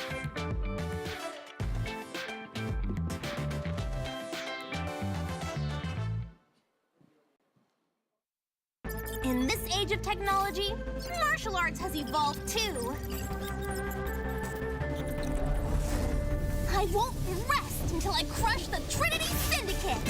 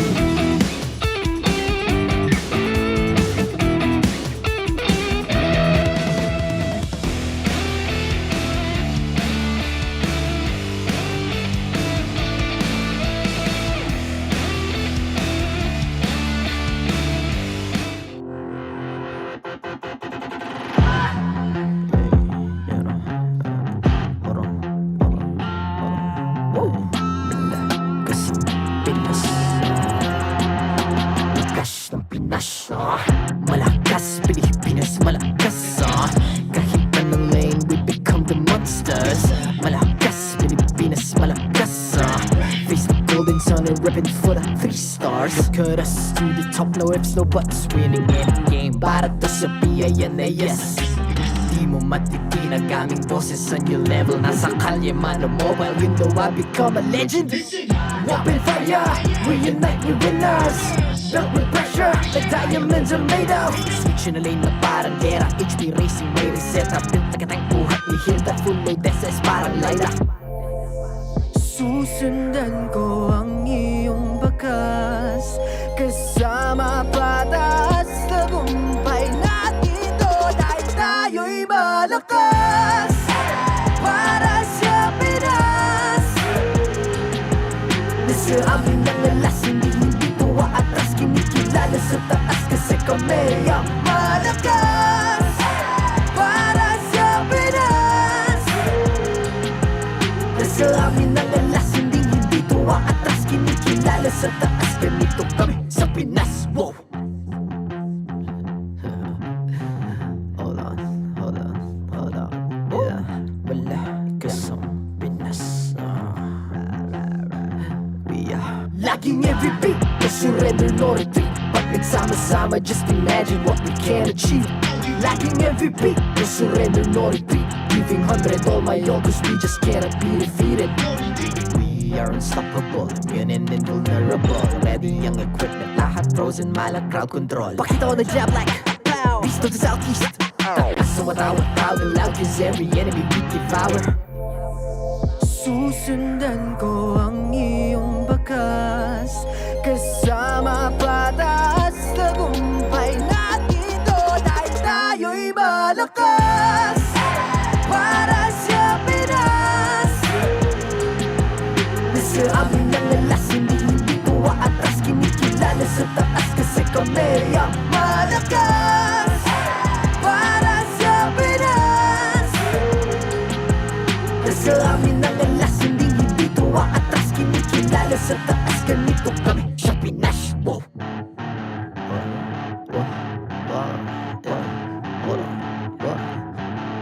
Malakas, Pilipinas, malakas. Kahit anong lane, we become the monsters. Malakas, Pilipinas, malakas. Face the golden sun and repping for the 3 stars.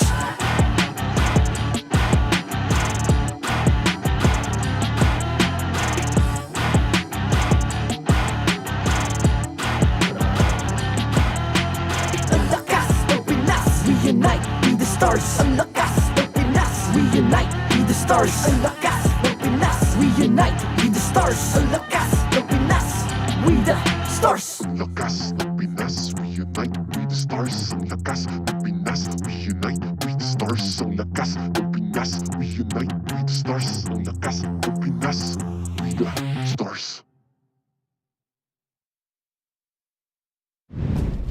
The 12th season of MPL Philippines is brought to you by the following sponsors. Smart, the official telco partner of MPL Philippines Season 12. Our official sponsor, Infinix. Infinix Zero 35G, 4K ultra clear front vlog phone. And FWD Life Insurance. In the epic adventure of life, FWD is your expert wingman. Celebrate your victories living with FWD. Our partners in esports, Maya, it's everything, and a bank. Secret Lab, the official gaming chair of MPL Philippines, Pi Channel, and EVM Convention Center. Experience the Mpl-Ph Season 12 playoffs action live at EVM Convention Center. Get your tickets now from our official ticketing partner, Slash. Just go to bit.ly/S12 playoffs tickets for more details. Don't forget to catch all of our official league content on TikTok, Facebook, Instagram, and Twitter. To ensure the equality and fairness of our games, MPL Philippines is also monitored and supervised by the Games and Amusements Board. Habang yung blacklist ay kumakapit pa, ayaw pa rin kita na napakalakas pa rin ng Pilipinas.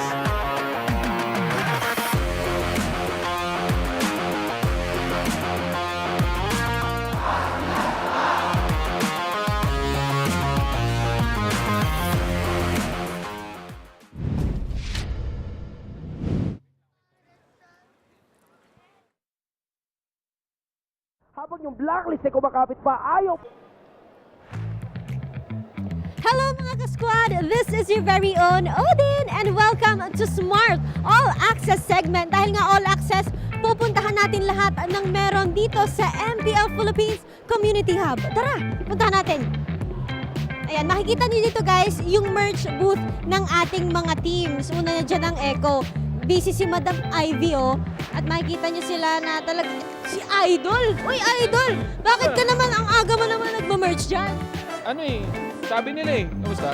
Ayan. Ayan ang mga kaibigan natin na nandyan sa merch booth. Medyo mahaba na yung pila dito sa blacklist.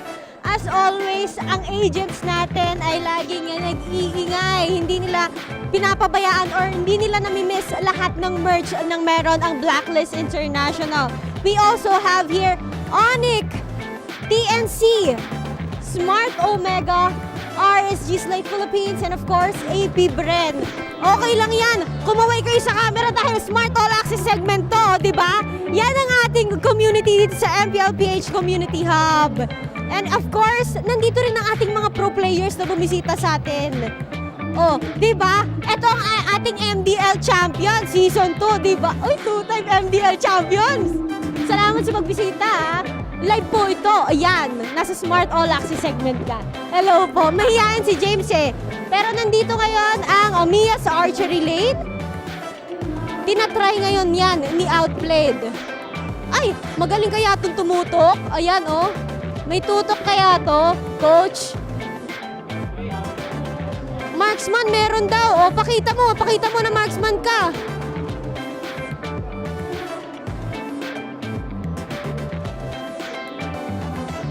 Ayan.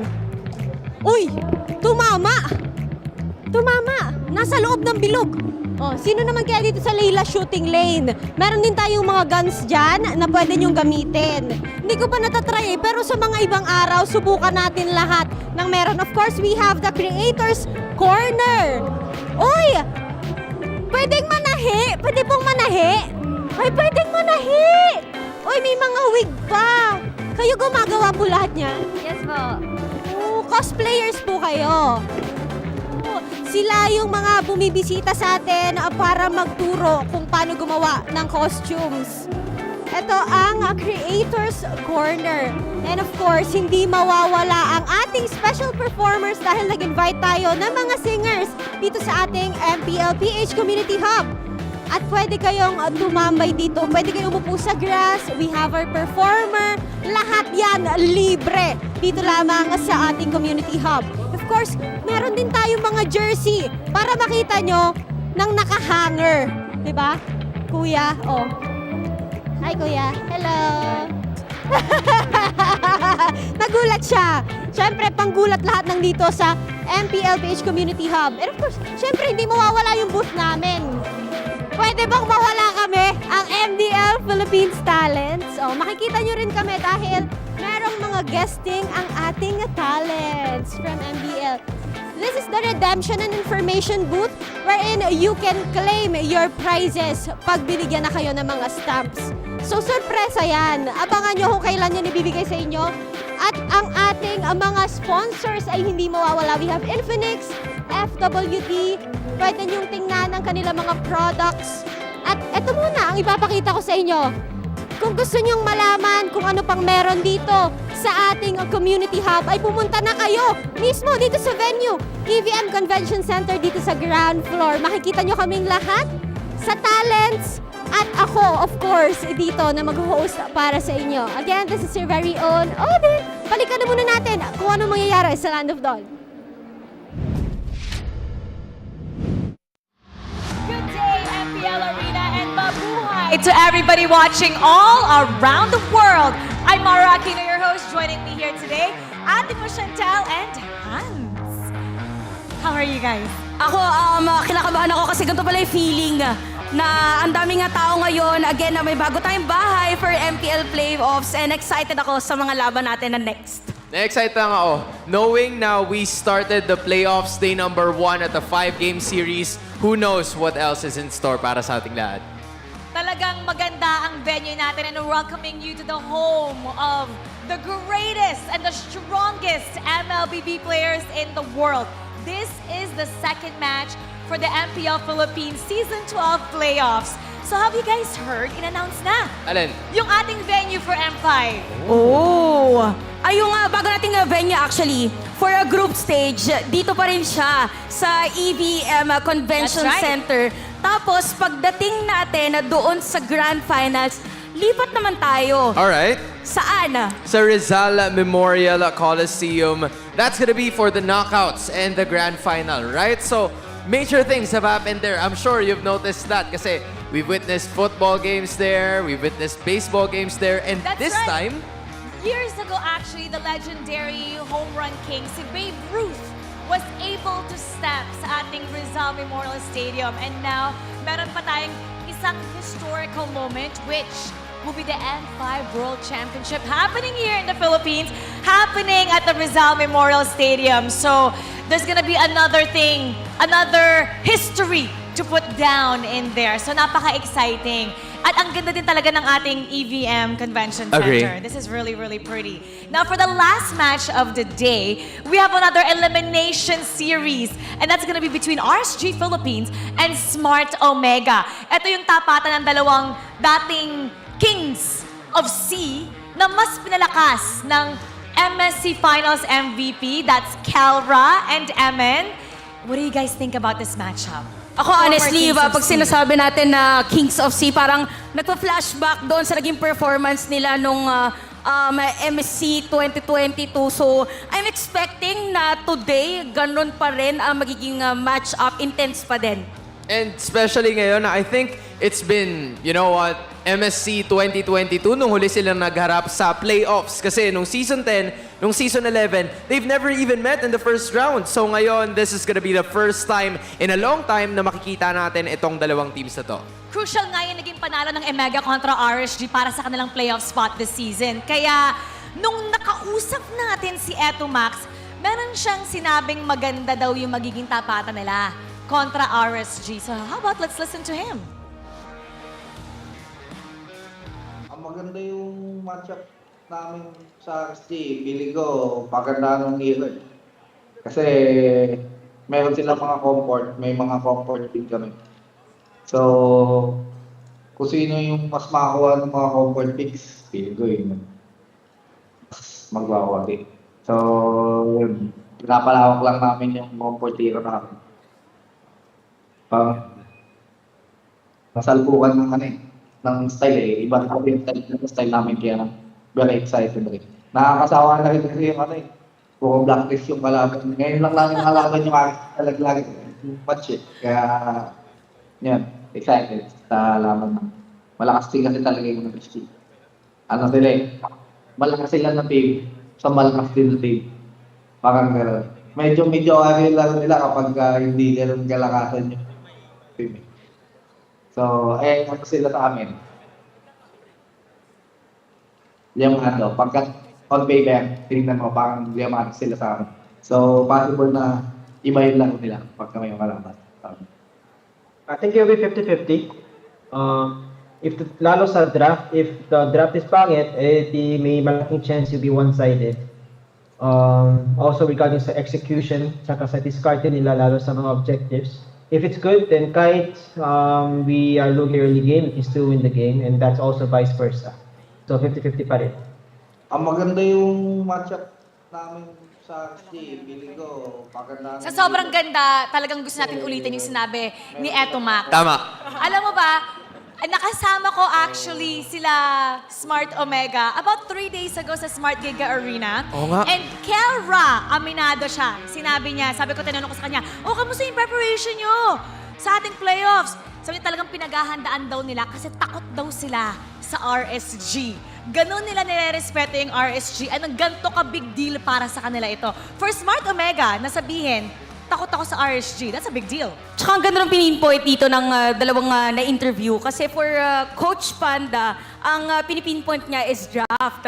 For Eto Max, sinabi niya, preparation is palalawakin pa yung hero pool. So talagang alam nila na parang takot sila sa isa't isa eh. So maganda yung timpla, dun pa lang sa interview ng dalawang player, coach. Kasi si Coach Panda naging player din before. Si Eto Max naging coach din before. Especially pag nagka-counteran sila in terms of picks. Nabanggit ni Eto Max kanina na yes, they are the type of squad that will rely on the comfortability na meron sila. Pero I should also say the same thing para sa side ng RSG na it all boils down on the draft. So mahalaga at malaki talaga yung significance ng draft na makikita natin. So umpisa pa lang, gaya ng sabi ni Kapitan Eto Max, salpukan na kaagad. Salpukan na, yun pala yung Clash of the Titans. Salpukan. Na bukod sa tapatan ng Golden Kings of Sea, makikita natin ang mga harapan ng dalawang junglers na magkaiba ang history ng kanilang pinanggalingan. Now for RSG, we have Irad, who we first recognized dahil sa malupit niyang mechanical skills. Now for Omega naman, we have Sir Matt. Si Sir Matt Zilla and his signature drive-by retribution plays. So, etong matchup na to, si Sir Matt Zilla tsaka si Irad, ikumpara natin, pag-usapan natin itong dalawa. Honestly, what's crazy to me is, aside from the differences, meron silang similarities. Irad and Matt have also played in the MDL. Matt, nitong kamakailan lang na Season 2 before he was transferred to the Smart Omega team. And tama ka, Mara, sobrang naging significant nung kanya mga naging picks. Kaya kita mo ngayon, yung back siya talaga yung nangingibabaw in terms of like executing yung drive-by. Meanwhile, si Irad parang medyo flexible yung playstyle niya. Parang, gaya nga ng banggit kanina ni Coach Lyric, di ba? One of the inspirations ng MENA Champions, yung Guinevere ni Irad na ginagamit nila during the regular season. Oo nga pala. Tsaka kung babalikan natin yung dalawang players, parang yung sa graphics natin, even yung hero pool nila is basically not the same. Kaya din natin tinawag na si Irad is more on the mechanic side. Tapos fundamentals naman si Matt kasi parang slow yung naging trajectory niya into being that kind of jungler na ginugulat na lang tayo na hala, grabe mag-retry. So parang iba yung pwede na ipakita or pwedeng si Matt yung sumabay kay Irad, pwedeng si Irad yung sumabay kay Matt. You know what I like about these two, other than their hero pools and what they show inside the line of Dawn, both players show a lot of confidence. Alam natin yung kumpiyansa ni Mattzilla, Sir Mattzilla. Even the way he answers the question, si Irad naman, what I've noticed, compared to before when he was in the MPL, sabi nga niya, may sinabi siya na now he's more vocal, natuto na siya, na hindi dapat quiet. He's actually very vocal about wanting to play a certain hero. Minsan nga magtatampo siya kapag hindi nalaro yung hero niya, di ba? So, with these two players being so confident, it brings out a whole new level sa ating game. And honestly, I feel like sobrang laking factor din na si Irad, solo siya dun sa role niya. Like, kita mo mismo na, okay, ako yung aasahan ng mga teammates ko eh. Hindi ako pwede na magkamali or make a wrong shot call just because I'm the only one that they're gonna rely on in terms of the jungle position. It's also the same thing para kay Matt na it's a tight contest kagad. Nauumpisahan mo yung pinakaunang stint mo dito, nakalaban mo si Carl TZ. And I think from there, natuto siya kagad and ngayon, he's probably one of the most prominent rookies that we've seen all season. Tsaka ang kanagandahan dito para sa dalawang junglers natin, parang same sila na naging performance kasi way back nung una natin nakita si Irad for RSG, pumasok din siya prior playoffs. Parang ganun din yung nangyari ngayon kay Matt. So same pressure, but also at the same time, same performance na nagsistep up sila para sa mga teams nila. Now, if you were to take a look at both teams, no, etong RSG and Smart Omega, in your perspective, in your observation, sa akin parang napapansin ko kasi nagbabago sila depending kung sino yung kalaban nila, correct? Yeah. I mean, yun yung sinabi ni Etomax kanina during the mini audio clip na nabasa natin na kapag nagkakaroon ng situation na halimbawa RSG faces stronger teams, they got to be super strong. But they tend to, as Etomax would say, mediocre once na nakakaharap sila ng mga mediocre teams. So I think, I should say na Smart Omega, gaya na nababanggit ni Etomax dun sa mga recent interviews niya, ito yung team na nakadepende rin kung gaano ba kaganda yung gising nila eh. Na parang andun mismo na, okay, kaya naming balagbagin lahat. Pero there are also times wherein hopefully hindi natin makita yon na nagsuslow down sila. And we're gonna figure that out in just a bit. That's right. It'll be Calra versus Emin. The Mechanic versus Sir Mattzilla. Sino kaya ang magbahagi sa pagitan ng Raiders at ng Barangay? To answer that, let's call on the voice of MPL to welcome our players. Renmar, pasok.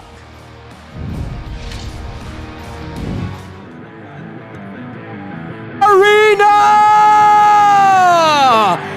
This is a rematch between the Season 9 Grand Finalists, athletes who have been crowned kings of Southeast Asia, now battle for tournament life in the first round of the playoffs. Let's welcome our teams.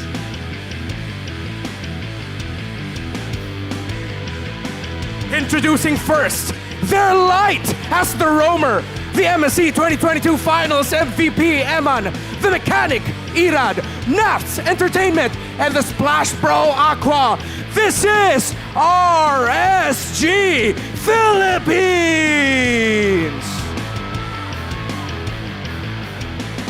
And their opponents, the Mamba, Chapnu, the Filipino Savage, Kelra, Sir Matt, Atoy R. Ryota, and Tito Itomax. It's Smart Omega!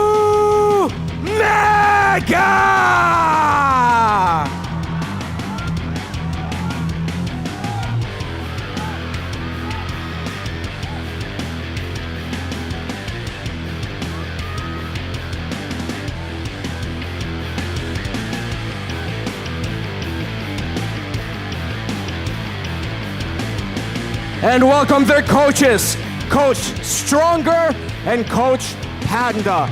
Mpl Arena, welcome to our second elimination match.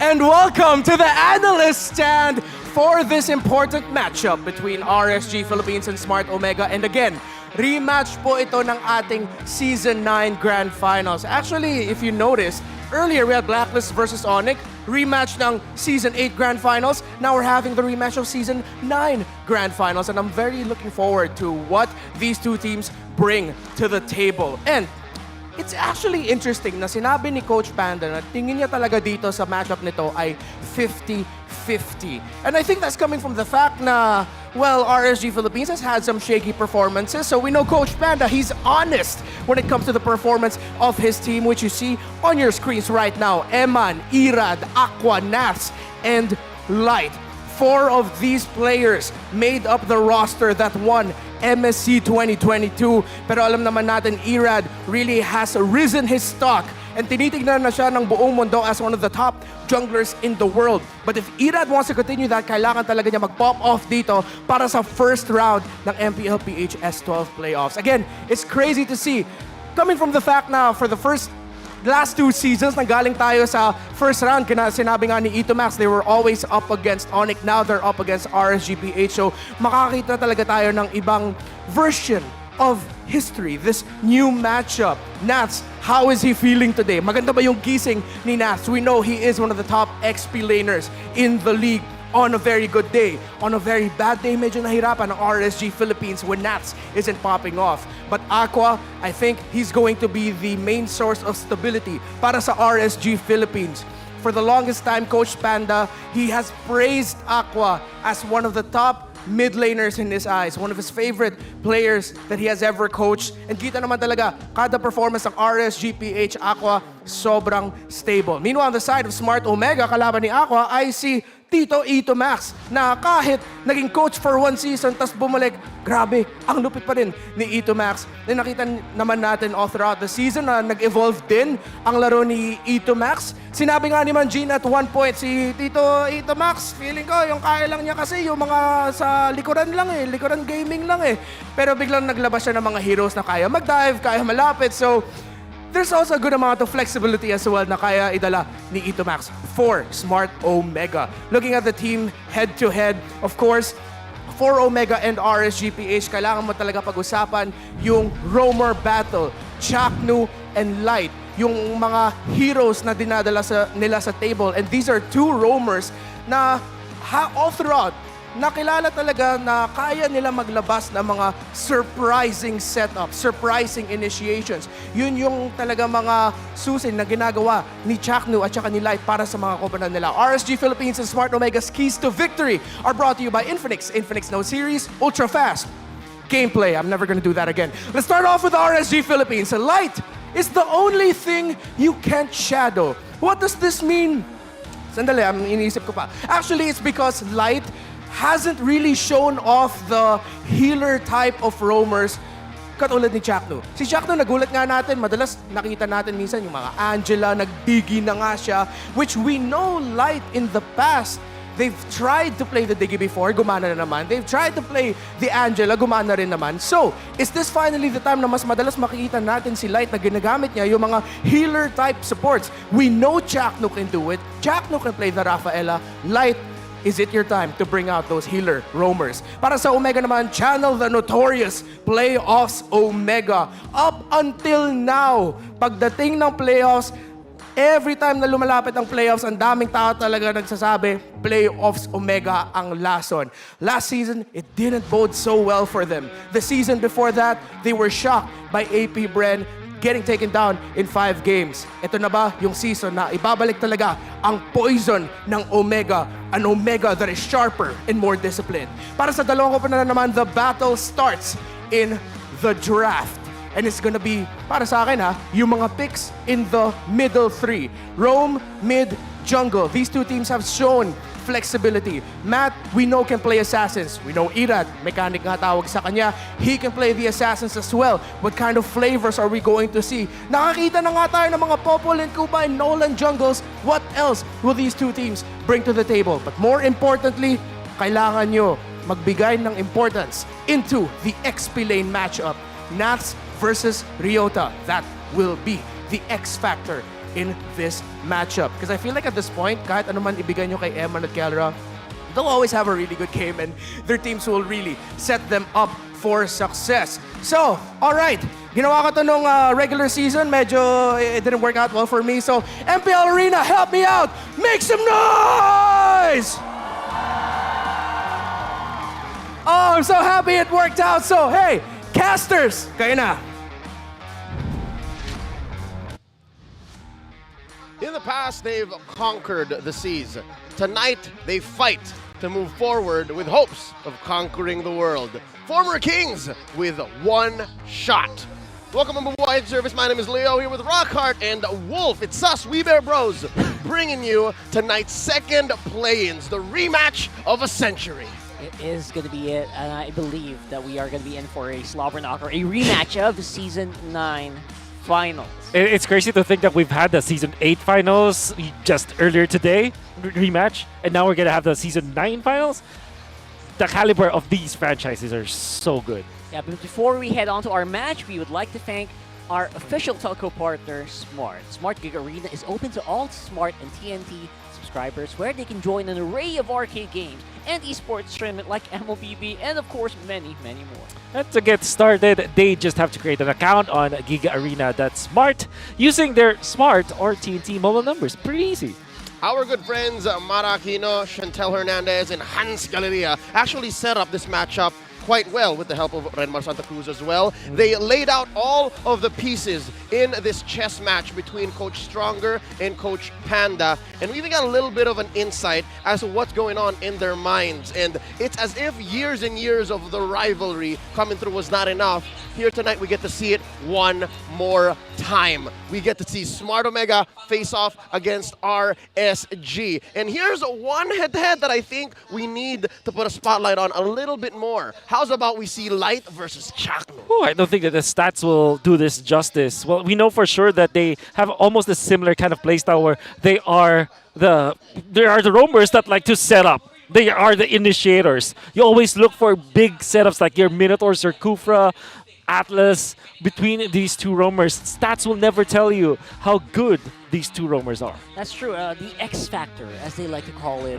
It's always been Chaknu. He's always been the OG in that one. But again, the other roamers are catching up like a lot of players are saying right now. And they're able to do the things that the Chak Mamba usually is exclusive to. Gentlemen, between these two, I'd hate to go ahead and jump to food references, but it's about dinner time. And the only thing that comes to mind between them is number one, the flank for Light, and the set meal for the Mamba. Okay. Nothing comes close. If you're looking for odd angles, your boy Light comes out of nowhere, literally.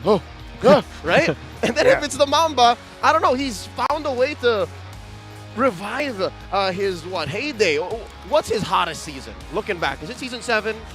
Probably. Yeah. It's like the peak, yeah. He one-up it in season 12. Looking back at the number 1 World Top Hero bands, looking at PH, ID, MY, you see that Joy is still up there. You see that Angela is up there. Wow. Of course, Lancelot being the country of Lancelots in the Philippines. Why the focus, though, on... Why the Kadira in ID? Why do they not care as much about Angela? I think he can answer that.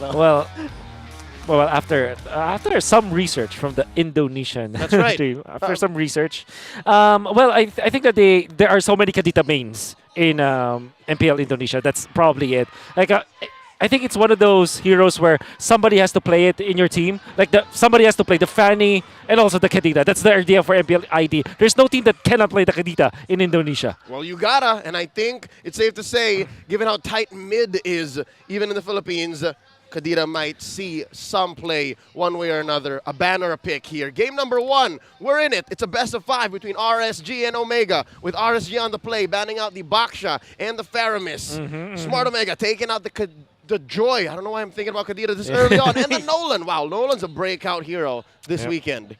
Yeah, that's something I actually wasn't expecting in terms of like banning it out. Yep. I would actually just leave it open because we have actually been talking about the consequences of having to ban a Nolan, and does it really outweigh the risk of just leaving it open? Because there are ways to kind of deal with this, as we did see in the previous series. That's right. We saw that.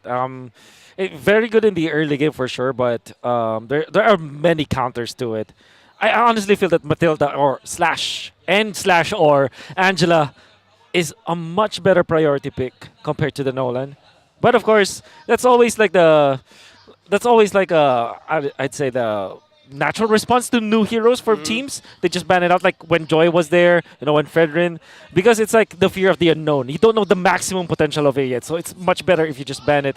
There's the Angela, Matilda for RSG for sure. No doubt. Gotta do it. If not, maybe the Edith. We've seen a lot of success in the hands of Light rocking the Edith. Right. But if they do leave one or the other open, best believe Coach Stronger is not gonna hesitate. Yeah, of course. There are also picks like the Fanny that you can consider maybe around the third, especially for RSG. Oh yes. Because that's one of the keys, right? For RSG, they've said this time and again during the regular season, as long as Ira is comfortable, we're good. Well, there's the Matilda. Never mind. Never mind. Not first pick, maybe third. Yeah. Because I feel like first pick Fanny is always kind of like a big risk. Yeah. So I'm thinking Fredrin for Omega this time to go with, well, like we said, the Edith. It's just a flexible pick for you to use. You're not required to get something like Rafaela immediately, especially because they're the ones that ban out the Angela anyways. Edith? She is. Obviously. Or they are. I think Edith is two heroes in one. Yep. Novaria is actually Itomax's specialty. It's picked up 10 times. It's the most picked hero for Itomax. Yeah, and a very close friend of his actually mentioned that as well earlier in the backstage. I don't know if we can say his name yet. Yep. But he did mention that just throw any long range mage on the Itomax, he's gonna be fine. I think folks are about to find out anyways. Stay to find out. That's the correspondent for RSG there. That's Butters, a good friend. And look at that. Star-studded cast of audience members repping the barangay. So I'm thinking Fredrin still for RSG, but they're the kind of team that will first pick Ixia, honestly. But of course, what? Ooh. They didn't pick either. Lilia makes total sense. Good combination with the Matilda, Aqua hero for sure. Akai this earlier on, especially when we're just hyping up Irad. It just speaks of how tight the jungle is these days. It's not a hyperbole. It's not an exaggeration. The answer for Smart Omega, of course, it's getting tighter in the jungle. Let's go ahead give Matt here, a.k.a. Sir Matt, a.k.a. Mattzilla, that Fredrin. Is there a world where this is Ryota's hero?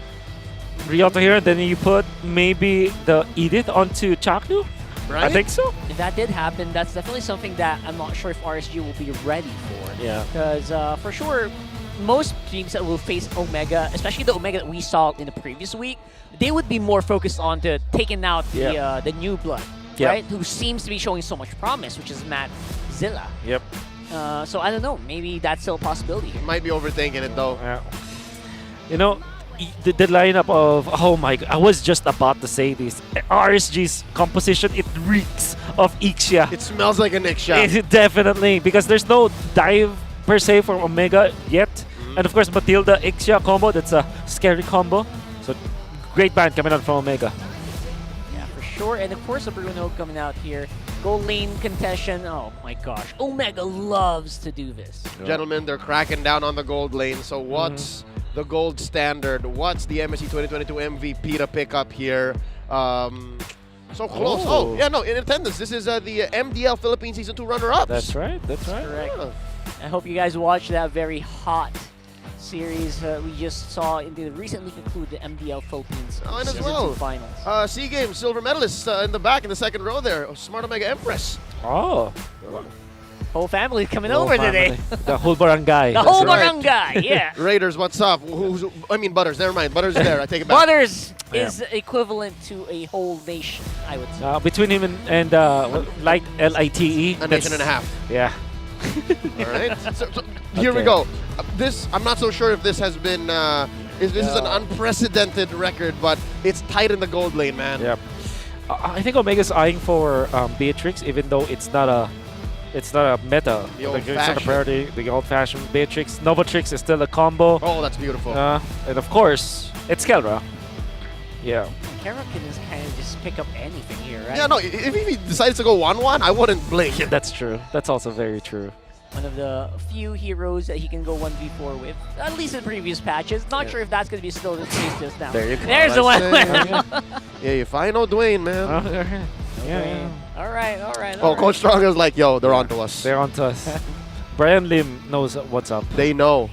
They And know. That's why that third key to victory was so correct, right? Yeah. Draft just starts right here. The battle starts right here in the draft. So very true. Can I just say, this is refreshing, and I am here for it, because we've seen these two teams be very, very specific. I want to use that word. In their drafts, like first phase, just, what is this? Why? And here they're like, no. This is the playoffs. This is the Straight playoffs. up, yeah.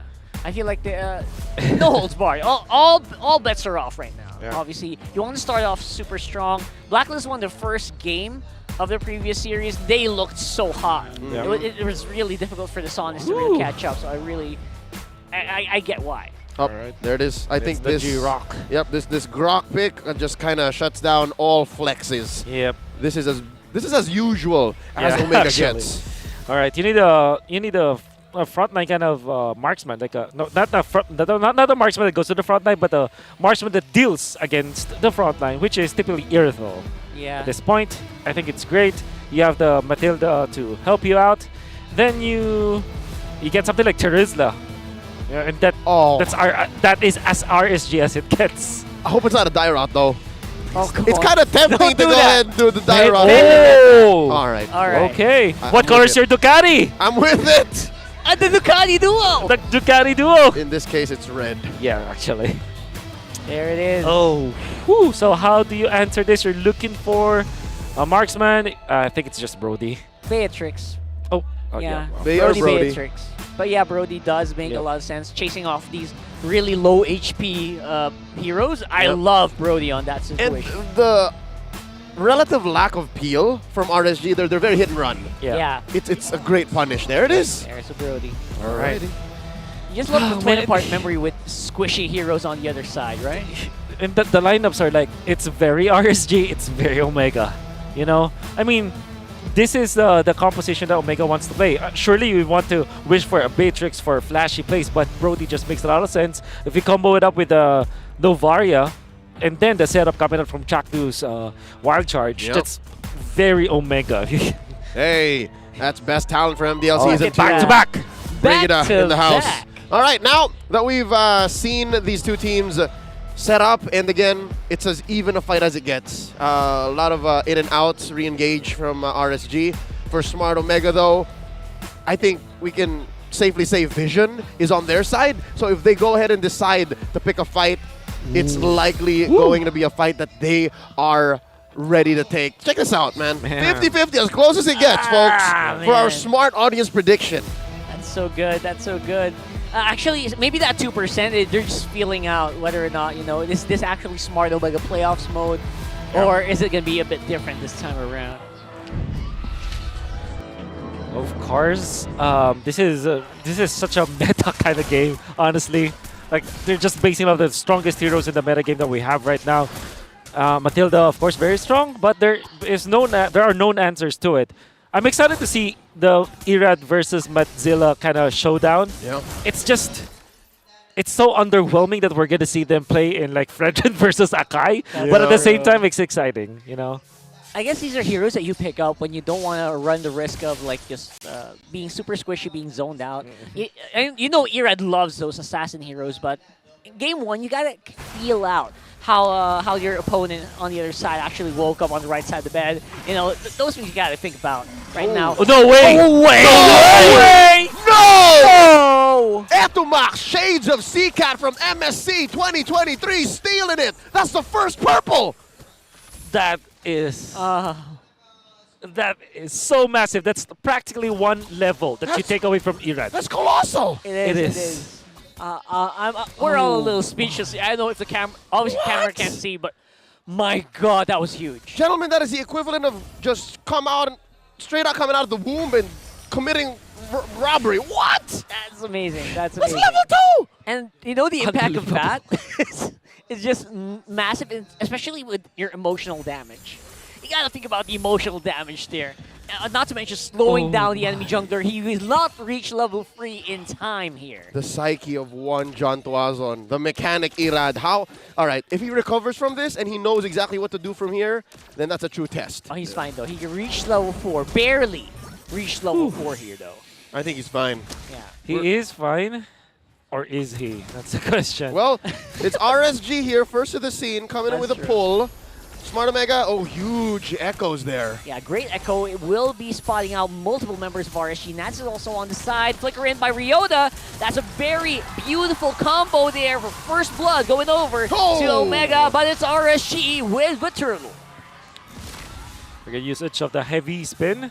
I would say though, Ryota, very nice play from him. They want to invade this time. Well, they do have a lot of bodies to throw onto RSG. Despite losing the first turtle, that's still a kill and an invasion onto the purple. Oh.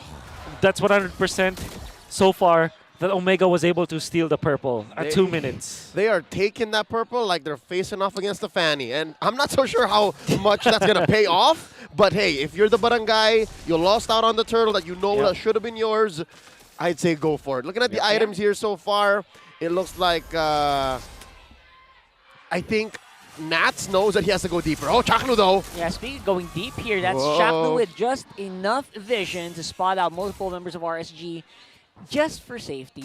I gotta say, with what happened earlier, I feel like if you were Irad, you gotta reconfigure your brain. You know the junglers lately, they just let the damage tick down. They don't really use the retribution on these minor buffs or these buffs. You gotta reconfigure that. Oh, that of course is gonna be able to survive here. Light had the support here on the right, so he should be fine. And both teams looking like they are just they're feeling it out. Yeah. About 30 seconds until the next turtle comes up. Again, it was RSG who scored the first. So I'm guessing Smart Omega with about 500 gold ahead in, I'd say, the oddest spots. Is that just me, Wolf? Do you agree with me that the gold is not where they want it to be right now? I think so. I think that might be the idea now for Omega, for sure. That's also true for RSG if you think about it, but now they will have to answer this push for Omega. Yeah, the advantage you get with the Matilda is the guiding wind. Just make sure that your gold laner should not die as long as you are nearby. And that's something that RSG is leveraging to the max. Technically, if you're Omega, you could go for invades here. Yep. Speaking of, it's Smart Omega on the pull. They're first to the scene. 4 members of RSG coming in, though. Turtle still 3/4 of its life up, and there's the reset. Yeah, that's the reason why you get the Grok Mamba. You gotta go for those resets. He knows when those have to go down. It's very smart because they are trying to give Matt level 8. I believe that he is near. Oh, he's actually way off. Pretty way off right now. Earth Shatter here. And of course, a Primal Wrath activated. Riona is actually super low. Forced to flicker out. And it might be just an RSG turtle because of that. Matt just not within range and not going to be able to contest this heavy spin. Oh, wow. RSG used bodies and skills and everything. You see that they had to hold on for that. And now, I think it's safe to say they've done more than just recovered. Yep. Absolutely. Now they're poking Chaknu. Whoa. Yeah, he's trying to just make sure he survives. Again, there you go with the barrier there. Just good positioning here by the Mamba. Will it be enough, though? That's a lot of damage that RSG is throwing out. Yeah, they will have another wave of minions. And already Omega have spent all of their resources to get out. So this will be a push. Oh, Aqua! Oh my goodness, One look more! at Aqua here. Oh man, that was a beautiful zone. Great zoning. And speaking of zoning, that's absolutely the reason why they were able to get turtle number 2. Wonderful positioning coming up from RSG. They forced out Ryota, and they were too advanced. That means that Omega wasn't able to get into the position. Then comes Nats. It's being his specialty, Benedetta. Playoffs Nats, it's a totally different beast. Man, I'm also feeling the whole nerf on Ryota. You see how he has less lifesteal on his basics when he is in primal form? Yeah. That's huge. You felt it right there. Looking at the items so far, I like that Nats, playoffs Nats with this Benedetta, went full defense first and then the casual hammer. Yeah. because he knows that he needs to get the back. It's huge. The Fury Hammer actually just adds up, right? So much damage that the Vendetta actually throws out. It does add up over time. And he can get away with it too. Oh. All right, RSG, they're trying to get some more gold here. Of course, right now, Echo spots everyone out, actually. That's true. Oh, man. Smart Omega, they do have the vision advantage, but what do they do with it? Look at Nats cutting in through mid. Top lane's going to be next.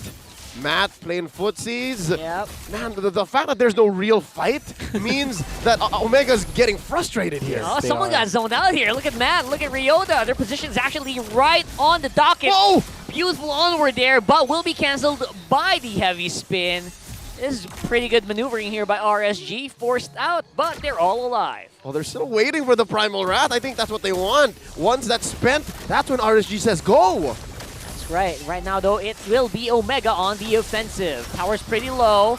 Oh, Keller's going to be able to make it out there. And a beautiful return there on Aqua. A bit too aggressive there, not on time with the guy to win. Oh, a little hit there by Itomax. Oh! It might force out even more. Oh my god, the recall cancels. Ah, that hurts to see. The more time that the Mamba buys, the more that Sir Matt can actually just work on the turtle. If y'all can see from the mini-map, I'd reckon there you go. The turtle's at a third of its health, and OMG looking to take it before it turns into a lord. Yeah, and you look at the player cam, Itomax there was smiling. He knew what was happening there. They forced out all the backs. Whoa! Of course, it will be them with the turtle. What's the fight going to be like? It's going to be Light going in, but that's a beautiful Irad. Heavy spin. Taken out though, no health available. Oh, Matt, Bracers! Bracers right on time. Light's actually low, but Guiding Wind saves Aqua. Wow, how did Irad stay that long underneath all of that? And still, Omega had to double check. Omega had to think twice, but right now, it's swinging back. The rally back and forth. Omega takes a turret. Yep. Well done coming out from Omega for sure. They took out the turtle, and then they get the middle lane as well. They have taken out Irad. And 4 of their members are actually, interestingly, 5 of their members are there. Omega have their own version of Ube at this point. And that's very interesting. Well, this is their power spike anyways. This is Edith plus the Brody. At this point, they are very, very strong. Yeah, when I see that lightning truncheon go up onto the Novaria around this time, I feel like it's pretty good. They're in a pretty good timing right now. Now Omega can do something with the vision. Despite having, what, 2 or 3 solid echoes, now you can feel it. Now it's more than just, all right, they know where we are. They can do something about it. For the first time in the past 5 minutes, Omega's actually crossed the river now, and slowly they can do something with this. They're definitely trying to do something with it. They're trying to focus out onto the purple buff here, but the heavy spin from Irad again, perfectly timed here from the mechanic himself. Yep. They were able to stabilize, and actually, while that's happening, there's a little bit of push coming out from Eman. At this point, RC needs, decides to farm because they need to right now. We might wait for Eman to reach critical mass. And the Ice Queen one on Aqua, this is a very important pickup as well. Yep, here he is, playing footsie with Chaknu. Yeah, Chaknu is actually going to be able to tank more of this. Luckily, the survival of the first tier turret here from Omega seems to be doing them huge favors, especially here in the mid game. With all of the group ups that we saw from Omega, I'm surprised that Matt actually got delayed when it comes to levels. Oh yeah. We're expecting level 8, he was 7, right? And again, we are seeing some good tries on the Omega here, but again, Ultimate's being used already by Aqua. No black shoes, that might be go time, but it is go time, but it's for RSG. There goes the Apprentice Wrath. Primal Wrath activate as well here by Ryota. Damage is coming out, taken out. Chaknu's low, and the heavy spin forces the jungler of Omega to go down. What? And Irad stays up this whole time. They're going to force the Lord. There's no retry for Omega. Yeah, it's the Matilda advantage here, but Kilra, it's Eman who takes the Lord, and the follow-up is huge here for RSG. Kilra trying his very best. What a flicker! Flicker it out! Oh, and the Tory Boy memory could also.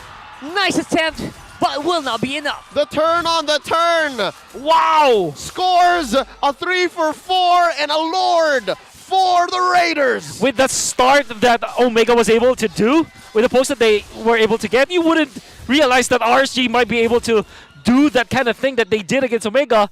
Definitely not a team fight that you would paint in your head. RSG was already able to take out Matt because of the good counter from RSG. Then Omega takes out Irad for some reason. Eman still gets it.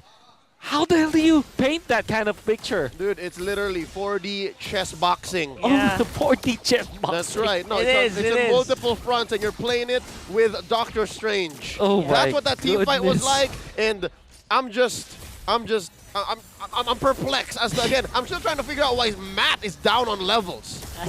That's where my brain is at right now, and RSG are closing the gap. They are just crawling through, and the whole map's blue. You know, some matches look like ping pong matches. No, this is like every strategy game you can think of. Ping pong boxing chess. Ping pong boxing chess 4D. With a side of what? Mini golf. Mini golf, yeah. It's crazy to That think sounds that like way. a fun date. I'm already spent. Oh! Oh, there it is. That's actually pretty good here. Nats once more on the Benedetta. Looks like he's just unkillable. Even with the land that Omega have right now, just so hard to catch that guy. All right, gentlemen, is it safe to say, with the Lord coming up in about a minute and change, it's rallied all the way to RSG one more time. It's now the Raiders in control, and they are taking their sweet time. That's right. They're still holding on to it and trying to take down this first-tier turret. Oh, beautiful entry here by Nats. Gonna be able to dodge out of that. No one goes down for Omega, but that turret definitely looking low. A little surprised no one died there. Yeah, I am actually also surprised there. I think that the reason why Matt is actually down a level, it's mainly because of the fact that they were grouping up so much. And surely that is good when it comes to like getting team fight wins, but if you spend too much time grouping up together, that means that you share the XP too much. If you don't get any kills, it will not be rewarded. That's what RSG did. They just made sure that they didn't die against the group up of Omega. And now Irad is maximum level. It will take a while before Sir Matt will reach that. They found Kelra. Yeah, Kelra might be in trouble here. Going straight at it, uses the flicker, but still gets caught by Irad. Like this out though, beautiful damage from the Capitan. And it's just a free-for-all, ladies and gents. It's gonna be Nats being forced out, canceled as well. Matt doing damage here. 2 for 1, a worthy trade. I could have sworn Keller was gonna wow us, but something's gotta give. There are rules to this game, and when a gold laner gets pummeled like that, the best you can look for is a trade. Yep. It's weird because I was just talking about how they are grouping up together so much, and then now they dispersed. The moment that they dispersed, Kelra was found by RSG. Perfect timing that for RSG to catch him there. Yep. And force the flicker out as well. What a critical skill before the Lord happens. And I think the Barangay made the call. They are a man up, and they want to take the Lord. This is a luminous Lord. This is one of their best bets at claiming back parts of the map. It's just Light and Irad here. Circling Eagle, spent up. There it is, already used up here. Wild Charge makes sure they can maybe catch Light here. Nice save there with the guiding wind shielding, and the kill goes to RSG instead. There's not enough stacks on Kelra's ult there, having spent it to no avail. And again, Nats just going straight at it, looking for the Capitan. Where's the retribution going to be? Irad going to be the one to take it. Matt goes down. The Barangay might be in trouble here. Chase is on by RSG. They're not letting up. Oh, the huge turn coming in. Oh, there it is. Kelra trying to do the mechanics here. Sword Depart member will do any damage? Not really. Forcing a flicker out of Chak Mamba as well. Barangay in critical shape. They are up against the ropes, and they are seeing stars. Man, a Flask of the Oasis, pretty much in full, full potential. I saw there.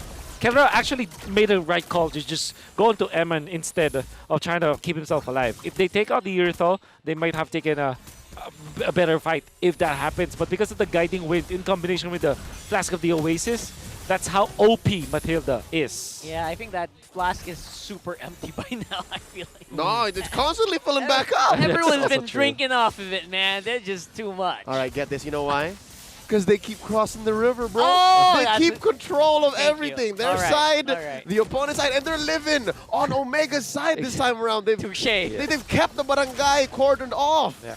Part of me wished that you said it's because of Aqua, but hey, Sometimes the low-hanging fruit just is a little too much. Oh, they're inside the base! Oh, Chakno goes down without a trade at all, and everyone from RSG looks super healthy. This stage could be their last here as RSG look to complete this game. Oh, they've taken down all inhibitors. Chakno look, 27 seconds.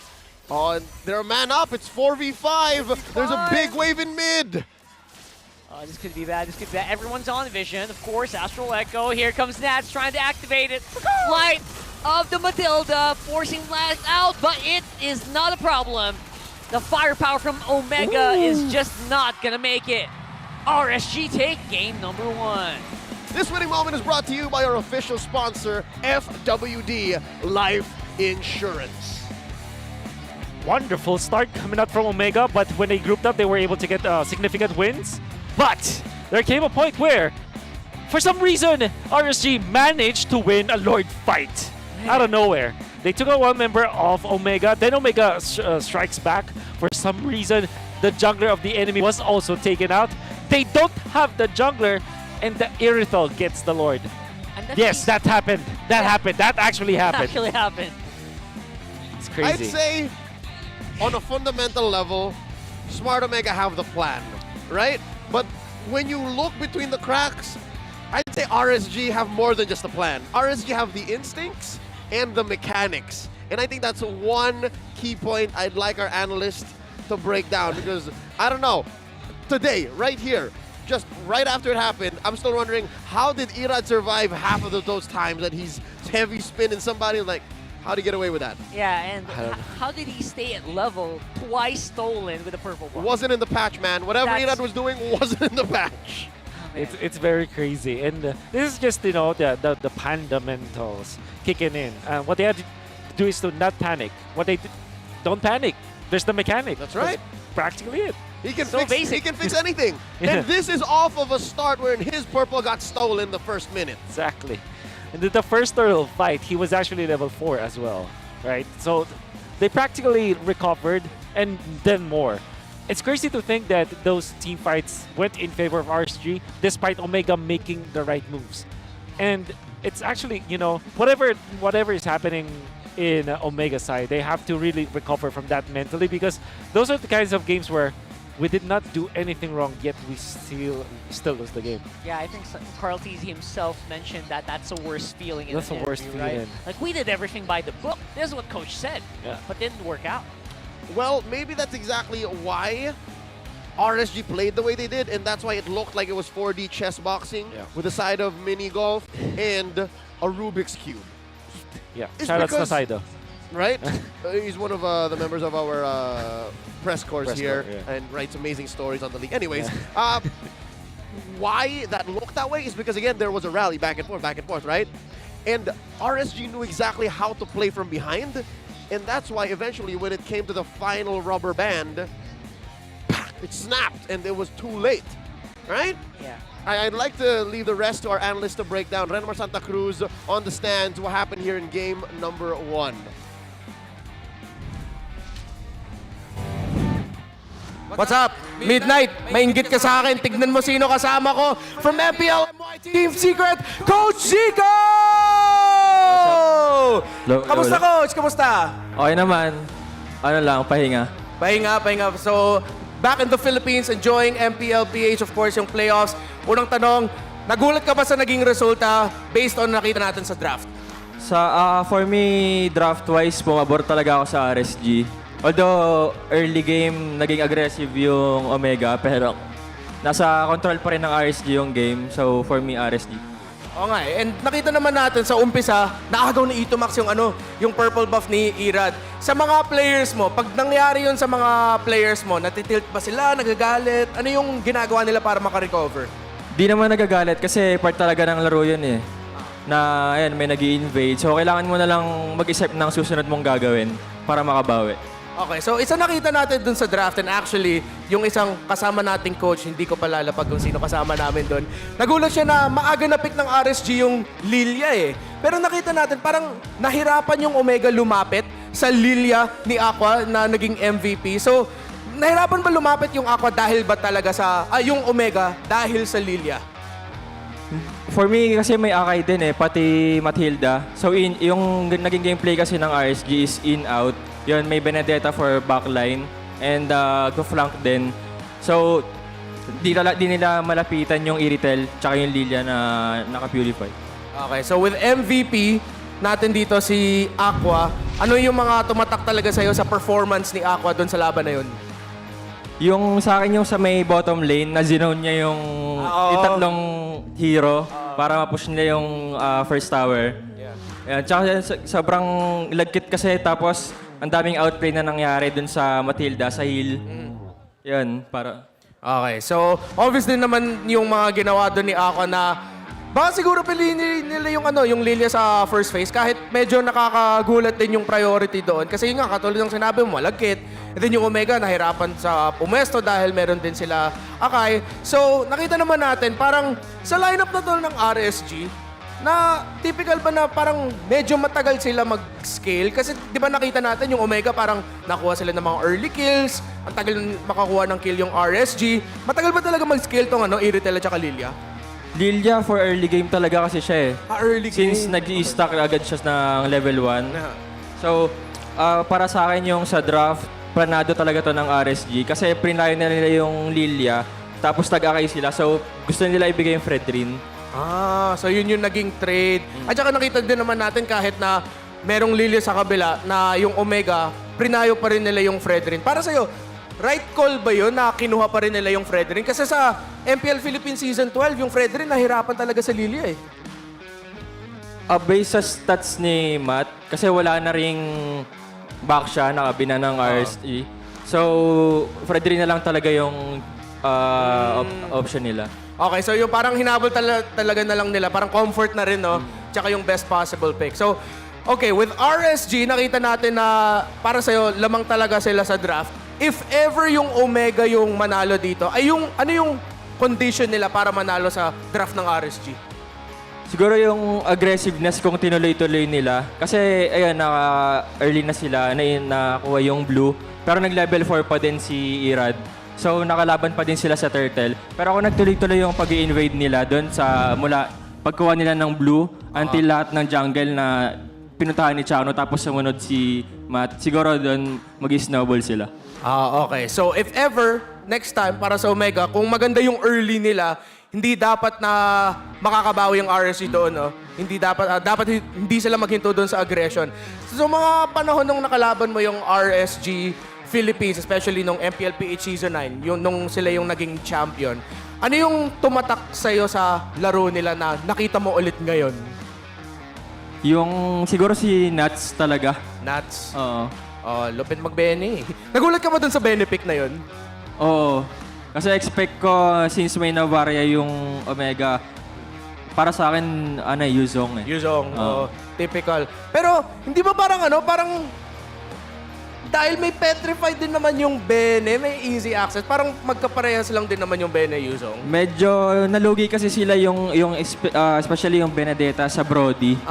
Since di siya makakalapit. Pero kung Yuzong, yan malalapitan niya agad. Pero yun nga, since iba yung mastery ni Nuts ng hero, naging maganda yung result para sa kanila.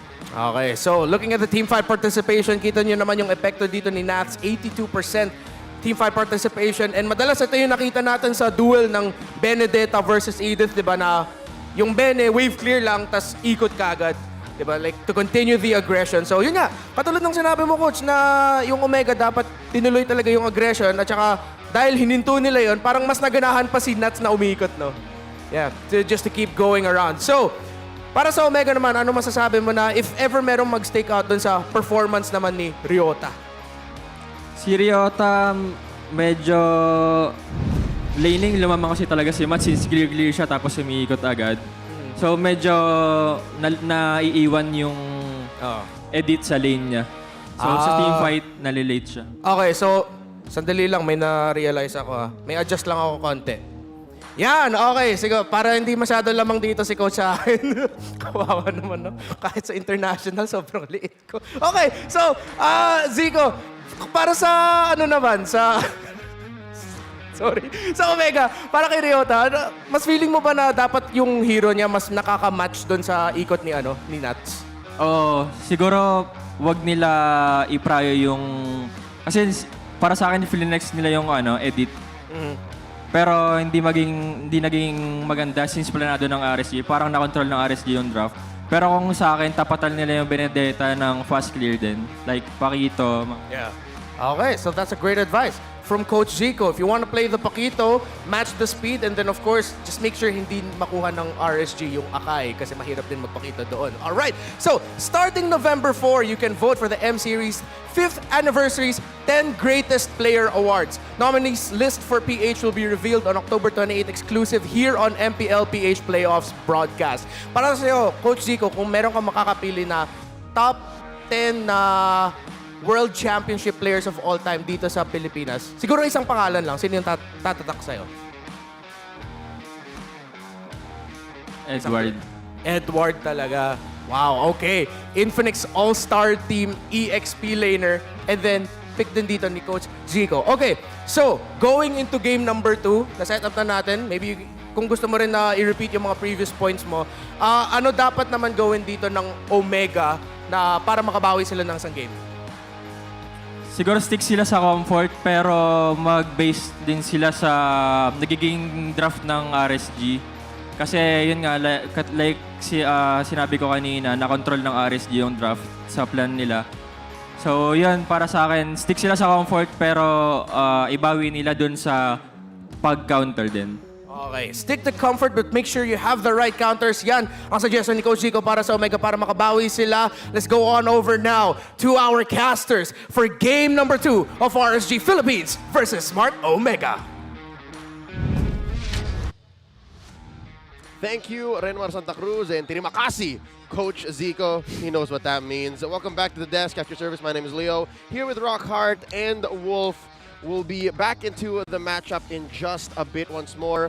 Match 1 went to Blacklist, so ONIC went bye-bye. Here, we're going to be seeing who moves on through the play-ins. Is it RSG or OMG? Real quick, before we move on to game number 2, we would like to let everyone know, from the official insurer of MPL Philippines Season 12, we bring you the one for gamers insurance plan with MOBB in-game rewards. Wow. Yeah, man, your expert wingman is here to protect you in this epic adventure called life.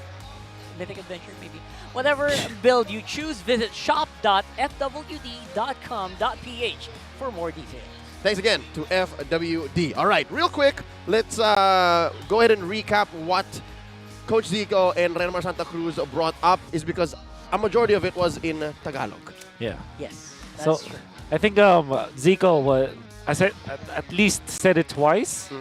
He favored RSG's draft better. Yeah, he saw it coming. He saw it coming, yeah, for sure. We know Zico. Oh, we trust him. We trust the guy. Sure, Zico. Sure, Zico.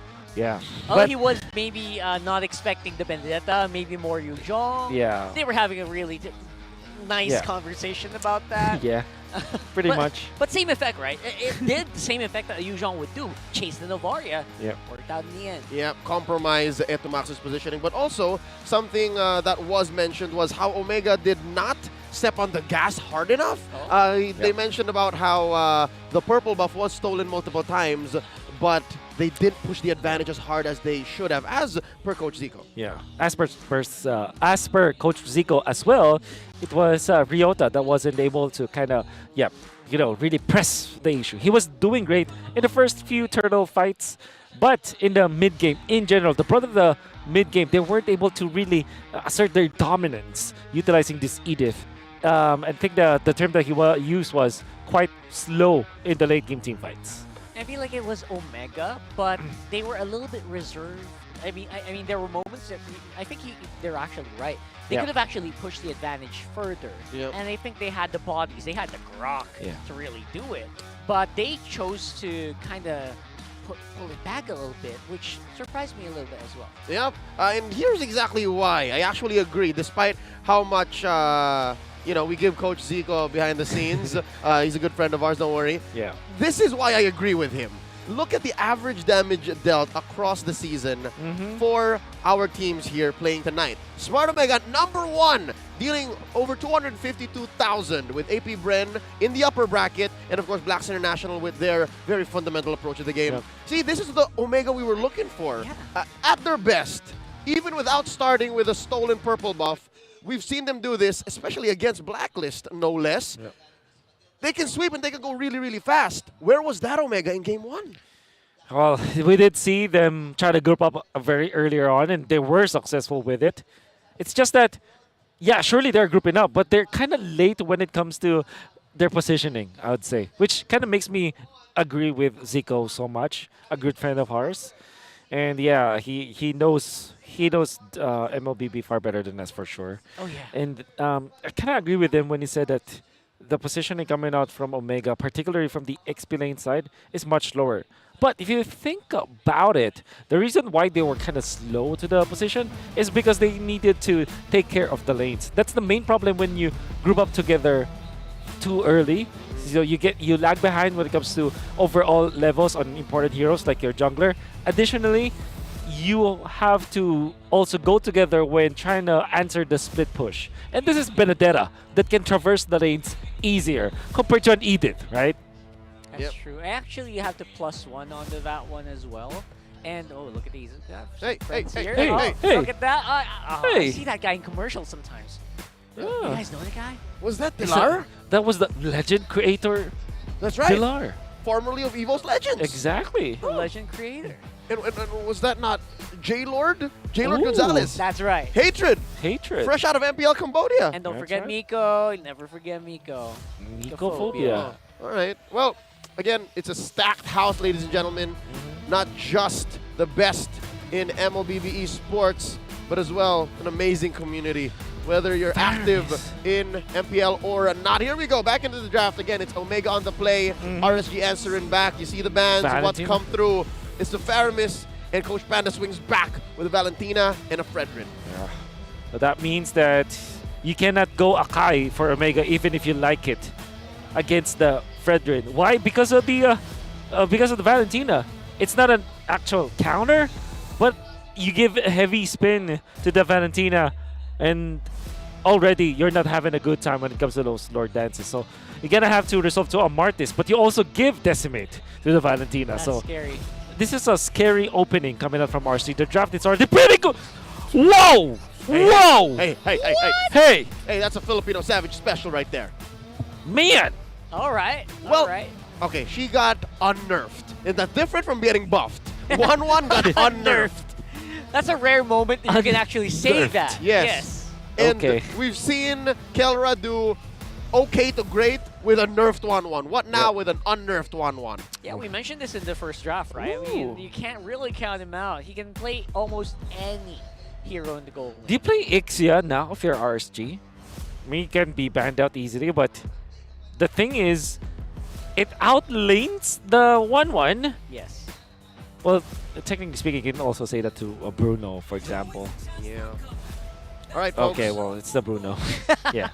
Yeah, I mean, hope you were- Ixia looks electric, but of course, yeah, Bruno is like an easier way to do it. I hope you guys were taking notes. We just flashed for y'all the most used emblem set for Jungle Fredrin. Yeah, actually, the firmness is actually 100%. Was that right? Yeah, Firmness? yeah. That's the Rockhard name, right? actually took notes. All right, good job. Yeah. And I think that's exactly what you want to do. Yeah. Obviously, tenacity is all, something that you kind of will forego because you have to forego it, right? So yeah, you got to make up with it. You're chunky as is. Yeah. All right, RSG looking for roamer bans or jungler bans actually. You know, yeah, maybe probably Kuba if you're like watching. They still ban out the Akai, interestingly. Yeah, because they are not afraid to open up the Lancelot for Sir Matt. Because again, I'm not putting Sir Matt on blast, but the last time we saw his Lancelot wasn't stellar. Oh yeah, I mean that's putting it lightly, to be honest. I'm nice. I like Sir yeah, Matt. you are. It's no secret. I'm a so fan. hard to not like Sir Mattzilla. Yep. Now I understand why they banned out the Akai despite them having the Valentina, because they need a frontliner together with the Terizla, because if you have another frontliner to go with Terizla and Faramis, 1-1 is safe, generally speaking. So maybe another tanky jungler choice for RSG. What's left? The Martis, so that he's forced to play the Lancelot. That's true. Wow. Other junglers that there are. But is it that bad? Frontline. Not what I expected. And definitely not a jungler. Yeah, definitely 100% on a jungler. I guess they're just okay with the Martis, I guess. Yep. Okay, Uranus is banned. Makes a lot of sense. RSG could just go for a light special, maybe, this case. What else is out there? Again, we have to consider that the Nether Realm is active here, right? Yeah. Lolita could be good, in a way. I guess it answers the Cult Altar, blocks a good chunk of Kelra's damage. Yeah. Kaja, of course. All right, pick off. 100% light special. Yep. And on the other side, is there a possibility of just going healer roam here? They can still kind of do that kind of For thing. Omega, you mean? Yeah, for Omega. Yep, Rafaela, for example, they take it away. Rapharamis? Oh! Scary. Scary, scary. Then you protect the 1-1 with it too, right? Yeah. So you just double down on protecting the 1-1. Just hard dive. In your face. In your face. Of course, the jungle, maybe this time around, there might be an option to go assassin, but with a Faramis, you kind of just want to stick with the tanky. Whoa, whoa, whoa, whoa, whoa! Export jungle, let's go! Export jungle! Okay. What is this? I'm all up for it. They need a tanker. They need someone to stay in front. Yeah. There was a short pocket of time in 2022 where this was all of it, man. Jungle Exborg, but here, 2023. It's all about protecting the 1-1. For protect 1, literally. All right. Okay. I mean, is that not the story of Smart Omega? Is that not the story of Kelra and whatever combination of 4 other players he Yeah, exactly. went? That's true. And it's worked. I mean, Yeah. I don't mean that in a bad way. It's just... But this also takes away the valid heroes for Nats. I mean, you still have the Benedetta, but you would wish to have the Exborg or Edith against the Terizla. I think you're left with, what, Clue? But there's Faramis, so you don't want to pick that up. What else do you pick in the XP lane? You go Fredrin, you go Fanny. Of course, that will be it. They were thinking on their feet. But this is 4 Protect 1 is the best 4 Protect 1 ever. Can you go Fanny this time against that? Yeah, because you're literally Ethan Hunt from Mission Impossible 2001. You literally just have that one thing. I just gotta come in, grab that 1-1, get out. So difficult, man. Woo, The is only that right? downside of the Omega lineup right now I think also Mission Impossible was is 2001. It's Mission Impossible monotype. 2. It's physical damage. I wasn't born in 2000 until, you know, Oh, that- 03, so yeah, that's true. I can't answer you. It's a hard... We didn't Yeah. really watch that in theaters like Yeah. you did. Sorry. I wasn't around until 2001, sadly. This smooth reference is taking too much of my brain space. Anyways, moving on. Here we go. Game number 2. Are you saying, Wolf, you're liking it? You're liking this 4 Protect 1? Despite how, again, how greedy it might look like on paper? I like it because it's Kelra, number 1. I like it because I have not seen a 4 Protect 1 like this in the modern age of MLBB. It's been a while. Yeah, it's been a It's hot been a minute. while. That's true. I mean, Exborg, alright, let's just say Matt has never played Exborg Jungle before. But who can't? Who cannot play Exborg Jungle? Wow, you mean... when you put it that way, how... Like, how do you not play this? So hard How do you mess it up? It's so hard to mess up. Exactly. So... All right, can confirm. It's one of the easier junglers to try out. But that's a big plus, right? Easy to execute, makes it hard for the opponent to pull off some fancy maneuvers. Whoa! Like what you're seeing right now. First blood going over to Omega, not to mention the Kaja's low. All right, checks out, ladies and gentlemen, and the kill went on the right hero too. Yep. They don't even need +1 on that gold lane. Was that a solo kill? That was a solo kill. Solo kill, yeah. He just did Filipino savage things. Off to a great start already. Smart Omega. Specialist of the 1-1. I think that the Grok Guardian's banner also played significant role in winning that matchup, because what you do is to kind of delay the minions so that you'll have a better positioning. And you compromise Eman. Yep. All right. That's huge. That's huge. All right, so if in game 1 we tested Irad's fortitude, now it's Eman. That's right. It's going to be difficult. It was super tricky. Yep. Especially right now, though, that we do see Light a little bit on the back foot as well, which means he can't really roam as much as he should. He's a bit low on experience here. Yeah, fortunately for Eman, even after dying, there's not much that Kara was able to deny away from him. So he still is okay when it comes to EXP. All right, well, with that said, it looks like both teams are slowly making a move. RSG wants to secure the buff first for Irad, and then Omega, maybe a step a half ahead. They're going ahead and taking this turtle. He's trying to post it up. He doesn't have retribution. It looks like, it feels like he does, but no, he doesn't. I mean, he spent it. Kind of can just flex on it. Yeah, I'm a veteran. How are they not internally laughing right now? It'd be so funny if he like forced it up, right? And then just tried to go for the retreat. No, I don't have retreat, bro. I would love to gather attention towards the cameras when Matt is in it. It's like the most intense X-Borg player ever. Really? You would see it. Hey, that's how I would play this jungle X-Borg. Okay. All right. Can't confirm Look it at gets hot. that guy. Look at that guy. It gets hot, man. You get invested. It's so ironic that he's facing off against the mechanic with an X-Borg. It sounds so wrong. Oh, look at that. Itomax might be in trouble. Another realm activated though already. Irad tried to get something done here. Bam! Oh, going to be no one home. Shaknu tried to go for the intercept. Not really going to be hitting home as well. Not enough at this point. RSG, have they recovered? Let's find out. When it comes to the gold lane, Eman is actually, Eman has more gold now compared to Kelra. But of course, after that 2 cannon minions, Kelra will be up. So that's going to be equal when it comes to gold for both gold laners. Not bad. Yeah, and gentlemen, take note. This is all this while Smart Omega sent nobody to protect Kelra. That's right. So this is a usual situation. Kelra's familiar with this kind of setting. Now they're trying to compromise the purple. Yeah, Matt will not have the Firaga armor no. here. Might be Oh, trouble no. here from Irad. Oh my goodness, just overstayed their welcome a little too much. How do you mess up the X-Borg? I mean, if we're overextending, that's why. That's applicable to any kind of hero anyway, so. Yeah. I would Omega. say one of the only ways to do that. Yeah. Something tells me he miscalculated his Firaga armor. Yeah. Again, it was a, how do I say, sardines can situation there in that little pit. So What's maybe he that didn't mean? see it. Maybe it's tight. Like there were what? Oh, 7, yeah. 8 bodies in there? They were tight. All right, thank He didn't you. see the damage. Oh, but wait. His purple's in trouble. Purple's in trouble. Turtle also going to be contested here. Chaknu just closed. No cigar though. Irad taking up that big objective here. And Nats just showed us how to make an impact.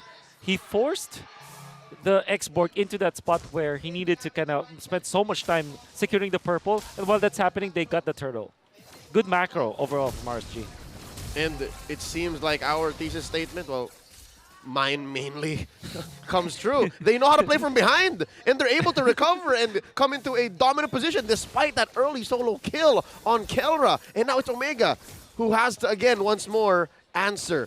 Do you guys only really play from behind? Can you not be more proactive than you already are? Because look, RSG is forcing the advantage down bottom. Yeah, speaking of forcing here, that's Nats also Whoa! forcing a response here onto Matt.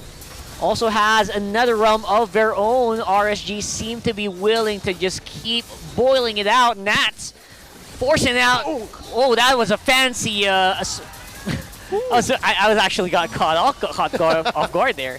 What was that? That's here. It's a Euro step. It's a Euro step. Oh, there it is. Irad just showing off his mechanics as you do. Wow. And Ryota at the back.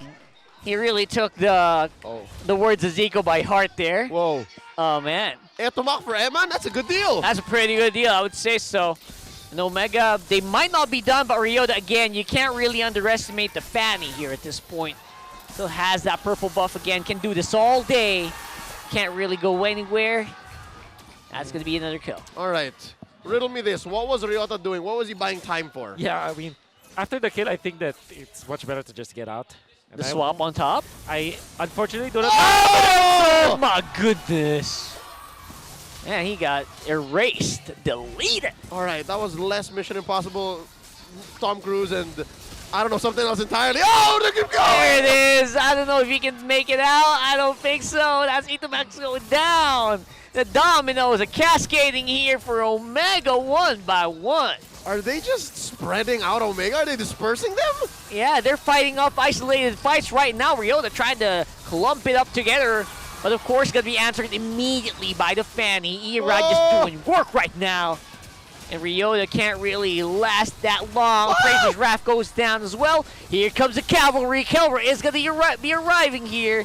Will he be able to activate, though? That's a big question. Nice energy eruption cancels out the movements of the Wan, saves the day. And to answer your question, Leo, yes, RSG was able to disperse Omega. And Omega themselves also added to that, where they also spread themselves too thin. They are putting the wrong players in wrong positions, and RSG are able to smell it. The fundamentals, the fundamentals coming out from RSG allows them to smell the mistakes coming out from Omega. Oh, wow. 3 words then, all according to plan. RSG putting the pieces where they need to be to knock them down like dominoes. As Rockhart said, 5K ahead. Look at these items. So far, I'm seeing a lot of gold on that Fanny compared to Matt. Maybe we shouldn't have called it too soon. Maybe there is a way to get it wrong in a macro sense. It is. He's getting left behind here, right? In terms of everything. There are some heroes that you can say, like, it's high risk, low reward, and that's definitely X-Borg in a way. Like, the only risk is that if you mess up. And that invasion on the purple buff, imagine how big of a setback they've had just because of that one wrong move. Cost them too much. It was so much. Oh, concealed play from There's the Mamba. a big play here from Omega, and if they want to get back here, I think, yeah, they got to make some big risks as well. But will not be paying off. Got spotted out by the Raiders. About half a minute until a Lord spawns. And yeah, no, the map is all red. Damage dealt as well. It's all for the Raiders. I don't know where else Omega can go because, again, more on the X-Borg, right? Yeah. It only has so much mechanical limits. Like, there's only so much you can do with fire. And even if it's fire that spins, there's really just so much you can do. Yeah, I mean, you can really cook a pretty nice barbecue. Yeah. Well, you and me both. Hungry, too. All right. Ditto there. By the way, Omega is known as a team that can also come back from big, massive deficits. And Kira is holding to a hero that actually enables that to happen. Now Omega, they have to really press the button, the panic button, which is for Protect Kelra. And they're doing it here. They're doing it. They need to do it. If you want to flip a switch to activate playoffs Omega, this is the exact moment to do it because they are going to start trailing if they still let these Lords go. Will invade. Very smart thing to do because Nats can easily reset the Lord. Ooh, a big miss onto the penalty zone. Ryota is basically non-existent in this fight now. Here comes Irad. The Cavalry's arrive. Ryota goes down, and Irad's trying to get some more, and he does. Kelra all alone here. Shaknu's going to be forced back. Where is the Filipino Savage? All alone here as the Raiders control the Lord. It was just but a split second that the Guardian's barrier did not stop Irad from getting out of the base. He could have died there. That could have been a shutdown for the Barangay, but instead they lose so much on the clapback and they lose a massive Lord. They're looking down the barrel of a 10K gold lead and the map being all red, all for RSG. What happened there? Well, Omega was able to protect one. That definitely happened, but the one cannot deal the damage at this point. It's not enough. And the thing is, Ryota made a play. While it's true that it's the right play to do, the timing was a little bit off, and RSG was able to recover. Even after the Cult Elder, actually the Nether Realm, they were even put in a much worse spot after the Nether Realm, because what happens is you get stunned, right, if your shields run out. Yep. That's exactly what happened. And it actually helped Irad get into position in time because of that 1 second that they were suppressed. Oh man, that friend of ours that actually said Etomac should stick to long-range heroes, it's coming true. Coming true, man. It's happening. I don't know. It just feels like it's an implosion here. Omega just imploding from within. Having a hard time. Is it a range problem? I don't know, man. The Wan just not able to activate here. It seems like RSG is the catalyst in this chemical reaction. That is Omega's implosion as RSG take down the bottom lane inhibitor. Mid, gonna be up next. Oh Lord, you see that goodness burst from Irad. Man, Irad's on fire, and this is not literally, not because of Matt, but because of his own, his own things. I don't know. This is a big reason why Irad's just called the mechanic. Why you ban out Fanny against this guy? That was so critical right now when you think about it. If Irad is comfortable, then that's half of RSG's job done in the draft. That's right. And here they ended up with it on the last pick. Here we go, big team fight in mid. Oh, nice save there coming in from Aqua. And make sure that the rest of RSG are relatively safe, but Ryota actually going to be packing a punch of his own. Takes out Nat in the end. So it's going to be a successful defense for Omega at the very least. First big win for the Barangay here. That's right. And it's a massive one at that. Took out Nats. Finally, Omega is able to do what they're planning to do. Like, while they were cooking their opponents with the last Insanity, while they are stacking up with the X-Board, what you need to do is to layer stuns. But layer stuns, but make sure that the icing is the last Insanity. So that's exactly what happened. You have Tears of the Penalty Zone, you have the Wild Charge to go with it, and the Nether Realm damage from the Ghost Bursters. While that's happening, make sure that Matt is able to utilize his ultimate. So that is definitely one team fight that Omega needs to replicate. Yep, replicate it and then maybe even build on it is because that really only happened because RSG tried to push these inhibitors. So if they can replicate it and improve on it from the outside, maybe this next Lord might be more than just 50-50. But as it is, I'd say contention is not in the books. Yeah. It's too difficult, man. It's too risky. I mean, we've seen the Chaknu pull off some stuff like this before, but it's definitely going to be a different beast here, considering how far ahead RSG are. That, and we've seen Matt do similar things and steal Lords that obviously did not belong to the Barangay, but he did it with a back shot. This is the X-Board again we're looking at, folks. Oh! It's so difficult right now. Lord will be secured here. Omega trying really hard. Accepts the Appraiser's Wrath here. A little bit too late on the Nether Realm. Ryota already gonna fall. Yeah, no, it seemed like it was 2 seconds too late, or maybe even a range problem there. That was a range problem, yeah, for sure. All right, now that RSG's knocking, and knocking is anybody home here, Omega. We gonna take some turrets here, and maybe more, as we do have the Lord menacingly walking up on bottom. Oh, this is important. Nat's picking up the immortality. Can really be frontlining for the team now. And that means Eman will just freely hit from the backlines. There's no dive from Omega. Nope. Here we go. Here we go, though. Irad trying to do it from behind here. Rio already with the penalty zone. Nats, Appraiser's Wrath down. Wipes out the front line of Omega.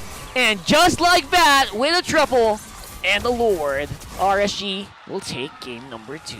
This winning moment is brought to you by our official sponsor, FWD Life Insurance. The Raiders at the cusp of eliminating Smart Omega. It just feels a little different, man, the Omega we're seeing today. I think that they are overthinking the draft and approach to the game. Overthinking to a point where they first picked Theramis. They followed up with a 1-1. They last picked with X-Borg in the jungle. It's too off meta. You would understand like cheese picks, pocket strategies. But that only means that you pick it up last. You surprise your opponents with it. First pick Theramis, followed up by the 1-1, then last pick X-Borg jungle. It just cannot work. It's so difficult to make it work. All right, now that you throw back as far as the draft, everything else that happened in the game seems typical. Everything that happened in the game seems like, oh, that explains it. Because range-wise, yeah, Omega's already compromised. Damage-wise, it's a 4-1 comp that didn't have to be as hard as a 4-1 comp. So now, a true test of their fortitude, a true test of how hard the Barangay can reset is because, as true as their saying goes, this is it. Every game moving forward is just one shot. They cannot lose. They cannot let anything slip through. Literal one shot. Over and over and over again until they make it a game 5.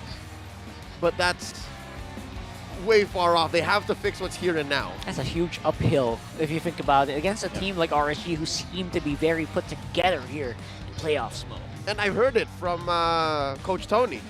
This is where they flourish. They love it. That's actually they love it when they are up against the ropes, but if you go up into the ropes, if you get gassed, if you get clapped like this, I don't know how hard you can go. Yeah, that's also why Omega fans are always at risk of hypertension. I don't know how true that stat is, but let's go on and throw ahead to our analyst to break down game 2. We're heading into match point para sa RSG. They lead 2-0 versus Barangay Smart Omega. Speaking of, kasama natin, Coach Pakbet! Hello, hello. Kamusta, Coach? Nakwento mo sa akin, nakakabalik mo lang galing Cambodia. Kamusta? Ayos lang, ayos lang. Ayos lang, enjoy lang. Enjoy so far dito sa Mpl-Ph. Of course, the coach of Team Max in Cambodia. Ang haba ng usapan natin pong laro. Gawin na lang ulit natin yon. Umpisahan natin yung reaction mo sa draft. Kasi meron kang sinabi sa akin kanina habang nag-usapan tayo, out-draft dito ang RSG. Feeling ko sobrang ganda na nung pag-last pick ng fan ng RSG. So, di siguro anticipate nung Omega yung draft na magla-last pick pa ng Fanny kasi naka-Fred rin eh. Pero kailangan nila talagang i-adjust yung draft ganyan. Kasi sobrang flexible nung RSG. Nag-assassin, nagtatanks, kaya kailangan nila i-adjust. Yeah, nakita naman natin dito, of course, MVP si Irad. 7-0-4 on this Fanny. Nakita natin yung mechanics ng The Mechanic. And even though questionable din para sa ating dalawa yung pagpili ng X-Borg. Pero parang kasi dahil sa priorities ng Omega na pinch talaga si Matt. Feeling ko, yung priority ng Omega, feeling ko masyadong napaga yung 1-1 nila. Kaya nawalan sila lang ng jungler. Okay. So, if ever, sa game number 3, dapat ngayon parang mas priority na kay Matt, no? Habulin yung priority ni Matt. And of course, even though nag-umpisa yung game na to na nakapag-solo kill pa nga si 1-1, si Kelra, dun kay Eman, parang na abot talaga sa puntos na mahirapan talaga dito yung Omega. Wala silang parang panghuli dun sa Fanny. Tsaka sobrang ganda rin ng Valentina Frayo ng RSG. Kaya sobrang daming copy. May Grax sila na pwedeng copy o kaya kunin na lang nila yung Paramis para sa team fight. Okay, so with the Valentina, mahuli din nila yung yung ultimate ng Faramis ni Ito Max. Feeling mo parang maaga rin ba yung pagpili ng Faramis dun sa first pick? Medyo maaga. Pero feeling ko may plano rin yung Omega sa pagprayo nung Faramis. Kaya siguro di lang din talaga anticipate yung Fanny last pick.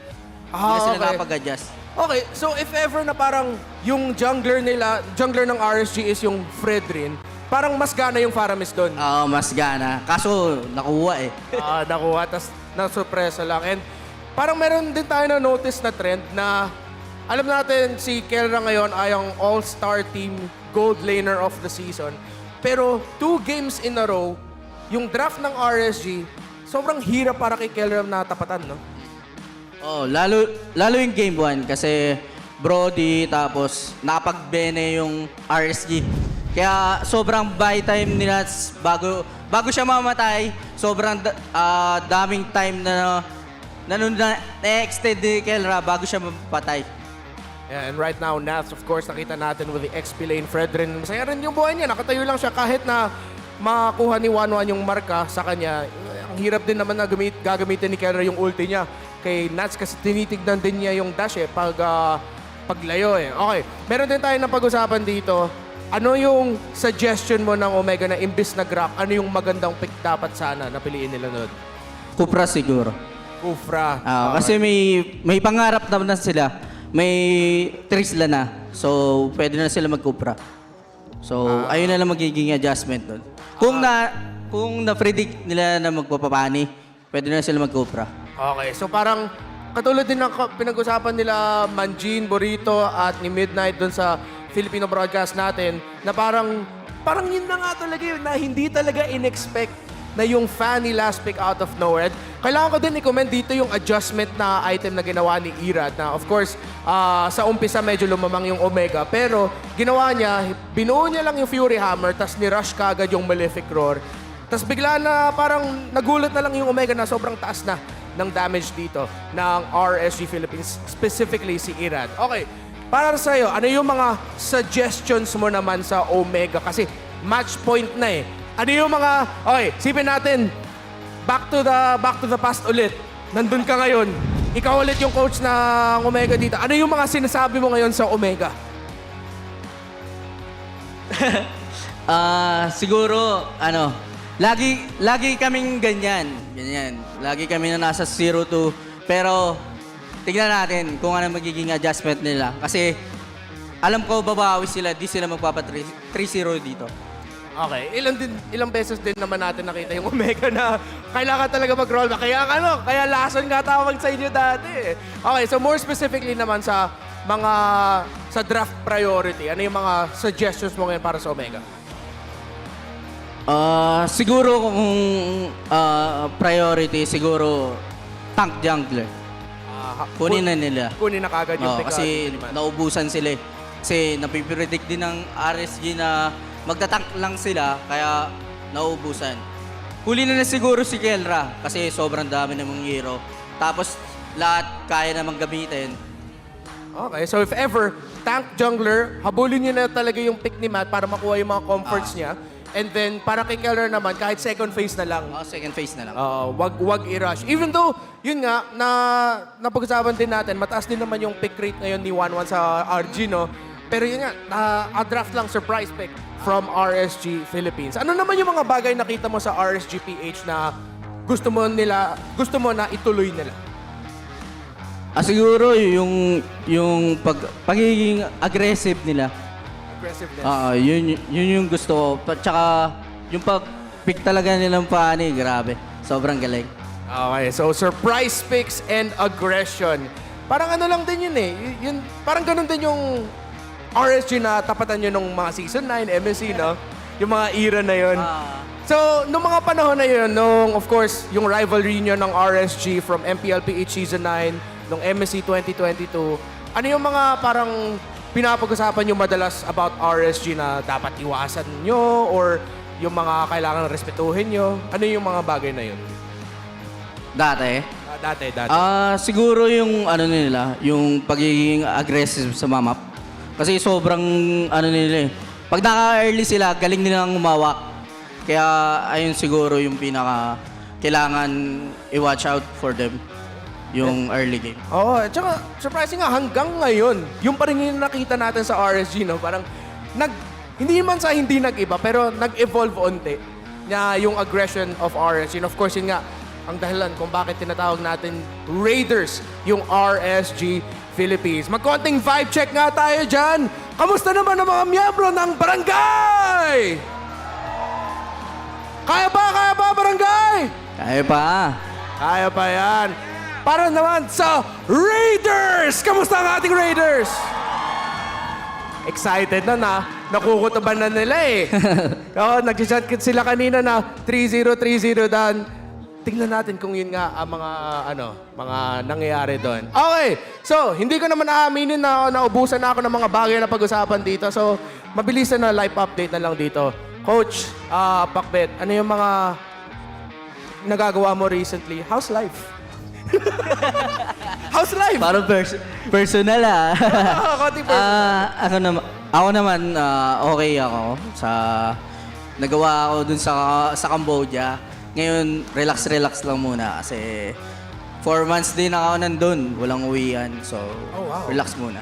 So ngayon lang ka talaga naka-uwi. So, kamusta naman yung fans sa MPL Cambodia? Kamusta yung reception nila sa mga teams?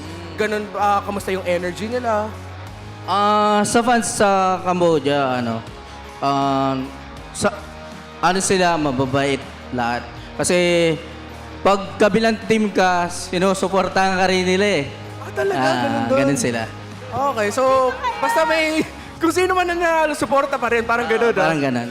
Okay, interesting. So, aminin mo, namimiss mo ba yung barangay? Oo naman. Lagi ko naman sila kinakamusta kung ganap nila eh.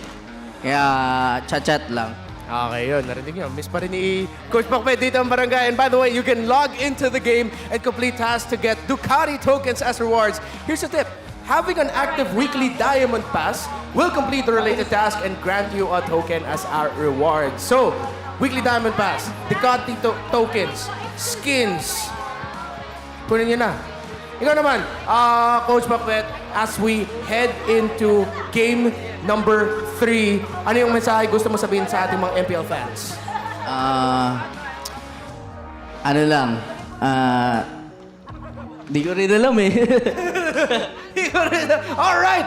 Translation, actually for international viewers, Coach Pacbet just said, thank you to the MPL fans for all your support. All of you are amazing. So now let's go on over to the fans along with our insiders down on the stage.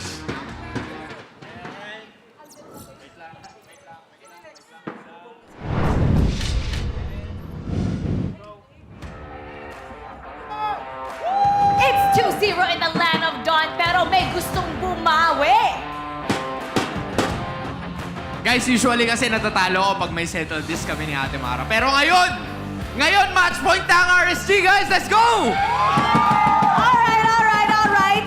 I want to hear from the representatives in this segment called Settle This.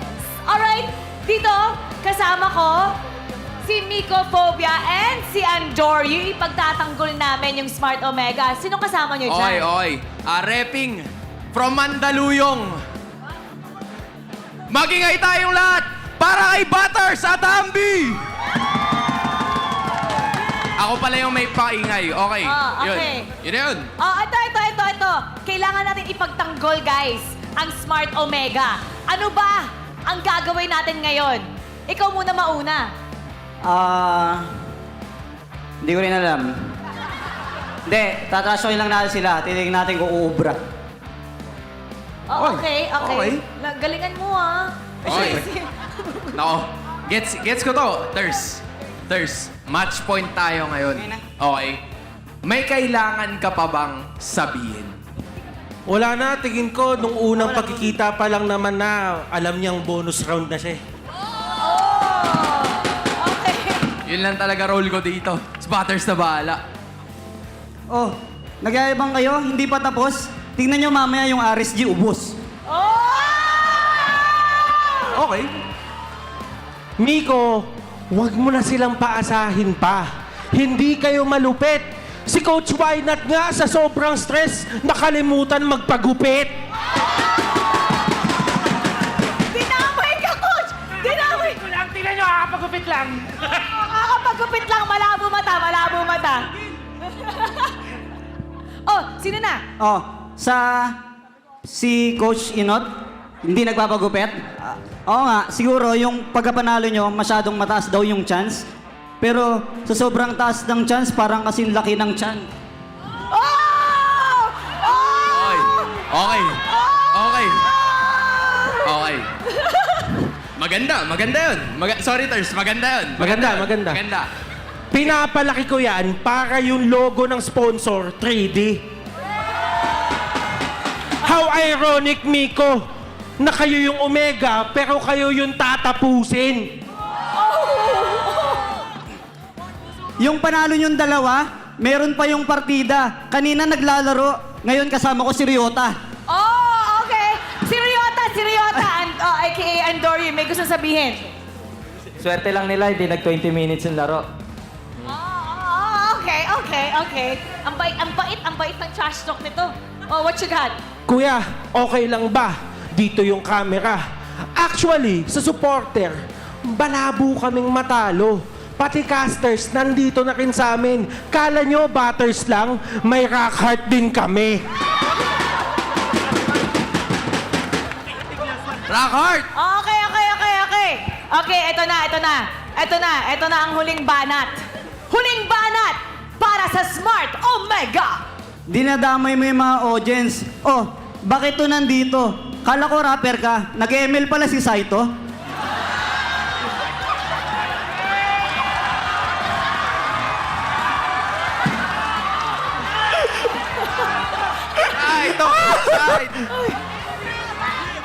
Okay. Yung dulo, hindi na patama sa'yo. Gagawin kong advice yung mga former Kings of C.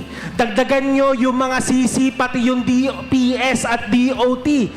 Masyado na ako madaming sinasabi, Omega, bawi na lang next MSC. Time! Okay, Okay, time! Okay, time! Grabe! Malupit ang mga ganap dito sa ating audience area. Kaya kailangan talaga nandito kayo. Feeling ko, kailangan namin ipagtanggol naman to sa loob ng Land of Dawn. Tama. It's time to showcase the skills dahil match point na ang RSG. Pero hindi naman papatalo ang Omega. Sure ako dyan. Tignan natin. Babalik na tayo sa ating mga casters. Pasok! I have to be honest, I could have watched that for an hour more. Yeah. Welcome to the Desk Catchers. My name is Leo here with Rockhart and Wolf. And as fun as any settle this is, we have to go back to brass tacks. Truth is, Smart Mega is just but one game loss away from being eliminated from the playoffs. Whew. Man, that's a heavy feel. I mean, reverse sweeps that has happened before. I believe that.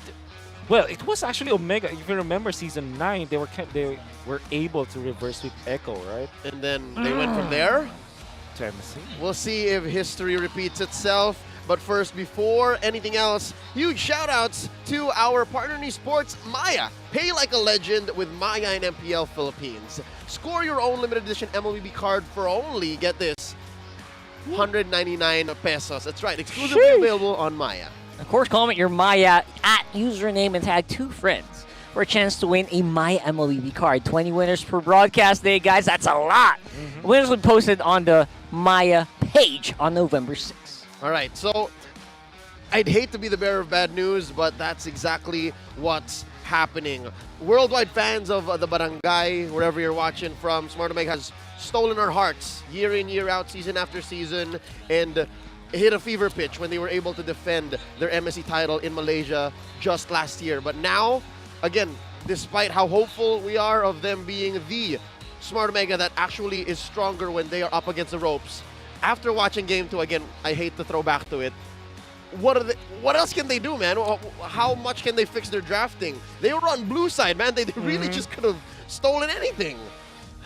To be honest, I think that the way for them to fix their draft is to settle for meta heroes. Or at least when it comes to draft pattern, prioritize the heroes that are easier to execute. I think that you can only have like one difficult hero per game, if you get what I'm trying to get at. It's like having Faramis, 1-1, and X-Borg jungle. There's so many check boxes that they needed to tick. A little too much. That's way too much, to be honest. I actually have to concur. Smart Omega, maybe don't overthink the draft. Do what you do best. Just go do what you do best. Just go crazy, go ham in the game. That's what they do. They trap people with in false sense of security. That's how they get those wins, right? Exactly. And that's what's scary, is the fact that now RSG, they're not sweating at all. And a Raider that is not sweating at all is just a Raider on the way to the next round. Hyper-focus. They live and breathe the fundamentals. Coach Panda no longer has to tell him anything. He just looks at him day in, day out when they wake up at 9 a.m. and say, yes, coach. Oh, yeah. A smiling Coach Panda, or a Panda that doesn't, not necessarily smile. He doesn't frown. Yeah. A Panda that isn't mad. Feels like that's the biggest, what do you call it, motivation for these Raiders right now. So, I know what you mean. It's a winning mindset, and there's very little they have to do. Again, they've followed their fundamentals, their pandamentals here, and they've given Irad a comfortable game. They've drafted in a way wherein the players that can actually flex are the ones that flex, like Nats, right? So for Smart Omega, I'd say they stick to that plan too. They make sure that Sir Matt is comfortable, and then they let, I'd say, Kelra be the one to adjust. Kelra has an infinite hero pool at this point. Yeah, it's so weird, right? It's not like they are pressed. They're hard pressed to pick up the 1-1. When they first picked the Faramis, I thought that it was actually a smart idea. It was alright. It was alright, right? But then you followed up with immediate 1-1 after there's a Valentino on the other side. But, you know, I have to give credit where credit is due. I think the first 2 picks coming out from the side of RSG, they were the perfect picks in that situation. Pick up the Valentina so that you have an answer to the Faramis. Pick up the Fredrin so that there will be no answer to the Valentina. Because typically, if there's a Valentina on the other side, you want your jungler to be a Fredrin because that's, you know, Valentina doesn't get anything from the Fredrin. So it just makes a lot of sense. And it's just so easy to answer, right? It was so easy to answer a Fredrin because the Baksha was out, and the RSG really planned it out so that they could choke out Matt's hero pool. Gentlemen, the more that we look back at it, the more how we see RSG's first phase and their first 3 bans be the masterpiece that it is. I'm looking at Nolan, Scorsese, Tarantino in those first 3 bans. Just, wow, it did so much and presented so much of a problem for the Barangay, wherein their only response was, all right, Paramis, 1-1. I hate to think that they're rattled. That's a good question now that I want to present. Is Coach Ron, is the rest of Smart Omega here rattled? Does it look like that when they were playing game 2?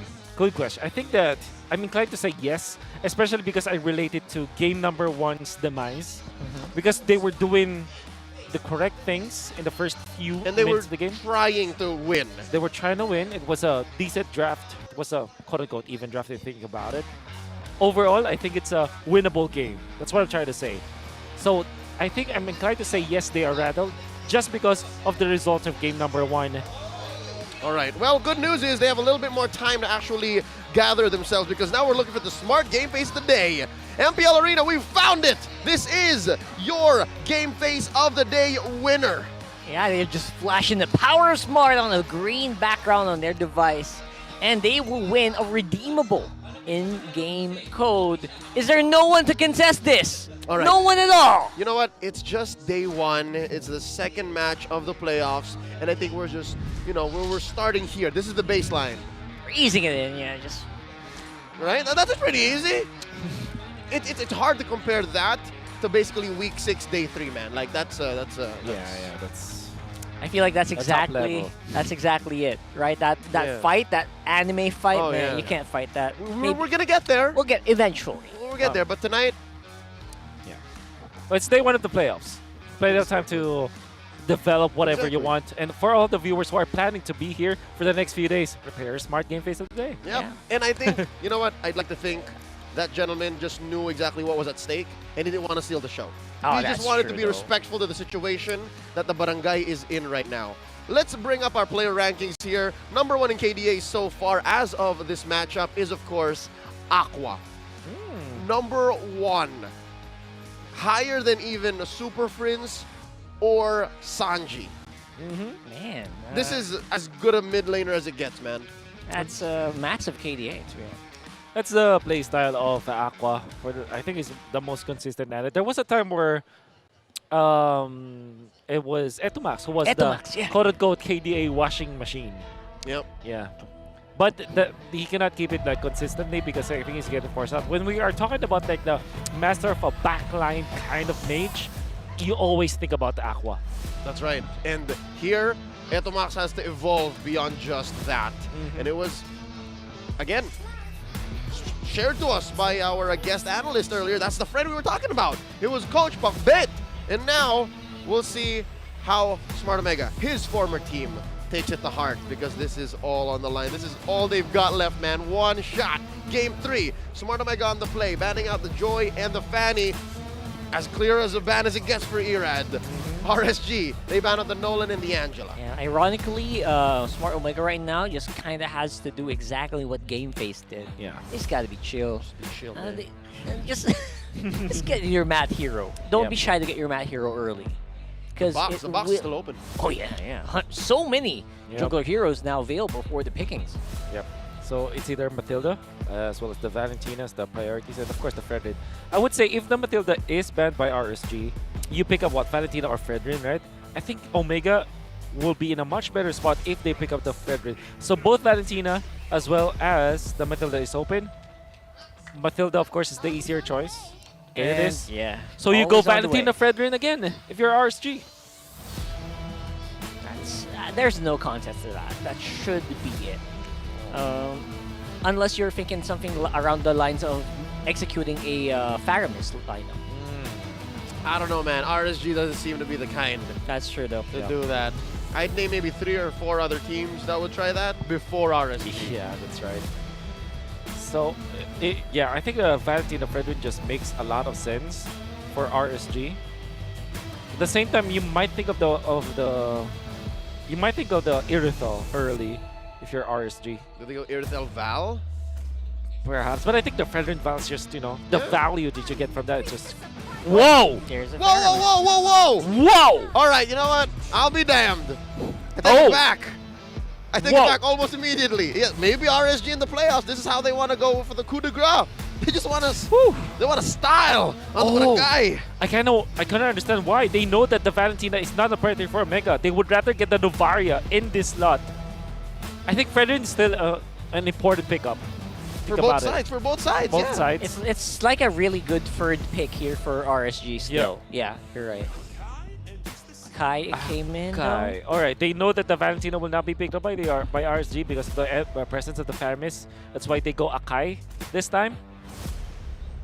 Okay. That's a comfort pick at least from inside of Omega. Yep. Wow. Oh my goodness. This is That's a an very early prioritization. That's a very early Claude. But then again, if you're RSG, do you pick up the Eman hero right now? I guess Eman is kind of up there on the echelon of, I can kind of do a Kelra. I can kind of just wing it. Just whatever's left, man. Give me whatever's left. I'll do it. Whatever's left. I concur. I actually agree. What else do you pick up if there's the Akai? You still have the Fredrin anyways. I think you're A-okay. Still a really good pick, yeah. Faramis Fredrin is still pretty much good. There's an option for the Martis, but knowing that there's a lot of healing and sustain, you don't necessarily want to go for the Martis. Yeah, no. Martis these days is like third or fourth option after everything else. So you go Bruno. All right, Eman hero still. All right. They don't want to risk getting it banned out, so that means... Okay, you ban Navaria, I would believe. Yeah. Or Lilia, actually. Lilia's still good. Because you wanna stop the Glooms from dealing with That's another right. realm, right? That's That's a right. good point. I would caution RSG though. I think they might be overestimating how well Irad can do in this game. Yeah. Oh yeah. Because they didn't pick up the Irad hero. That's right. It could be easily banned out. Like you probably ban Fredrin if you're Omega. Maybe you might consider the Fanny, and there's the Lilia that we expected to be the ban. The best Irad heroes are either from out of left field, like in Game 2 with the last pick Fanny, or just prioritize like the Akai in Game 1. So, and there's a big chance that okay, how does Irad Grok sound I don't like to it. you? Okay. Oh man, yeah. I don't like it, man. I was gonna say, you know what? I had to ask. Other I had junglers to. would go for that. It's just not an Irad thing. It's you know? just a thought, bro. Yeah. It almost grinds my gears as bad as anytime Dairoth is played. Oh please no, please no. And RSG has won with Dairoth. A couple of times at least in the regular season. So Yeah. That's true. that there's already some hesitation there. But yeah, no. Them and a few people. Yes. Okay, but I get it though. I understand why. It's because they're so reliant on the Grok Smart Omega.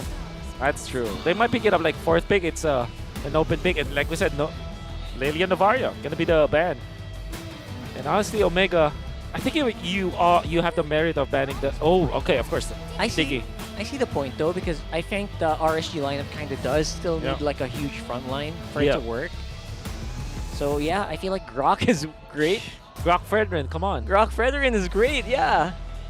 Hey, they can still do Grok Light and then, give Nats the... That's right, exactly. Never mind. Oh, Paquito. Okay. Kind of confirms things. Classic Nats. It's pretty good. But still, you need a front line here for RSG. Honestly, like the Fredrin XP lane sounds good for Ryota, especially because he's gonna go up against the Paquito, right? So they're A-okay with that. What else do you pick up for Mr. Ryota? The Rizla is actually Rizla, cute. It's pretty good. The Riz is fine. Yeah. You need a Just constant damage. Please don't be Uranus. Please don't be Uranus. Please don't. Oh, it could be. Actually, it could be Uranus. I feel like that's a bad idea, though. It's a bad idea, but it's like a. Then do you go Valentina if you're Omega? Like, do you want to give it to Etomax at this point? Maybe the Farsa could be there actually. All right. Valentina. Oh, yeah, you're it's the thing that we mentioned. Oh. Exactly what you mentioned. Oh my goodness.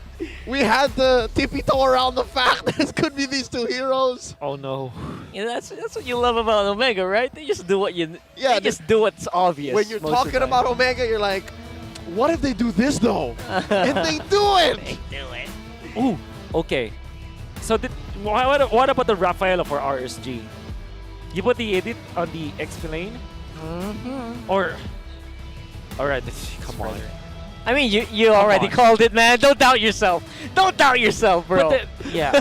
So why I thought about the Rafaela is because the Paquito sometimes is played as the jungle. That's right. But of course the Frederick is just, you know, it's just weird that it's the last pick because it doesn't hide anything because you saw it coming from a mile away. Yeah. It's what was left out there. Now we're overthinking. Okay. I do Alright. like the odds for the Claude this time, but Valentina, it makes sense. But what do you copy?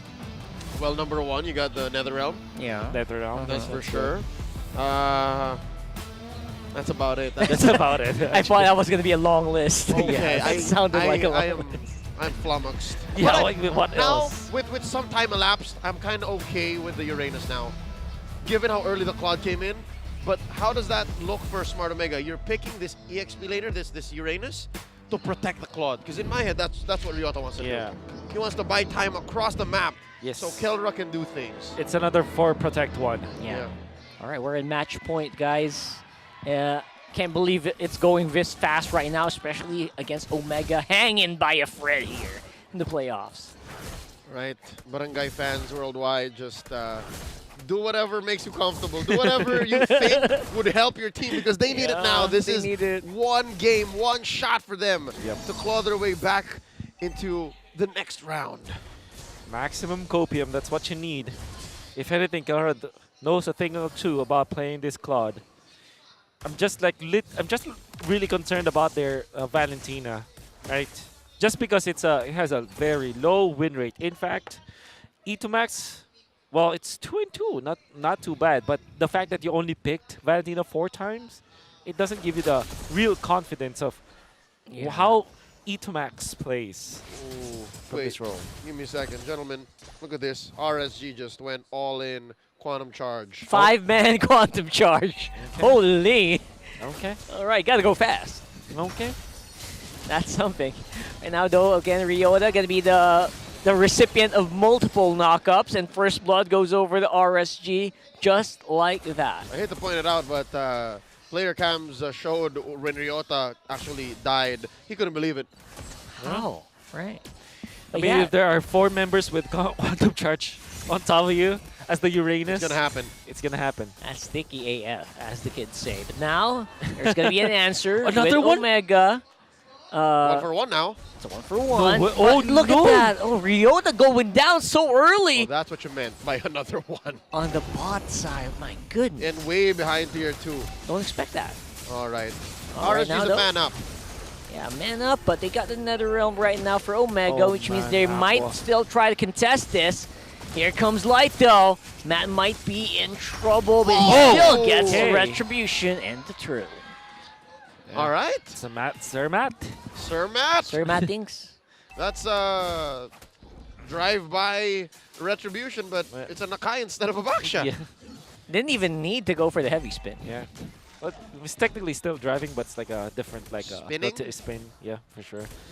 For RSG though, they still are leading by a lot, and this is mainly because they were able to take out Uranus 2 times. Yep. And I dare say that's actually really bad. And that's why we have a lot of reservations with this Uranus as well as this Valentina pickup. At the same time though, what else do you pick up for Mr. Ryota, right? There's really not much. I would say though, if they picked up something like Terizla, they might have an easier shot, actually.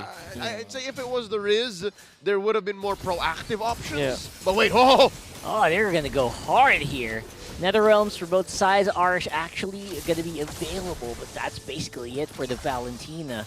It's still going to be RSG who are on the offensive here, and Omega, they're looking for an answer. Chuck them on the side. Does he have the Circle Eagle? No, he doesn't. Very smart rotation from RSG. They don't have to take care of the other lanes. Nope. Yeah, very They basic. can get a lot of outer turret and shields up top. It's just a cut-a-thon. And despite there not being much action, oh wait, look at this. Look at Ryota. Ryota doing the double cut.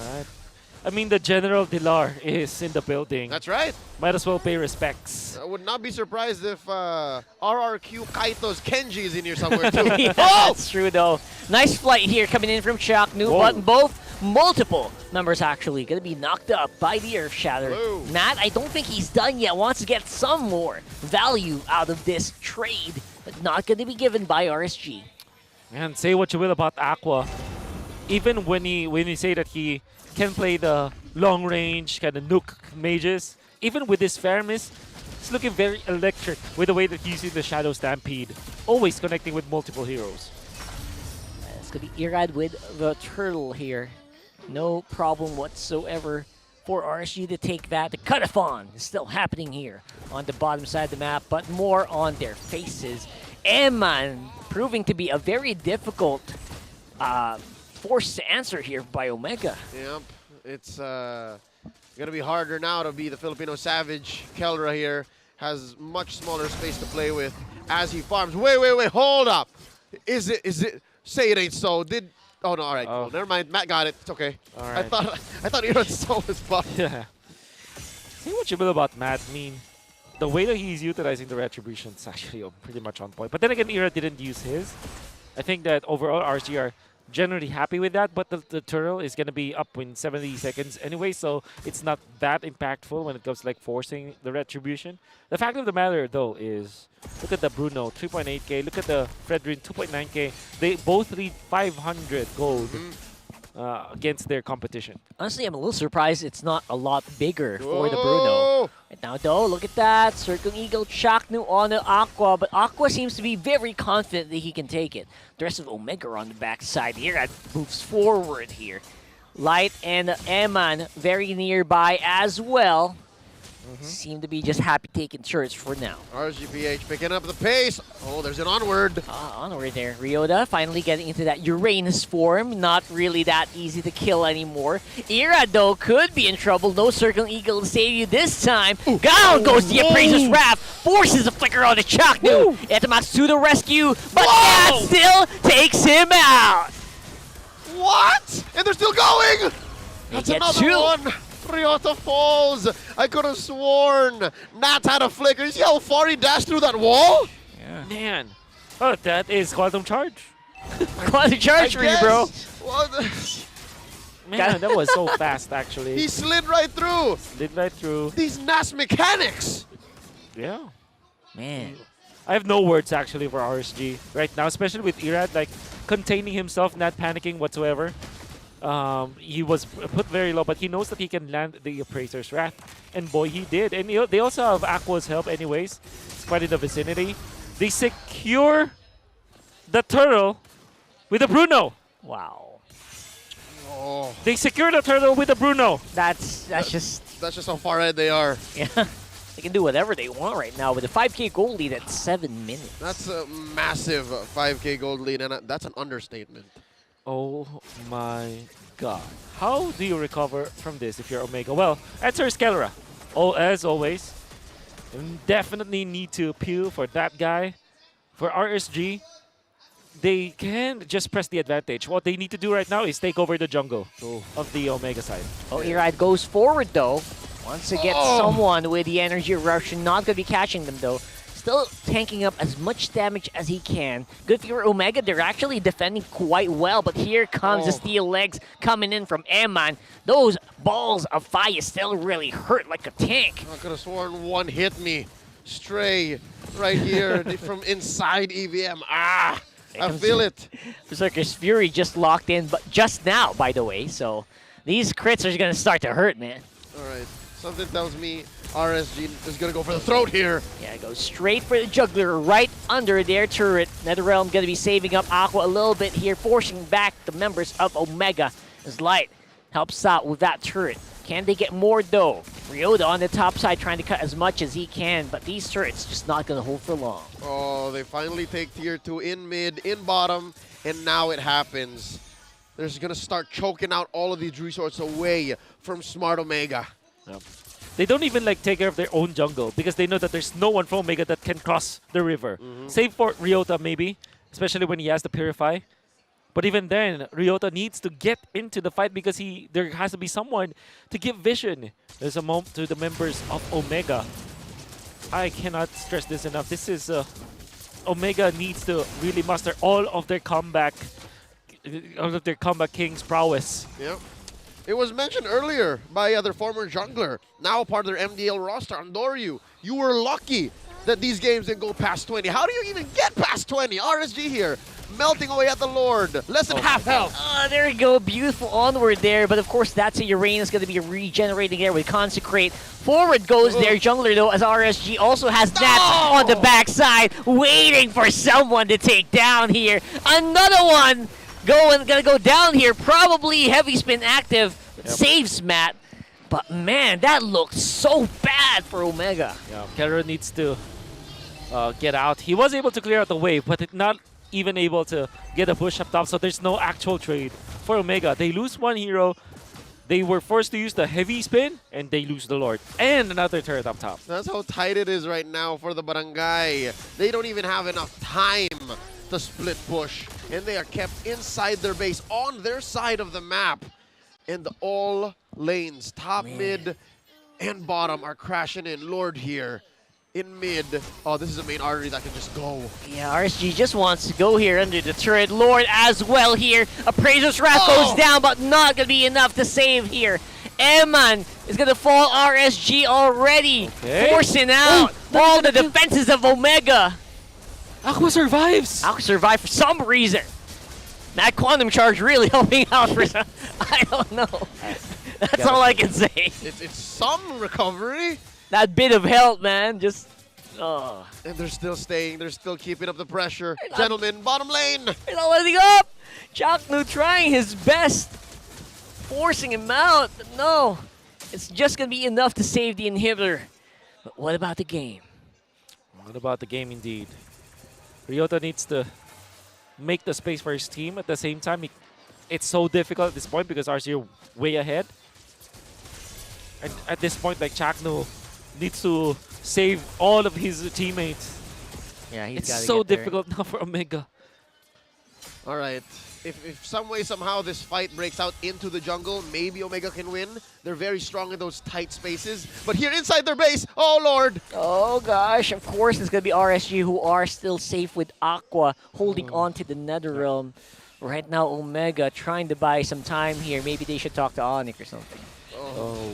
They're also holding on to this inhibitor. I think something's got to give, man. If it's going to cost you 2 or 3 dudes, just let the turret go. Yeah, just need time. Oh my God! They can't even look at the RSG. For the longest time, they are leaving their own jungle for no one to take, because they know they can press the advantage. Nobody from Omega can get out of base. Yep, not like if there's a Fanny or even like a Paquito or Benedetta. Yep. Omega's pretty honest, actually. Yep. Yeah, straight up. And they know they're at a disadvantage, and they're not forcing it. Right now, though, it will be RSG who are going to be forcing it. Here comes Matt, though, forcing back Light, but will be taken out as well. Here comes Naz. He's doing his very best to keep everyone at bay while the rest of the team just chasing off onto Ryota. Down goes the Appraiser's Wrath. We got minions galore. We got the possible last stand of Omega here. They're going to be able to clear out the minions in time, but here comes a fresh one. Oh, Light! All right, it's going to be going down here as well, but will be it.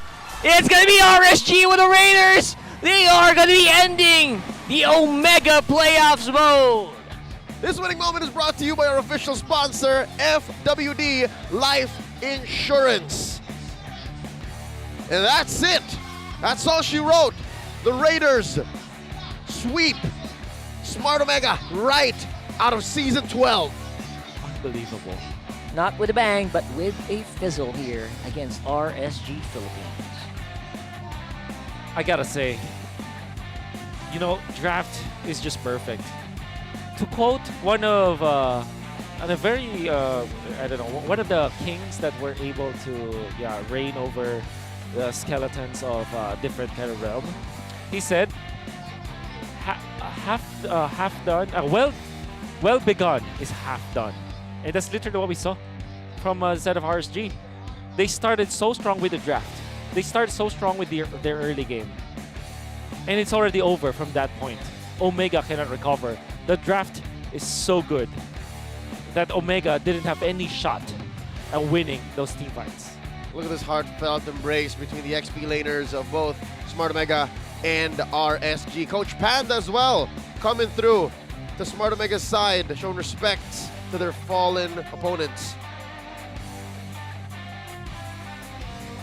This is a tough moment to be a fan of the Barangay. I think I speak for everyone when I say we were expecting much more. I feel that. I feel that. I feel it all the way back here, man. That's just... We were waiting for playoffs mode. They just did not have enough time. In just a few moments, we're going to be hearing from Smart Omega. They are with Marakino on the stage. We're going to be streaming one more shot. Thank you, casters. And now let's give a moment for the members of Barangay Smart Omega. Eto Max, we still applaud you para sa efforts nyo. Unfortunately, it didn't go the way you desired. Now, you have this floor and you have this mic to say your final message to everybody that's watching. Gusto ko lang mag-sorry sa mga fans na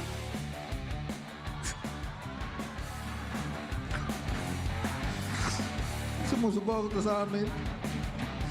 Ilang season na kayong maasa pero binibigaw pa rin namin kayo.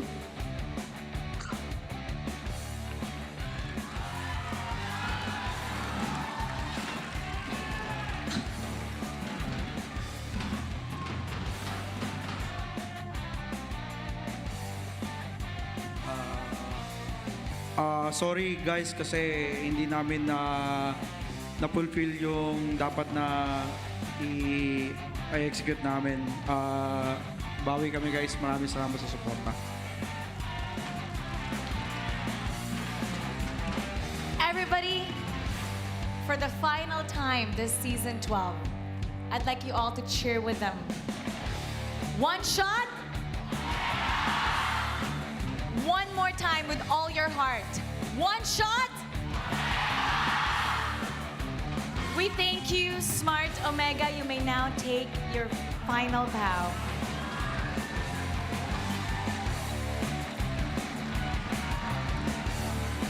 Your journey to season 12 ends here. And now I'd like to invite the winner of this series, RSG Philippines.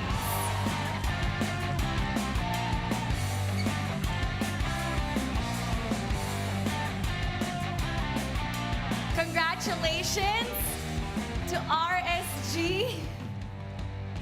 Coach, job well done. Before the series started, there was an interview, and you said that this series was all about the draft.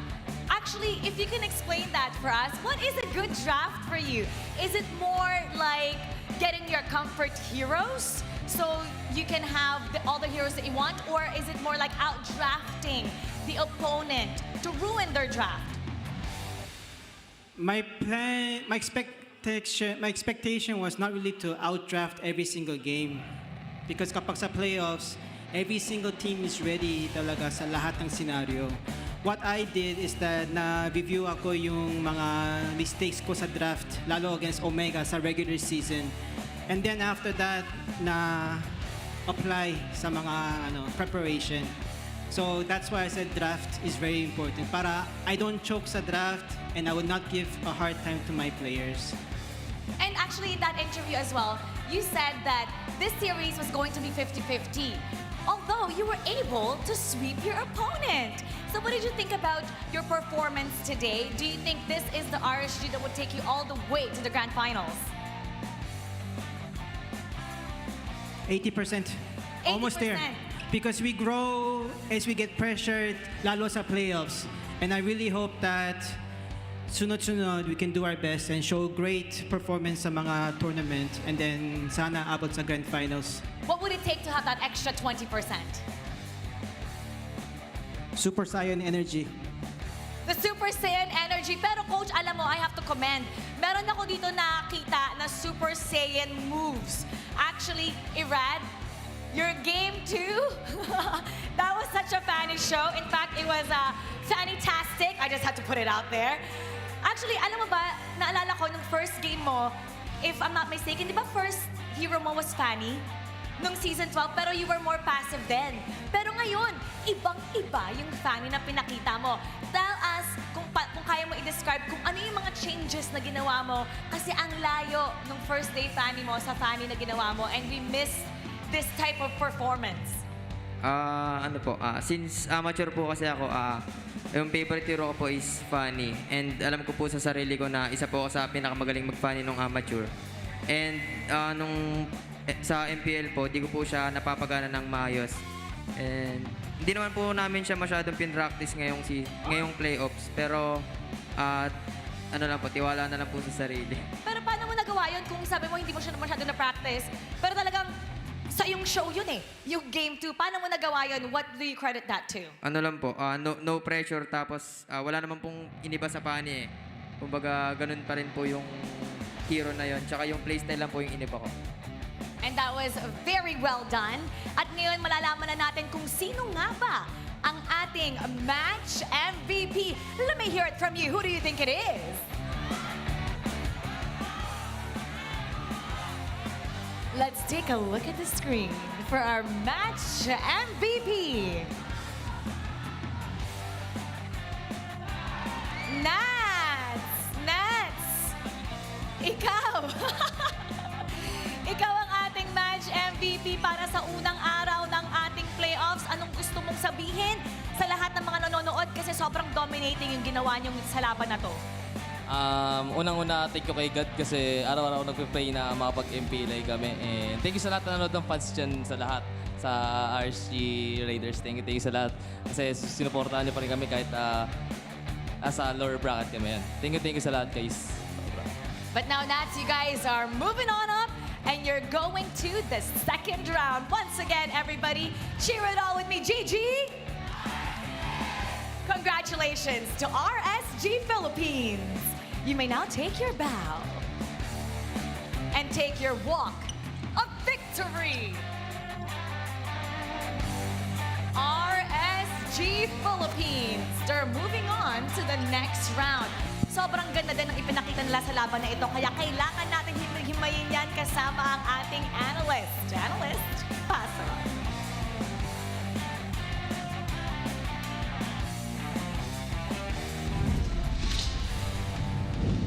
Maraming salamat, Farsa, Mara Aquino, Bala. Congratulations to RSG Philippines for securing the sweep. And of course, a step closer to M5. Pero alam na natin sino yung 4 na representatives ng Pinas para sa MPLI. You have Echo, AP Brent, Blacklist, and RSG Philippines. Kasama ko ulit dito si Coach Zico. And just like in game number 1, ano yung kutob mo pagkatapos ng draft ng game number 3? Early stage ng draft, first 3, ako sa Omega. Kasi yan, may slight advantage yung Matilda. Kaso, naging tagilid lang doon sa Claude kasi nilabas agad nila. Siguro dahil doon sa Faramis nga. Pero medyo nalugi sila doon kasi ang dami pa ng marksman na open. And yun, early, first 3, Omega. Pero second phase ng draft, na control pa din ni Panda. And yun, in-game adjustment, maganda rin yung ginawa nila. Yeah, the pressure talaga dito yung Uranus, one of the last 2 picks of Smart Omega, meaning that the Paquito of Nats ang naging hindi lang series MVP pero MVP rin ng game number 3. At saka yung sinasabi mo na in-game adjustment na ginawa ng RSG-PH, specifically around the EXP lane. Ano ulit yun? Kasi yung Uranus pati Paquito, match even lang sila sa laning. So ang ginawa ng RSG, pinuruhan nila agad yung Uranus. Kasi pag naka-item yung Uranus, medyo mahirapan sila i-poke yun. Since may Faramis and Valentina, magkokopyahan. So yun, ginawa nila, pinatay agad nila ng 2 beses para malate sa item and mabilis mapatay ni Eman since naka-Bruno siya. At saka lately dito sa MPL Philippines Season 12, especially nung regular season, nakita natin na tumataas talaga yung stock ng Uranus kasi nakakainis siya tapatan kung hindi nyo siya nahinto. So ginawa ng RSG, katulad ng sinabi mo, hininto na talaga nila yung pag-scale ni Ryota at naging, well, for almost 3 games now, hindi lang na-shutdown ng RSG-PH si Kelra, hindi lang nila siya yung pinahirapan pero napahirapan din nila si Ryota na sobrang crucial din talaga para sa rotations ng mga Smart Omega. Ano pa yung mga bagay dito na ginawa ng RSG na nagustuhan mo, Kosiko?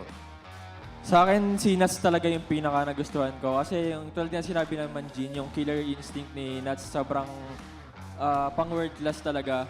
Kasi pag may once nakita siyang low na nasa backline talaga hinahabol niya tulad yung Matilda ni Chaknu na gumamit masyado ng spell para lang patayin kasi sobrang lamang na siya. So sobrang dali na lang sa kanya para parang i-dish out lahat ng kalaban. Yeah, and again, great adjustment. Actually, meron kang sinabi sa akin kanina behind the scenes when it comes to Coach Panda, yung keyword parang 3 games and the buong series kontrolado ni Panda, ni Coach Teo at ng RSG yung drafts. Sa akin, yun nga yung parang sinabi niya din sa interview na nireview niya yung past mistakes niya nung regular season. And yun, naging successful naman. Kaya congrats Panda and Coach Teo. And of course, congratulations to RSG. Now, as we look at the stats, of course, kitang-kita naman talaga yung storya dito. Pagkatapos sa pag-shutdown ng Uranus, mas naging active pa sa mapa si Nats at nahirapan na talaga ang Omega. Kahit na medyo mahirap din yung buhay ng isang Pakito kontra sa Akai, pero parang hindi na naging hindi na naging problema yung Akai para sa Pakito. Hindi talaga kasi nga yung early, naka 2-0 agad si Nats. So medyo, nakabuo agad siya nung yung Fury item niya. Blade late. Yung Blade Armor. Oo. Tsaka yung penetration, nakalimutan ko yan, sorry. Yeah. So yun nga, medyo early pa lang ang katinan niya. So kaya niya i-poke din yung Akai kung sino man yung humarap. And yung Uranus pinapatay agad din nila. Actually, very good point nga yun. Dahil sa pag-early scaling ni Nats, he was able to build the Blade Armor, the Hunter Strike really quickly. Kaya ramdam mo kaagad yung yung bilis ng pag-clear, yung epekto sa mapa na parang kung saan pumupunta yung Omega, nandun si Nats lagi. At kita din naman sa team fight participation, 0% for Kelra and Ryota. I think that tells the whole story. Kahit na, yes, agree din ako sa iyo dyan, Coach Chico, na maganda nga yung first 3 picks dito ng Omega. But then, the priority in the Claude, na-counteran kagad, nakahanap sila kagad ng paraan para ma-counter yun. Now, going into the next round ng ating mga playoffs, ano dapat yung mga bagay na tignan talaga na magiging mga kalaban ng RSG Philippines? What are, para sa'yo, yung mga greatest strengths ng RSG-PH ngayon? Sa series na to, para sa akin, yung highlighted talaga yung draft. Kasi, for example, yung Game 2, medyo luging-lugi talaga dun yung Omega kasi nabait sila ng Fredrin kaya nag-Xborg sila. Tapos may Fanny pala. So para sa akin sa next game sa Bren, bantayan nila yung, maging aware lang sila sa pwedeng gawing draft ni Coach Panda pati ni Coach Teo. Okay, so yeah, agree ako doon. The drafting talaga of Coach Panda and Coach Theo all throughout the season has been shaky, questionable at times, pero yung series talaga nito, pinapakita parang peak RSG sa drafting. So, you mentioned it, magiging kalaban dito ng RSG Philippines ang AP Bren. Ano naman ang mga sabi mo kay Coach Ducky and Coach Bren na alam natin, malupit din mag-draft sila? And sa akin naman, 50-50 eh. 50-50. Sila bukas kasi parehas magaling. Alam naman natin, Coach Bren, Coach Ducky, World Champion, SEA Games. So, 50-50, magdedepende na lang talaga kung ano mangyari bukas. Alright. Any last messages, Coach Zico, para sa mga MPL fans? And of course, you can even shout out yung mga fans ng Team Secret Malaysia. Sa lahat ng fans na nagpunta ngayon, salamat sa panonood. And sana nag-enjoy kayo sa mga napanood yung laban. And yun, enjoy lang natin yung rest of the playoffs. All right. Maraming salamat, of course, to Coach Zico and on behalf of Coach Bakbet as well for joining us for the analyst segment here ng RSG Philippines versus Smart Omega. Let's go on over now to Hans with the M5 check.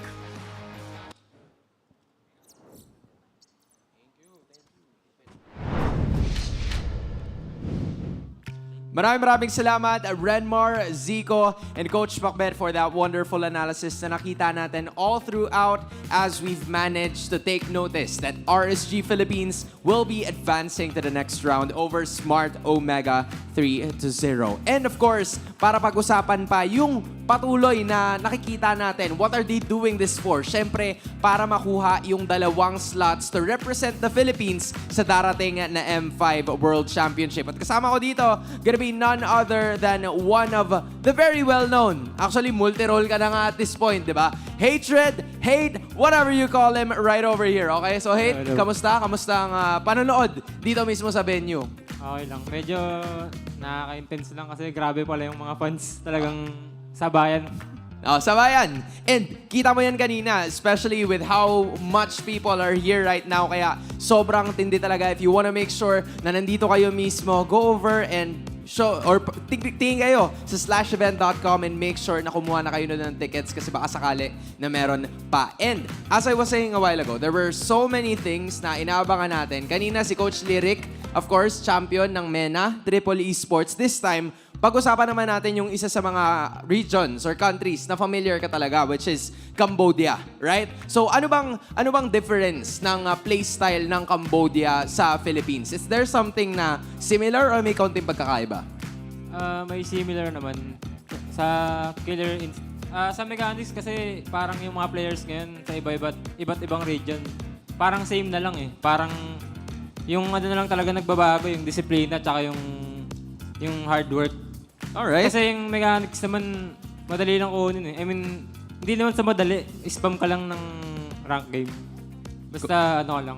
Kumbaga, itodo mo lang talaga. And kita yan dahil na-profess yan ng ilan sa ating mga Filipino imports na nakikita nyo sa inyong screens ngayon. It's gonna be none other than Kose and MP the King. And yung Filipino imports sa Cambodia, how are they actually performing? Kasi you yourself, you're also a Filipino import. Like, paano ba kayo nag-a-adjust doon? Stay ba kayo sa playstyle nyo or like hinahanap nyo talaga yung footing nyo whenever you go inside the team?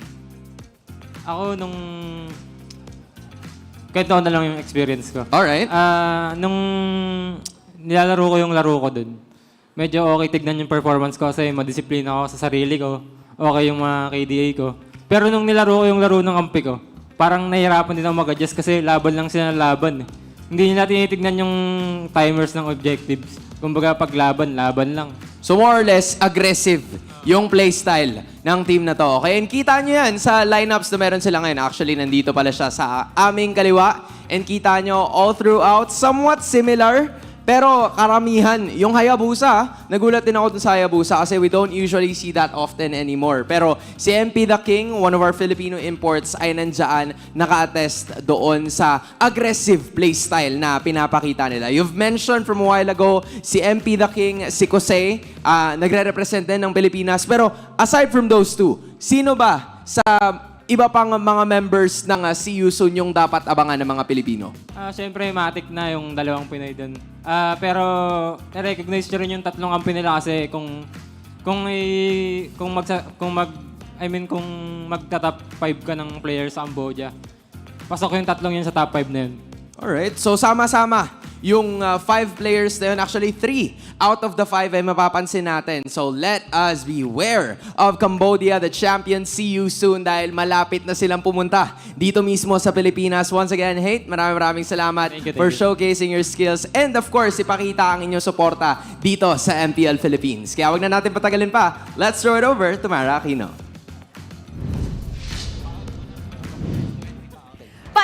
Painit ang bakbakan para mairepresenta ang Pinas sa N5 World Championship. Matapos pumasok ng dalawang koponan na dati nang bumandera sa ating bansa. Handa na ang Blacklist International and RSG Philippines para sa susunod na mission at siguradong mas titindi pa ang mga aksyon. Unang araw pa lang yan ng ating MPL Philippines Season 12 playoffs pero hindi na tayo binibitin sa mga matitinding MLBB action. Bukas, abangan natin ang unang salang ng Echo at AP brand, kaya wag na wag kayong mawawala. Muli, ako po si Mara Aquino, na nagpapaalala na ang tahanan ng pinakamalalakas na Mobile Legends Bang players sa buong mundo ay mas Pinas Lakas! Keep it good vibes, everybody, and see you tomorrow!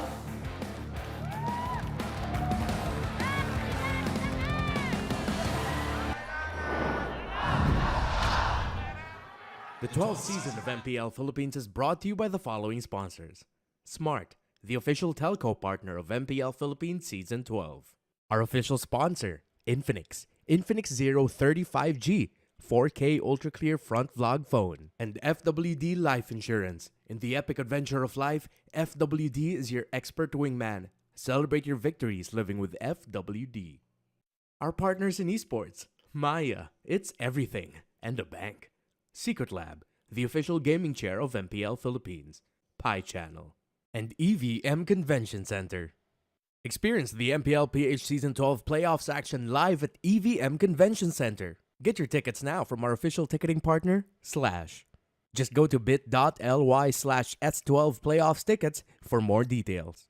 Don't forget to catch all of our official league content on TikTok, Facebook, Instagram, and Twitter. To ensure the equality and fairness of our games, MPL Philippines is also monitored and supervised by the Games and Amusements Board. Habang yung blacklist ay kumakapit pa, ayaw pa rin kita na napakalakas pa rin ng Pilipinas.